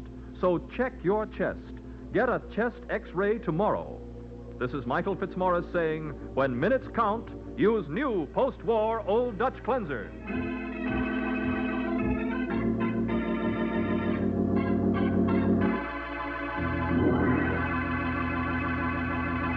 This is the Mutual Broadcasting System. Mutual Broadcasting System. Mutual Broadcasting System. Mutual Broad... War Old Dutch Cleanser, famous for chasing dirt, presents... Nick Carter, famous for chasing crime.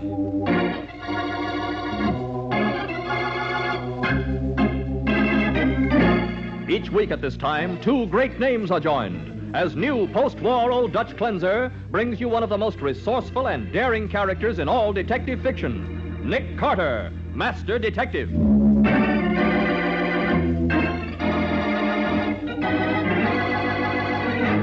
Well, Patsy, at last I know the name of the killer, how he murdered his victims, and why. Well, then let's go. Let's go where? Why, let's go arrest him, of course. Not so fast, Patsy. There's still one slight hitch. Hitch? What is it? Well, I know all these things, but I can't prove a darn one of them. And now, the case of the Salesman of Death. Today's exciting adventure starring Lon Clark as Nick Carter, brought to you by new post-war Old Dutch Cleanser. As our story opens, Nick Carter is just completing a telephone conversation with a would-be client. I understand, Mrs. Gordon, but... Yes, but if you don't... All right, Mrs. Gordon, I'll come out right away. That, Patsy, was the rich Mrs. Benjamin Gordon of Park Avenue in Newport. Oh, you mean the one who gives so much money to charity and is mixed up in the East Bay Boys Club? That's the one. Well, what's with her? Seems someone wrote her a threatening letter, so get your hat. She's waiting for us. I've already got it, Nick, but, just what did this mysterious someone threaten Mrs. Gordon with, anyway? Apparently, someone is trying to kill her by prayer.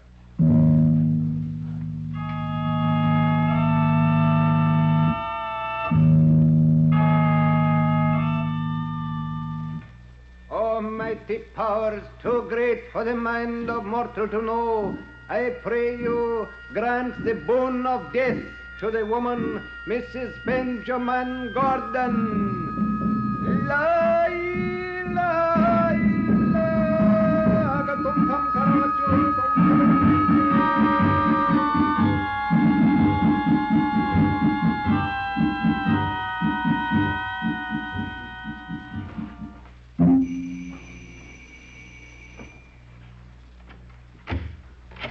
Oh, come in, Mr. Carter. Mrs. Gordon is expecting you. Thank you. I'm Albert Farmer, Mrs. Gordon's secretary.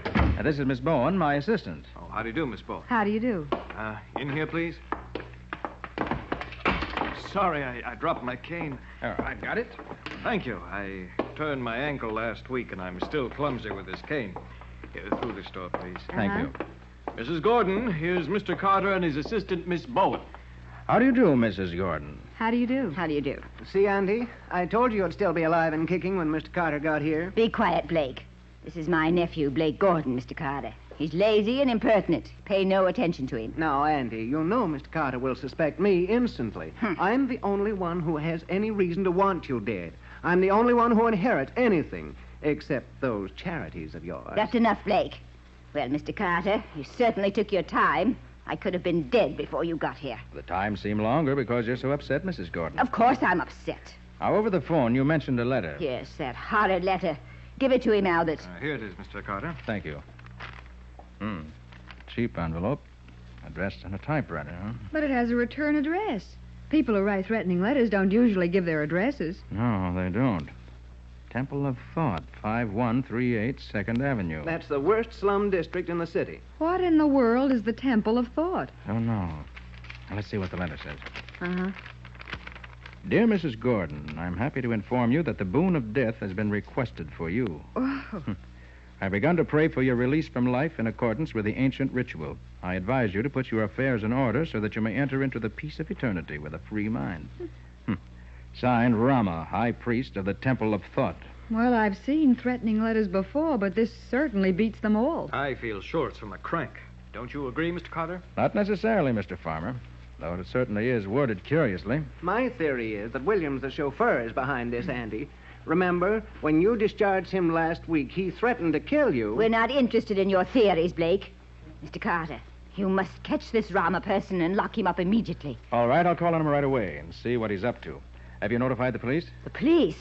No. Relying entirely on you. Albert. Yes, Mrs. Gordon. Go upstairs and make sure there are no prowlers lurking about. Certainly, Mrs. Gordon. And I'm going up and lock myself in my room until this Rama person is dealt with. I don't think you're in any real danger, Mrs. Gordon, but... Well, it can't do any harm to take precautions. All clear, Mrs. Gordon. Then I'm going upstairs. Blake, you will see Mr. Carter and Miss Bowman to the door. Righto, Andy. I hope you can ease the old girl's mind. You see, her bark is worse than her bite. Why, she's given away... That's Mrs. Gordon. Good heavens, she's falling downstairs. Oh. She fell all the way to the foot of the stairs. Oh, she isn't moving, Nick. What is it? What's happened to Mrs. Gordon? She fell down the stairs. Mr. Carter, is she... Sorry, Mr. Gordon, but your aunt is dead.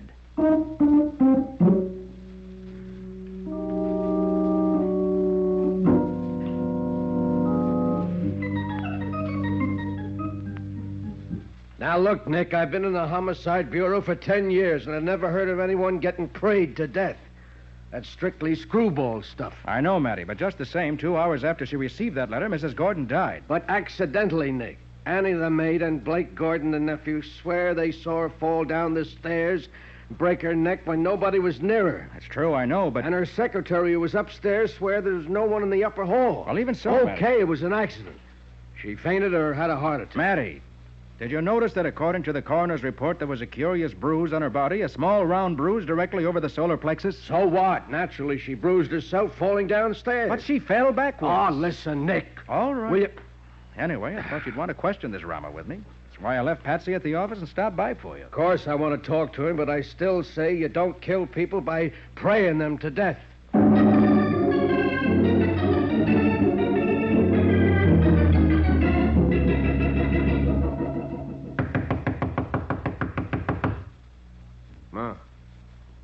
No answer. Maybe Mr. Rama has beat it. I doubt it. Let's try the door. Okay. Hey, it ain't even locked. I suppose we see what a Temple of Thought looks like. All right. Oh, brother. What a joint. You can say that again. That old loft all fixed up with red velvet curtains and funny-looking idols. Somebody certainly likes Oriental incense. You wish to see Rama, High Priest of the Temple of Thought? Hey, where did you come from? From behind the curtains. I was meditating and could not answer your knock. You, Rama? I am Rama, and you are the police. What, You have come to question me about the death of Mrs. Benjamin Gordon. Hey, how do you know she's dead? Ain't been announced yet? The spirits arranged for me to be informed. It was I who killed her. Oh, you're admitting it, huh? I am not admitting it. I am stating it. Then you're confessing to murder. Now you're being ridiculous. It is not yet a crime to pray for someone to die. It's got us there, Matty. No. I thank you for realizing the obvious. We're not here to charge you with murder. We want information. Rama has no secrets. Then suppose you explain what you're up to, and fast. I am an Oriental mystic. It happens I know a rare and ancient Eastern prayer that frequently brings death within a very short time. You mean you're in the business of selling death? Yes, but quite legally. Well, of all the... There are many people who desire someone's death. Sure, but... They come to me and pay what they can. I provide the death prayer. I make no guarantee, but if death does not occur within 1 year, I refund the money. It is a simple business transaction. Just how many times have you been successful to date? More than you will believe. I will give the names of 6 persons who I have provided with death. You may check them for yourself. You're darn right we will. Suppose you tell us who it was that ordered Mrs. Gordon's death. I do not know. What do you mean you don't know? The order came by mail with $500 bills enclosed. 500? The note was composed of words clipped from newspapers and simply asked me to pray for the death of Mrs. Gordon. Uh-huh. So you prayed and she dies? Yes. So the transaction is closed. Why, you ought to be... Pardon me. Hello? Yes, this is Rama speaking. Thank you. I was sure you would be satisfied. I understand. Goodbye. Hey, who was that? That gentleman was the client who ordered Mrs. Gordon's death. What? He said that he is highly pleased with my services and is sending me an order for a second death prayer tomorrow.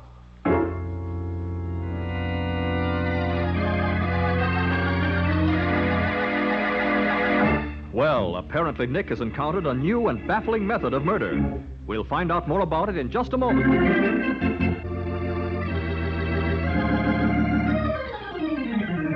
Now, back to the case of the Salesman of Death.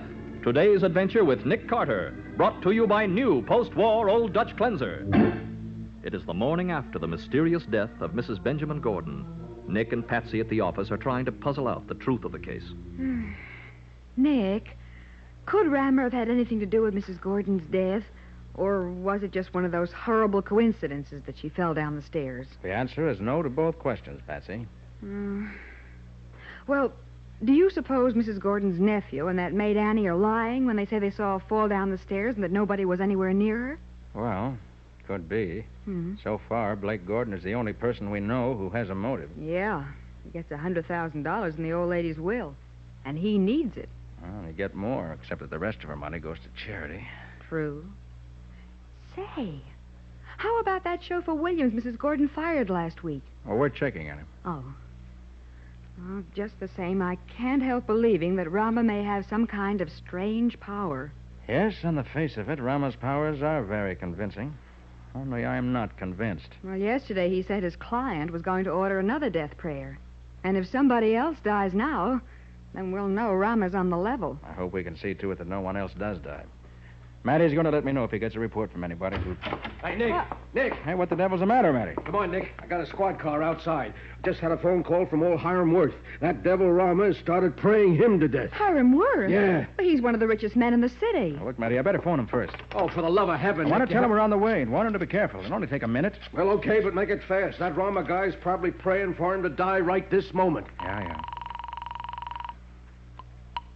Hello? Hello, I'd like to speak to Mr. Worth, please. I'm sorry, but that is impossible. But this is Nick Carter speaking. I'm sorry, Mr. Carter, but Mr. Worth cannot come to the phone. He died 5 minutes ago.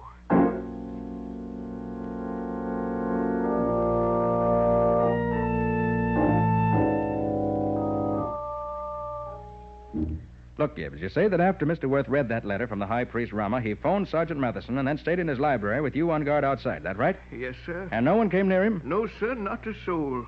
Mr. Worth was very much upset at reading about the death of Mrs. Gordon, and he was taking no chances. Did he know Mrs. Gordon? Oh, yes, sir. The two of them founded the East Bay Boys Club. Mr. Worth was chairman of the Board of Governors, and Mrs. Gordon was treasurer. I see. In fact, they had an appointment to meet only today to look into its affairs. They were very disturbed about something. Yeah, well, that's got nothing to do with the fact that they got killed. Now, let's... Not so fast, Matty. What? This East Bay Boys Club seems to be a link between Worth and Mrs. Gordon. The only genuine link we found. Well, sure, but... Well, inasmuch as their deaths must be tied together somehow, maybe it's through this boys' club. I don't see how they could be, Nick. Well, neither do I yet. But, Gibbs. Yes, sir. You didn't leave the house for a single minute. Just long enough to slip outdoors and mail a letter for Mr. Worth. But I wasn't gone more than a minute or so. What was the letter you mailed? Why, this morning, along with the letter from this Rama person, Mr. Worth also received a letter from a Mr. Smith in Raleigh, North Carolina, offering to sell him a rare early American glass bowl at a very good price. Mr. Worth was very keen on early American glassware. So I've heard. Go on, please. Well, he'd been searching for just such a bowl for years. In fact, only last month he wrote Mrs. Gordon, who also collects glassware, asking her to sell him the bowl she owns. She refused. So you see, he was delighted to learn that one was for sale. And while he was waiting for you, he made out his check, sealed in the self-addressed envelope Mr. Smith enclosed, and sent me out to post it immediately. Which you did, huh? And when I returned, Mr. Worth was perfectly all right. But 5 minutes later, he cried out. I rushed in. There he was, slumped across his desk, dead. Gibbs, I'd like to see the envelope the letter from this Mr. Smith arrived in. Yes, Mr. Carter. It ought to be right here. Yes, here it is. Mm-hmm. Hey, Matty, look at this. What? The return address is Raleigh, North Carolina. But this envelope was postmarked right here in the city. Then it's a phony. Yes, Matty, a very deadly phony. Unless I miss my guess, whatever killed Hiram Worth is in the U.S. mail, and we can't get it back.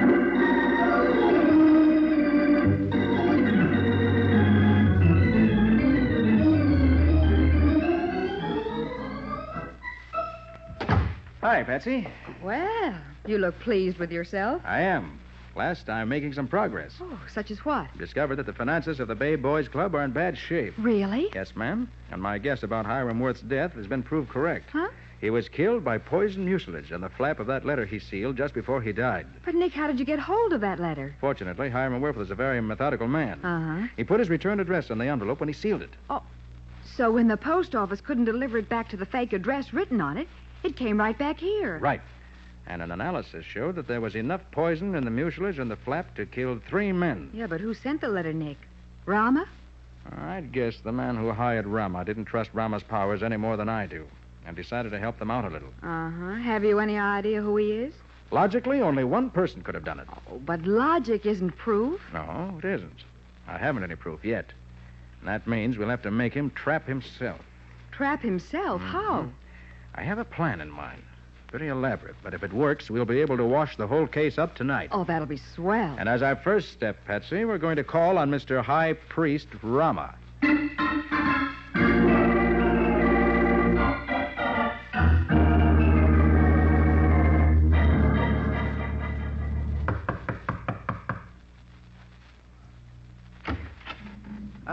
It is Mr. Carter and his attractive assistant. Pleased to enter the Temple of Thought. Thank you.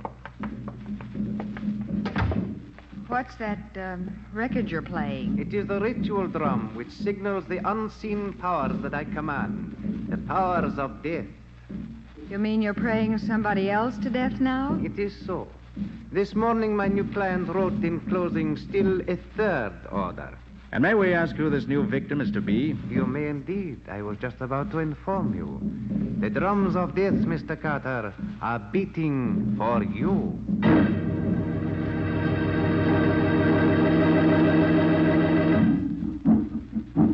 So now Nick himself is to be prayed to death. And when the high priest Rama begins his strange spell, something fatal always happens. We'll find out how Nick evades the deadly fate that has already overtaken at least 2 victims in just a minute.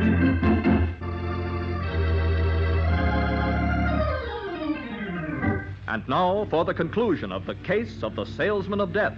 Today's Nick Carter adventure, brought to you by new post-war Old Dutch Cleanser. It is evening. And at Nick's request, everyone connected with the case, including Sergeant Matheson, has gathered at the Temple of Thought. Uneasily, they sit in a circle in the dimly lighted room, while Rama, the mysterious high priest, stands aloof in flowing robes and a fantastic turban. Quiet, everyone, please. Quiet, please. I know you're all wondering why I've asked you to come here. Well, the answer is that one of you is responsible for the deaths of Mrs. Gordon and Mr. Worth. With Rama's help, we're going to punish that person. Before we begin, I want to be sure you're all here of your own free will. First, Mrs. Gordon's nephew, Blake Gordon. Righto, Miss Carter. I haven't been so intrigued in years. Mrs. Gordon's maid, Annie. I said I'd come, and I'm here. But I don't like this place. It scares me. We won't be long, Annie. Albert Farmer, Mrs. Gordon's secretary. I'm here voluntarily, Mr. Carter. Glad to help out if I can. And Gibbs, Mr. Worth's valet. I'm here because you asked me, Mr. Carter. I don't like it, but if it will help avenge Mr. Worth's death, I'll stay. And last, Williams, Mrs. Gordon's former chauffeur. Sure, I'm here, my own free will. I shut off my mouth when the old lady fired me, but I never touched the old battle axe. I'm here to see I ain't framed. Then we can get going. One person here tonight used the strange and mysterious powers of Rama to bring death to two people. It's only simple justice that we should use Rama's mystic powers to bring punishment to that person, who, it seems, cannot be touched by the law. Hey, look, Nick. Later, Matty. Silence, please. Rama, Rama is at your service. begin the prayer of punishment for the one who paid you to bring death to Mrs. Gordon and Mr. Worth. Rama will invoke the ancient ordeal by fire, used for 10 times 10,000 years to make the guilty known to his fellows. Slowly the blood in the guilty one's veins will come to a boil. He will feel his skin on fire. Heat will envelop him. And if he does not speak, he will die screaming in madness. You can't be serious about this, Mr. Carter. Really, no, that sounds absurd. Hey, Nick, for the love of Mike. Silence, please, everyone. I'm perfectly serious, as the guilty person will discover when the incantation begins to work. Rama, begin. Almighty powers beyond the knowing of mere mortals, your servant calls down the ordeal by fire upon the one who has willed the deaths of others. I begin the first drum of the fire ritual.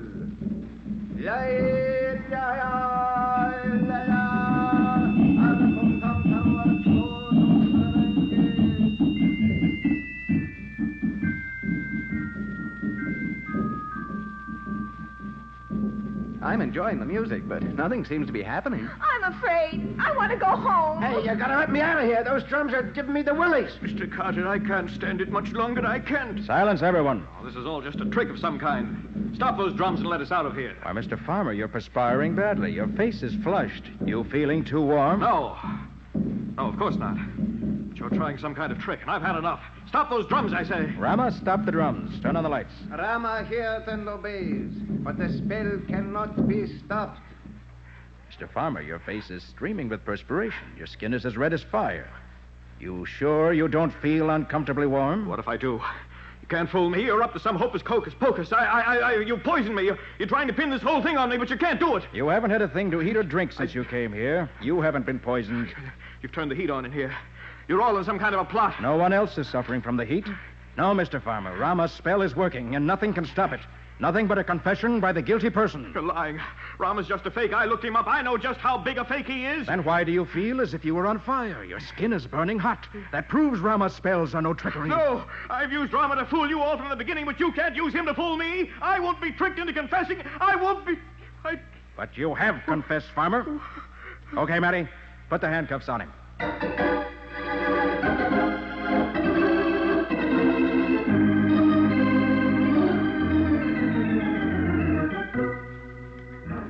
Now listen, Nick, I want a few facts out of you. And so do I. Facts? Well, you both heard Albert Farmer's confession after he realized he'd given himself away, and you know how he killed Mrs. Gordon. Yeah, sure. He hid behind the draperies at the head of the stairs, and when she got within a couple of steps to the top, he jabbed the end of his cane against her solar plexus as hard as he could. She fell head over heels down the stairs and broke her neck. Uh-huh. And she was in such a position that her nephew and maid who were downstairs couldn't see the cane. That's what made it look like an accident. Okay, that's that. And you already know how Farmer killed Worth with the poisoned envelope. And you also know the motive behind both murders. Well, sure. Albert said they were going to investigate the affairs of the East Bay Boys Club. Yeah, but what did he have to do with the boys' club? Well, think for a minute. Mrs. Gordon was treasurer of the charity. Okay, but... Now, would a woman as old as Mrs. Gordon do the actual work herself? Why, of course not. She'd give the job to someone else. And the natural person for her to pick would be her secretary. Then Albert handled all the money she and Worth contributed. Right. Yeah. And he managed to steal about $30,000, as I discovered by checking the books. Yeah, but Nick, why were you so sure Albert was guilty? Because of that fake letter to Mr. Worth.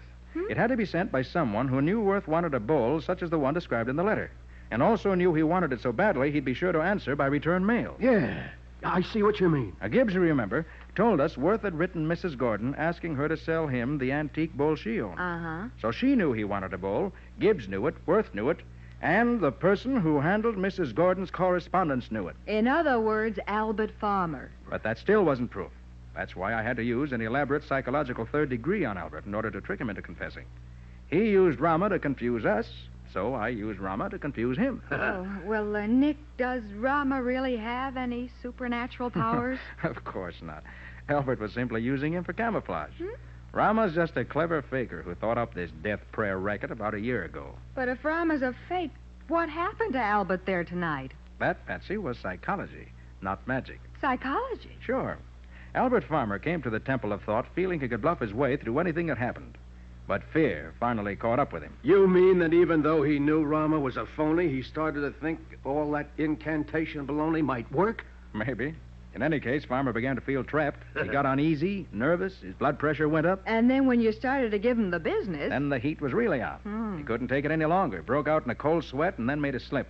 After that, getting a confession out of him was duck soup. Nick, I got to hand it to you. You sure figured out a new way of turning the heat on a killer.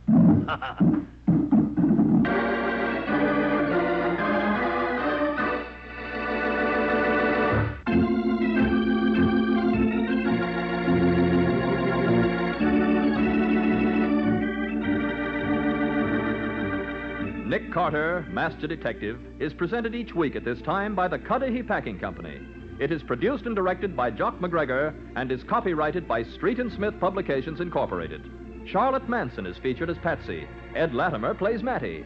Today's script was written by Robert J. Arthur. Original music is played by Henry Silverne. This program is fictional, and any resemblance to actual persons, living or dead, is purely coincidental. Next Saturday, and in the days to follow, millions of red paper poppies will appear on coats and dresses all over America. In this way, with our dimes, quarters, and dollars, we help our disabled veterans to help themselves. We let them know, too, that we have not forgotten the sacrifices they made for us. So buy a poppy. Show that you remember. This is Michael Fitzmaurice saying, when minutes count, use new post-war Old Dutch Cleanser.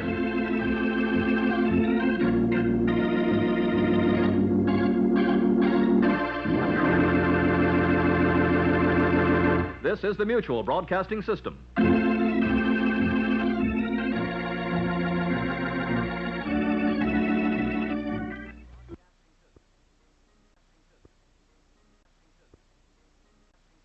New post-war Old Dutch Cleanser, famous for chasing dirt, presents Nick Carter, famous for chasing crime.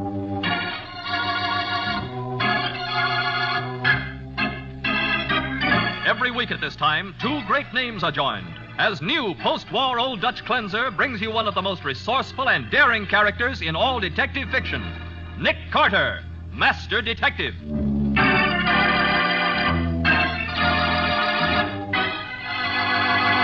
All right, Nick, suppose he is the murderer. You can't prove it. There isn't a shred of evidence. That's what we've got to find, Patsy. Yeah. And if the proof is anywhere at all, it's here in this apartment. Well, there's a closet or something over here. Okay. You look in there while I go over these papers. Uh-huh. Don't try to struggle, Miss Bowen. This is a knife I'm holding at your back. Now, the case of the tattooed Cobra. Today's adventure starring Lon Clark as Nick Carter. Brought to you by new post-war Old Dutch Cleanser. Sergeant Matheson of the Homicide Squad is one of Nick's best friends. But it isn't a social call that brings Matty to the office this morning. Hey, Nick, you remember telling me last year that somebody wanted you to look for the heir to the Bristol estate? Oh, yes, Matty.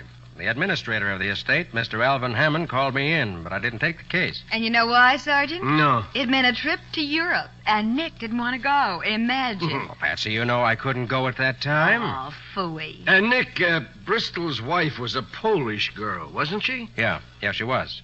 When she divorced him 20 years ago, she took their son back to Europe with her. Uh-huh, and that's the last anybody ever heard of them. Oh, no, not quite, Patsy.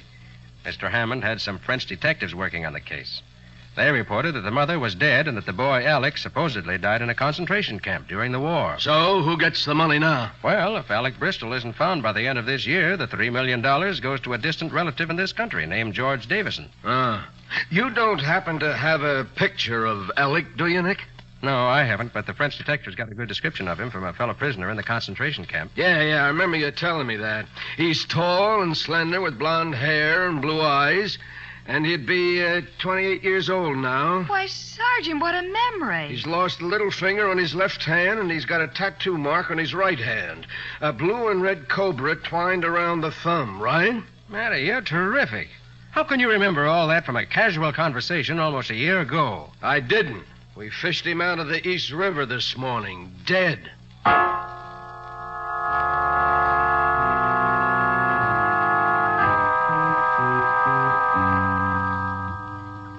Well, there's the body, Nick. It's Bristol, isn't it? Certainly fits the description. It's just as the sergeant described it, Nick. A red and blue cobra twined around the right thumb. I know, but there's one detail that's been kept a secret. They only told me because they expected me to take the case. Yeah, what's that, Nick? If this is really Alec Bristol, the cobra should be holding a shield in his mouth. It's his mother's family crest. That was to be the final identification. Well, Nick, that's it, isn't it? Yes, it's there, all right. So he didn't die in a concentration camp after all. No. Must have come to this country to get his inheritance. No, maybe so, but he didn't get it. Why, what makes you think that, Matty? Why, his clothes, Nick. They were cheap and shabby. He wouldn't be dressed that way if he had $3 million. Yeah, I guess you're right. Well, in that case, I think I'd like to have a talk with Mr. George Davison. Davison? Mm-hmm. Oh, the guy who gets the money now that Bristol's dead, huh? Yeah. Of course, Davison may be perfectly innocent, but it should be interesting to talk to a man with 3 million motives for murder.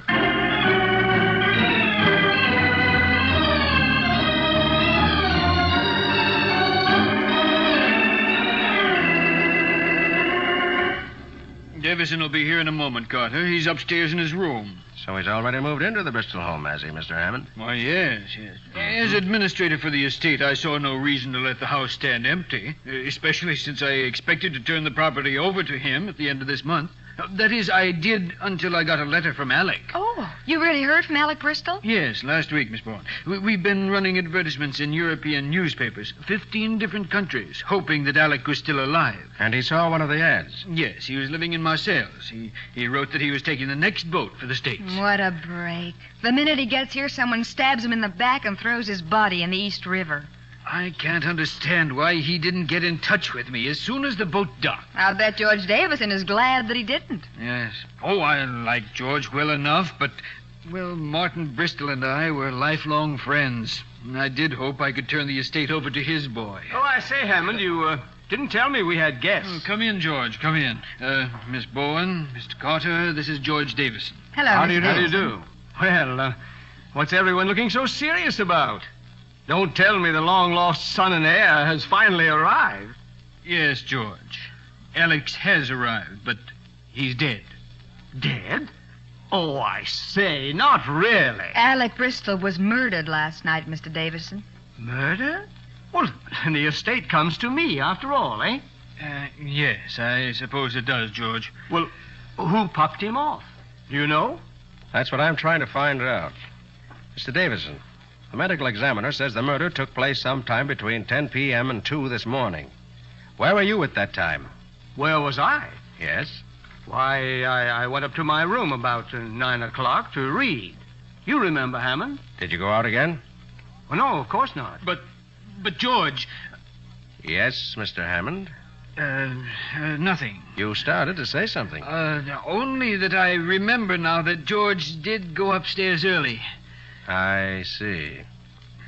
Mr. Hammond, if Alec Bristol had sent you a letter or a cablegram to tell you the exact time of his arrival, could anyone else have got hold of it before you did? Why, yes, I suppose so. Dobson leaves the mail on a table in the entrance hall. Now, see here, Carter. Are you insinuating that I murdered Alec Bristol? Not at all, Mr. Davison. I'm merely collecting facts. I beg pardon, Mr. Hammond. Oh, yes, Dobson. There's a gentleman to see you, sir. Well, who is it? A tall young man, sir, with blonde hair. I didn't ask what he looked like, Dobson. Didn't he give you his name? Oh, yes, sir. He said his name is Alec Bristol.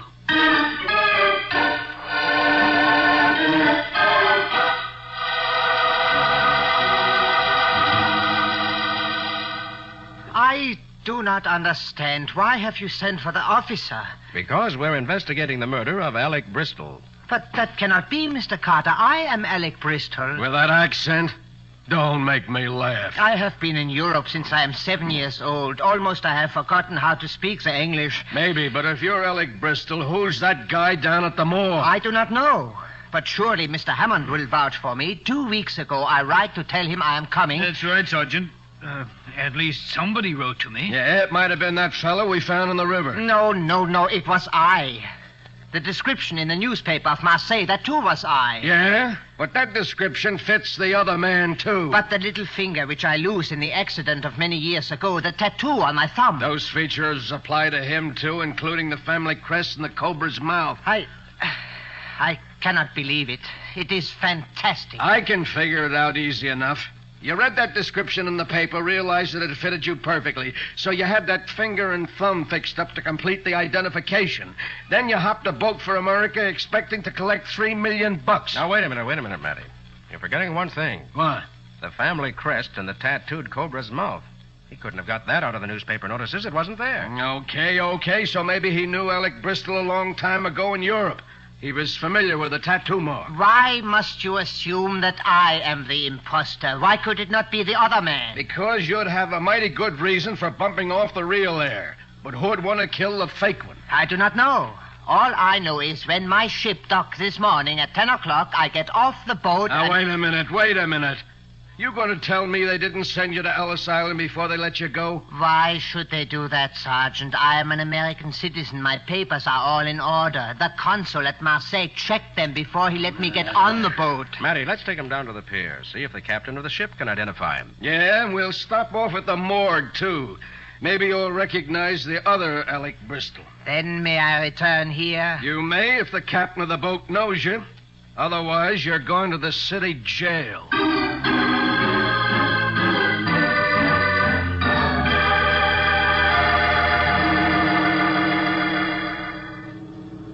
Well, how about it, Captain? You know him? Why, yes, Sergeant. This man came over on my boat, and we didn't dock until 10 o'clock this morning, so he couldn't possibly have been in New York last night.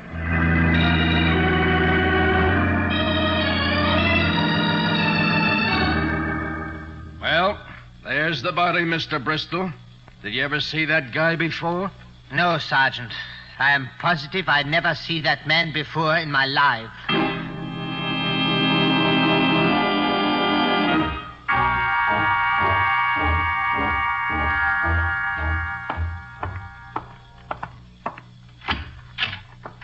Good afternoon, Mr. Bristol. Good afternoon. You are Dobson? Yes, Mr. Bristol. Come in, please. Thank you. Mr. Hammond phoned that everything was settled, that I should take my orders from you, sir. Oh, that was kind of him. Yes, there's a letter for you, sir.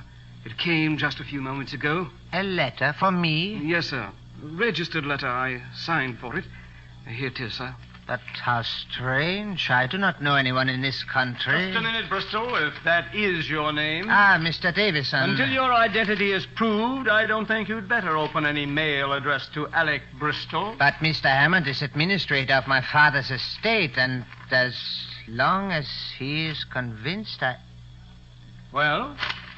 Dobson. Yes, sir. Get Mr. Hammond on the phone, please, and ask him to come out here at once. Yes, sir. Is anything wrong, sir? If this letter is true, a great deal is wrong. Maybe I know now why that man was killed.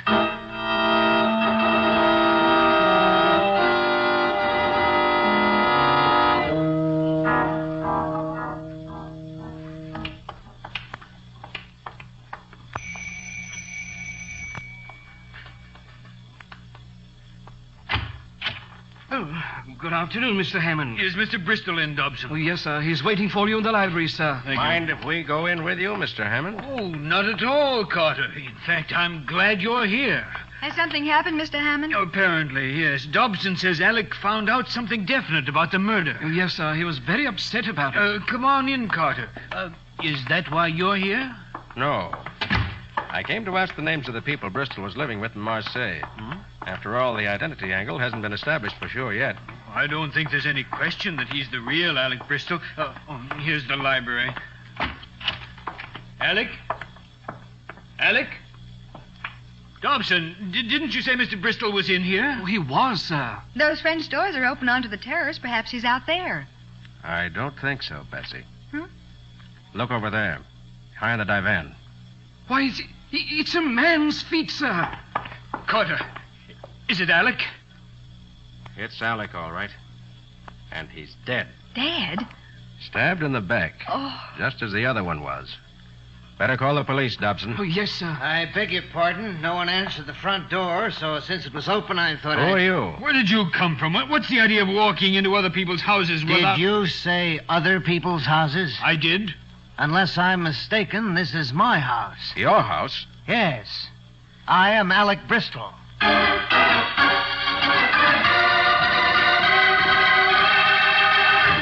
One apparent heir to the Bristol millions is in the city morgue.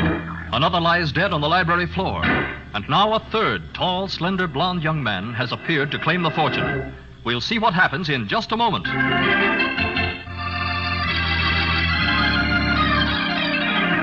Now, back to the case of the tattooed Cobra. Today's adventure with Nick Carter, brought to you by new post-war Old Dutch Cleanser. Alec Bristol, heir to $3 million, can be positively identified only by a cobra tattooed on his right thumb. But one man with the secret tattoo has been found dead in the East River. Another has been stabbed to death in the library of the Bristol mansion. And now a third stands in the doorway, introducing himself. I beg your pardon. I'm Alec Bristol. But... Perhaps I should have advised you of my arrival, but the plane arrived from Portugal only a short while ago. Nick, look at him. He's tall and blond. All slender blondes named Alec Bristol seem to be a dime a dozen today. What's that? May I see your left hand? Oh, the missing little finger. Of course. Uh-huh. Now the right hand. You mean the right thumb, don't you? With the tattooed cobra? There. It's there, Nick. Naturally. And the shield is in the cobra's mouth. My mother's family crest. Carter, I don't understand. Nobody knew about that crest except you and me and... And? Who else, Mr. Hammond? Well, George Davison. But 3 men have shown up with that tattoo. How did they find out? Who told them? The police will be here in a few moments, sir. Thank you, Dobson. Is Mr. Davison here? Why, no, sir. He left half an hour ago. Said he was going into the city for dinner in the theater. Did you see Mr. Bristol? I mean the dead Mr. Bristol, after Davison left. No, sir. After I phoned Mr. Hammond, I went back to the pantry and stayed there until you arrived. What do you mean, the dead Mr. Bristol? Look, don't you think someone should tell me what's going on? Sure, I'll tell you. Over here. I want you to look at something behind the divan. There. Alec? Alec? You mean that's the real Alec Bristol there on the floor? Yes, but I thought he was dead. He is. I mean, 5 years ago in the concentration camp. They took him away and... So that's how you found out about the tattoo. You knew Alec Bristol in the concentration camp. Yes. He was my best friend. Friend? And you tried to steal his inheritance? I tell you, they said he was dead. What difference could it make to Alec? When I saw the notice in the Lisbon papers with the description... You realized that it fit you as well as it did him, huh? Yes, except for the missing finger and the tattoo. So I found a doctor who agreed to perform the operation and keep his mouth shut. I got forged passports... Why, you swindler! How do I know you didn't murder Alec? If he had killed Alec Bristol, seeing the body wouldn't have shocked him into admitting that he was an imposter. But you're not going to let him go free. The police will take care of him. The man I want to talk to is George Davison. Speaking of Davison, Carter, there's something I didn't tell you this morning about him. I'm sure it doesn't mean anything, but... I know. You started to say something and then lied out of it. Well, perhaps you'd better tell the truth now. Well, it's only that... Well, I knocked on George's door during the evening, and he didn't answer. Of course, he may have been asleep. Or he may have been out of the house committing a murder. Is that it? Well, I don't believe it, but it's possible Nick, that... the real Alec Bristol was going to tell Mr. Hammond something about that first murder. That must be why he was killed. Do you know, Mr. Carter, it might help if we could only find that letter. What letter, Dobson? A registered letter that came from Mr. Bristol, sir. That's where he got the information he wanted to tell Mr. Hammond. You know whether he brought that letter into the library? Yes, sir. It was in his hand when he came in here. But it isn't here now? No, sir. I've searched the room thoroughly. Who else knew that he received that letter? Why, no one, except Mr. Davison. And me, of course. Davison again. Yes. Come on, Patsy. Let's get back to town. What's on your mind, Nick? Just one thing, catching a murderer. And I don't think it'll take very long now.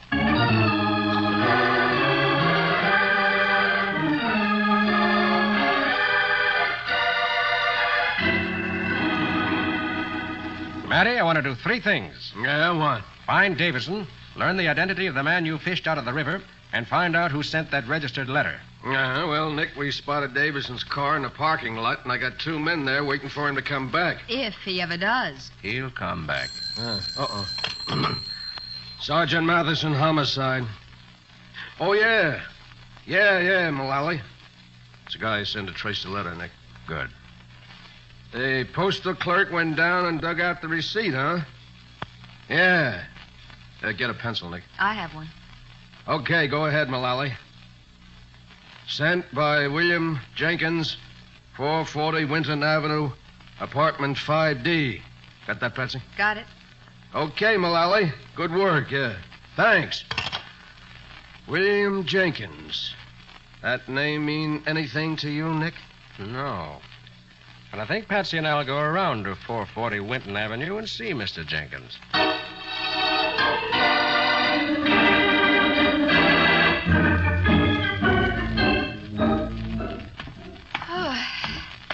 I'm glad this is the last flight. Cheer up, Patsy. The exercise will do you good. I only hope Jenkins is home. We'll know in a minute. Mm-hmm. Oh, yes, here it is, 5D. Evidently he's home, too. The door's partly open. If he's home, why doesn't he answer? I'll knock again. Nick, if Alec Bristol was killed so somebody could get that letter, and Jenkins wrote it, the fact this door is open might mean... Yeah. Yes, Patsy, it might mean the killer got here first. Let's go in. Right.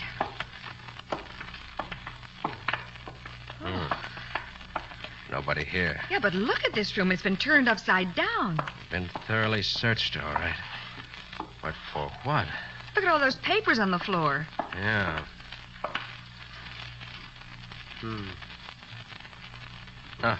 Here's a Social Security card made out to William Jenkins. And here's a letter postmarked Chicago, which may... Hey, wait a minute. Huh? What is it? Wait.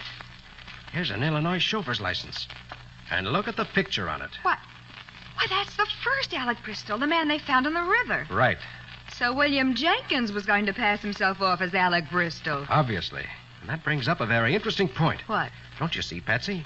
This whole thing was planned months in advance, so the amputation and the tattoo would have time to heal. Why, of course. Then last week, the real Alec Bristol wrote to Hammond, and the deal was off. That must have been a blow to Jenkins. Yeah. But how did Jenkins know about the letter? Why, And another thing. The tattoo on Jenkins' thumb included the final detail, the shield and the Cobra's mouth. How could Jenkins have known about that? Well, the other imposter knew about it because he was a friend of Bristol's. But Jenkins wasn't. Yeah. Bristol looked at Jenkins' body and swore he had never seen him before. And no one else knew of that shield except Davison, Hammond, and me. You think Davison and Jenkins were working together? Not Davison, Patsy. Hammond and Jenkins. Hammond and Jenkins? But Yes. why, Nick? What would Hammond get out of it? If Alec Bristol weren't found by the end of this month, Hammond would have to turn the estate over to Davison. Naturally. But if a fake Alec Bristol turned up, Hammond could turn the estate over to him, then he and Hammond could divide $3 million between them. Why, of course. All Hammond had to do was to find someone who answered the general description, then arrange for the missing finger and the tattoo. Oh, but, Nick, you haven't any proof. None at all. Well, that's what we've got to find. Something to show that there was a connection between Hammond and Jenkins. There might be something here in Jenkins' apartment if Hammond has already found it and destroyed it. Well, from the looks of this room, I should say the chances are good that he has. There's a closet or something over here. Maybe he overlooked that. Okay, you take a look in there while I go through these papers more carefully. Uh-huh. Nick! Don't reach for your gun, Carter, unless you want the young lady to die. Make him let me go, Nick! Stay still, Miss Bowen. I'm holding a knife at your back. Don't struggle, Patsy. Hammond, if you hurt her... I won't as long as you both do as I say. Okay. First, toss your revolver over here. There you are. Good. You're a sensible man. So, you were hiding in that closet all the time, huh? I had to. I came here to destroy the receipt for that registered letter Jenkins sent to Alec, and before I could leave, you two arrived. What was in that letter, Hammond? The whole story, just as you figured it out. And when I told Jenkins that the real Alec Bristol had turned up and our deal was off, he threatened to get even with me by telling Alec about it, so I had to get rid of him. But you didn't know that Jenkins had already written Alec until Alec... faced you with a letter. And then you had to kill him, too. That it? Quite right, Mr. Carter. Nobody saw me enter the house or leave it afterwards. And when I came back, you were just arriving. That gave me the perfect alibi. Yeah. Well, what's next? Don't think you can kill us, too. Not both of us. Of course not. I have enough cash hidden away to get me out of the country. And you're not going to say a word to the authorities until I'm safely gone. You seem awfully sure of that. I am, because I'm taking the young lady here with me. Oh, Nick, don't let him. Wait, Hammond, you can't take her. If I leave her, Carter, I'll leave her dead. I promise you that. Oh, no. Now get into the bedroom, Carter. I'm going to lock you in there before I leave. Nick, you can't He can't help himself, Miss Bowen. And Carter, if I hear you trying to break out or call for help before we're out of the building, I'll shove this knife right through Miss Bowen's back. Locked in the bedroom of William Jenkins' flat, Nick hears Hammond leave with Patsy. And he knows that Hammond won't hesitate to kill her if any attempt is made at a rescue. We'll find out what happens in just a moment.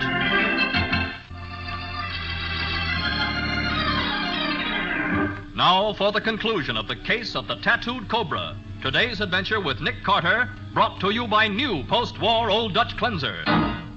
Patsy walks slowly down the stairs and out the front door of the gloomy old tenement, conscious of the knife pressed against her back and of the man who's ready to use it if she attempts to break away.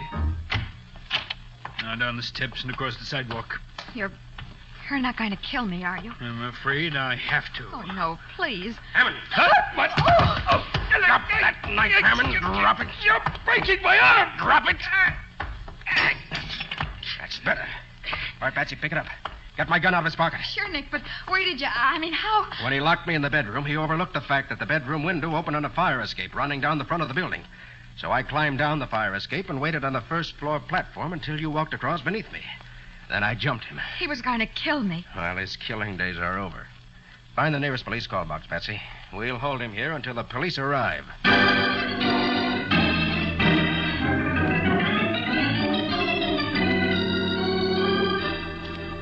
So George Davison will get the estate after all. Yeah.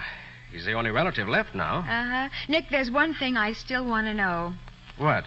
If Hammond planned to bring in a phony heir, why did he try to hire you to find the real one? Self-protection, Patsy. Huh? You see, if Alec Bristol really were alive, Hammond wanted to know it before he went ahead with the scheme. Yeah, I can see that it would have been disastrous for the real heir to show up after Hammond had produced a false one. Yes, Hammond might have got away with the first murder because Davison seemed to be the only person with a motive for it. But one killing led to another. Uh-huh, and that led to me.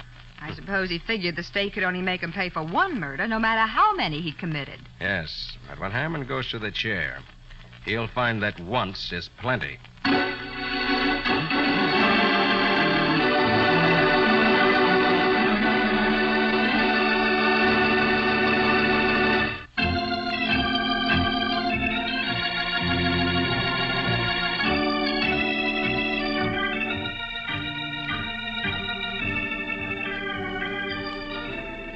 Nick Carter, Master Detective, is presented each week at this time by the Cudahy Packing Company. It is produced and directed by Jock McGregor and is copyrighted by Street and Smith Publications, Incorporated. Charlotte Manson is featured as Patsy. Ed Latimer plays Matty. Today's script was written by Jim Parsons. Original music is played by Henry Silverne. This program is fictional, and any resemblance to actual persons, living or dead, is purely coincidental. This is Michael Fitzmaurice saying, when minutes count, use new post-war Old Dutch Cleanser.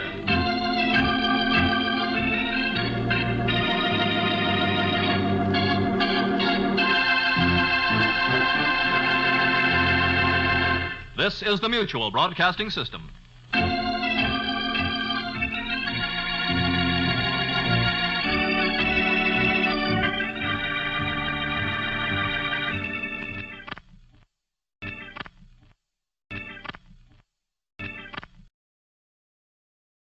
New post-war Old Dutch Cleanser, famous for chasing dirt, presents Nick Carter, famous for chasing crime.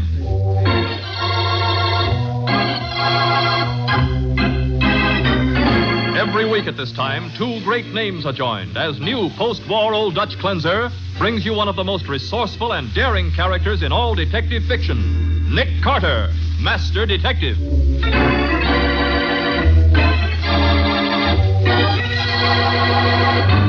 Nick, there's no way of telling which boy did it. They were all shooting at once. That's the point, Patsy. They were all in on it.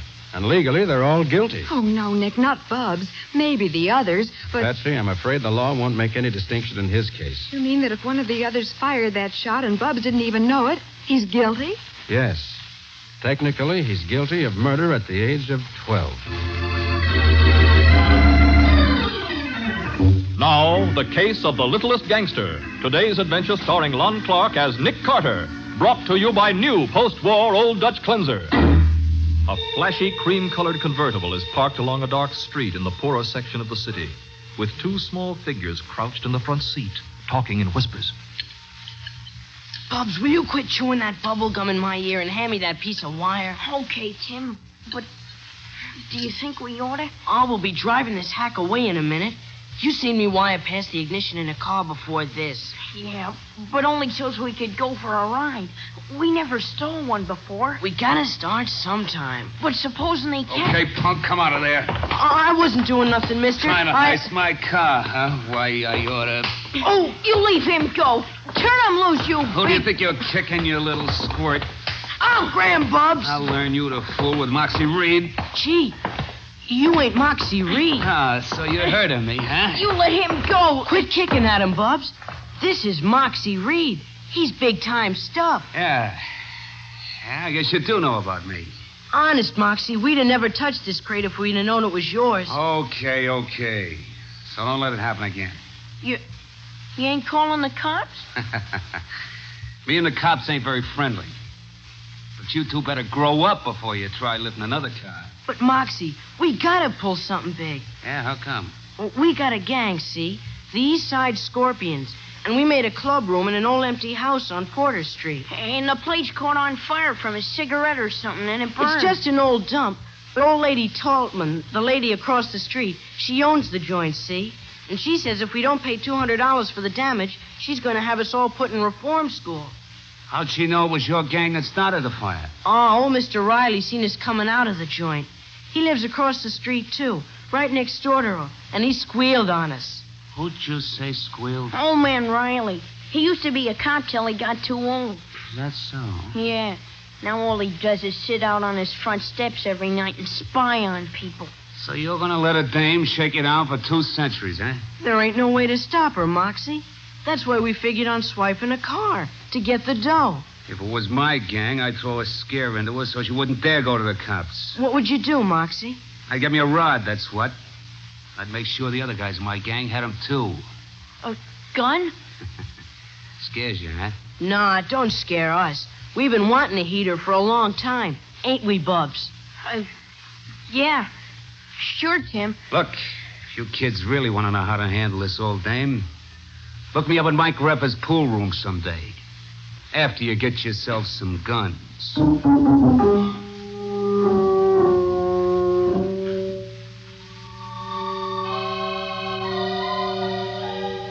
The reason I came to see you, Mr. Carter, is that my Bubs isn't really a bad boy. You know that. Of course, Mrs. Harris. No boy is naturally bad. I remember when Bubs used to belong to the Downtown Boys Club. He was about 10 years old then, and the bubblegum champion of the block. Well, that's why they started calling him Bubs, isn't it? Uh-huh. He was an awfully cute youngster. He still is, Miss Bourne. But there isn't any boys' club where we live now, so, well, he's got himself mixed up with this gang. A gang? He's only about 12, isn't he? Yeah, but the others are all older. If something doesn't happen, Bubs will turn out to be just as bad as the rest of them. Oh, maybe you're exaggerating, Mrs. Harris. They surely didn't start that fire on purpose. Oh, no, but where we lived before, Bubs wouldn't have dreamed of breaking into an empty building. And already they got another place for the gang to meet. Deserted warehouse over by the waterfront somewhere. Not having any place where they're allowed to meet and to play, that starts a lot of boys breaking the law. Oh, it's that Tim Newton that's the worst. Bub thinks he's got to be just as tough as Tim is. And that boy's bad all the way through. How old is Tim? Oh, 15. He can't be a confirmed criminal at that age. Well, he almost is. And now Bubs is another hero he keeps talking about. A gangster named Moxie Reed. Moxie Reed? That is bad. What am I going to do, Mr. Carter? If somebody don't raise $200 to pay for the damage to that house, Mrs. Tubman's going to have them all arrested. I'll talk to her, Mrs. Harris. And don't you worry. We'll get Bob straightened out. Only glad you came to me before he got into any real trouble.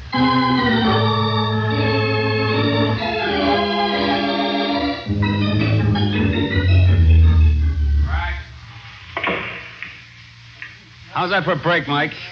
You're sewed up tight. Oh, yeah? Well, watch me put that one ball in the corner pocket. Hey, Moxie. Hiya, Tim. Hiya, Bubs. What's on your mind? Hi, Mr. Reed. Hey, we got them guns you told Easy, us. kids. Can we use the back room, Mike?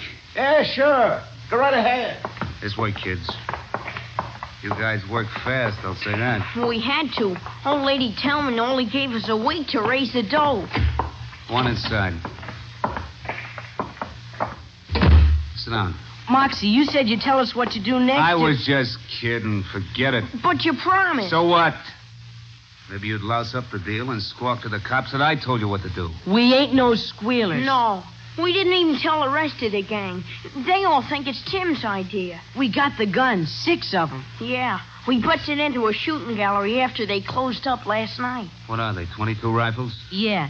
And we only done it because you said you'd tell us what to do next. Well, if it was me... Yeah? I'd pick me up a car along about 8 o'clock tonight and drive by that old dame's house with a few of my gang. And shoot her? No. But I'd throw enough lead through her front window so she'd be scared to ever open her trap about me again. Sure, I get it. But, Tim, what if she gets hurt? Quit beefing, will you? Nobody's going to get hurt. But maybe she will. We'll do it, Moxie. Just like you said. And we'll do it tonight.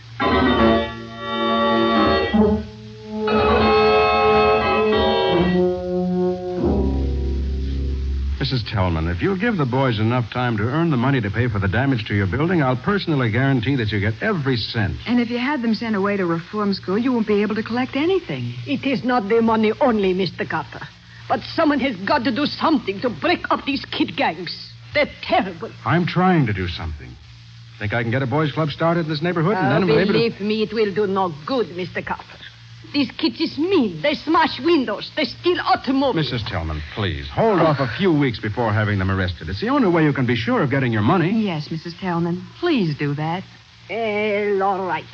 But if they step out of line just one more time, I send every last one of those kids to the reform school.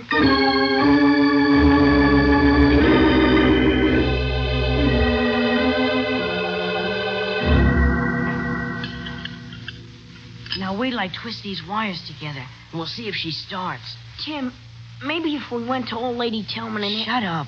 I'm going to try it now. She works.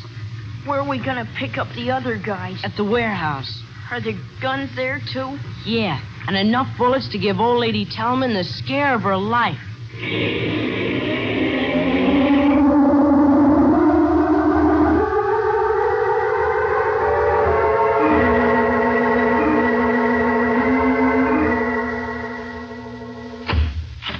Good night, Mrs. Tellman. Good night, Mr. Carter. Good night, Mrs. Boyd. Good night. Oh, how are you tonight, Miss Riley? Oh, fine, thanks. Just getting the breath of air like always. Well, I think we've put in a good day's work, Nick. I do, too, but I still want to talk to Bubs. It's almost 8 o'clock. He ought to be home by now. All right, let's go by there and see. Nick, look at that car racing up the street. Isn't that Bubs leaning out the front window? Yeah, that's Bubs, all right. Hey, he's got a rifle. Look out. Yeah. Good grief. Come on, Patsy. Oh, they were shooting at Mrs. Tellman's house. Mrs. Tellman. Mrs. Tellman. It's Nick Carter. Are you all right? Mrs. Tellman. I'm coming. Oh, they tried to kill me. Look at my windows. Look at the holes in my front door. I'm thankful that none of the bullets hit you. I was afraid that maybe... Yes, what's the matter? If she's all right, you better come down here quick. Why? There's a man on the steps next door. He must have been hit by a stray bullet. I think he's dead.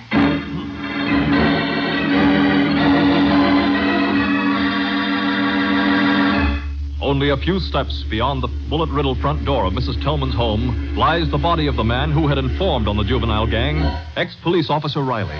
We'll see what happens in just a minute.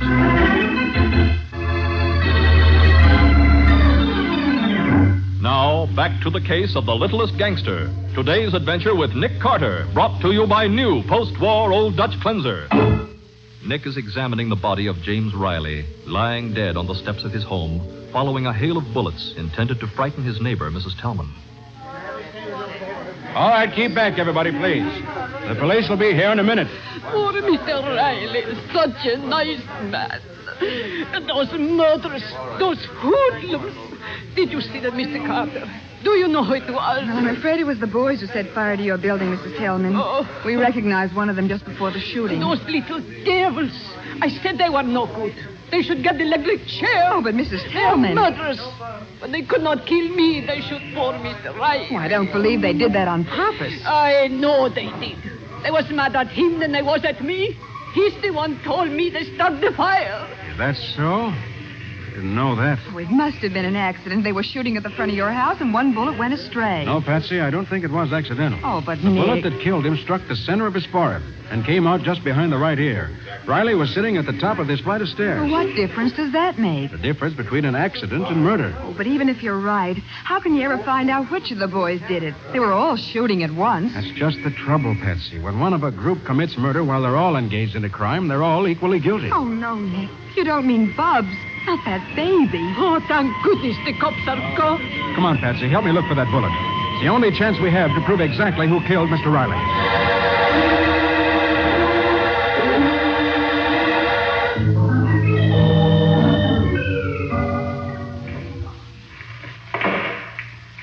Right in the corner pocket, like I said. Okay. So now I owe you $4. Moxie, you gotta help me out, Moxie. The cops seen us and they... Shut up, you kids. Come on, the back room.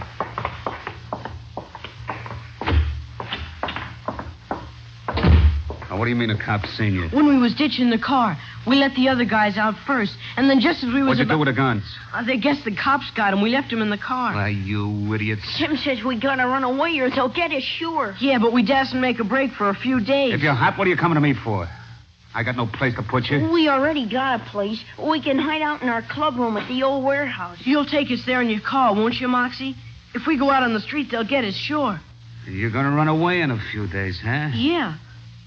Well, maybe that ain't a bad idea. Will you take us to the warehouse, Moxie? Will you? Okay, kids. I'll do it. Gee, you're a real pal, Moxie. You're swell.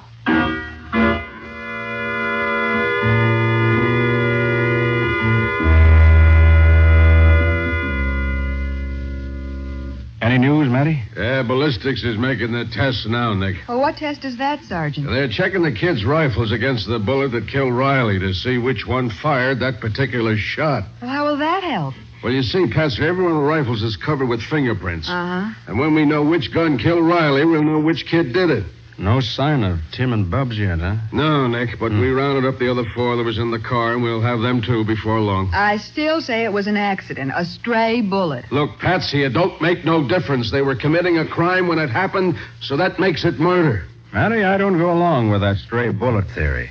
Well, you're probably right, Nick. And if Riley was killed deliberately, I'll bet Tim Newton was the one that did it. Well, why Tim, Sergeant? I've been told he was plenty sore at Riley for telling the old lady the boys started that fire in the building of hers across the street. Well, I'm not surprised at that. Another reason I think Tim did it is because the other boys all said that shooting up Mrs. Tillman's home was his idea. I wonder if it was, Matty. You think the kids are lying? No. But Bubs' mother said he and Tim had been hanging around Moxie Reed lately. Hey, maybe you got something there, Nick. Moxie's just the kind of a guy to put ideas like that in the kid's mind. Say, who is this Moxie Reed anyway? Well, Patsy, a few years ago, he wasn't much different from Tim Newton. Hmm? But he's developed into a first-class rat, a cheap gangster. Now, wait a minute. I wouldn't say cheap, Nick. He's getting plenty of dough from somewhere, or he wouldn't be able to run around in that big cream-colored convertible he's got. But you can't get anything on him, huh? No, not lately. Huh. You know, about 7 years ago, we tagged him for a stick-up over on the... Hey, that's funny. Well, talk about coincidences. Well, what's funny, Sergeant? The guy that hung that rap on Moxie was Riley, the man who was killed. What? Yeah, he used to be a cop before he retired. You say Riley was the one who arrested Moxie Reed? Sure, it was his testimony that sent Moxie up. That's what I've been looking for, Matty. Somebody who had reason to hate Riley. Somebody beside the kids. Hey, that's an idea, Nick. Moxie might have got the kids to shoot up Mrs. Tillman's home and got one of them to bump off Riley by telling him it would look like an accident and nobody could ever prove which one did it. Yeah, Could have been that way, Matty, but Yeah. I think that... Wait a minute. Homicide, Sergeant Matheson speaking. Oh, yeah? Yeah, what did you find out? Is it the report from ballistics? Uh-huh. Yeah, go ahead, Malloy. It wasn't. But it had to be. Oh, you sure you didn't make no mistake? I know, but... Okay. Yeah, thanks. What's the matter, Matty? You know what, Nick? None of them 6 guns we found in the kid's car killed Riley. Good. But what do you mean, good? It only proves that one of those kids knew he was going to kill Riley. That's why he took the gun away and hid it so we couldn't identify it. You may change your mind after we talk to Tim and Bubs. What? Well, we ought to pick them up before long. Do you want me to give you a ring when we find them? No, I don't want to sit around and wait. I'm going out to look for 'em myself. Okay. In the meantime, I suggest you have some of your boys bring in Moxie Reed.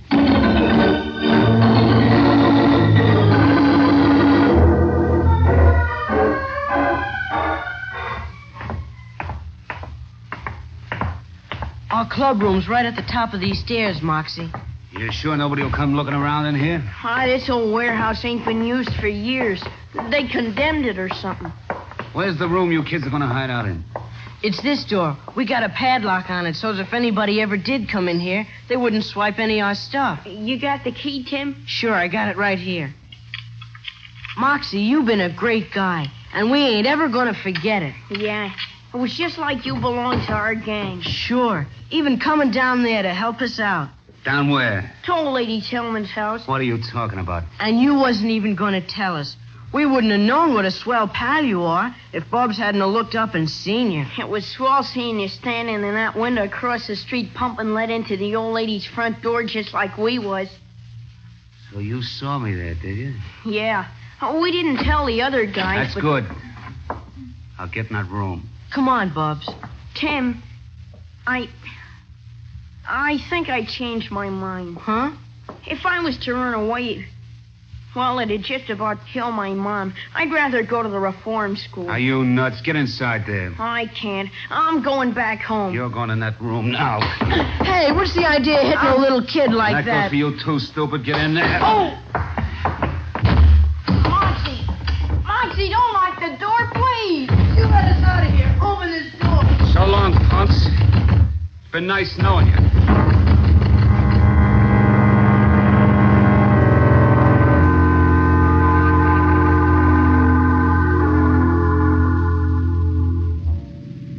Nick, we've been driving along the waterfront for almost an hour. Isn't it time to give up and go home? Yeah, I guess so, Patsy. But Bub's mother said the boys had a club room in some deserted warehouse in this district. Seemed the logical place for them to hide out. Yeah, but it's so dark down here now, you can't even tell which ones are deserted. I was hoping we'd find them on the street. This is where they came, though. It looks as though they got here first. We can come back again in the morning. Hey, Patsy. Look at that car up ahead. Why, it's a big cream-colored convertible, like the one Sergeant Matheson said Moxie Reed owned. If I'm not mistaken, that's Moxie getting ready to drive off. Are you sure? No, but I'm going to cut in ahead of him and find out. Hey, what's the big idea? Stay right where you are, Moxie. Thought I recognized you. What do you want to do? Give me a medal? No, just want to have a little talk with you, if you don't mind.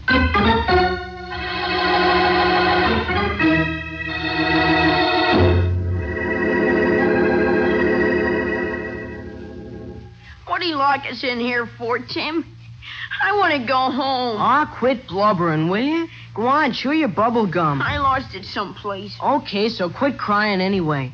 I ain't gonna let nothing happen to you. There'll be plenty of people working around this neighborhood in the morning. If we yell loud enough, somebody will come and let us out. I want to get out now. Well, you can't. We could yell our lungs out and nobody'd hear us, so shut up. Tim, do you smell something? Huh? Hey, I think I do. It smells like smoke. It is smoke. Yeah, and it's stronger over here by the door. Holy cow, the building must be on fire. What are we gonna do? We gotta get out. We can't. The door's locked. Help! Let us out! Somebody! Fire! Get us out of here. We'll be burned up. Help!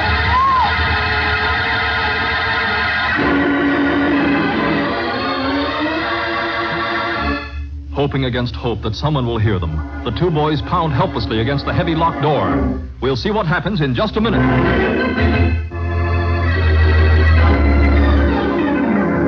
Now for the conclusion of the case of the Littlest Gangster. Today's adventure with Nick Carter, brought to you by new post-war Old Dutch Cleanser. Unaware that Tim and Bubs are locked in a burning warehouse in the deserted waterfront district, Patsy listens as Nick questions Moxie Reed. I want to know where those two kids are, Reed. I don't know what kids you're talking about. Oh, yes, you do. Tim Newton and Bubs Harris. I ain't seen them in 2 or 3 days. Hey, just a minute, Moxie. You chew gum? No, and I don't go for all-day suckers either. Well, there's a wad of chewing gum stuck to your trousers leg. And from the color, I'd say it was bubble gum. Does that mean something, Nick? Bubs Harris got his nickname because he's always chewing bubble gum. What? I'll bet this was some of his. See, it hasn't even begun to dry out yet. Oh, lots of kids chew bubble gum. I might have picked it up any place. But when we find you up here, the neighborhood where we expected to find Bubs and Tim, I think that gum means a whole lot. Nick, look. Across the street, those windows. The warehouse is on fire, Patsy. Yeah. You better turn an alarm. There's a box right in front of the warehouse. Right, Nick. I'll get it. Look, Carter, I got a date. I've got to... What's your hurry? I'm getting out of here. I got to go up and... You wouldn't know anything about that fire, would you? No. Watch yourself. I'm going to start a... You're not going anywhere, Moxie. You're staying here till I find out what's making you so jittery all of a sudden. Why, Oh, you want to play, do you? Well, how do you like that? Out cold. Must have swung harder than I thought. Nick! Oh, Nick! Yes, what is it, Patsy? Just as I turned the alarm, Nick, I thought I heard someone in the building. Listen. I bet that's the boys. Oh, you've got to save them, Nick. Here, take my handcuffs. Yeah. Fasten Moxie to the steering wheel of the car. Uh-huh. I'm going after those boys before they burn to death.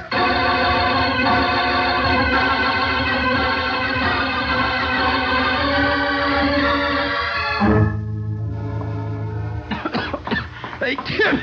Tim! Bubs, where are you? In here, this door. It's locked. Can you open it? No, it's a padlock. All right, stand out of the way. I'm going to try to break it down. I think it gave a little. Try it again. All right. Gee, I was afraid nobody'd come in. Never mind. Where's Bubs? Over there on the floor. He passed out from the smoke. Okay, I'll carry him. Come on. Nick, look. The flames are coming up the stairs.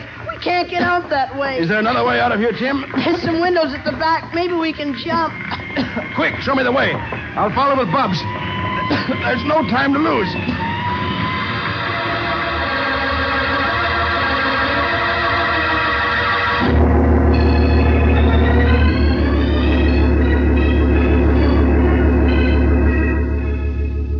How's your ankle, Nick? Oh, you can stop worrying, Patsy. It's all right. Well, I guess you were lucky at that to get off with only a sprained ankle after jumping out of a second-story window. But if it wasn't for that pile of trash I landed on, it might have been worse. Yeah. And if Bubs hadn't come to before we jumped, it would have been very much worse. I'm glad neither of the kids was hurt.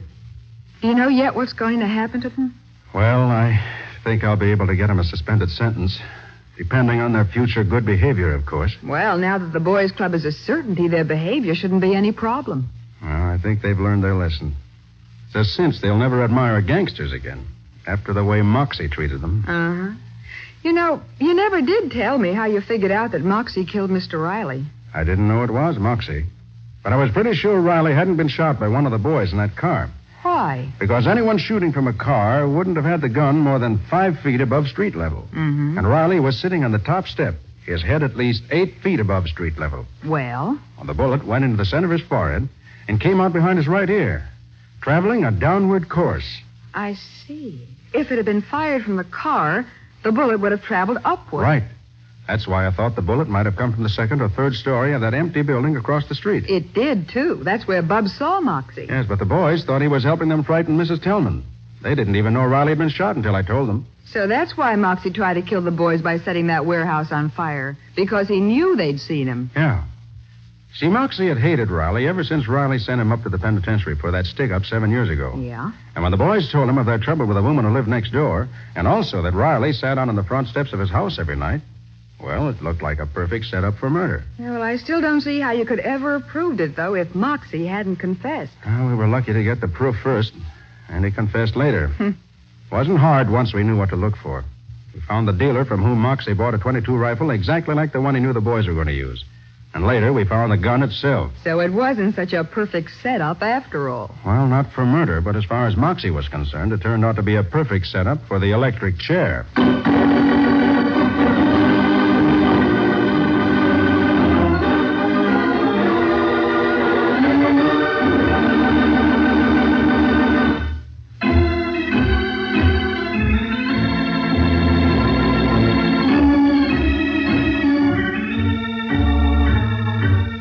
Nick Carter, Master Detective, is presented each week at this time by the Cudahy Packing Company. It is produced and directed by Jock McGregor and is copyrighted by Street and Smith Publications, Incorporated. Charlotte Manson is featured as Patsy. Ed Latimer plays Matty. Today's script was written by Jim Parsons. Original music is played by Henry Silverne. This program is fictional, and any resemblance to actual persons, living or dead, is purely coincidental. This is Michael Fitzmaurice saying, when minutes count, use new post-war Old Dutch Cleanser.